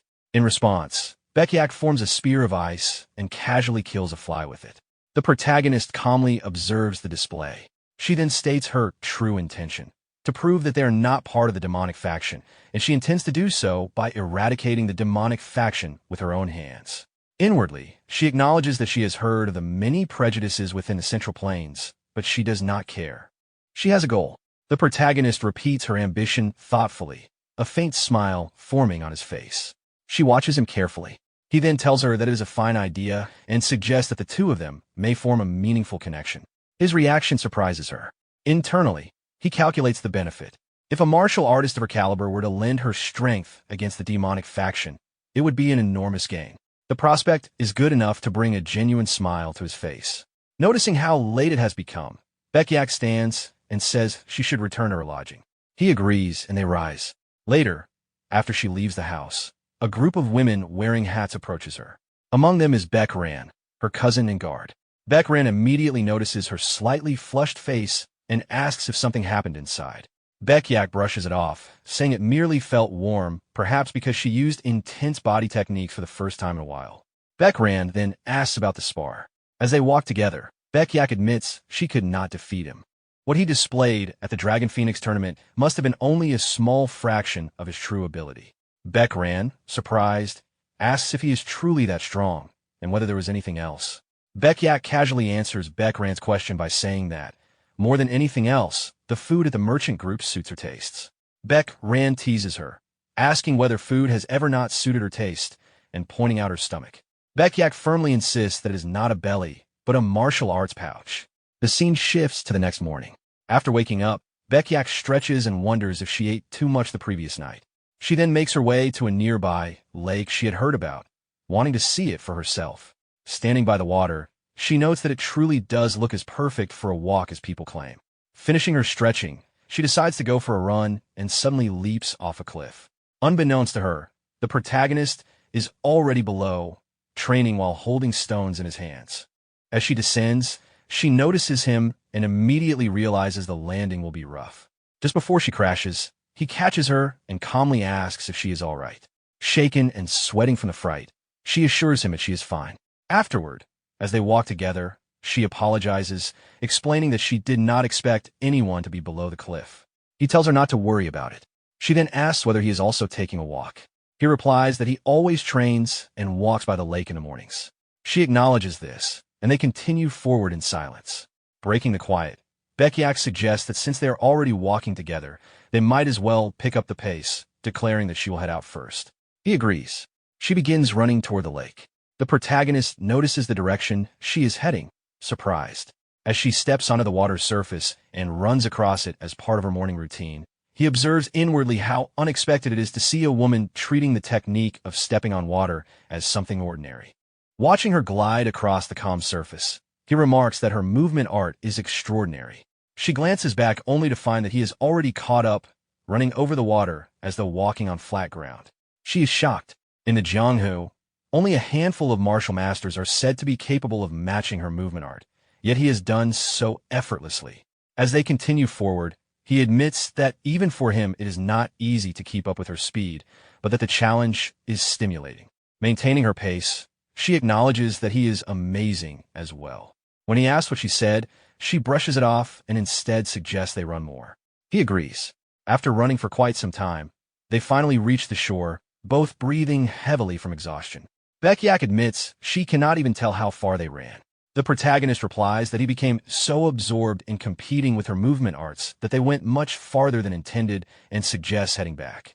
As they return, Beckiak feels her face growing warm again and wonders why she has felt overheated since the previous day. She considers whether it is simply because the Central Plains are warmer than the Ice Palace where she grew up.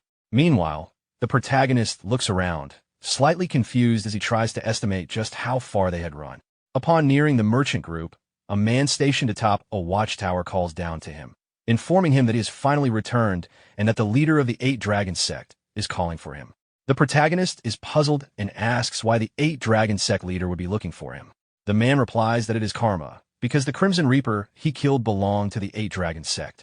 Confused, the protagonist questions who the Crimson Reaper is. The man asks again whether the protagonist truly does not know the Crimson Reaper of Yukwan Main Street. The protagonist thinks back and realizes he is referring to the large man he previously killed. The messenger confirms it and explains that the Crimson Reaper's master wants to see him personally. If he refuses, the Yuna merchant group will suffer consequences in one way or another. The protagonist agrees to go. When the man offers to send someone soon to escort him, the protagonist refuses, stating that he will eat first since he already has a prior appointment and that they can wait. The man studies him seriously before agreeing. Later that night, after finishing his meal, the protagonist follows the man to their destination. Noting the distance and the lateness of the hour, he casually comments on how far they have come and even questions the size of the building, jokingly asking if it was stolen. The man inwardly thinks that he is insane, especially considering he calmly ate dinner before coming to what could be a dangerous meeting. Upon arriving outside a room, the man tells him to enter. Inside, members of the leader's assembly stare at him as he steps in. The 8 Dragon Sect leader introduces himself as Hajianik. The protagonist responds indifferently. Instead of remaining where he stands, he walks toward one of the seated assembly members, grabs him by the hair, and throws him from his chair. The man crashes violently into the wall. The other members react in shock, while Hajianik remains calm. The protagonist drags the chair forward, places it in the center of the assembly, sits down, and states that he heard they called for him. He tells Hajianik to speak. Hajianik orders a servant to move the man who is just thrown aside, and the servant complies. The sect leader then begins to address the matter of the Crimson Reaper, but before he can finish, the protagonist openly admits that he killed him. He demands to know what they intend to do about it, acknowledging that this is the underworld and that there must be rules. He then asks who the so-called master of the Crimson Reaper is. A blind old man speaks up, identifying himself. His servant quietly describes the protagonist's appearance and apparent martial training to him. The blind elder addresses the protagonist confidently, stating that he heard his disciple was killed. He remarks that the Yuna Merchant Group has established many businesses and threatens to eliminate several of their clients as an example, even suggesting he could cripple their ability to operate entirely. The protagonist turns to Hajinic and questions whether the sect leader has any novel method to render him powerless. He makes it clear that the only reason he is sitting there calmly instead of slaughtering everyone present is because the Eight Dragon sect did not interfere with the Yuna Merchant Group while he was away. Now, however, they are attempting to threaten him through it, which he finds disappointing. The blind old man dismisses him as a reckless youth and suggests they simply deal with him rather than waste words. Hajinic refuses. He clarifies that the Crimson Reaper was merely a disciple raised by the blind elder to increase his own wealth and was not an official member of the Eight Dragon sect. Therefore, the matter is the elder's responsibility. If the elder dies, Hajinic will avenge him, but he will not intervene now. The blind elder protests, arguing that his disciple's money was his money and that he even paid the Eight Dragon sect with it, making this their business as well. Hajinic responds that he does not care about the source of the funds and that he has already helped enough by summoning the protagonist under the sect's name. The elder must handle it himself.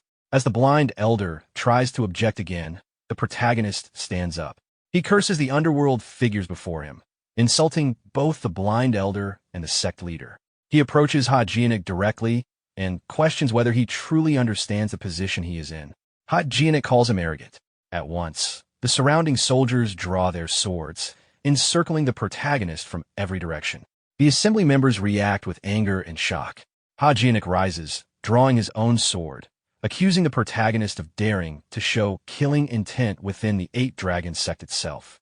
He unleashes a powerful strike toward the protagonist. The protagonist begins to respond, calling them the truly arrogant ones. As Hajinic's sword descends, the protagonist catches the blade between two fingers and smiles, asking whether they truly believe they can do this to him. Before the sect leader can even process what has happened, the protagonist delivers a powerful kick. The force sends Hajinic flying backward along with the soldiers behind him. He crashes violently against the far wall of the assembly hall, coughing in pain. The remaining soldiers rush forward in fury. Calmly drawing his sword, the protagonist remarks that he has been letting things slide for too long. As multiple soldiers charge at him, he advances as well and delivers a single precise strike. The slash cuts through them instantly, and the impact rattles the surrounding walls. The blind old man is shaken. Sensing the energy released, he realizes it is lightning. In shock, he deduces that only someone capable of wielding such lightning energy could be responsible and questions whether this young man is the Fist King's disciple. The protagonist smiles brightly and confirms the elder's sharp insight. Realizing the danger, the blind old man immediately attempts to flee, ordering his servant not to engage and to run instead, admitting they cannot face someone like this. Before he can escape, the protagonist throws his sword. It pierces the old man's head, killing him instantly. His servant collapses in horror, crying out in despair. Hajinic, witnessing everything, is visibly shaken. The protagonist coldly remarks that it is unfortunate the smartest one present has already died. He repeats the earlier threats about ruining the Yuna Merchant Group's business and eliminating its clients, questioning why Hajinic allowed the blind elder to gamble his life so recklessly. He then asks whether the Eight Dragon sect leader has a family. Hajinic confirms that he does. The protagonist's tone hardens. He questions how someone with a family could act so confidently while making such threats. Sweat forms on Hajinic's face as he realizes the implication that if he dares touch the Yuna Merchant Group, his own family will not be spared. Overcome with fear, Hajinic orders all remaining soldiers to put their weapons down. Confused but obedient, they drop their swords. He admits he completely misjudged the protagonist's abilities. Then, together with his subordinates, Hajinic bows deeply to the ground. He confesses his grave mistake and pledges that from now on, both he and the Eight Dragon sect will obey whatever the protagonist commands. The protagonist reminds him that if he claims to belong to the underworld, then he must abide by the underworld's code. Hajinic had said that if the blind elder died, he would avenge him. He should uphold those words. The protagonist declares that he will accept that revenge. Still bowing, Hajinic admits he lacks the ability to keep such a promise. The protagonist replies that in the underworld, promises are kept regardless of ability. Sweating and trembling, Hajinic suddenly draws his sword and cuts off one of his own fingers. The protagonist watches calmly. Hajinic declares that from now on, Every time he speaks words he cannot uphold, he will cut off a finger. He orders his men to do the same. Without hesitation, they obey, severing one of their own fingers as well. The protagonist makes it clear that he has no intention of gathering weak men or unifying the underworld. He does not possess some miraculous rebirth skill, nor does he care to collect trash beneath him. Hajionik, still bowing, renounces his identity as part of the underworld and states that he will simply follow the protagonist's commands. The protagonist steps forward and places his foot on Hajionik's head. He declares that even if the Yunha merchant group burns to the sky, even if his clients are destroyed, even if his own father and brothers were to betray him, what matters most is that he himself does not die. As long as he lives, nothing else matters. He demands that Hajionik understand this. Terrified, Hajionik confirms that he does. The protagonist removes his foot and tells him to follow. There is something further to discuss. The scene shifts back to the merchant group village. Upon entering a room, Venom Fox is greeted by a chaotic scene inside what resembles a gambling den. Confused and irritated by what he sees, he blurts out in disbelief, questioning what kind of absurd situation is unfolding there. Inside the room, the protagonist is already seated with Hajionik and several of his subordinates when Venom Fox arrives. The protagonist casually acknowledges his presence. Hajionik immediately orders noodles to be prepared, stating that he is hungry. After some time, the three of them sit together at the dining table, eating. As Venom Fox eats, the combination of noodles and a gambling den stirs up old memories for him. He remarks on it while observing Hajionik, recognizing him as someone who had once been beaten badly. The protagonist asks Venom Fox where he has been. Venom Fox replies that something came up.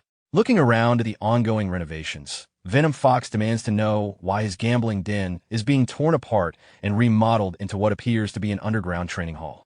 The protagonist introduces Hajionik properly as the 8 Dragon Sect leader and asks whether Venom Fox knows him. Venom Fox bursts into loud laughter, mocking the childishness of the sect's name. He jokes that if they were going to call themselves the 8 Dragon Sect, they might as well have gone all the way and named it the 9 Dragon Sect. He laughs so hard that he nearly collapses, clutching his stomach. The protagonist calmly tells Hajionik that he will give him time to beat Venom Fox later, that he should hold himself back for now.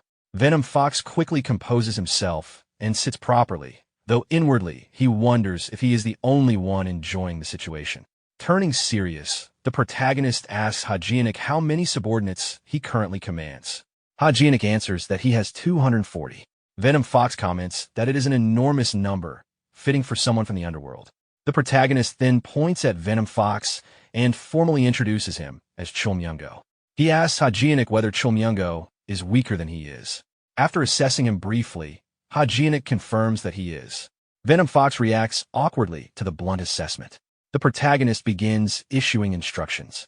Once renovations are complete, Hajionik is to select opponents appropriate to Chulmyungo's level and have him spar regularly. He is also to purchase every elixir available within his means and feed them to him. Hajionik accepts both orders without hesitation.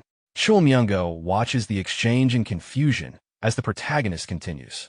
He instructs Hajionik to personally teach and invest in Chulmyungo until he is strong enough to rise as the leader of a 9 Dragon Sect. He emphasizes that Chulmyungo is also his disciple and must be treated with respect. Hajionik bows and swears to carry out every command without exception. At that point, Chulmyungo slams his hand on the table and protests. He argues that no one has asked for his opinion and that he is already exhausted from practicing the Trisword technique to the point of collapse. He questions why he should allow an underworld figure like Hajionik to teach him. The protagonist calmly turns to him and admits he forgot to ask for his opinion. He states that if Chulmyungo dislikes the arrangement, then every swing he makes during sparring will simply count toward the repetitions required for his Trisword technique training. Chulmyungo tries to object further, but the protagonist cuts him off and instructs the two of them to figure out the training details themselves. He then gives Hajionik another task. He is to investigate recent cases of famous orthodox martial masters going missing and monitor any suspicious movements from the demonic faction. Since the demonic faction typically contacts the underworld first when stirring conflict with the orthodox faction, Hajionik is to determine whether any of the groups he knows have shown such signs. Hearing this, Hajionik grows thoughtful. He bows deeply once more and promises to use every method at his disposal to uncover the truth. The protagonist adds one final warning. If Chulmyungo dies, he will take revenge on the entire 8-dragon sect. Jianik, visibly tense, acknowledges and accepts this condition. With that, the protagonist leaves the room. After he is gone, Chulmyungo comments that the man truly does whatever he pleases and then walks away without hesitation. He questions whether Jianik has any pride left, asking if he truly intends to follow every order so obediently. Jianik replies that the command came from the disciple of the Fist King. In the underworld, it is common knowledge that no sect that has ever crossed the Fist King has survived. He considers himself fortunate to be cooperating while he still has the chance. As that thought settles in, another realization dawns on him. If Chulmyungo is constantly pressured and scolded by the protagonist, perhaps that frustration could be redirected. If he handles this situation carefully, he might avoid being treated however the protagonist pleases in the future.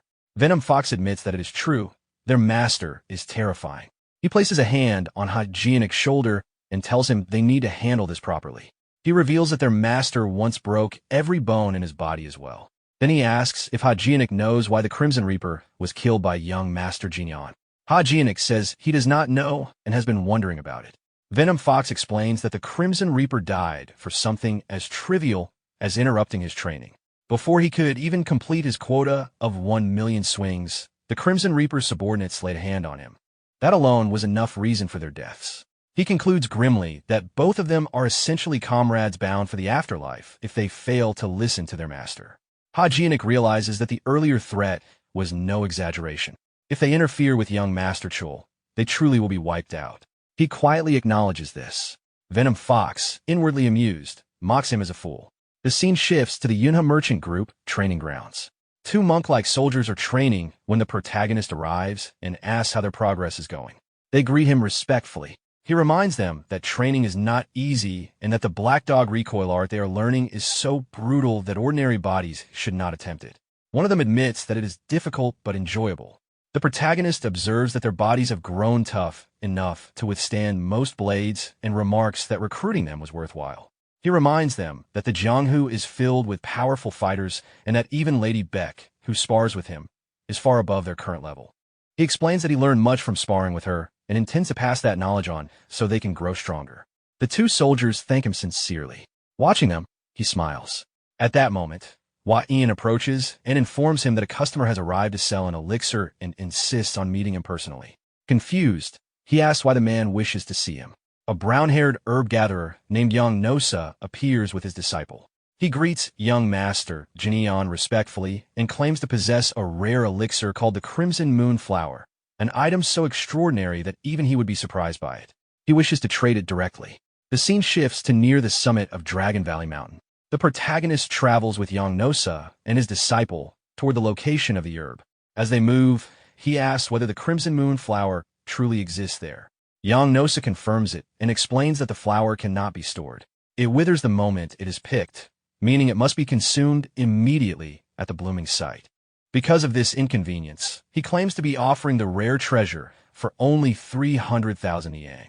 The protagonist acknowledges the reasoning behind the low price. Suddenly, he begins laughing.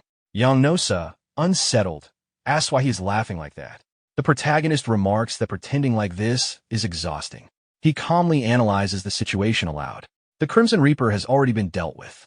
The Ouyang clan, still wary of the Murim Alliance, would not act so rashly. The assassin group previously hired lacks justification to make a move now. That leaves only one possibility. He directly asks Young Nosa about his relationship with the leader of the Little Deity sect. Young Nosa denies any misunderstanding and insists he is merely guiding him to the elixir.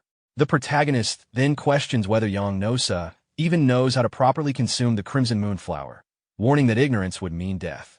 Young Nosa explains incorrectly that one must carefully cup the petals and swallow it at the blooming site without picking it.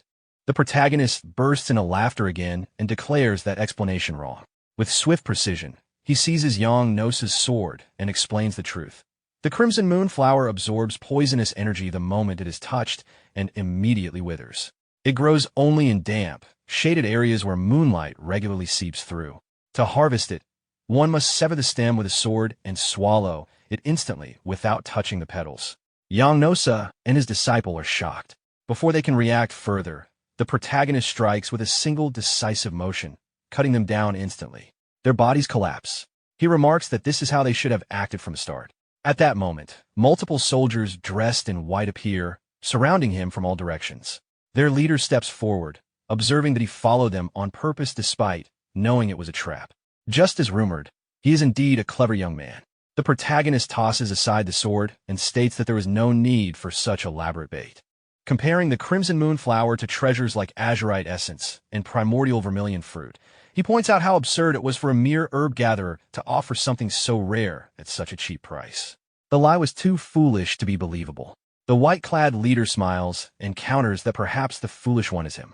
The entire setup was simply the best way to lure him as far away from the Yuna merchant group as possible. Hearing this, the protagonist's expression darkens with fury. In an instant, he appears behind the leader and drives a devastating strike into his chest, blasting straight through him. As the man groaning with pain, the protagonist demands to know what they have done to the Yuna merchant group. The white-clad leader's lifeless body collapses onto the ground. The surrounding soldiers freeze in shock. One of them shouts in panic at the sight of their fallen captain, then snaps at the others to stop staring and attack immediately. All of them draw their weapons and charge. In the next instant, the protagonist, consumed by fury, moves. With precise, overwhelming strikes, he cuts them down almost faster than they can react. Steel flashes, bodies fall, and within seconds nearly all of them are dead. One surviving soldier trembles as he fumbles for his sword, horrified by what he has just witnessed. Before he can steady himself, the protagonist closes the distance and drives a devastating punch into him, slamming him against a massive stone. The impact obliterates the man's body, scattering blood and flesh across the rock. Just like that, every soldier is eliminated. Breathing heavily, the protagonist immediately turns toward the village and begins running at full speed. His thoughts race. His extreme yang energy is surging uncontrollably. From the very beginning, the true target may not have been him, but the Yunha merchant group. He leaps high into the air, accelerating toward the village. Inwardly, he urges the guard squad and the twins to hold out just a little longer. The scene shifts to the village. Chaos has erupted. Invading soldiers pour in. Civilians scream and scatter in panic. The village commander draws his sword and orders his men to prioritize evacuating the merchants and prevent any more intruders from entering. Suddenly, an enemy soldier strikes at him from behind. Before the blow can land, Myungbo, the monk trainee from earlier, steps in and takes the attack directly. The commander turns in shock, calling his name. Myungbo remains standing without visible damage and retaliates with a powerful punch, instantly eliminating the attacker. The commander stares in disbelief. Myungbo absorbed a direct strike and remains completely fine. Myungbo's companion arrives and urges the commander to leave the fighting to them and focus on protecting the chief administrator. The two trainees then charge into battle. With immense physical strength and hardened bodies from the Black Dog recoil art, they begin cutting through the invading soldiers one by one. Their overwhelming resilience and brute force stun the attackers. One of the invading soldiers curses in fear, unable to believe that a mere merchant group possesses guards like these. More soldiers flood in, and one of them shouts that there are only two defenders and that they should overwhelm them with numbers. The attackers surround Myungbo and his companion from every side. Watching from a distance, Hwayeon panics at the sheer number of enemies. At that moment, Baekyak arrives. She takes in the scene before her, soldiers clashing, blood spilling, chaos consuming the merchant grounds. She realizes that the Yunha merchant group is under attack and that this is no illusion. Judging from the vicious killing intent radiating from the invaders, she concludes they are from the unorthodox faction. She asks Hwayeon whether these are people he knows. He immediately denies it. A black-haired lady steps forward and reassures the merchant group members, telling them to go inside. She states that the young lady will handle this. Hwayeon protests that this is their problem and that they cannot allow her to fight for them. The black-haired lady calmly explains that the young lady is merely embarrassed to display her martial arts openly and insists they withdraw. Baekyak removes her hairpin, releasing her long hair. With steady steps, she walks toward the invading soldiers. The enemy soldiers stare at her, unsure.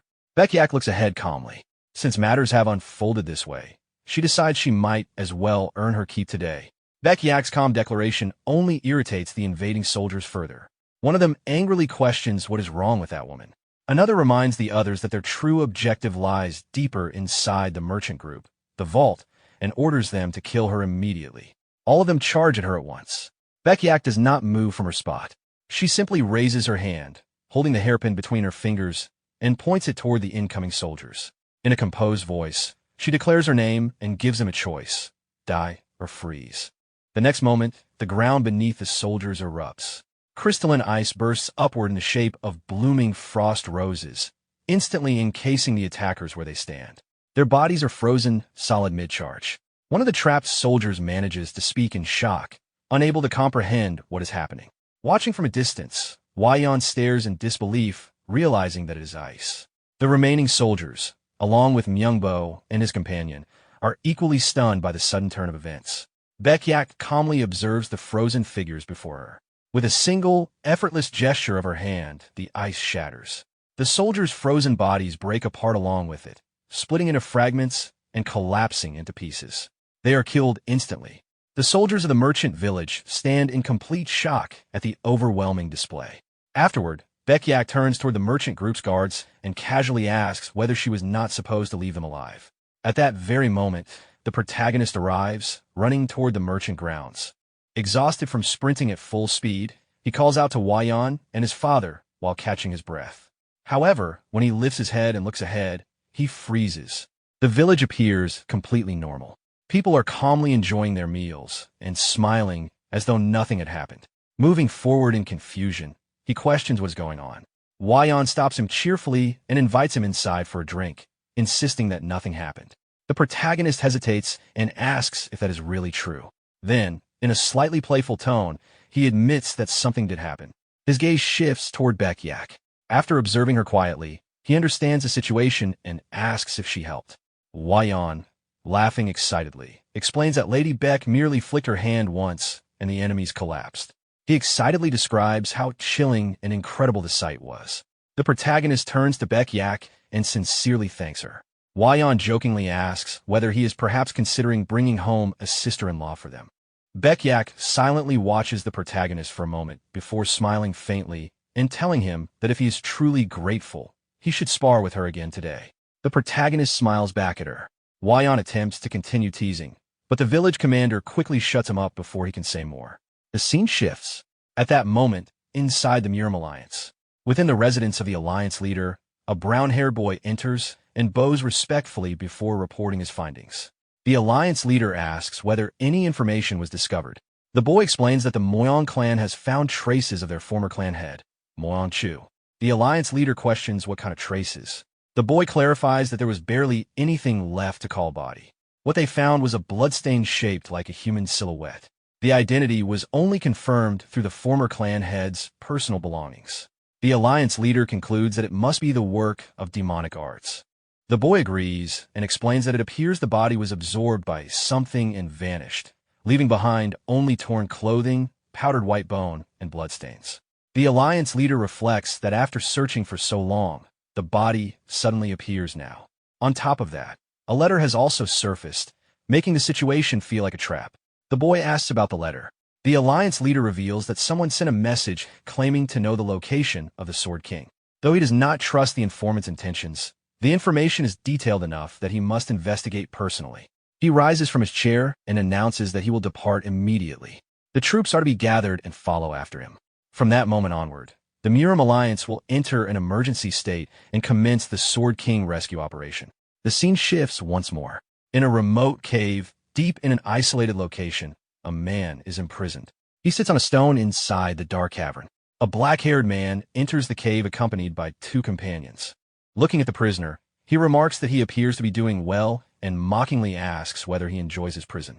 He addresses him directly. Sword King, Nung Chianak. Sword King Nung Chianak calmly remarks that the prison is not bad. Since he was invited there, he asks the black-haired man to reveal his name. The black-haired man replies that he has already thrown away something like a name and tells him that from now on he may call him the Sword Demon. Nung Chianak repeats the title quietly. Inwardly, he recalls the moment he was attacked without warning and how he could immediately tell that his opponent was no ordinary fighter. Now it is clear to him that the man truly belongs to the demonic faction. He then asks why he was left alive. The black-haired man explains that Nung Chianak is known as the Sword King, and if he is to defeat the Sword God with his own hands someday, he needs to continue improving. However, He has not yet had the opportunity to witness the Sword King's martial arts. As he speaks, numerous soldiers enter the cave and surround Nung Chianak from every side. The black-haired man gestures toward them and asks what Nung Chianak thinks of his subordinates. All of them are swordsmen, and for them, simply crossing blades with the Sword King would be an honor. He suggests giving Nung Chianak the chance to kill them one by one. Nung Chianak calmly accepts the offer if he truly intends to give him that chance. The black-haired man then orders the youngest soldier to step forward and kill the great Sword King. If he fails, he himself will die. The soldier accepts the order without hesitation. Before the fight begins, Nung Chianak asks a final question, whether the Fist King and Moyang Chu were also killed in the same way. The black-haired man pauses briefly before recalling the Fist King. He admits that the man fought fiercely and incredibly well, making it impossible to capture him alive. Nung Chianak quietly concludes that they are all gone. He then takes a sword from one of the nearby soldiers. The moment he grips the blade, a powerful aura begins radiating outward from his body. Drawing the sword, he declares that even if he dies, he will drag every last one of the Sword Demon's subordinates down to the afterlife with him. The youngest soldier immediately draws his weapon and advances toward him. He launches a powerful strike, but Nung Chianak blocks it with his sword. The two begin clashing repeatedly, striking and defending in rapid succession. While fighting, Nung Chianak observes inwardly that the youngest swordsman has been trained extremely well. An average martial master from the Orthodox faction would not even be able to match him. The soldier launches another powerful attack. Nung Chianak evades it and realizes that despite the soldier's skill, he is still far from being able to face him.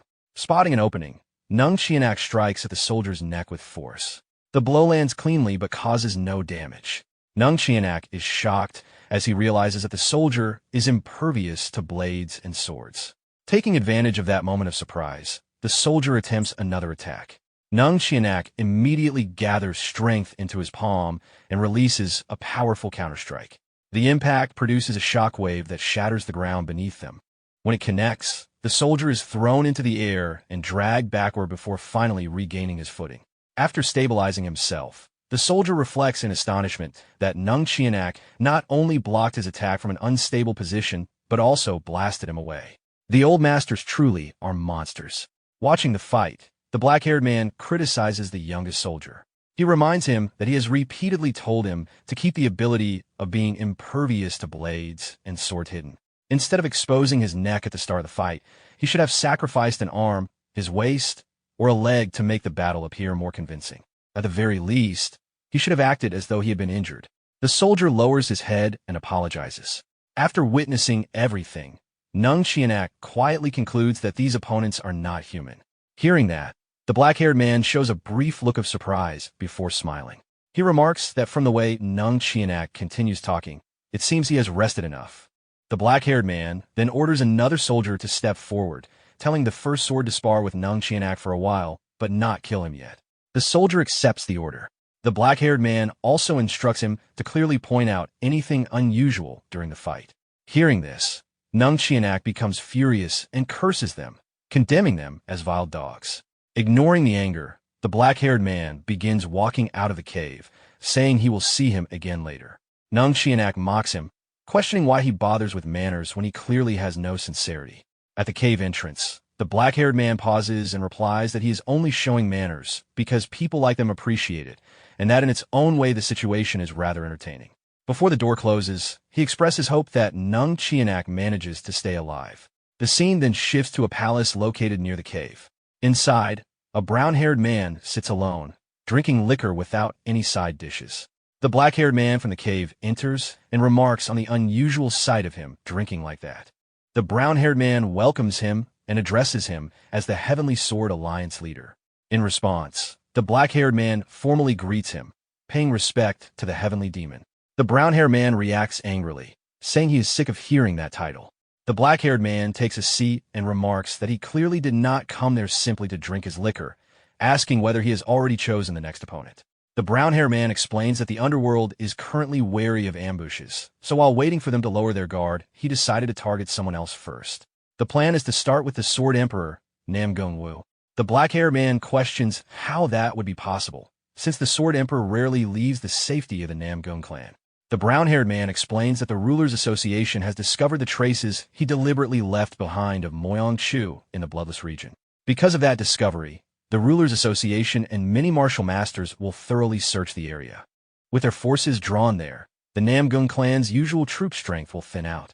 He further reveals that he has arranged for around 50 people to die in Bloodless. While the Namgung clan is distracted, it will become easy to reach the Sword Emperor. He also remarks that if the myriad demon palace master they admire had helped them, they could have caused far greater bloodshed, but that man has been growing colder with time. The black-haired man then asks when they plan to kill that admired myriad demon palace master. The brown-haired man questions why he is in such a hurry. According to him, the myriad demon young palace master will cause trouble first. When that happens, the followers of the myriad demon palace will have a reason to betray their own master. The black-haired man doubts that the young master could accomplish anything significant, calling him a coward. The brown-haired man disagrees. He explains that the young man is not truly a coward, but rather someone with a sensitive inner world. Children raised under extremely intense fathers often become like that. In any case, since they both agree about targeting the Sword Emperor first, it is time to move. They will use minimal manpower, only the two of them. The black-haired man pauses and asks who will absorb the Sword Emperor's power. The brown-haired man smiles and answers that it will be him. He asks if the black-haired man feels uneasy because he keeps yielding everything to him. He reassures him not to worry, saying that even if the world becomes one ruled by the demonic faction, they will still remain each other's only friend. Standing up, the brown-haired man adds that even if the world does not belong to the demonic faction, but instead becomes a world ruled by the sword demon, he would still be satisfied. The black-haired man asks where he is going. The brown-haired man replies that he is heading to the Namgung clan to kill the Sword Emperor.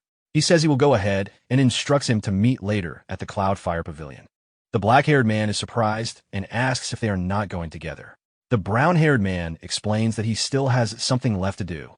The Sword Emperor who escaped earlier still bothers him, so he tells him to finish off the Sword King by today. After saying that, the brown-haired man leaves. Watching him go, the black-haired man reflects inwardly. He wonders why his friend, constantly yielding everything to him, is starting to feel uncomfortable. He questions whether it is because they belong to the demonic faction or because the man is the direct descendant of the heavenly demon who died during the Great Battle of the Five Tombs. He also thinks about how that man's father was a once-in-a-generation genius who fought the three gods of the Orthodox faction alone. Walking into the forest, he continues thinking. Perhaps it is simply because he believes the demonic faction cannot have true friends. He dismisses the thought, deciding that he only needs to grow stronger. If he becomes strong enough, these stray doubts will disappear. After all, the grand plan of the demon god is revolving around him. Eventually, he arrives near a cave sealed with a gate.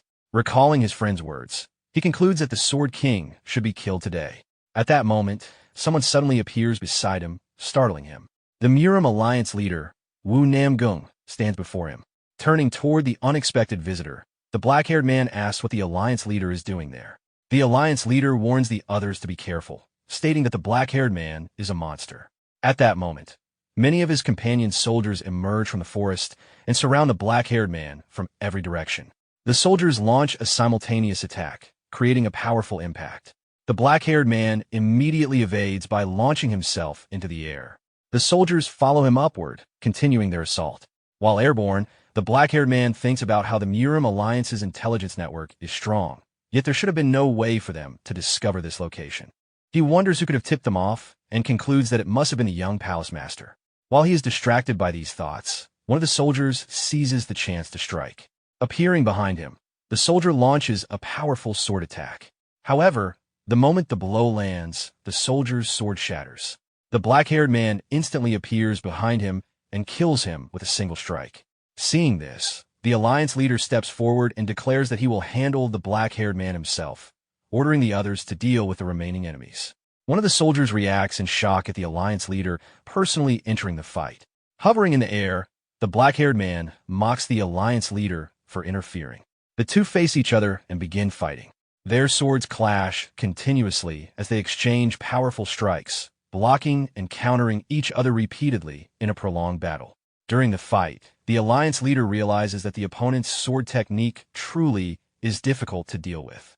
The movements are unusually gentle, making it hard to predict where the next attack will come from. At the same time, the black-haired man recognizes how powerful each of the Alliance leader's strikes is.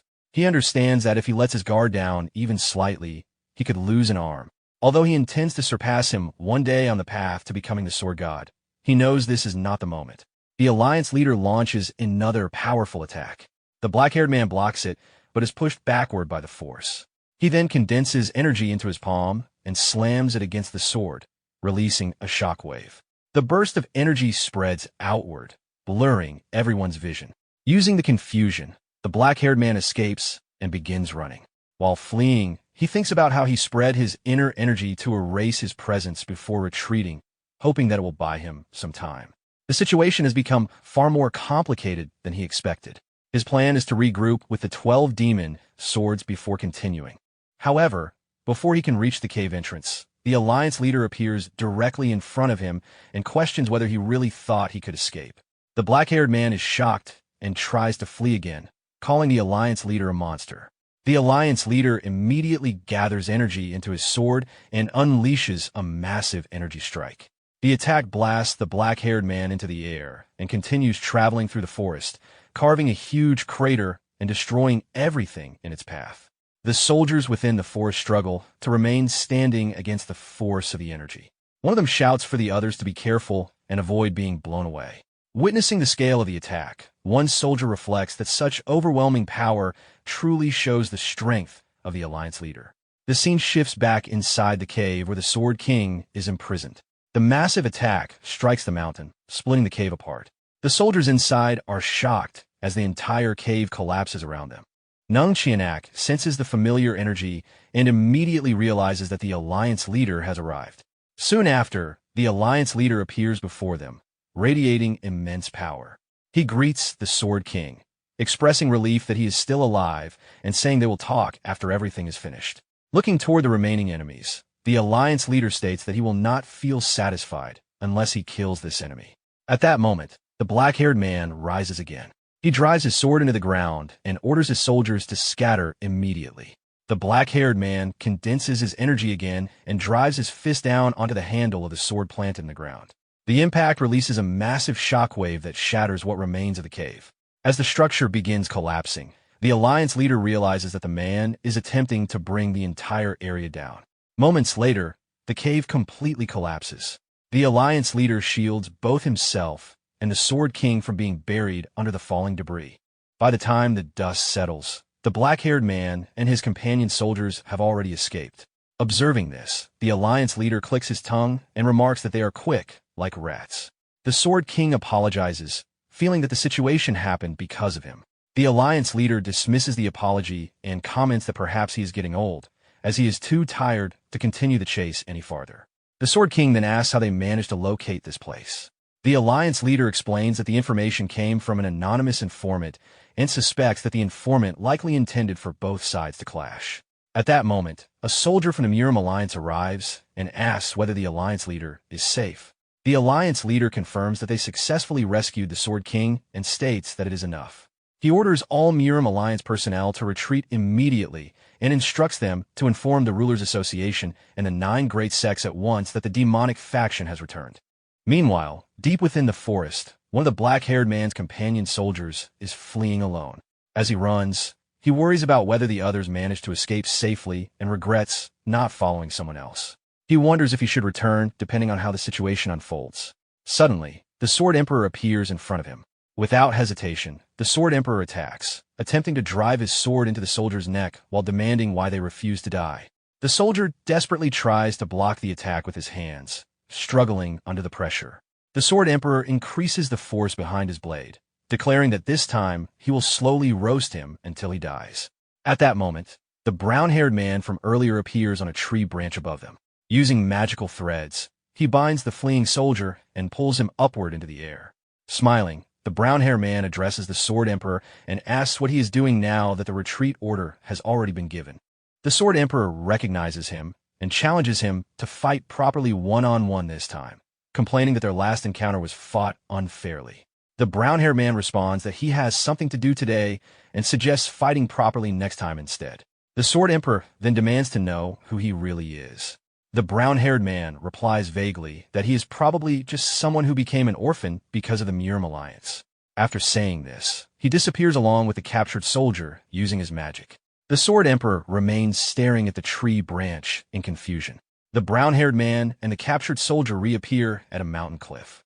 The brown-haired man explains that they can no longer use that location and remarks that the youngest nearly died. The soldier thanks him for saving his life. The brown-haired man then comments that the Alliance leader personally coming there is suspicious and wonders if there might be a traitor within the Heavenly Sword Alliance. The soldier replies that he is not certain, but believes there cannot be a traitor inside the Heavenly Sword Alliance. He states that he will return and rejoin the Heavenly Sword Alliance leader for now. Before allowing him to leave, the brown-haired man says there is something he needs him to do. As the soldier asks what it is, the brown-haired man suddenly strikes him, driving his finger violently into the soldier's head. The soldier cries out in pain, but the brown-haired man gestures for silence and calmly tells him to attain blissful rebirth. As the sun rises, the brown-haired man looks toward it and quietly wonders when the scattered ones will gather again. Elsewhere, a person is seen sitting silently on top of a tree. At the same time, the protagonist is traveling along a river toward his destination. The scene shifts to Anhui Province.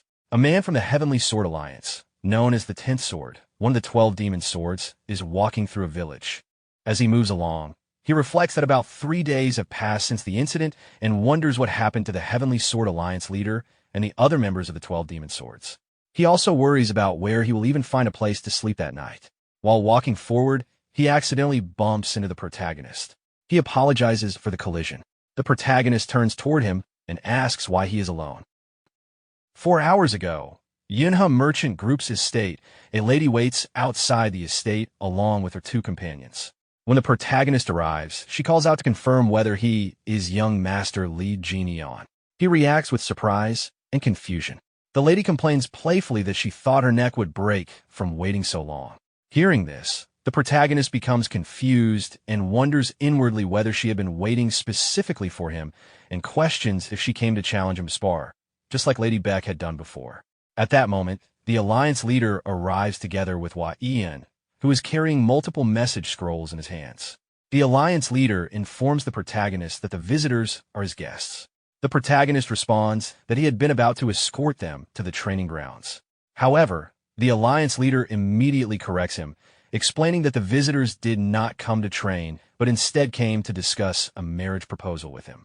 Hearing this, the protagonist becomes visibly shocked. The Alliance leader continues explaining that the lady standing before him is not the only one involved. He reveals that the Bakeley, Shimin, and Dako clans have also sent letters regarding marriage discussions. Yin, while holding the scrolls, expresses amazement and questions what the protagonist has been doing to attract so much attention, remarking that it is all his good fortune.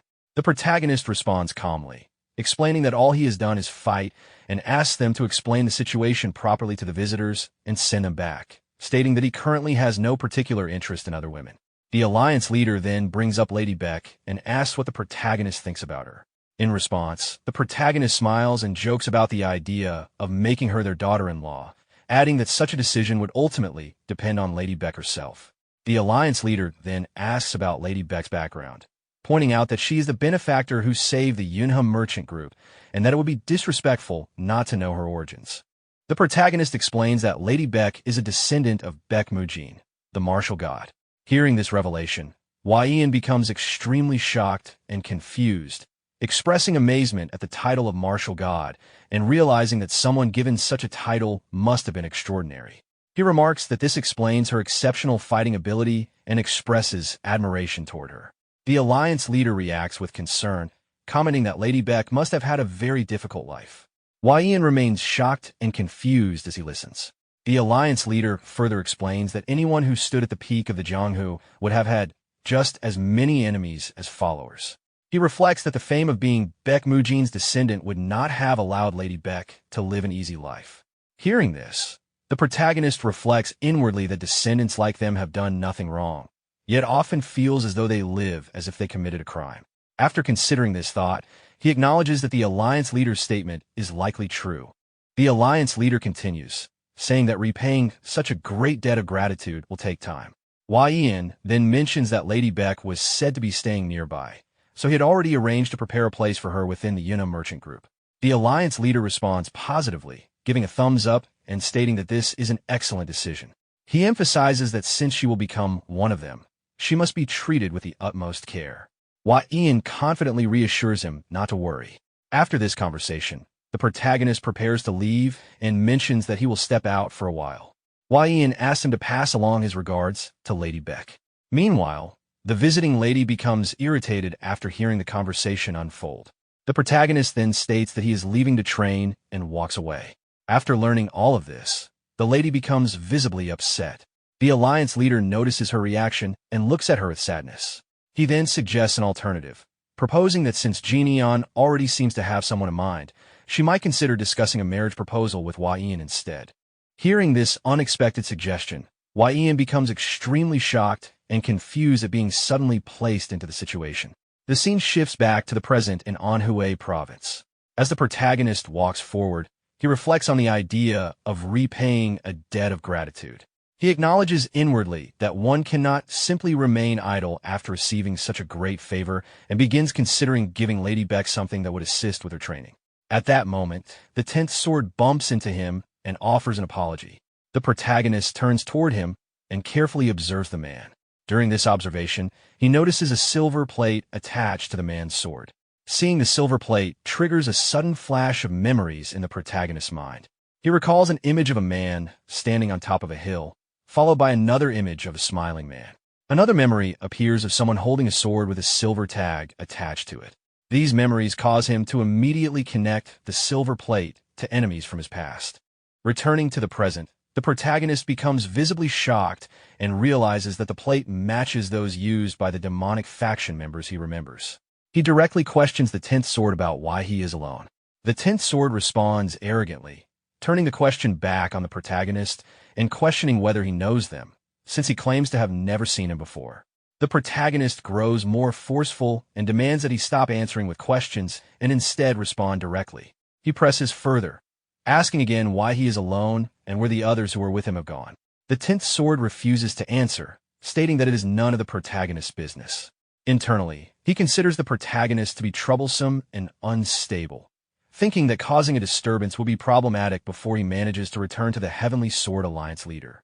Deciding to avoid confrontation, the 10th sword suddenly launches himself into the air in an attempt to flee, declaring that the protagonist should consider himself lucky.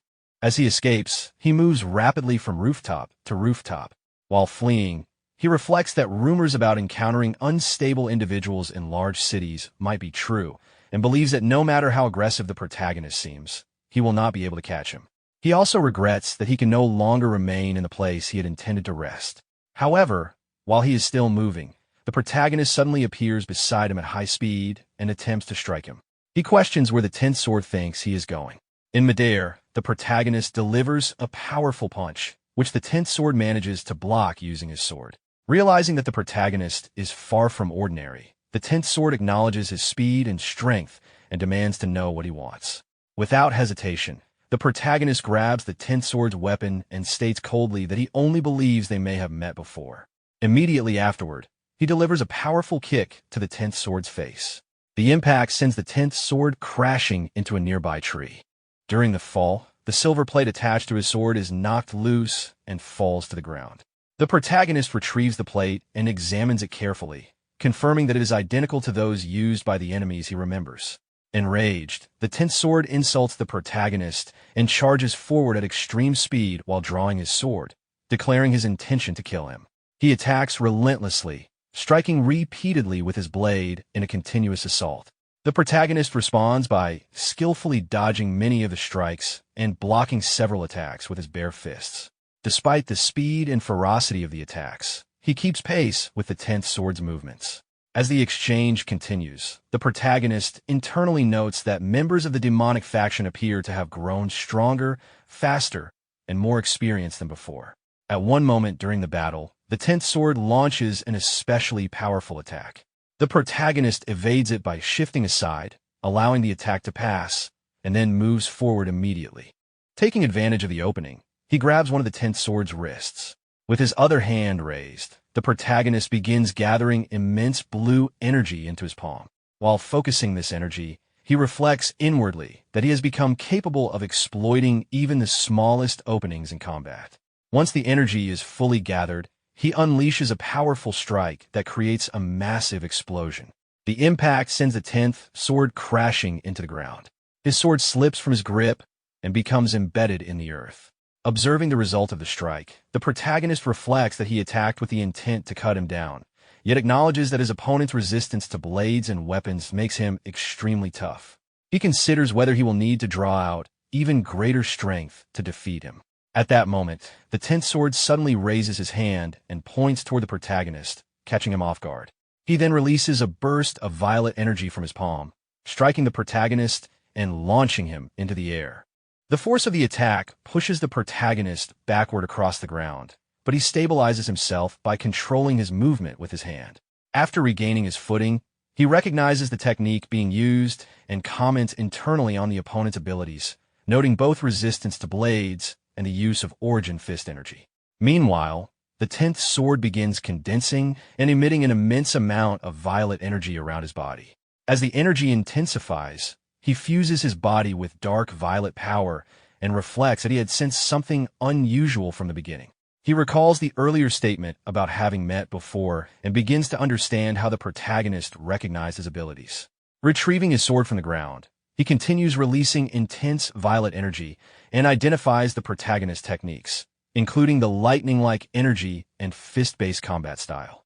With this realization, he concludes that the protagonist is a disciple of the Fist King and questions whether he came here to follow his master. In response, the protagonist firmly denies this. Immediately afterward, he releases a massive outburst of thick blue energy that spreads outward, violently shattering the ground beneath him. Dust, debris, and fragments of stone scatter in every direction as the energy surges outward. The 10th sword raises his arms to shield himself from the incoming debris and force. Preparing to attack again, the protagonist clenches both fists and channels his killing intent, making it clear through his actions that whenever he encounters members of the demonic faction, he cannot restrain himself and is determined to eliminate them.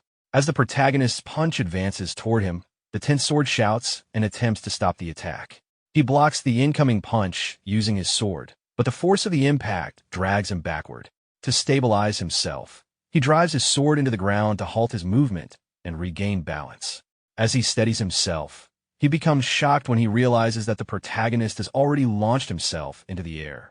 The protagonist is radiating intense blue energy, concentrating it into his fist as he descends toward him. The protagonist then delivers a powerful punch that slams the 10th sword down into the ground, shattering the surface upon impact.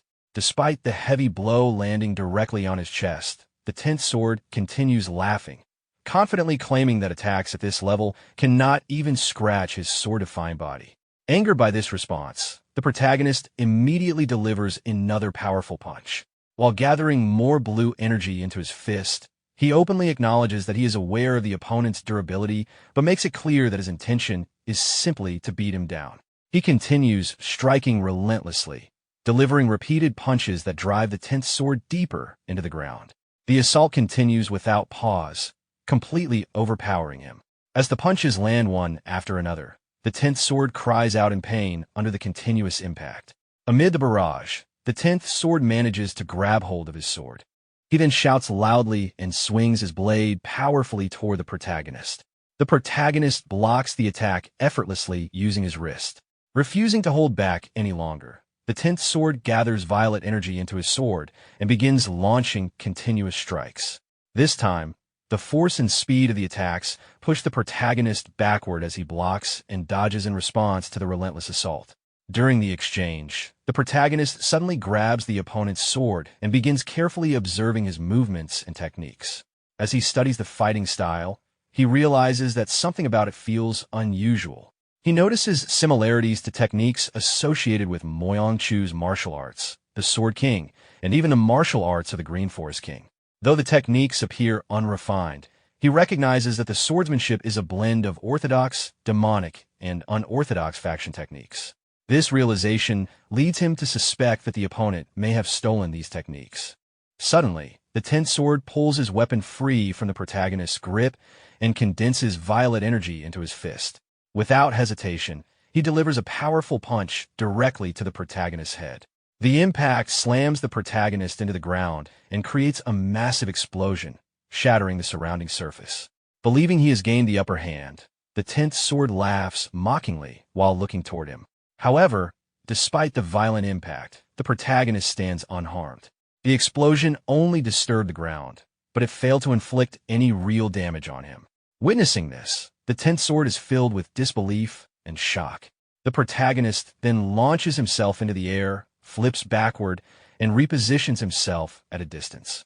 Observing this movement, the 10th sword becomes even more stunned as he senses the overwhelming lightning-like energy radiating from him. As he stares at the protagonist, memories of the Fist King appear in his mind, making him feel as though the Fist King himself has returned once again. Meanwhile, the protagonist begins condensing blue energy around his body and directly questions how many people the opponent had killed in order to steal those techniques. In response, the 10th sword laughs carelessly, admitting that he never bothered counting. He then gathers immense dark violet energy into his blade and swings it powerfully, declaring his intent to end the protagonist's fist technique. With the swing, he releases a massive energy attack aimed directly at the protagonist. Despite the incoming attack, the protagonist remains calm and motionless, silently analyzing the power and structure of the attack. He concludes that while the energy itself is strong, the sword chi lacks refinement, reinforcing his suspicion that the technique was stolen from someone else. This realization fills him with rising anger, especially when recalling that he once died fighting enemies like this. As the energy attack approaches, the protagonist raises his hand and unleashes a counterattack using his immense blue energy. The two forces collide, but the protagonist's attack proves overwhelmingly superior. His power completely repels and destroys the incoming attack, scattering the remaining energy. Following this clash, the protagonist raises his hand and clenches his fist once more, gathering an immense concentration of blue energy. He prepares to unleash a powerful technique, channeling the strength of the White Lightning 10-stage art and reaching the 9th stage extreme realm. The protagonist unleashes a powerful thunderclap attack. His energy surges outward and transforms into a massive blue energy fist that advances forward, smashing through the 10th sword's continuous attacks. Seeing the enormous range and overwhelming force of the attack, the 10th sword becomes completely shocked. He freezes in place, unable to react or process what is happening as the giant energy fist rushes toward him. The massive fist slams into him with tremendous force, driving him straight into the ground and shattering the surface beneath him. The impact throws debris high into the air and creates a massive crater, leaving behind the clear imprint of a fist carved deeply into the earth. The 10th sword lies unconscious at the center of the crater. After some time, he begins to regain consciousness and groans in pain. Despite his injuries, anger drives him to move again, and he launches himself upward from within the crater in another attempt to attack the protagonist. In response, the protagonist raises his hand and activates his power of void manipulation. Crimson-red energy spreads outward from his palm and takes the form of a massive energy hand. Using this construct, he seizes the 10th sword midair while he is charging forward. With the energy hand gripping him firmly, the protagonist pulls him closer. Once he is within reach, the protagonist grabs him directly by the neck. The 10th sword groans in pain as the grip tightens. Remaining silent for a brief moment, the protagonist exhales calmly. While holding him firmly, he observes that the 10th sword is shedding tears of blood and concludes that his eyes are his weak point. Without hesitation, the protagonist brutally drives 2 fingers into one of the 10th sword's eyes. The 10th sword screams in intense pain as the attack lands. Still holding him by the neck, the protagonist demands to know what he truly is. Despite the severe pain, the 10th sword laughs weakly and responds in a cryptic manner, refusing to give a clear answer. Keeping his fingers embedded in the wound, the protagonist begins gathering blue energy into them and warns him to stop smiling. The 10th sword cries out again as the energy builds. The protagonist then gives him a final choice, either speak or die. In response, the 10th sword chooses death without hesitation. Accepting this answer, the protagonist releases the concentrated blue energy directly into his opponent's skull through his fingers. The 10th sword screams in agony as the energy detonates from within. The resulting explosion releases a massive burst of dust, debris, and light across the surroundings. As the light gradually fades, the destruction becomes visible. The 10th sword's weapon has been completely destroyed, and his body lies defeated on the ground. The upper half of his body has been obliterated by the impact of the energy. The protagonist stands silently for a moment after the battle ends. Afterward, he reaches into his pocket and takes out the silver plate that had been attached to the 10th sword's weapon. While examining it, he reflects that he will uncover the truth behind it, even if the answer cannot be obtained directly from his defeated enemy. The scene then shifts elsewhere within Anhui province. A black-haired man is seen sitting inside a moving chariot, holding a sword that bears the same type of silver plate attached to it. As the chariot enters the province, a brown-haired man with brown eyes is seen nearby, along with one of his companions. The companion notices his expression and asks whether something is wrong. The brown-haired man quietly surveys the surroundings for a moment before responding that it is nothing. Shortly afterward, the chariot arrives at the Scorched Cloud Pavilion. The pavilion is brightly decorated with lanterns and glowing lights. Inside the pavilion, the same brown-haired man who had earlier killed the soldier at the mountain cliff is now seated, reviewing several scrolls and continuing his work. While he is focused on reading, another voice interrupts him, commenting that he appears quite busy. The brown-haired man recognizes the visitor and notes his arrival. He also observes that the newcomer appears to be in terrible condition and mentions that he heard the Alliance leader had been present earlier. The visitor is revealed to be the same black-haired man who had previously fought the Alliance leader. He confirms that not only the Alliance leader, but also the iron-blooded Blade Emperor had appeared. He remarks that the Blade Emperor has been relentlessly hunting them. He also notes that since there has been no contact from the youngest member or the 10th sword, they have most likely been eliminated. Hearing this report, the brown-haired man reacts by acknowledging the heavy loss and comments that significant resources have been invested into them. He questions whether the sword was at least recovered. The black-haired man takes a seat and explains that the weapon was not retrieved. He further suspects that someone deliberately exposed their location so that the Murim Alliance would discover them, and he believes this may have been the work of the Myriad Demon Palace's young master. The brown-haired man considers this and reflects on reports that the Myriad Demon Palace Lord has recently completed his secluded cultivation. He concludes that the young master is likely planning something significant. The black-haired man then asks whether that information was included in the report. The brown-haired man confirms that it was and adds that there were several details that caught his attention. Among those details, he brings up a specific name, Li Jinyan, identified as the first young master of the Galaxy Merchant Guild, and questions whether the black-haired man has heard of him before. The black-haired man reacts with confusion upon hearing the name, Li Jinyan, stating that he has never heard of him and questioning whether he is someone who might become strong in the future. The brown-haired man responds that it is possible, though the chances remain slim. He explains that the first young master of the Yunha merchant group already has many enemies. He mentions that not long ago, the first young master of the Ouyang clan had requested the gold-silver assassins to eliminate someone, and that target was the first young master of the Yunha merchant group. He further explains that Ouyang who specifically requested stronger assassins to deal with him. The black-haired man comments that the young man clearly has many enemies. He then shifts the discussion, stating that since they have gathered sufficient intelligence, they should now consider confronting the Sword Emperor. He adds that with the Namgung clan positioned nearby, remaining idle makes him restless and eager for action. The brown-haired man, however, advises against confronting the Sword Emperor for the time being. He explains that something about the situation feels suspicious. Since Yu Zhonghong has already made a move, he suspects that the Rulers' Association may have prepared a trap in advance. Hearing this, the black-haired man becomes irritated and questions whether that means they must go into hiding again. Frustrated, he suddenly stands up and slams his fist onto the table, expressing that no matter how careful they try to be, constantly hiding has become exhausting. The brown-haired man calmly corrects him, stating that they have not truly been hiding, but have instead been wandering while searching for prey. Still frustrated, the black-haired man slams his fist onto the table again and demands to know where this prey actually is. He complains that his martial arts have stopped progressing and expresses that he is tired of capturing opponents like the Sword King merely to steal their martial arts. Instead, he insists that they should simply kill their enemies outright. In response, the brown-haired man observes that his frustration likely comes from his martial arts stagnating. He then proposes a plan. If the black-haired man delays attacking the Sword Emperor, he will personally handle baiting the Sword Emperor into coming to them. The black-haired man falls silent, staring at him without responding. Seeing his reaction, the brown-haired man questions why he looks surprised and reminds him that he is destined to become the demon god. He emphasizes that absorbing the Sword Emperor's power is essential, even if it involves walking into a trap.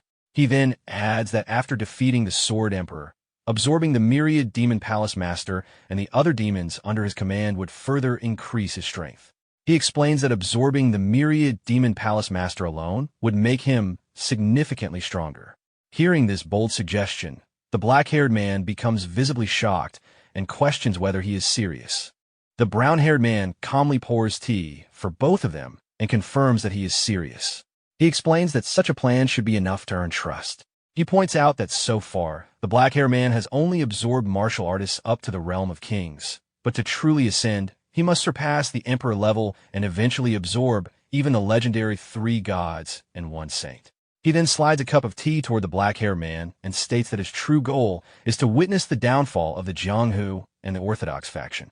The black-haired man accepts the tea and remains silent for a moment, thinking carefully.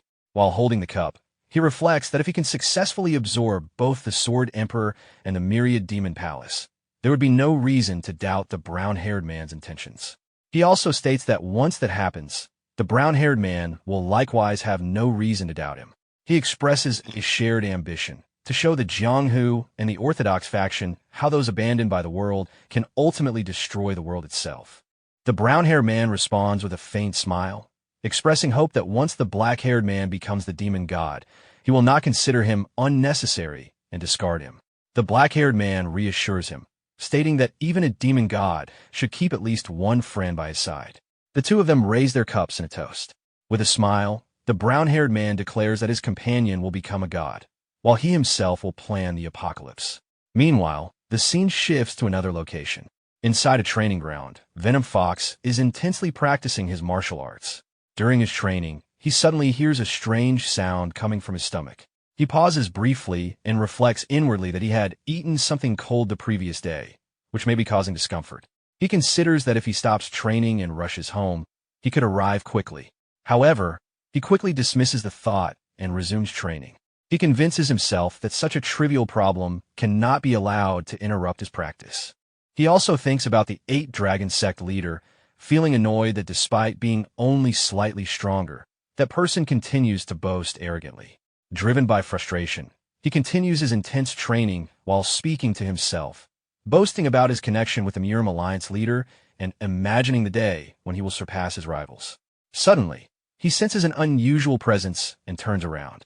A shadowy figure with glowing blue eyes approaches him, causing him to panic and shout in fear, momentarily believing that he has encountered a ghost. Moments later, the figure reveals herself to be Lady Beck Yak. Relieved to see that it is a person and not a ghost, Venom Fox lets out a sigh. However, almost immediately afterward, he realizes something embarrassing has happened due to his fear. This realization causes him to become angry, and he directs his irritation toward Lady Beck Yak, blaming her for startling him. Lady Beck Yak responds while covering her nose, questioning why the situation would be her fault and commenting on the unpleasant smell in the air. Venom Fox shouts loudly with anger and irritation, blaming Beck Yak for startling him by wandering around like a ghost, which causes embarrassing incident. After hearing his outburst, Beck Yak thinks inwardly that he sounds like a weak lunatic. Still covering her nose because of the smell, she tells him that she will pretend not to have seen anything and asks him to just leave. Ignoring the situation, Venom Fox resumes his martial arts practice, muttering that he dislikes how the situation feels. Beck Yak questions what he is doing, but Venom Fox responds with arrogance, insisting that he will not stop training over such a small incident. He justifies his stubbornness by declaring himself to be the poisonous fox. Beck Yak remains silent while staring at him, and as Venom Fox continues practicing, she thinks inwardly that he is completely insane. Deciding not to stay any longer, she leaves the training ground and heads in another direction. While walking, Beck Yak suddenly becomes shocked when she unexpectedly encounters the protagonist. She instinctively addresses him as young master, but he simply responds with a wink instead of speaking. As she approaches closer, the protagonist asks whether she is returning from training. Bekyak confirms that she is and asks when he arrived. He tells her that he arrived about 2 hours earlier. While observing him, Bekyak suddenly notices bloodstains on his fingers and becomes worried. She quickly rushes toward him and grabs his hand, anxiously questioning why his hand looks like that and assuming that something serious must have happened. The protagonist calmly explains with a relaxed smile that he killed a man who appeared to be serving under the sword demon. He adds that since it was blood from someone of the demonic faction, it did not wash off easily. After hearing this explanation, Bekyak releases his hand and pulls back while blushing. Seeing her reaction, the protagonist looks slightly confused and comments that his hand is simply dirty before asking whether she is all right. He watches her silently for a moment with a gentle smile before asking if they can talk while walking. Bekyak agrees without hesitation. As they begin walking together, the protagonist is shown clenching his fist, which Bekyak notices. After walking a short distance, Bekyak reaches forward and takes hold of his hand. While blushing, she explains that she did not let go because his hand was dirty. Still holding his hand, she asks whether her hand feels cold. The protagonist looks at her hand and responds with a smile, reassuring her that it feels warm. They continue walking and eventually leave the area. After some time, they arrive at a nearby lake and stop there. While standing by the lake, the protagonist begins sharing information he learned. He explains that the group he encountered referred to the sword demon as their leader and that his subordinates were resistant to swords and blades. However, he notes that their eyes appeared to be their weakness. Bekyak listens carefully and responds with confidence. She explains that her clan possesses extensive information about the demonic faction forces. She mentions that her younger cousin Beck, Ran, has memorized much of this knowledge. She also adds that their main clan estate likely contains records about unknown forces that even the Central Plains may not recognize. She encourages him to share any clues he discovers, promising to provide answers herself or consult Beck Ran when necessary. The protagonist expresses his gratitude for her support. After thinking briefly, Bekyak adds that if the leader is called the Sword Demon, then they are likely followers of the Black Immortal Sword Demon. Hearing this, the protagonist suddenly recalls words spoken to him in the past by the Alliance leader, who had remarked that being a descendant of Beck Mutant must have made Lady Beck's life difficult. Snapping out of his memories, the protagonist asks Bekyak whether she has faced any hardships since arriving in the Central Plains. Bekyak responds that she has not experienced significant difficulties and comments that there are many beautiful places in the Central Plains. However, she also remarks that strange occurrences sometimes happen. While looking out across the lake, she wonders aloud why the first heavenly demon chooses to live in an isolated place filled with endless white snow instead of somewhere peaceful like this. The protagonist begins to respond, but before he can finish, Bekyak continues speaking. She reflects that the reason is probably tied to the many lives the first demon god took in the past. She explains that the demonic factions of that era were destroyed by his hands, and because of that history, the descendants who followed must have suffered from lingering resentment. She suggests that unseen grudges may still be pursuing them without their knowledge. The protagonist acknowledges her reasoning, agreeing that it is an understandable explanation. At that moment, both the protagonist and Bekyak suddenly sense something unusual. Instinctively, they turn around. As they look back, they notice multiple figures standing on the mountains behind them. The figures have glowing red eyes and are clearly watching them. Observing the threatening presence, the protagonist calmly remarks that it seems Bekyak also has enemies harboring resentment against her, enemies she may not have been aware of. The group that appeared behind them begins staring toward the protagonist and Bekyak with their weapons ready. At the top of the cliff stands their leader, holding an umbrella. The leader appears to be a masked man, calmly overseeing the situation from above. Looking toward the masked figure, the protagonist thinks that the man on the cliff is likely their leader. Bekyak then asks whether he knows where these people came from. The protagonist replies that if they are the ones wearing golden-colored masks, they are most likely an assassination organization known as the Gold-Silver Assassins. Carefully observing their opponents, the protagonist thinks that assassins normally do not reveal themselves so openly. He concludes that they must be highly confident in their skills and also realizes that they appear stronger than the assassins he encountered previously. Without hesitation, the masked leader gives a command, ordering all of them to attack together at once. Immediately, all of the assassins leap down from the cliff toward the protagonist and Bekyak. They land heavily on the ground, releasing a powerful shockwave that spreads outward. The force of a shockwave drags the protagonist away, creating distance between him and Baek-yak. One of the assassins shouts loudly, ordering the others not to let them escape. After hearing the command, multiple assassins rush toward the protagonist to attack. Standing with a calm expression, the protagonist looks toward Baek-yak as she fights against multiple opponents. He thinks inwardly that the attackers deliberately created distance between them, and before he could repay Baek-yak's kindness, he has once again ended up owing her. At that moment, an assassin charges toward him and swings his blade with great force. The protagonist swiftly dodges the attack and counters immediately with a powerful punch. The strike lands directly on the assassin's head, shattering it instantly. The remaining assassins become visibly shaken, realizing the overwhelming force of his attack. They react in shock, thinking that his punch alone was enough to sever the opponent's neck. The protagonist then addresses the assassins, questioning whether they thought he was easy prey simply because he stepped back willingly. He challenges them to attack again, just as they did moments earlier. Lightning energy begins radiating from his body as he maintains a cold expression. He warns them that if they refuse to advance, he will move toward them himself. Suddenly, the protagonist senses a very unpleasant sound and immediately covers his ears. He realizes that the sound being produced is a form of sound art.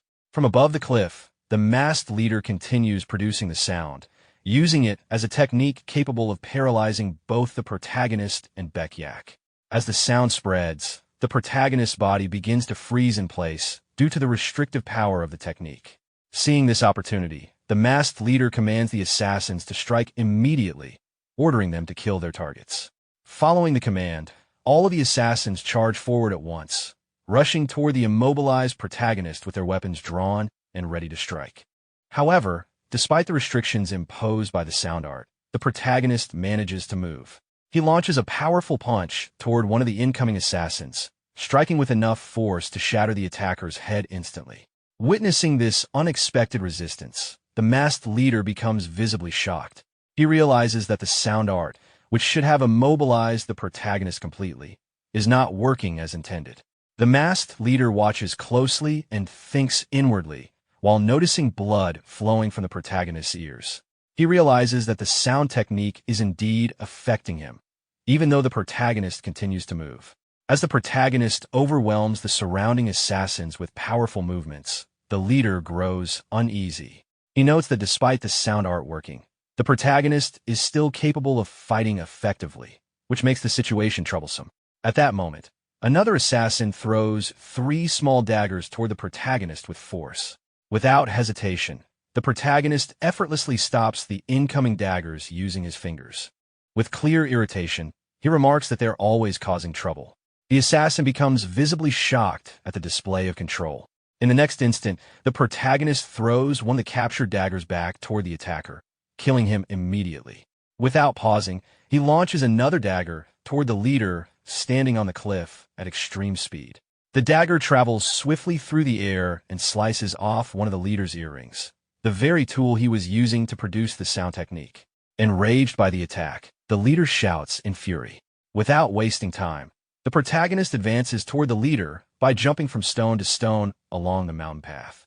With a powerful leap, he launches himself into the air, gathering lightning energy into his fist while demanding to know why they suddenly came after him. He then delivers a powerful punch to the ground, releasing a massive shockwave that knocks the leader down onto the surface below. The leader groans from the impact. With visible anger, the protagonist confronts him directly.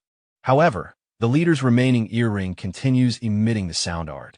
The wave strikes the protagonist again, causing severe internal injury. Blood begins spilling from his eyes and mouth as the attack takes effect. Taking advantage of the moment, the leader swings his weaponized umbrella with force. The impact sends the protagonist sliding backward across the ground. After regaining his footing, the protagonist realizes that even with a single bell, the leader can inflict internal damage. His consciousness begins to fade, and he concludes that his close combat techniques are not well suited against this type of martial art. Radiating intense sound waves, the leader slowly walks toward him, confidently declaring that the protagonist can no longer move. He then points the weaponized umbrella directly at him and advances aggressively, declaring that he will end the fight swiftly and without pain. At that moment, Baek-yak watches in growing fear and calls out to him in alarm. As the leader closes in, lightning energy suddenly begins gathering throughout the protagonist's body. In a sudden reversal, the protagonist grips the leader's weaponized umbrella with one hand and seizes his head with the other. Lightning energy bursts from his body as he remarks that he feels better now and curses the bell that caused his suffering. The leader becomes completely stunned at what he witnesses. In disbelief, he realizes that the protagonist burned his own head with lightning energy to disrupt the illusion technique created by the sound art. Taking advantage of the moment, the protagonist reaches forward and grabs the leader's ear, the one still holding the remaining earring. With a powerful pull, he tears the ear completely from the leader's body. The leader screams loudly in pain while the protagonist holds the severed ear firmly. With cold determination, the protagonist confronts him directly. He identifies him as a member of the Gold-Silver Assassins and demands information about their base. He gives him a brutal choice: either reveal the location before dying or face death immediately without speaking. The leader suddenly opens the umbrella, blocking the protagonist's view. Using the brief moment of confusion, he immediately turns and flees at full speed. Reaching the edge of the mountain cliff, he launches himself into the sky while thinking in panic that the opponent he faced is a monster and that fighting him one-on-one is extremely dangerous. He quickly forms a plan, thinking that if he can capture the woman who was with him as a hostage, he might still escape. However, when he looks toward Baek-yak, his fear only deepens. She has already eliminated all the remaining assassins, and the frozen bodies around her form a flower-like pattern made of ice. Seeing this terrifying sight, he becomes completely shaken, realizing that she's also a monster in her own right. Baek-yak notices him immediately and launches herself into the air to intercept him, gathering snow energy into her palm. At the same time, the protagonist advances from behind, closing the distance rapidly. With the leader trapped between them in midair, Baek-yak attacks from the front, while the protagonist strikes from behind. Both attacks land at the same moment. The leader cries out in pain as his body is struck by the combined force. The impact completely shatters his body, disintegrating him in midair. At the same moment, the hands of the protagonist and Baek-yak collide with each other after striking their target.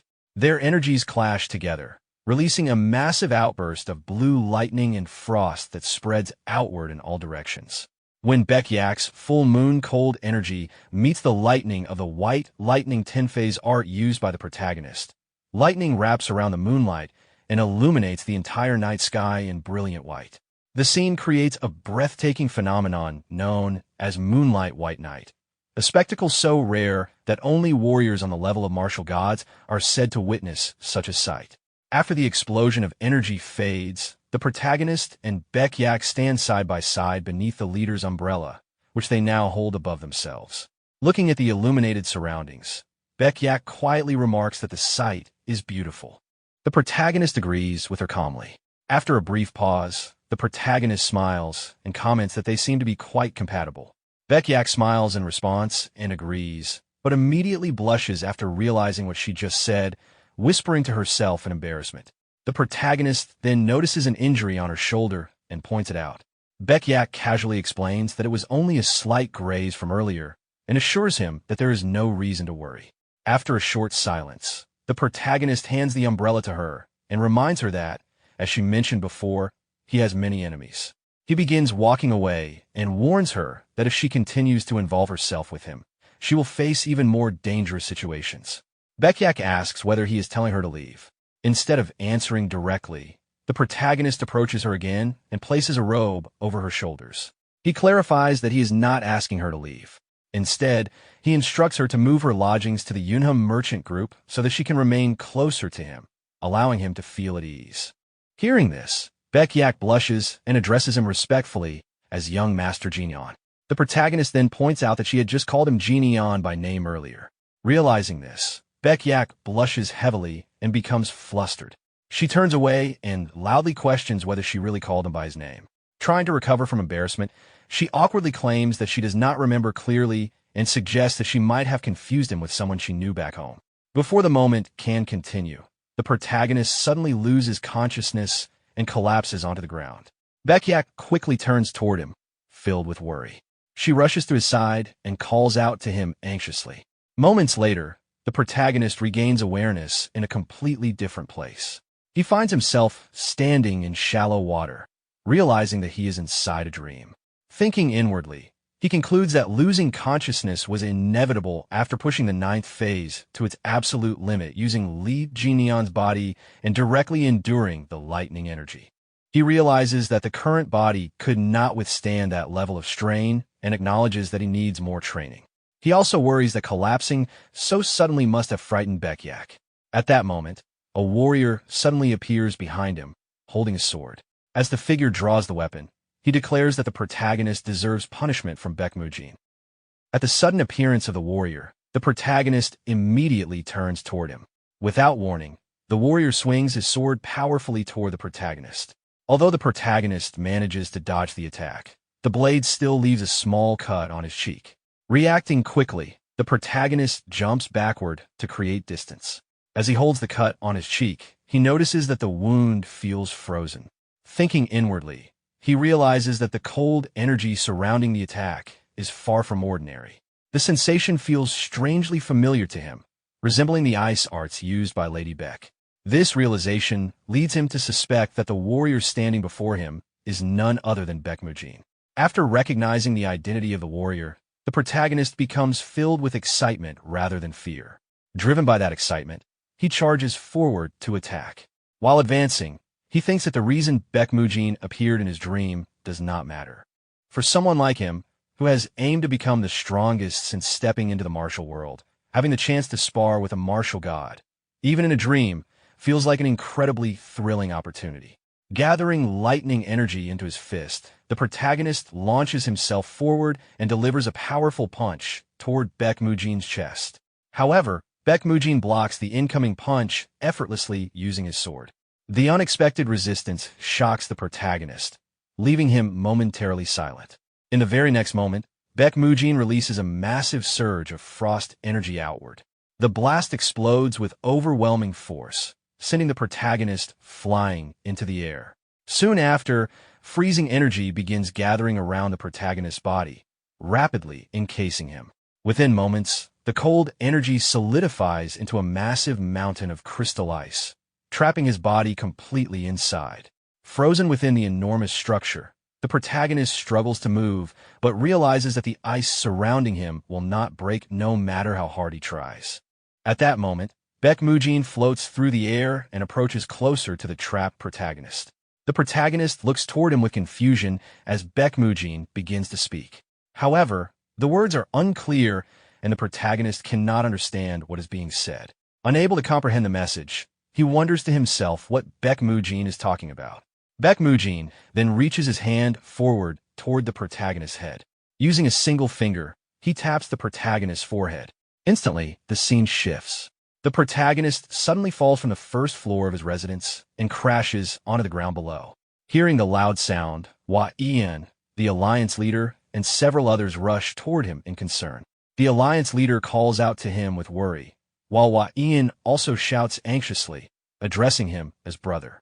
Still lying on the ground and holding his head in pain, the protagonist weakly asks where he is. Meanwhile, Jaeyeon casually dismisses the situation, commenting that the protagonist simply fell while sleepwalking and that everyone is making unnecessary fuss over nothing. The Alliance leader calls out to Jaeyeon in a firm tone. Jaeyeon responds casually, saying that he is only speaking the truth. Soon after, the scene shifts back to the protagonist's room. Sitting on his bed, he begins to question how he ended up there. He clearly remembers collapsing at the lake, yet somehow he is now safely inside his room. Hua Ian explains the situation to him. She tells him that Lady Beck carried him all the way back on her back. She stayed by his side for a long time, watching over him carefully, and only left after confirming that his life was no longer in danger.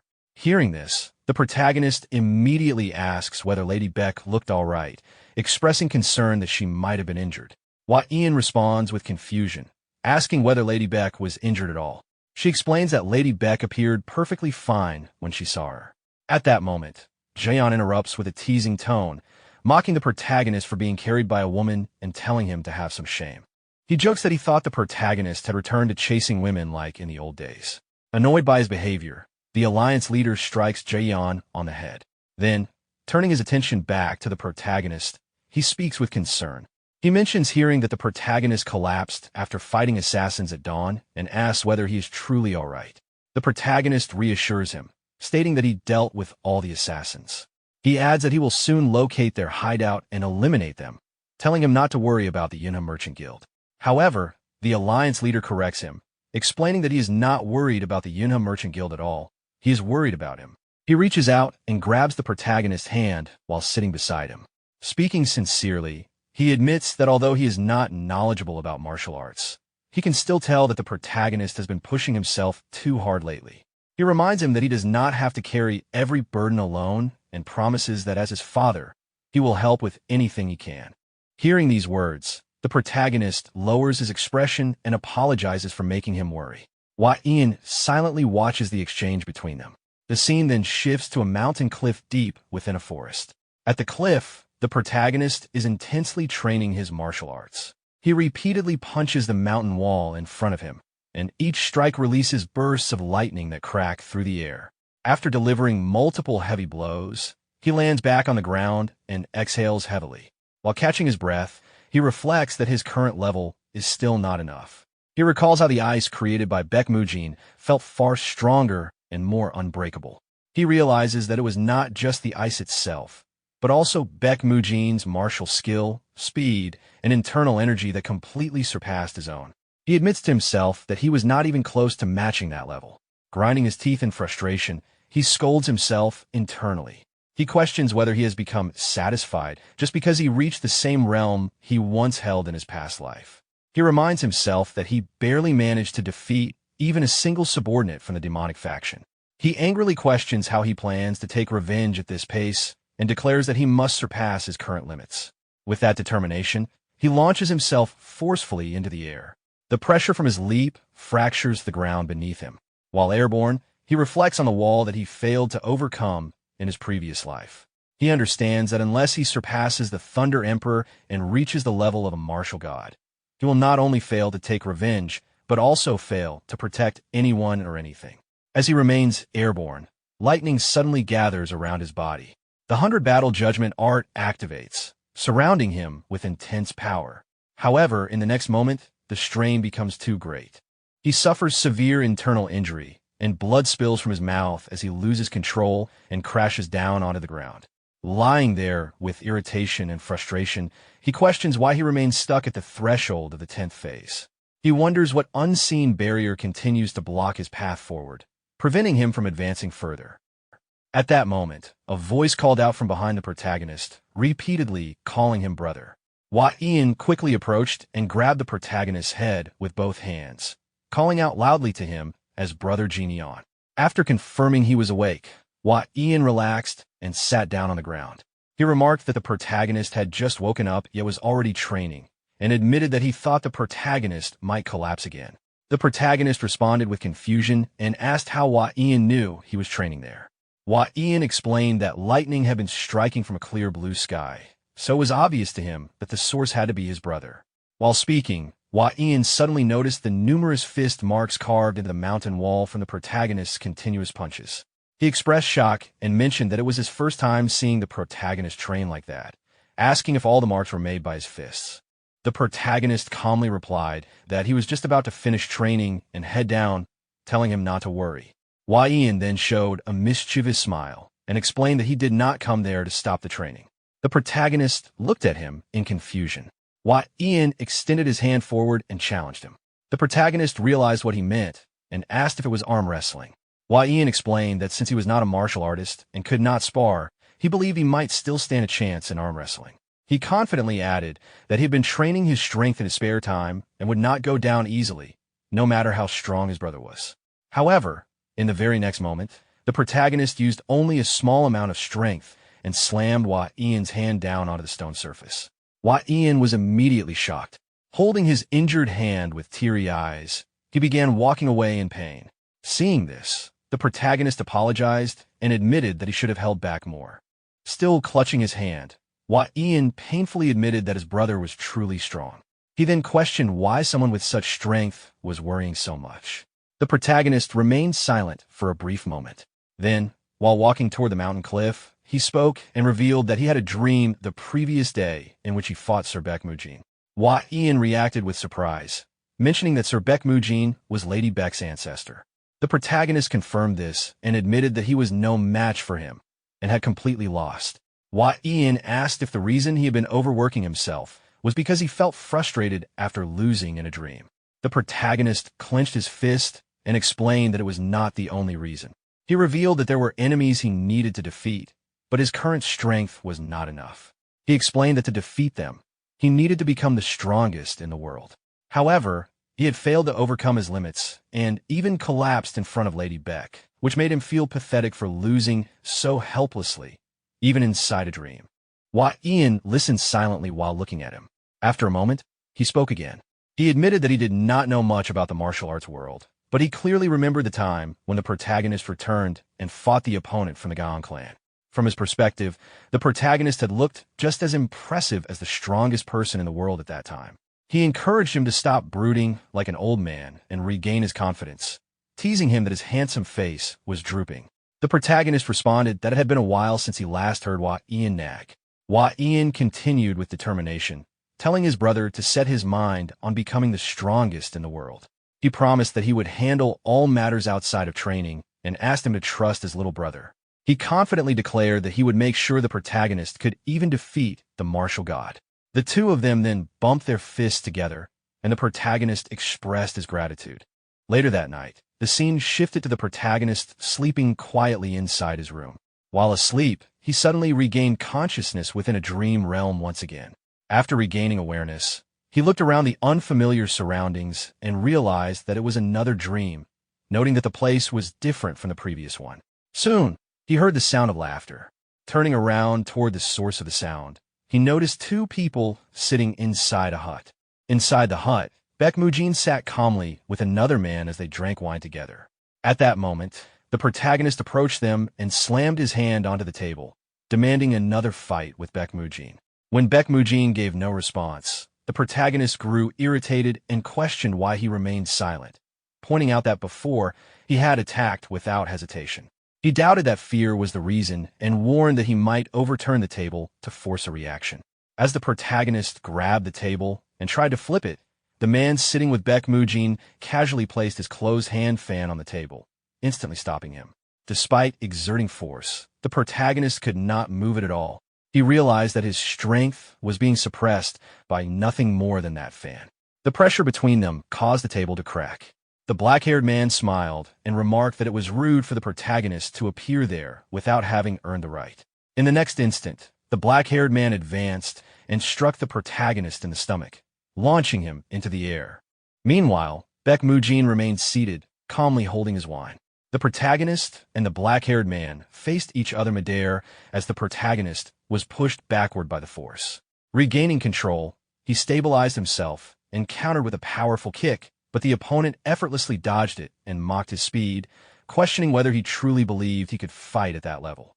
The protagonist gathered lightning into his fist and attacked again, but the black-haired man continued to evade with ease, pointing out that his technique was too obvious. Even after another attack, the result remained the same, and the opponent commented that even the Cloud Dragon would perform better. Then, with a calm smile, the black-haired man questioned whether the protagonist intended to continue living in the Jianghu. The protagonist stared at him in silence, irritated, as the man began moving away.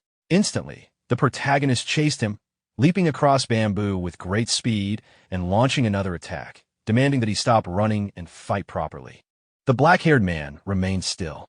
At the moment of impact, a burst of blue light erupted as he drew his sword at the last second and blocked the attack. Seeing the weapon, the protagonist recalled its distinct form, two curved blades shaped like thin crescents, and realized the identity of his opponent. He recognized him as Jin Sohan. Now fully aware, the protagonist felt a sense of excitement, realizing that he was facing the man known as the martial god of the underworld, even if it was within a dream. Jin Sohan then drew his second blade and launched a series of attacks. His movements were fluid and unpredictable, forcing the protagonist to dodge repeatedly by leaning, jumping, and retreating while trying to keep up. As the fight continued, Jin Sohan's blades released a strong red aura, and his movements resembled a flowing dance rather than a conventional sword technique. The protagonist realized that the attacks were impossible to predict, understanding what it meant to be completely immersed in the blade. Jin So-hun pressed forward again, cutting down all the surrounding bamboo in an instant, but the protagonist had already moved away. Now, positioned above, sitting on a piece of bamboo, the protagonist observed him while gathering lightning energy. He came to a conclusion: if every possible movement path was destroyed, the fight would end. With that, he activated the white lightning 10-phase art. Lightning gathered intensely around his fist as he launched himself forward, releasing a powerful lightning roar punch. A massive blue energy fist formed and surged forward at extreme speed toward Jin So-hun. Despite the overwhelming attack, Jin So-hun stood calmly, holding his blades, and remarked that for someone known as the Fist King, he relied too heavily on lightning. Jin So-hun took a proper stance, holding his red, energy-infused blades, and pointed out that he could already see through the protagonist's techniques. He remarked that the protagonist truly did not listen to others. With a powerful swing of both blades, he released a massive energy attack. The two forces collided midair, creating a huge explosion of light. However, Jin So-hun's attack overpowered the protagonist's, completely repelling it and even severing a limb from the protagonist's body. Blood spilled from the protagonist's wound and mouth as Jin So-hun calmly approached him with a faint smile. He told him to return and live properly, advising him not to put excessive strength into his shoulders while fighting. Despite the injury, the protagonist refused to give up and declared that it was not over yet. Jin So-hun, still smiling, addressed him as the Fist King and reminded him that with rebirth comes responsibility, warning him not to forget that. Then, with another powerful strike, he sent the protagonist flying high into the air. As he was carried away by the force, the protagonist noticed a nearby building. His gaze focused on its nameplate, which read Martial God Inn, leaving him confused. In the next moment, he regained consciousness. The first thing he did was check his body, confirming the condition of his hand.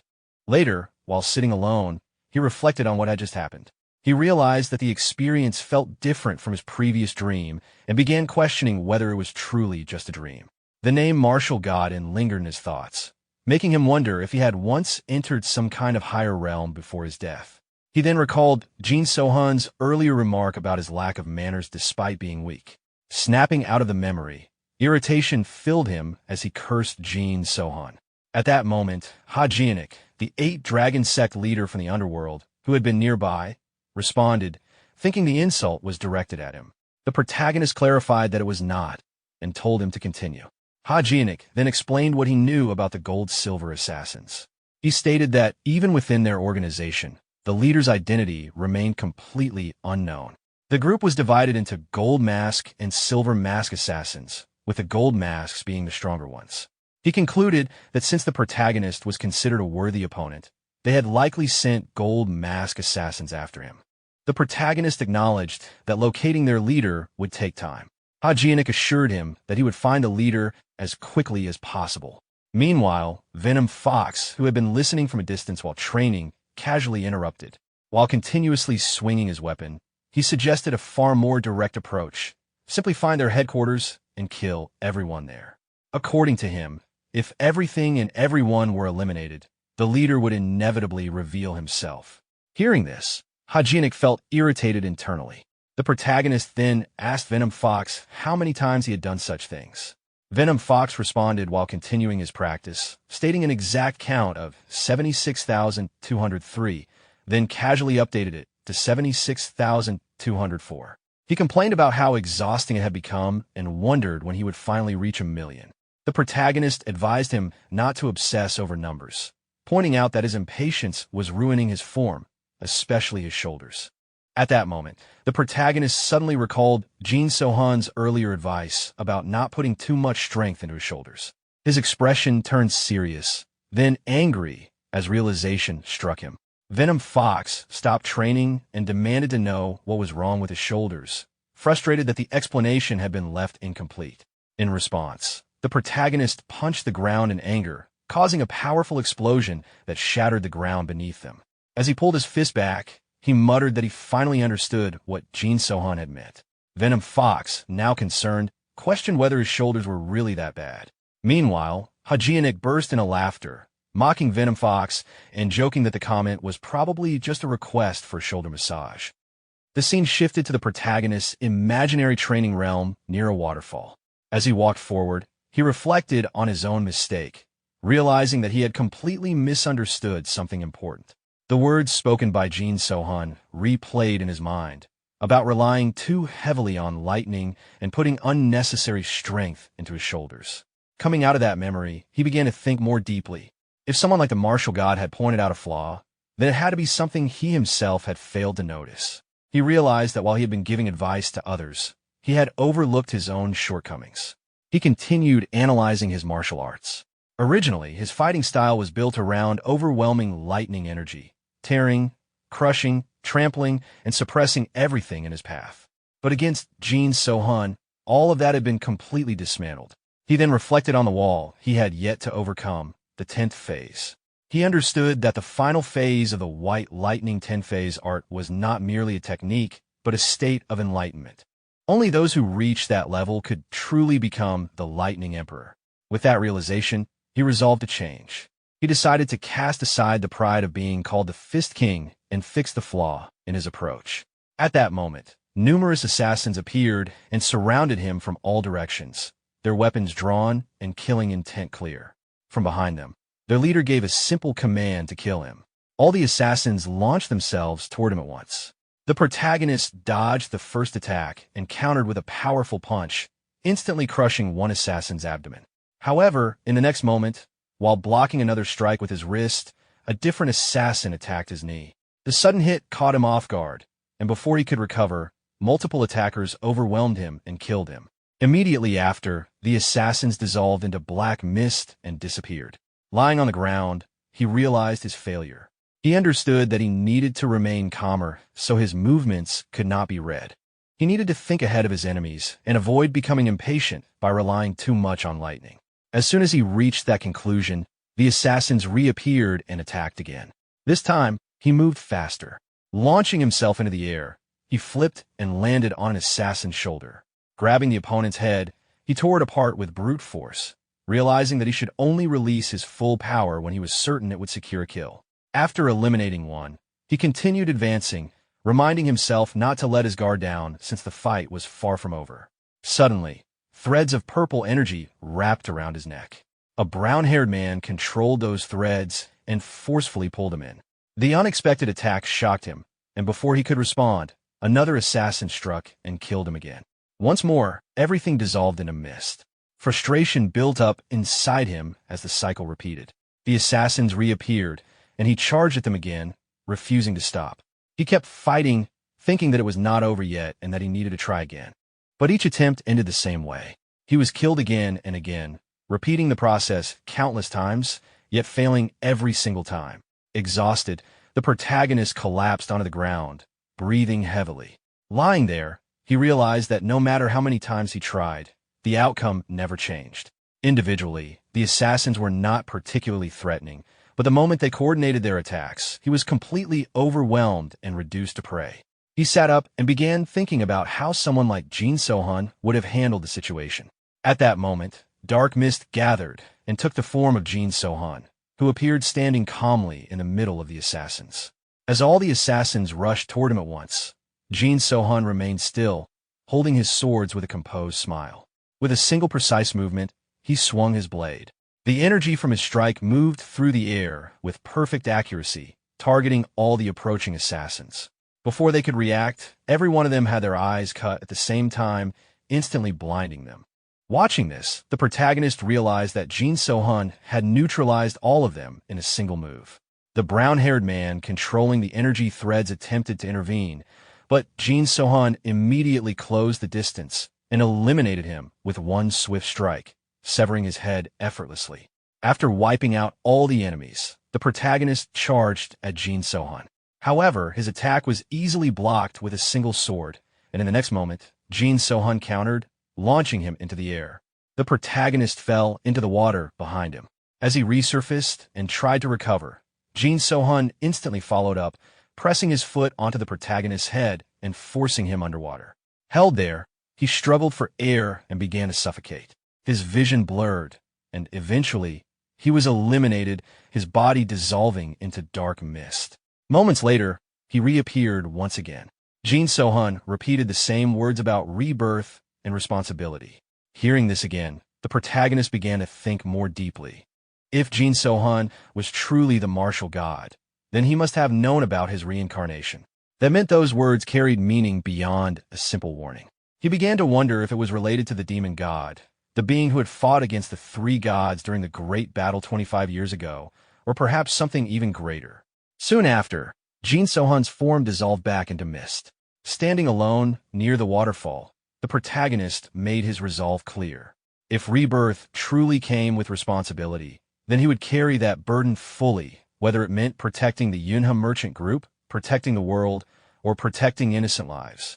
He resolved to eliminate the demonic path entirely and protect everything, even if it meant confronting his own limitations. With that determination, he struck the stone near the waterfall with a powerful punch, shattering it apart.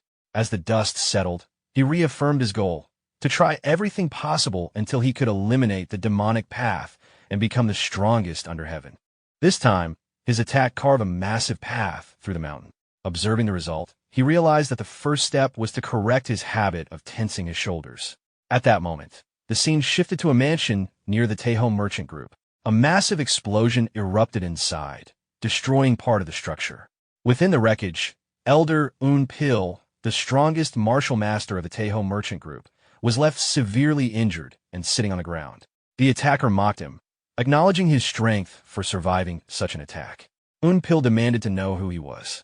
Without hesitation, the attacker stepped forward and drove his hand straight through Un-pil's chest, killing him instantly. With a chilling demeanor, he introduced himself as the Left Guardian. Inside the training grounds of the Yunham merchant group, our protagonist devoted himself entirely to training. During the day, he continuously strengthened his body and refined his combat abilities, while at night he focused on meditation, controlling his mana, and improving his mental discipline.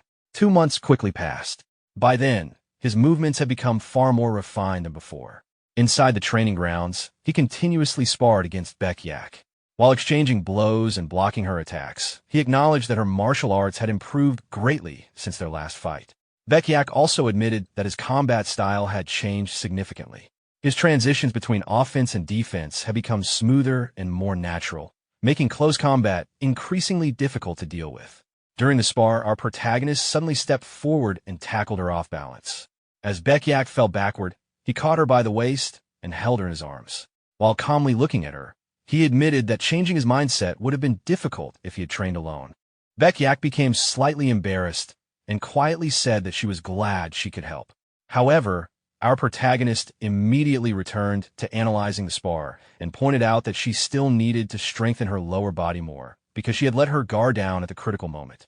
Before the atmosphere could settle, someone suddenly arrived near the training grounds and froze in shock after seeing the two together.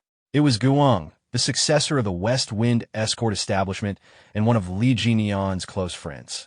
After Baek-yak left the area, Guang stared at our protagonist with disbelief and immediately demanded to know who the beautiful woman was. Our protagonist calmly explained that she was simply a guest staying under the protection of the Yunham merchant group. Guang clearly did not believe that explanation at all. He complained that our protagonist had claimed to be focusing entirely on training, yet what he had just witnessed definitely did not look like an ordinary duel. Ignoring the teasing, our protagonist asked where the other companions were and why Guang had arrived alone.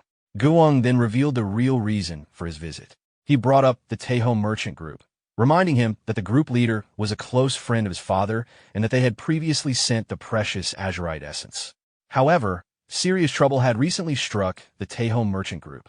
Elder Un-pil, the martial master guarding the group, had suddenly disappeared. Shortly afterward, a large merchant ship carrying their goods vanished without leaving a trace. On top of that, unknown individuals had appeared demanding an enormous compensation payment for the missing cargo. Even the West Wind escort establishment had business connected to the Taeho merchant group, and Guang admitted that the situation made him uneasy. Because of that, he carefully asked our protagonist if he could accompany them on the journey. After thinking silently for a moment, our protagonist reminded Guang about the letter the West Wind escort establishment had once sent alongside the century-old fleeceflower route. Back then, Guang had asked him to become stronger and protect the escort establishment someday. Now, he decided it was finally time to keep that promise. Since he also owed favors to the Taeho merchant group, he could not ignore the situation and remain idle. Guang became extremely excited after hearing that, and jokingly praised him for being manly enough to win over a beauty like Baekyak. Without wasting more time, our protagonist immediately decided they should depart as soon as possible. At that moment, someone suddenly descended from above and landed on top of a nearby building. It was Venom Fox. Standing on the rooftop, he loudly declared that he would also be joining the journey, whether they liked it or not. Sometime later, the group began traveling toward their destination in a horse carriage. Inside the carriage, both our protagonist and Venom Fox sat in complete silence with serious expressions, creating an extremely suffocating atmosphere. Guang, trapped between the two martial artists, desperately tried to lighten the mood. He enthusiastically greeted Venom Fox and mentioned hearing rumors that he had quit wandering around gambling dens and had recently been training intensely. He even commented on how much stronger Venom Fox appeared now, especially his forearms. Venom Fox proudly admitted that he had been putting in serious effort lately and confidently asked if the improvement was really that obvious. However, our protagonist immediately shut him down, saying that his current level was still nowhere near enough to properly survive in the Jianghu. He questioned what Venom Fox had been thinking by following them into such danger. The memory of an earlier moment resurfaced in their minds. Back then, Venom Fox had literally clung to our protagonist's leg while begging to join the journey. Our protagonist had warned him that if he insisted on following despite looking so pathetic, there had to be a real reason behind it. After remaining silent for a while, Venom Fox admitted that there was no special reason at all. He simply wanted to fight stronger opponents. He proudly claimed that he could at least win once out of every 10 fights now, and that he was already capable of defeating most of the enemy lackeys they had encountered before. Still, our protagonist warned him seriously that he was misunderstanding the true danger of the martial world. If he followed them without fully understanding what awaited ahead, he could genuinely lose his life. Even after hearing that, Venom Fox instantly refused to leave.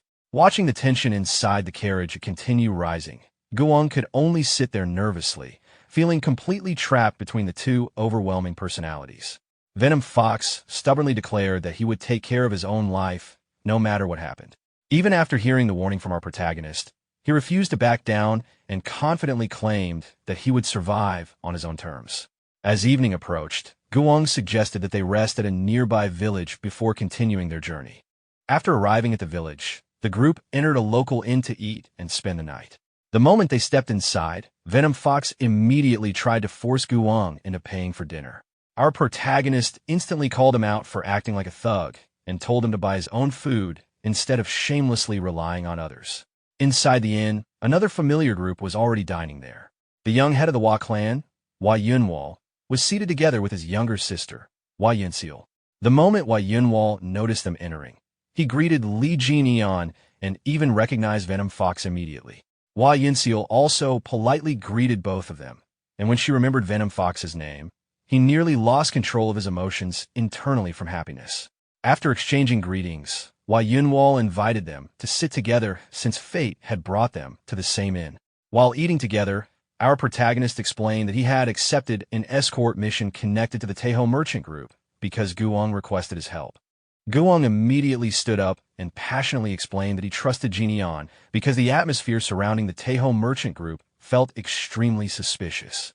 Hua Yunwal agreed that Li Jin was indeed dependable. When our protagonist asked whether Hua Yunwal knew anything about Elder Pil's disappearance, Hua Yunwal revealed what he had heard from recent investigations. Signs of a violent struggle had been discovered near the Taeho merchant group, but only Elder Pil's judge brush and traces of blood were left behind. No corpse was ever found. Because of that, Hua Yunwal suspected the involvement of demonic arts. He also revealed information from a recent Rulers Association meeting. The Sword King had apparently been captured by mysterious enemies before eventually being rescued. According to the Sword King, the enemies possessed bodies impervious to blades and swords. After escaping pursuit from both the Murim Alliance and the Rulers Association, Those enemies had scattered across different regions. Hearing this, our protagonist immediately understood why the sword demon subordinate he fought earlier had been isolated from the others. Although relieved that the Sword King survived, he also remembered the Alliance leader's warning that the demonic path might soon begin moving openly. Because of that, he sincerely warned both Wei Yunwall and Wei Yunseal to remain careful. Meanwhile, Venom Fox was still completely confused about what Blade Sword imperviousness even meant. Our protagonist bluntly told him to stop talking and focus on eating. Venom Fox awkwardly complained that it was impossible to eat while keeping his mouth shut, causing Wei Yunseal to burst into laughter. Seeing her laugh and kindly explain the martial art to him made Venom Fox internally celebrate like he had just achieved enlightenment. Meanwhile, Wei Yunwall silently observed everything and immediately realized that Venom Fox was incapable of hiding his emotions. Trying to create an opportunity for Venom Fox, Eon Wall suddenly declared that he needed to discuss something important with Li Jin Eon and requested Wei Yunseal to guide the others to the lodging first. However, the moment she agreed, Venom Fox instantly panicked because things were progressing far better than he expected. Guang tried to leave as well, but Venom Fox desperately begged him to stay behind and continue drinking instead. Completely confused, Guang could only stare at him in disbelief. Meanwhile, Wei Yunseal waited near the exit and asked why he was not following yet. Venom Fox immediately ran after her in a flustered panic. Watching him leave, our protagonist apologized to Wei Yunwall and admitted that Venom Fox was not exactly a normal person. Wei Yunwall calmly replied that it was fine because his sister would have rejected him immediately if she truly disliked him. Not long afterward, Venom Fox and Wei Yunseal walked together across a bridge illuminated by bright moonlight. Wei Yunseal commented that the lodging he chose was surprisingly far away. Nervously sweating, Venom Fox claimed it should appear if they walked just a little farther. While secretly admiring her beauty, Venom Fox remembered regretting that he never properly spoke to her during the Dragon Phoenix tournament. Meeting her again after stepping into the Jianghu felt like fate itself had given him another opportunity. As the moonlight reflected across the bridge, Venom Fox convinced himself that the atmosphere was perfect and desperately tried to gather courage. Finally, with extreme nervousness, he loudly called out to Wei Yunseal. The moment she turned toward him, he tried to confess that ever since the Dragon Phoenix tournament, a masked assassin suddenly appeared behind him with a raised sword, preparing to strike. Meanwhile, in a nearby forest outside the village, 2 members of the 12 demonic swords were secretly observing the situation. The 6th sword and the 8th sword discussed the people staying at the inn, particularly Wei Yunwall and Li Jin Eon. The 6th sword was surprised that Wei Yunwall had already deduced the involvement of demonic arts without even seeing the actual crime scene connected to Elder Un Pil's disappearance. Although he did not consider Yunwall particularly powerful, he still viewed him as a troublesome person who could become dangerous if left alone. The conversation soon shifted toward Jin Eon. The 8th sword explained that he was most likely the eldest son of the Yuna merchant group, and the man rumored to have crushed the gold-silver assassins a few months earlier. However, the 6th sword dismissed him as nothing more than an ordinary martial artist of the Jianghu. At that moment, he came up with a cruel idea. Since Jin Eon's group was heading toward the Taeho merchant group anyway, he proposed killing them all before continuing with their mission. The 8th sword immediately objected, reminding him that their actual orders were to prepare traps near the Namgung clan and monitor the movements of the Rulers' Association. Their alliance leader intended to strike the Sword Emperor soon, meaning they should avoid unnecessary complications. However, the 6th sword only laughed it off, claiming the Heavenly Sword Alliance leader would never care about a few dead martial artists and would simply view it as entertainment. Although the 8th sword warned him once more not to create unnecessary chaos, the 6th sword assured him that he would handle everything quietly. He then ordered the 8th sword to head toward the Taeho merchant group and report today's events, while he personally dealt with Jin Eon's group himself. Even as he agreed to leave, the 8th sword still warned his senior not to toy with the targets this time. The 6th sword simply smiled confidently, clearly intending to enjoy the hunt. Near the bridge beneath the moonlit sky, the masked assassin swung his sword directly toward Venom Fox's neck. Before the strike could land, Wei Yunseal instantly shoved Venom Fox out of danger and intercepted the attack with her own weapon. Venom Fox crashed onto the ground in shock, while Yunseal shouted at him to run away immediately. The assassin pushed Yunseal back with overwhelming force, dragging her across the bridge. The moment she exchanged blows with him, she realized he was even stronger than Wei Yunwall.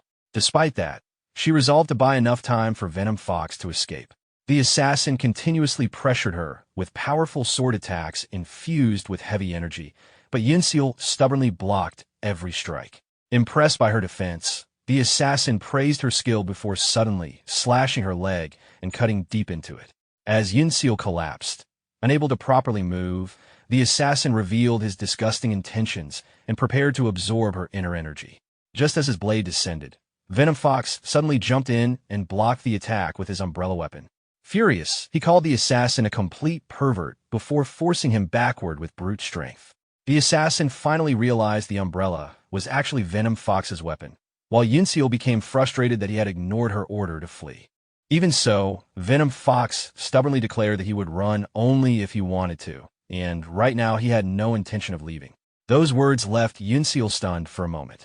Without hesitation, Venom Fox charged the assassin and smashed his umbrella into the man's chest.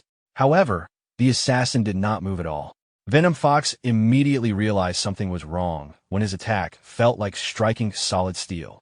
Yunseal quickly warned him that the enemy possessed blade sword imperviousness, the martial art that hardened the body beyond normal limits. Even after hearing that, Venom Fox refused to back down. Barely understanding the technique, he simply decided to keep attacking until the enemy eventually fell. He unleashed a barrage of strikes and finally poured all his strength into a powerful blow that exploded with dust upon impact. But when the dust settled, the assassin was calmly holding the attack back with one bare hand. The assassin found Venom Fox strange, noticing that he possessed almost no inner energy and used only the basic tri-sword technique, yet still lacked fear. Venom Fox proudly admitted that he was a little fearless. In the very next second, the assassin casually slapped him across the face with overwhelming force, launching him through the air and smashing him across the ground. Yunseal panicked and shouted his name, but Venom Fox still forced himself back up despite his injuries. Even while bleeding, he stubbornly claimed that the fist of a pervert felt like a feather compared to his master's punches.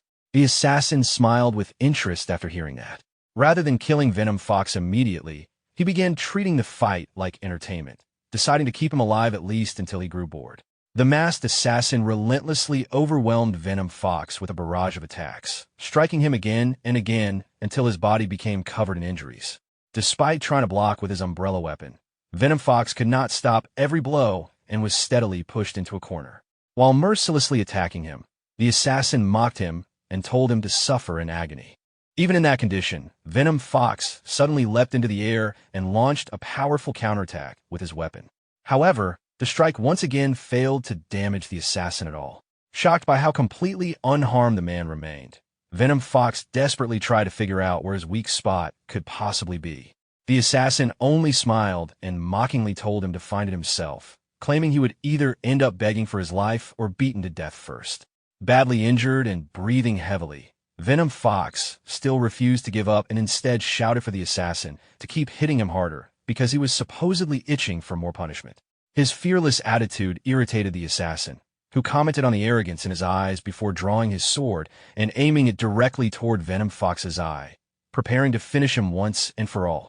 At that moment, Venom Fox recalled one of his brutal training sessions inside the 8 Dragon Sect training grounds. After being smashed into a wall by another fighter during practice, Hajinik finally ended the match for the day. While sitting on the ground exhausted, Venom Fox suddenly asked Jinik whether he could ever become as strong as Jineon. He then explained how he had secretly followed Jineon months earlier and witnessed him completely destroy a mountain during training. Seeing such monstrous strength made him wonder if he needed to step into the Jianghu and fight stronger opponents in order to grow faster himself. Jinik pointed out how Venom Fox had only recently struggled against low-level martial artists, while another fighter praised his current progress and suggested he could start fighting stronger squad captains. However, Venom Fox completely ignored that suggestion and directly challenged Jinik himself to a duel instead. At first, Jinik tried to walk away and dismiss him, but Venom Fox continuously provoked him by asking if he was scared. Finally losing his patience, Jinik grabbed a wooden sword and furiously attacked him, declaring that being the 8 Dragon Sect leader was not some kind of joke. The strike launched Venom Fox into the air instantly. Immediately afterward, Geonik realized he had accidentally used too much strength and became worried that Geneon would hear about it. However, instead of complaining, Venom Fox excitedly asked how Geonik had performed the technique, noticing similarities to the Trisor technique. While wiping blood from his face, he demanded to see it again. At that moment, Geonik finally understood what Geneon saw in him. Despite being reckless and ridiculous, Venom Fox possessed an incredibly stubborn will that refused to break. Returning to the present, Venom Fox remembered that lesson at the critical moment. As the assassin attacked again, Venom Fox suddenly redirected the strike with a precise movement, knocking the sword straight out of the assassin's hand. Standing behind the assassin, Venom Fox declared that he had no intention of stopping. Without hesitating, he rushed forward again and shouted that from the very beginning, winning was the only thing on his mind. He then attempted an absurd attack aimed at the assassin's backside, hoping to exploit some hidden weakness. However, even that failed because Blade Sword Imperviousness protected literally every part of the assassin's body. While gasping for breath, Venom Fox stared at him in disbelief and complained about how even that area was impossibly hard, wondering how the man could even function normally with a body like that. Completely enraged by the humiliation, the assassin unleashed a devastating punch powerful enough to explode the bridge itself. The massive impact shook the entire area and filled the surroundings with dust and shattered debris. But just before the attack could hit Venom Fox directly, Geneon suddenly appeared and stopped the assassin's fist barehanded. Seeing his master finally arrive, Venom Fox collapsed onto the ground in relief and complained that Geneon had taken far too long to show up. Sitting injured on the ground, Yinseal looked toward Geneon in shock as he blocked the assassin's devastating punch barehanded. At that moment, Wei Yinwall also arrived beside his sister and immediately apologized for letting her go alone. Although Yinseal assured him she was fine, she became worried about Venom Fox's condition instead. Yinwall told her not to overexert herself and to focus on resting first. While watching Geneon confront the assassin, Yinwall realized the bad feeling he sensed earlier had been correct all along. He could hardly believe that members of the demonic faction had appeared even in a small village like this. Still gripping the assassin's fist, Geneon looked toward Venom Fox and reminded him that he had clearly warned him before. Following someone into the Jianghu without understanding the dangers could easily get him killed. Badly injured and covered in blood, Venom Fox admitted that Geneon was right. After finally experiencing the Jianghu firsthand, he realized how terrifying it truly was and jokingly muttered that maybe he should have just stayed in his room, training quietly instead. However, Geneon calmly acknowledged that despite everything, Venom Fox had managed to hold out surprisingly well. Hearing genuine praise from him instantly changed Venom Fox's expression. Embarrassed and relieved at the same time, he awkwardly complained that if Geneon was going to compliment him, he should have stopped at the compliment alone. Immediately afterward, he collapsed unconscious from exhaustion and injuries. At that moment, the assassin gathered demonic energy into his fist and unleashed another violent attack. Geneon easily avoided the strike, rushed toward Venom Fox, and carried him away from danger. The assassin then gripped his sword and coldly declared that it was actually better this way, since all the flies had gathered together in one place. Instead of hunting them down individually, he intended to slaughter them all at once.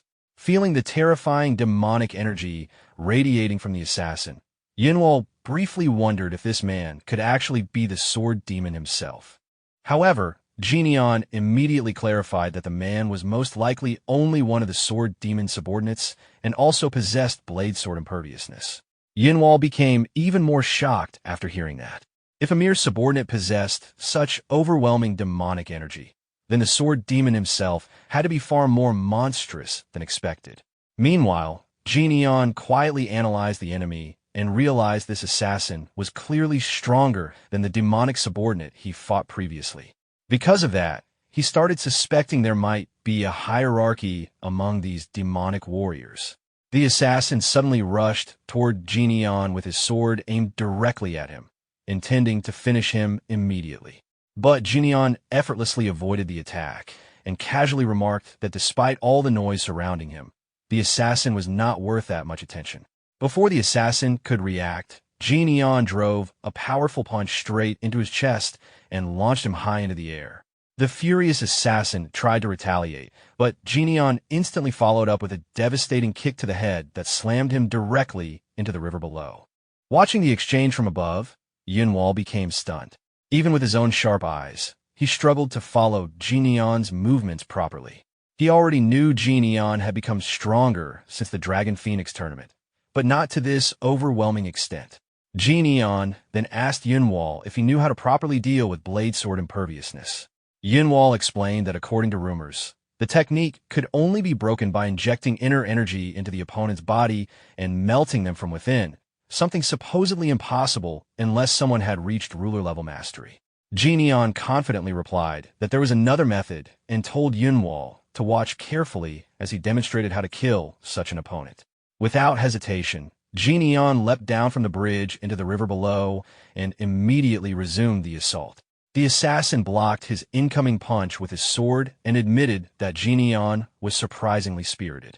The assassin then launched a relentless series of attacks from every direction while Genion calmly dodged each strike.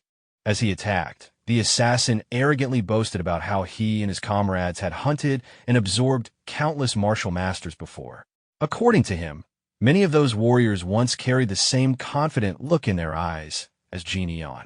He described how entertaining it was to watch the light disappear from their eyes after being defeated by opponents they once considered inferior. Genion calmly waited for an opening. The moment the assassin charged recklessly, Genion instantly gouged out one of his eyes using only 2 fingers.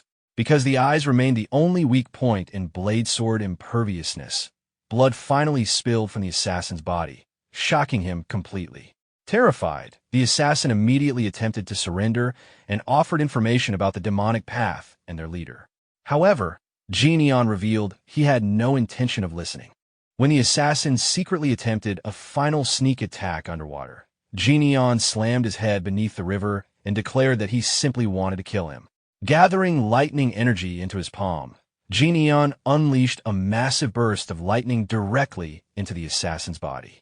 The lightning completely overwhelmed and destroyed him from within, illuminating the entire river and night sky. Watching from a bridge, Wai Yunwall felt as though the Lightning Emperor himself had descended before them. Even after winning, Genion complained that he had originally wanted to defeat the enemy without relying on lightning energy, but Venom Fox's reckless actions forced him to step in. The next morning, Venom Fox woke up heavily bandaged inside a new inn. Sitting beside him, Yinseal explained that Genion had killed the demonic practitioner and told him to rest because his body still had not recovered. Despite coughing up blood immediately afterward, Venom Fox stubbornly insisted he was perfectly fine. Yinseal then apologized, blaming herself for being unable to properly protect him during the battle. She admitted that the assassin's demonic energy had terrified her so badly that her body froze, while Venom Fox continued fighting until the very end to save her. With a bright smile, she sincerely thanked him. Completely flustered, Venom Fox silently stared at her while blushing. When Yinseal finally asked what he had originally wanted to confess before the fight began, Venom Fox hesitated before admitting he wanted to wait until he became stronger and worthy enough of her. However, he awkwardly added that if she could not wait, there was nothing he could do about it. To his shock, Yinseal quietly replied that she would wait. Outside the room, Genion silently observed Venom Fox's condition and concluded that he would probably need to feed him even more elixirs once they returned home. The next morning, Guang stood together with Genion and Wai Yunwall. Unable to understand what had happened during the night, he repeatedly questioned why Myungo had ended up in such terrible condition. Genion simply brushed it off by saying that unexpected things happened and told Guang to take Venom Fox back safely to the Yunha Merchant Group, while he personally continued toward the Taeho Merchant Group to deliver the goods. Although Guang looked hesitant, Wai Yunwall stepped in and agreed with Genion's decision. He explained that the Taeho Merchant Group had become far more dangerous than anyone currently realized, making it safer for Guang and Venom Fox to return immediately. Wai Yunwall also promised that he and Yinseal would personally escort them back safely. After hearing that, Guang finally accepted the decision. Despite still looking worried, he promised to safely return Venom Fox to the Yunha Merchant Group and told Genion to be careful. Genion simply responded with a calm smile, while Guang quietly wondered how he was supposed to explain everything to his father once they returned.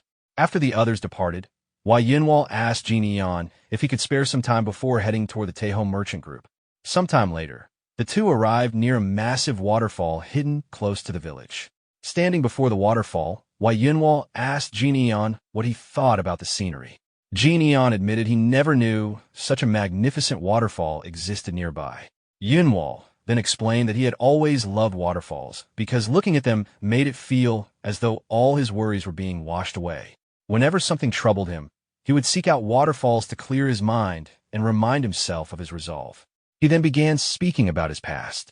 When he was younger, he used to feel ashamed of the Hua clan's name. Unlike famous martial clans that earned glory through heroic battles or legendary martial arts, the Hua clan lacked any grand philosophy or renowned techniques. Because the clan originally descended from assassins, Yinwall believed they were destined to remain in the shadows forever. Realizing his son's thoughts, Yinwall's father once took him to the Cloud Dragon Falls of Mount Wudong. Hearing this, Jin Yan immediately recognized the place.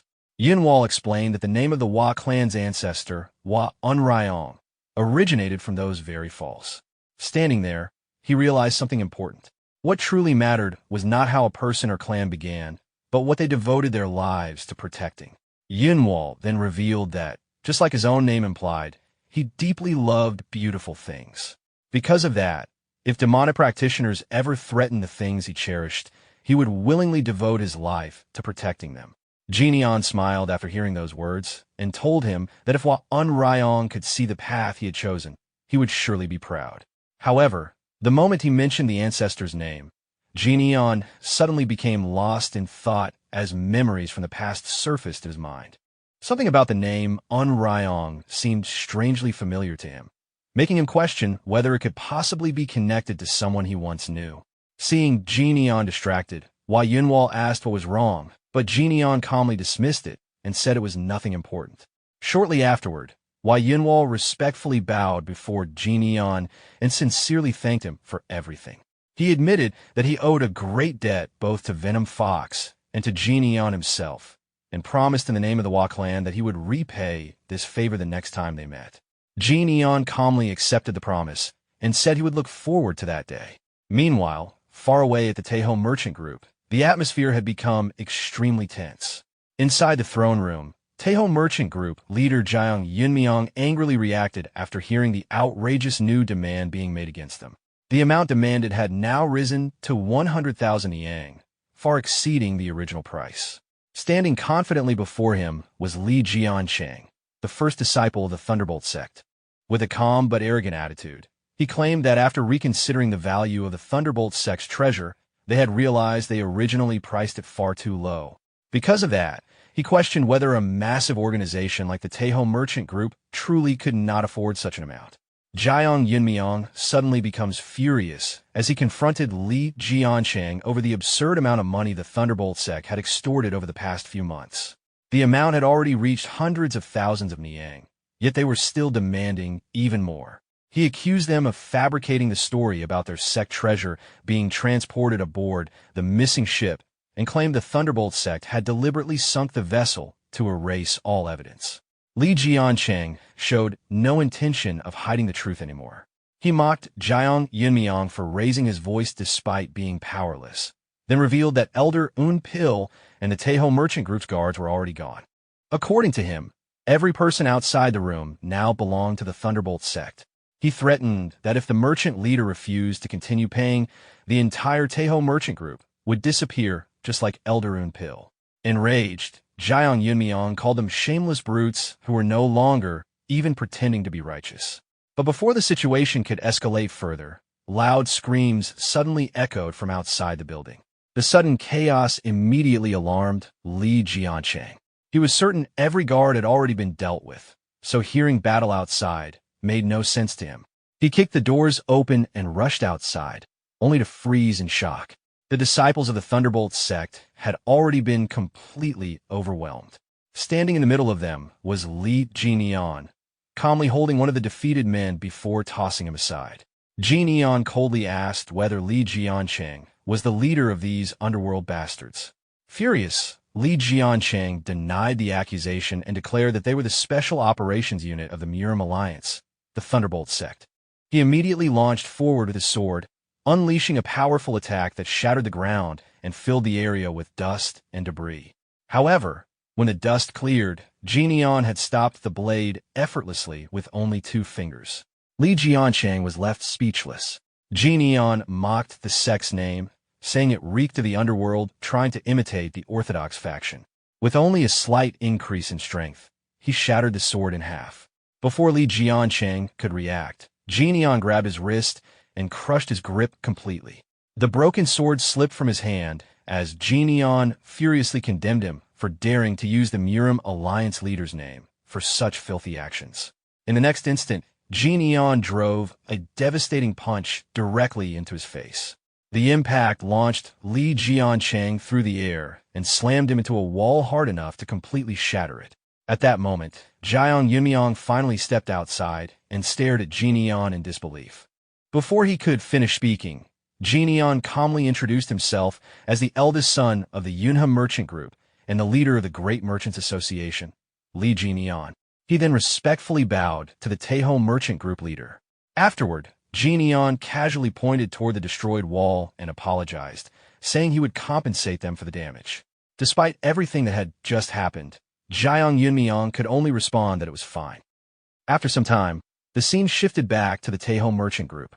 Inside the main building, Jiang Yunmiang sat comfortably on a sofa while the captured Li Jiancheng remained bound on the floor nearby. Yunmiang warmly greeted Jianian, noting that it had been many years since they had last met. The last time he had seen him, Jianian had only been around 10 years old. Seeing how dependable and capable he had become filled him with admiration. Jianian responded modestly, crediting much of his growth to the help he had received from Yunmiang in the past, especially the azurite essence and the care shown to him during his younger years. The merchant leader chuckled and explained that Li Xiangmin frequently mentioned his eldest son in his letters. According to those letters, Jianian had matured greatly and become a proper martial artist. Since his old friend had personally requested that he lend assistance whenever possible, he had never hesitated to provide support. Jianian respectfully bowed once more and explained that his father had also been worried about the Taeho Merchant Group's situation. Although his repayment had come later than intended, he was determined to return the kindness that had been shown to the Yunhe Merchant Group. From this day forward, the Taeho Merchant Group would no longer suffer extortion or threats. Hearing those words, Yunmiang finally understood why Li Xiangmin had always spoken so proudly of his son. After a brief moment of thought, he reached into his robes and retrieved an item before handing it to Jianian. The object turned out to be a judge's brush. Yunmiang explained that it had belonged to Elder Unpil. Originally, the elder had wielded a pair of brushes, but after his disappearance, only one remained. Examining the weapon carefully, Jianian concluded that the missing brush had likely fallen into the hands of those responsible for Unpil's disappearance. He vowed to avenge the elder no matter what. Later, after forcing Li Jiancheng to guide him, Jianian arrived at a secluded residence built atop a mountain overlooking a river below. Standing outside, he questioned Jiancheng one final time to confirm that the sect leader was truly inside. The battered disciple nervously confirmed it. Unsatisfied by his hesitant response, Jianian slapped him across the face and warned him to stop mumbling. Missing a few teeth was no excuse for speaking unclearly. While apologizing and coughing up blood, Jiancheng inwardly fumed. The very person threatening him was the same man responsible for knocking out those teeth. Even so, he remained convinced that Jianian's confidence would vanish the moment he faced their new sect leader. The two entered the residence. Inside, a man was already seated comfortably while reading a book. The moment he noticed the visitors, he greeted them casually, immediately recognizing that this was no ordinary guest. Jianian's eyes narrowed. In a man's hand was one of Elder Unpil's judge's brushes. Panicking, Li Jiancheng immediately began shouting for help. He desperately informed the man that a martial master from the Taeho Merchant Group had annihilated all of their forces and needed to be dealt with immediately. He never got the chance to finish. Without hesitation, Jianian hurled the judge's brush he had received from Yunmiang. The weapon shot through the air and pierced straight through Jiancheng's neck before pinning him to the wall behind him. The disciple collapsed to the floor, dying before he could utter another word. The seated man merely sighed and remarked that killing him seemed wasteful. Ignoring the comment entirely, Genion asked a single question. He wanted to know where Elder Unpil's body was. The answer came immediately. According to the man, the corpse had been discarded somewhere at the bottom of the river. Worse still, it had already been mutilated beyond recognition, making any attempt to recover it meaningless. Genion's expression darkened. Meanwhile, the man studied him with growing curiosity. He admitted that he couldn't identify him. He knew the faces of most martial masters, yet Genion wasn't among them. Nor did he appear to be one of Unpil's disciples. Holding the remaining judge's brush, the man suggested a simple arrangement. Since both of them clearly had questions, they could take turns asking and answering. Genion agreed and immediately asked whether the man's superior happened to favor purple robes. For the first time, genuine surprise appeared on the man's face. He couldn't understand how Genion knew such a detail. Genion casually explained that the man's irritating face resembled someone he had met before. After reluctantly admitting that the guess was correct, the man proceeded with his own question.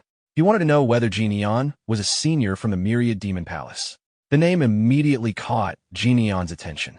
It was the same organization another demonic practitioner had mentioned in the past. After considering it briefly, he simply answered no. The response completely caught the man off guard. He repeated the answer in disbelief before suddenly exploding in irritation. All of his caution disappeared instantly. He had gotten nervous over nothing. Pointing the brush toward Genion, he angrily complained that if Genion wasn't even connected to the Myriad Demon Palace, then there had been no reason for him to act so seriously. Frustrated at having worried unnecessarily, he concluded that perhaps he should simply kill Genion right then and there. After calming himself, the Left Guardian let out a long breath and regained his composure. Realizing he had become overly excited, he told Genion to continue with the next question. Genion immediately asked about his position within the organization.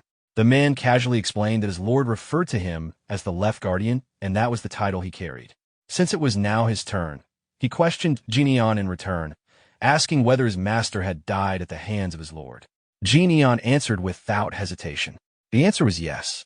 He then asked another question, wondering if the Left Guardian's parents had died during the Great Battle of the Five Tombs. The Left Guardian confirmed it without emotion. Both of them had perished there. As the conversation continued, the Left Guardian began piecing together clues. Genion clearly knew far too much about them despite not belonging to the Myriad Demon Palace. He first wondered if Genion might be a disciple of Alliance leader Yu Zhonghong, but immediately dismissed the idea since all of Yu Zhonghong's disciples had died during the Great Battle of the Five Tombs. His thoughts shifted again toward the Green Forest King, but he quickly rejected that possibility as well. After all, they had personally hunted down and eliminated every disciple of the Green Forest King. Then suddenly, something clicked. The Left Guardian froze for a moment before bursting into uncontrollable laughter. The possibility was so absurd that he could barely contain himself. He mockingly concluded that Genion must be the hidden disciple of the Fist King. Still laughing, he explained how shocked his lord would be to discover that the Fist King had secretly left behind a disciple. The Left Guardian then deliberately described the Fist King's death in gruesome detail. According to him, the Sword Demon had been the first to drive a blade into the Fist King. After that, the 12 demonic swords had taken turns plunging their weapons into his body while competing to absorb his core energy. Because of that, no one could even say with certainty who had truly delivered the killing blow. He sneered that Genion's devotion to his dead master was admirable, but added that the Fist King's soul had likely been torn apart long ago, leaving no peaceful afterlife waiting for him. Throughout the entire insult, Genion remained silent. His cold eyes never left the Left Guardian. Then, unexpectedly, Genion changed the subject entirely. Looking around the residence, he noted that there were no servants, maids, or laborers anywhere to be seen. The sudden question visibly surprised the Left Guardian. Genion calmly asked whether everyone who had once lived there had been killed so the place could be taken over. The Left Guardian stood up at once, finding the question strange and irrelevant. To him, people died all the time during business, and he pointed out that Genion himself killed people without hesitation. Genion's answer came without emotion. There was a difference. He only killed pests. A mocking smile spread across the Left Guardian's face. The conversation had reached its end. Without warning, Genion stepped forward and drove a powerful elbow strike toward him. The left guardian reacted instantly, blocking the attack with his wrist. Genion then stated that he had one final question before killing him. He wanted to know where the left guardian's lord and the sword demon were currently located. The left guardian's expression twisted with rage. The question and answer session was over. Cursing furiously, he swung the judge's brush toward Genion, but Genion effortlessly dodged the attack. A moment later, Genion's fist crashed directly into the left guardian's face. The impact launched him through the air and slammed him into a wall. As chunks of stone scattered around the room, Genion calmly removed his outer robe and informed him that he had better be capable of enduring torture because there were still many things he intended to ask. The left guardian slowly rose from the shattered wall. In his eyes burned pure fury. He declared that such confidence was only possible if Genion managed to survive. With a roar, he rushed forward again and unleashed another attack. Genion stepped back to evade it before immediately surging forward. His fist buried itself into the left guardian's abdomen. The man doubled over in pain. Without giving him any time to recover, Genion seized his wrist with one hand, grabbed his head with the other, and smashed a devastating knee directly into his face. The left guardian was sent staggering backward. Genion pressed the attack once more, but this time the left guardian countered by swinging the judge's brush with all his strength. The moment the attack erupted, Genion blocked it using the back of his fist. As he observed the energy flowing through the weapon, realization struck him. The brush was infused with fire energy. The left guardian immediately followed up with another blazing strike. Genion jumped backward to avoid it while carefully analyzing the technique. The energy wasn't ordinary fire chi. The judge's brush had been infused with a far more dangerous power, one capable of piercing even reinforced gauntlets. Then Genion activated the invisible grasp technique. An enormous energy hand formed in the air and reached toward the judge's brush that had earlier been pinned into the wall. The weapon tore free from the stone and flew directly into Genion's grasp. The next moment, both men attacked simultaneously. A massive explosion erupted from the collision. The entire building shattered apart under the impact, while flames rapidly spread through the remaining structure.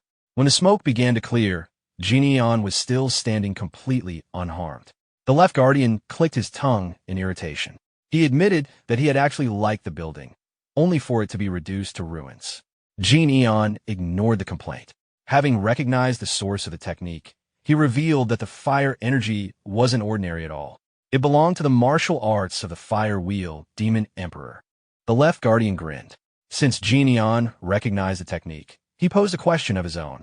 Between the martial arts of the Fire Wheel Demon Emperor and those of the Fist King, which was superior? Lightning immediately began crackling around Genion's body. A faint mocking smile appeared on his face. To him, the answer was obvious. The superior martial art belonged to the one who won. The left guardian gathered fire energy into his palm and unleashed a massive torrent of flames toward Genion. Dodging to the side with a swift leap, Genion immediately closed the distance and drove a lightning-infused punch into his opponent's chest. The strike landed cleanly, severely injuring the left guardian. However, Genion suddenly noticed something and hesitated for a brief moment. Taking advantage of that opening, the left guardian grabbed his wrist and smiled, believing he had finally caught him. Before he could act, Genion delivered a powerful kick to his face, sending him flying across the battlefield and crashing into the ground. Struggling to his feet while fire energy continued to surge from his body, the left guardian expressed his disappointment. He had originally intended to melt Genion down completely. Watching him carefully, Genion recognized the martial art. The true Crimson Hand art looked as though its user's hands had been heated in molten iron. During the Great Battle of the Five Tombs, the Fire Wheel Demon Emperor had used this very technique to melt countless orthodox martial masters. The left guardian charged again, releasing a relentless barrage of fire-infused palm strikes. Genion flipped and moved through the attacks with ease, avoiding every blow. In the next instant, he appeared directly before his opponent and seized both of his hands. Even then, the left guardian continued mocking him, claiming that the Fist King's martial arts were nothing compared to those of the Fire Wheel Demon Emperor. Genion calmly responded by bringing up an old story. He had heard that the mighty Fire Wheel Demon Emperor once challenged the Mad God, only to have his limbs torn off and be cast into the abyss of the 5 tombs. He casually wondered whether anyone had ever found the body. The remark immediately enraged the Left Guardian. Before he could continue shouting, Genion released lightning energy directly into his body through the grip. The overwhelming power coursed through him, forcing out a scream of pain. Still, the Left Guardian was not finished. Concentrating fire energy into 2 fingers, he launched a sudden attack. Genion narrowly avoided it and realized that the man possessed more tricks than simply grabbing and melting his opponents. Moments later, the Left Guardian unleashed another dense wave of fire energy from his palm. Genion crossed his arms and blocked the attack. The overwhelming force pushed him backward and devastated the surrounding terrain, but he remained completely unharmed. Looking at the exhausted Left Guardian, who was now breathing heavily, Genion pointed out that his inner energy was clearly running low. If he truly carried the bloodline of the Demon Emperor, he should have been standing on his own strength. Instead, he was attacking merchant groups and extorting money. Genion questioned how someone like that expected to take revenge on the Mad God. The words struck a nerve. Grinding his teeth, the Left Guardian angrily insisted that the energy he still possessed was more than enough to kill Genion. Gathering all his remaining power, he unleashed the single-point true Crimson Hand Strike. A devastating beam of fire erupted forward. At the last possible moment, Genion lowered himself and avoided the attack. As the beam passed overhead, he launched himself high into the sky. Suspended in midair, he gathered lightning into both hands and activated the White Lightning 10-phase art, Realm of Enlightenment. Lightning energy condensed and took shape as a short spear. As the weapon formed, Genion focused entirely on controlling the power. Lightning was not meant to be recklessly unleashed. It had to be tempered, refined, and contained. Below him, the Left Guardian desperately concentrated his remaining fire energy, preparing a final counterattack. Meanwhile, Genion floated amid brilliant lightning, holding the completed spear. Surrounded by crackling energy, he resembled a god of thunder descending from the heavens. For the first time, the Left Guardian froze. Then Genion activated the White Lightning 10-phase art, Lightning Strike. The spear shot downward. The moment it struck, the entire area exploded apart. The ground shattered, a massive crater formed, and lightning consumed everything in its path. When the destruction finally settled, Genion landed calmly on the remains of the bridge. Nearby lay a severed arm. Examining the result, he casually remarked that it was his first time using the technique. He wasn't quite used to it yet, and should have aimed for the legs instead. The Left Guardian screamed in agony while clutching the stump where his arm had once been. For the first time, genuine fear entered his mind. He had never expected the Fist King's disciple to be this powerful. Realizing the battle was lost and their entire plan had been ruined because of this one man, he immediately turned and fled. His only remaining objective was to escape and report everything to his lord. However, after only a few moments of running, he sensed something behind him. Genion had already caught up. The realization sent a chill through him. The Left Guardian suddenly stopped and loudly called for the Right Guardian, making Genion momentarily wonder if reinforcements had arrived. Taking advantage of that brief hesitation, the Left Guardian gathered fire energy into his remaining palm and tried to launch a counterattack, believing his trick had worked. However, before he could act, Genion stepped in and drove a knee into his face. Grabbing him by the hair, he demanded answers. The Left Guardian quickly admitted defeat and desperately offered information about his lord's plans in exchange for his life. Genion showed no sympathy. He mocked the man's disgraceful behavior, pointing out how pathetic it was for someone who had been boasting moments ago to suddenly beg for mercy and invent non-existent reinforcements. He then demanded to know why the Tejo merchant group had been targeted. The Left Guardian claimed it was because they needed money. When Genion pressed further, he attempted to fabricate a story about preparing a gift for an upcoming banquet. Realizing he was being deceived, Genion yanked his hair harder and threatened him, warning that he would burn out his tongue if he continued playing games. Terrified, the Left Guardian immediately promised to tell the truth. Before the interrogation could continue, a powerful sword energy suddenly struck Genion, creating a massive explosion. Laughing in relief, the Left Guardian declared that fate had spared him and welcomed the newcomer. The person who had arrived was the 8th sword of the 12 demonic swords. The 8th sword calmly asked what had happened. Pointing at Neon, the left guardian explained that he was the Fist King's disciple and claimed his inner energy should already be exhausted. He urged the newcomer to join forces with him and kill Neon. The 8th sword studied Neon in silence while the left guardian continued ranting. Confident now that he had support, he boasted about finally getting revenge and reminded everyone that the 8th sword possessed blade sword imperviousness. The 8th sword, clearly annoyed, simply told him to stop talking while fighting. Ignoring the warning, the left guardian prepared another attack and continued shouting threats. But before he could finish, Neon moved with lightning speed. Passing by the 8th sword in an instant, he appeared directly in front of the left guardian. Without hesitation, Neon grabbed the man's tongue and forced his fingers into his mouth. He calmly declared that since a new opponent had arrived, he would simply choose a different interrogation target. The left guardian could only struggle helplessly. Neon remarked that the man's tongue had been far too loose. In the next moment, he unleashed a dense surge of lightning directly into his body. The energy burned through him from within, reducing him to nothing but dust. The 8th sword stared at the remains in shock. Neon then turned toward him and coldly expressed his hope that this new opponent's tongue was not as loose as the one he had just erased.